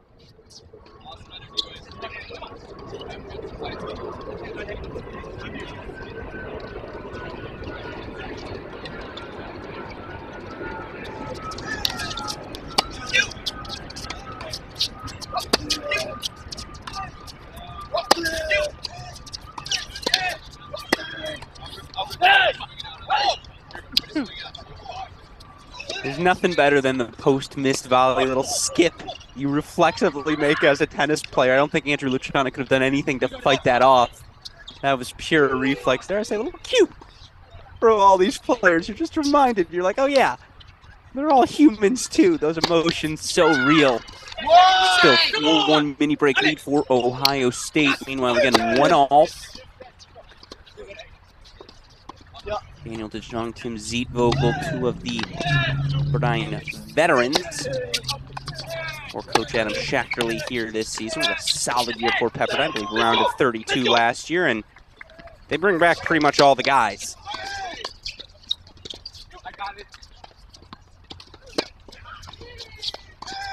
But Andrew Rogers. He's back on campus. Head coach Adam Schachterle, assistant coach Tesla Schmidt.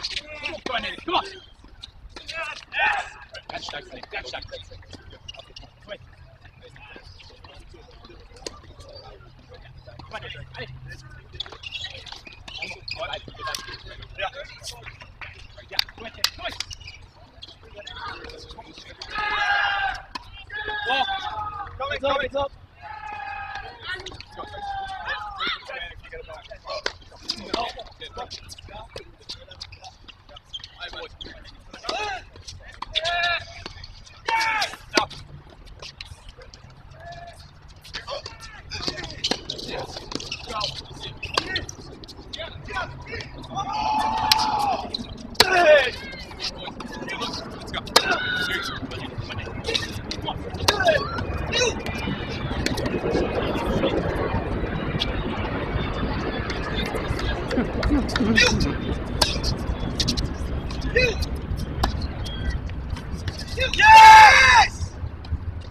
Why am I laughing? Because J.J. Tracy probably hit that lob 7 million feet in the air and said, I dare you to hit an overhead. And you could see even from across the net there was a feeling of disgust from BC. Like, you're really going to throw that at us? Well, yeah, that's what J.J. Tracy does. And I'll tell you what, that's why I really like this combination for Ohio State. Two completely different game styles, personalities. It's a fun duo for the Buckeyes. Yes! Buckeyes! 6-2 now. Words from Coach Crow. Meanwhile, still on serve here. See Coach Schachterle. You might wear that same tracksuit for the next 45 years. I feel like the next time we see Adam Schachterle in jeans, it'll be at one of his children's weddings. I got it!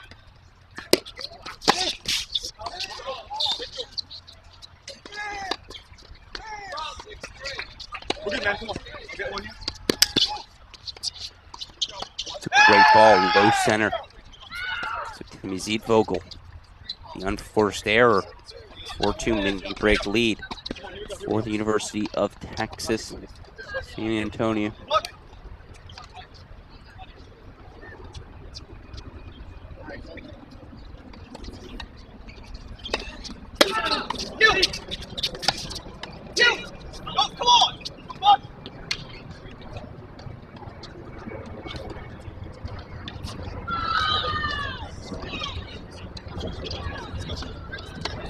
Mini break leads in hand.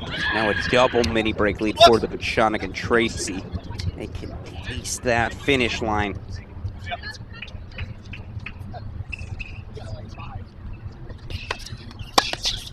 You're there.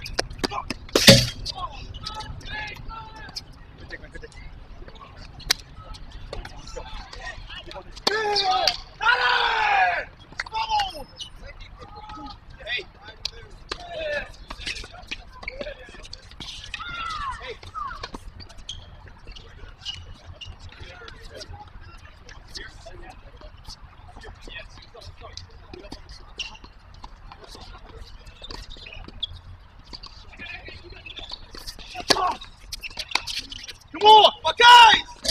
Come on!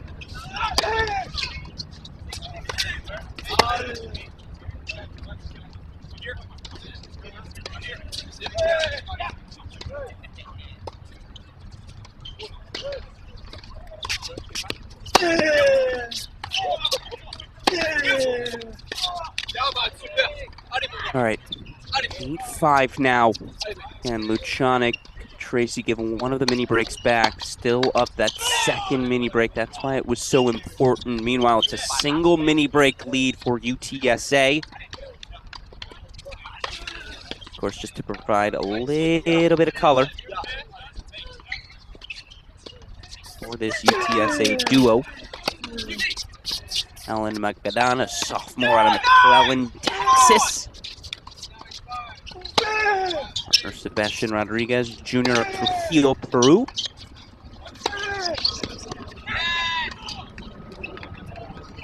Timmy Z splits the middle, so it's still just the single mini break lead.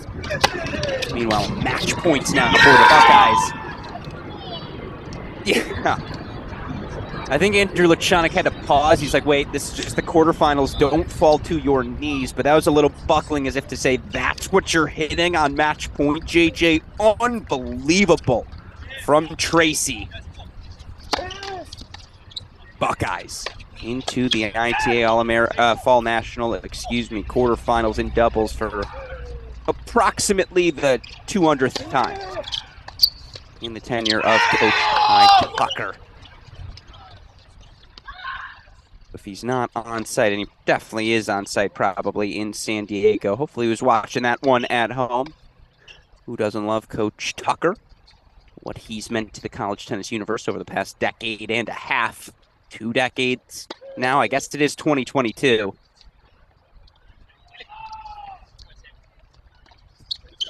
There's no denying the continued success for Ohio State men's tennis. Last year, it was Cash and Votzel. This year, it's Luchonic and Tracy. Really nice win for the Buckeyes. So our final match, mini break in hand. It's Texas San Antonio.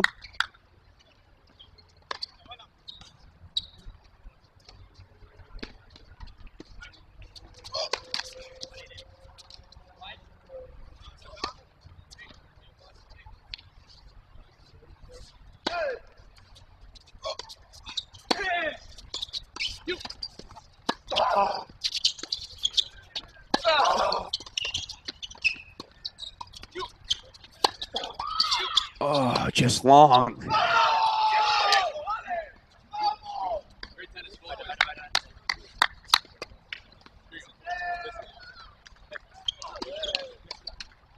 And this is what makes college tennis exceptional. That opportunity to get that in-match coaching.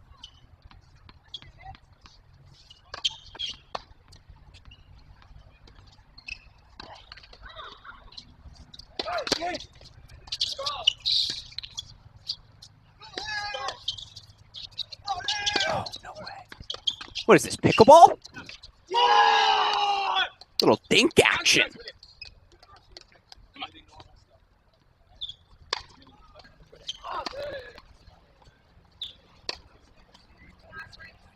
By the way, because people keep sending it to me, yes, I saw the Matt Manassi Instagram. And let me just say 281-330, he ain't coming on the show. All right, 6'8", Pepperdine here.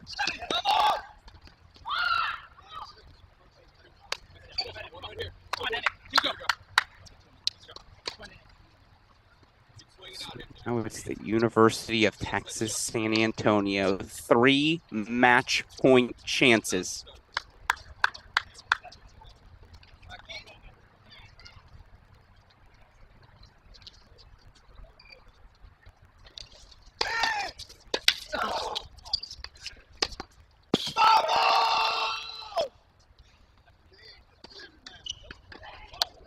The dream lives on. Helen Magadan, Sebastian Rodriguez, 3-set winners over the Pepperdine duo of De Jong and Zeitvogel. What a way to end a jam-packed day 2 of action. And with that in mind, our quarterfinals are set. Let's flash you through all of them quickly before we wrap today's show, super producer Daniel Westoff. So if you can, I know we're not going to have a men's doubles one. Don't worry, I'll talk us through it. Let's start on the women's side.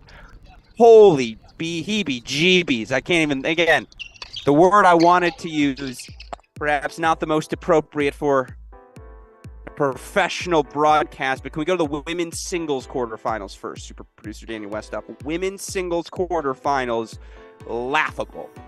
Absolutely laughable. How exceptional each of these matchups are. Crowley-Stoyana, ITA All-American quarterfinal rematch against Stoyana, the only player to get a set off Crowley in Carrie Travinsky-Lee, 2 rising stars in college tennis. Freeman, Forbes, come on now, staples of success over the past couple of seasons. And then Tangelic and Ma, I keep saying it, this sophomore class is probably the best class in women's college tennis right now. Tangelic, Ma, the epitomization, perhaps, of that fact. Let's move over to the women's doubles now. Again, the action's just going to keep coming. You look at the women's doubles quarterfinals, really fun set of matches as well. Chen and Brodus, younger but very well established duo taking on veterans in Beck and Mora for Duke. That's a fun contrast of style. Uchijima, Wei, going to take on Brown and Miller. Certainly those Temple Owls providing us another fun story on the women's side, an unexpected run. And then, by the way, talk about the players still alive in both singles and doubles. Fiona Crowley, Carson Tangelic, 2 of them. They'll take on the Delaware Blue Hens. Blue Hen Nation, stand up. First quarterfinalists in Fall National Championship history for the Delaware women's tennis team. Tough matchup tomorrow against UNC. You love to see that at the bottom of your draw. And then again, Elaine Travinsky, live in singles and doubles. She's partnered with Natasha Subash, semifinalist at the All-American. They'll take on Brumfield and Kadar. Impressive winners today for Maryland. Let's go to the men's side now. Your men's quarterfinal matches. 6 seeds live in both the men's and women's singles quarterfinals. Folks, shout out to the seeding committee. That's a sentence you don't say very often in the college tennis world. You cannot deny, though, they got this perfect. Just about perfect here this week. And we tip the cap when that's necessary. You look here, Johns going to take on, of course, Geronimo. coming out of Utah. You've got Spizzirri, Fernley, Fenty, Basa-Retti, a little generational clash there. JJ Tracy, another one of those players. Who's on the list here? Is it just Tracy who's still alive in both men's singles and doubles? I believe so. So Tracy, the only guy, because Fenty lost tonight. Tracy, the only guy who can sweep both titles left here this year. And then, of course, recently finished, but 7 of our 8 doubles matches ultimately end up going 3 sets here today. Just to quickly run you through all of the matchups. Stay on here for a moment, super producer Daniel Westoff, just as I talk through these matchups in these quarterfinals. It's going to be University of Penn taking on Baylor. You'll have Ohio State taking on Columbia. You've got Virginia Tech taking on TCU. And then, of course, maybe your 2 most unexpected of duos. You've got the University of Utah taking on the University of Texas San Antonio tomorrow. With that said, now super producer Daniel Westoff, you can come to me as we are ready to wrap today's show. What was today? When did we start, Westoff? 11 a.m. Eastern time? No, it wasn't 11 a.m. It must have been 11 a.m. Pacific time. So roughly 1:30, 2 p.m. Eastern time, whatever it may be, over 8 hours of action. 1 p.m. Eastern time. Yeah, so 9+ hours of action for all of you college tennis fans today. And by the way, I'm still dressed to the nines. I got the button-down shirt. We're bringing out all the stops here as this is your final symbolic finish to the fall portion of this 2022-23 college tennis season. As such, of course, we are immensely grateful to all of you who took the time to join us today here at Cracked Racquets. I would be remiss if I did not give a shout out to the greatest of the Timothys, Timothy Russell, CEO of the ITA, Joe Gentry, the entire team over in San Diego right now. It takes a unit. It really does. A fluid, cohesive group of people who are committed to growing our sport and committed to doing all the little things necessary to execute an event at this scale. Shout out to the ITA team. We appreciate them including us in the production of this week's action. Of course, speaking of that production, we don't end Cracked Racquets broadcast without a shout out to the man, the myth, the legend, super producer Daniel Westoff on the 1s and 2s. Seriously, folks. He makes it all happen. I'm the pretty face. He's the real reason anything cool we can do now here in the college tennis universe. With that said, for the aforementioned Daniel Westoff, the entire ITA team, I am your host, Alex Gruskin. I believe our coverage starts 1 p.m. Eastern time tomorrow, quarterfinal Friday. You won't want to miss it as we continue to cover 2022. Excuse me. ITA Fall National Champs rolling.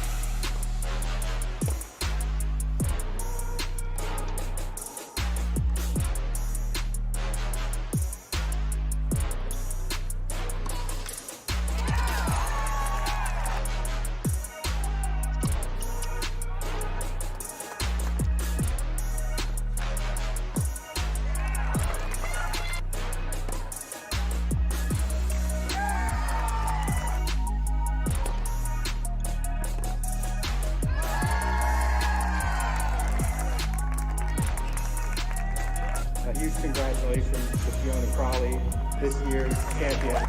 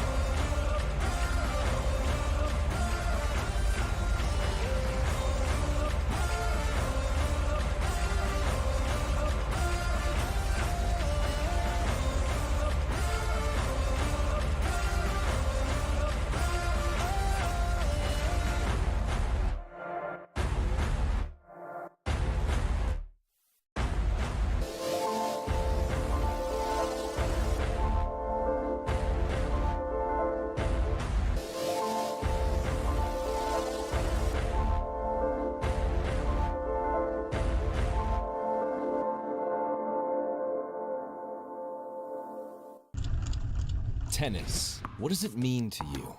Everything? Us too. For fun, for health, for life. Tennis Point. Get the gear your game needs.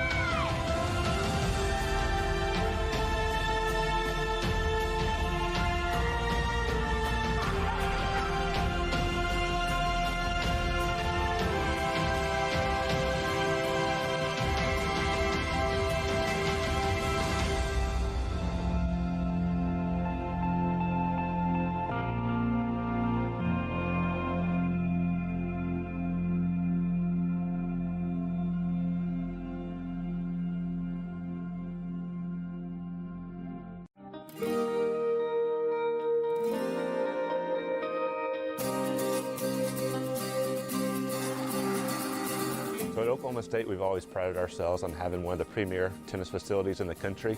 One of the aspects that wasn't living up to that was our indoor lighting, and so we partnered with Sports Interiors, who had the reputation of being the best in the business, and they were the easiest for us to work with. Dan and his group came in from day one and gave us a plan that would allow us to have the best lighting.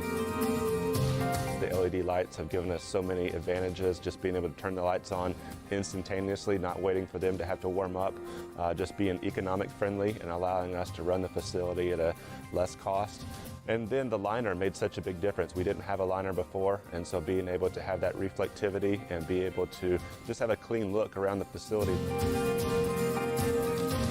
Recently, we were able to host matches for the ITA All-American Championships on the courts, and we got so many comments that it was just as bright inside as out, and that's what we had hoped for. And with us hosting the 2020 NCAA National Championships, that's what we wanted. We wanted to showcase our tennis facility as being one of the best in the country and being a venue that would allow us to host the best championship possible.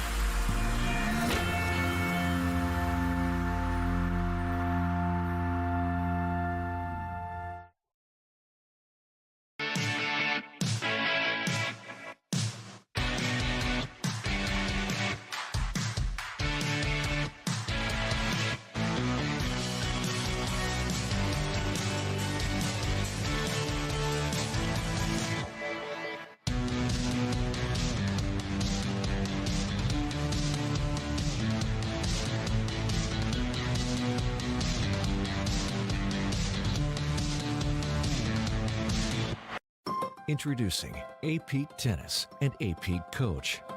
Everything tennis players need to become mentally tough, both on and off the court.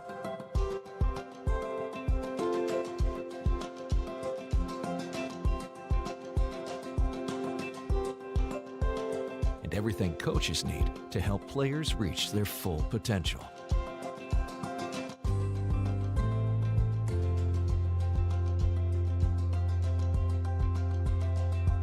Because we are extremely confident that A-Peak does work, we are offering free 1-month split testing to validate A-Peak's effectiveness when implemented correctly. With split testing, we'll have half your players use A-Peak, while the other half does not. Then, we'll conduct pre- and post-testing to demonstrate A-Peak's value. To take advantage of this offer, email us at apeak@apeak.com.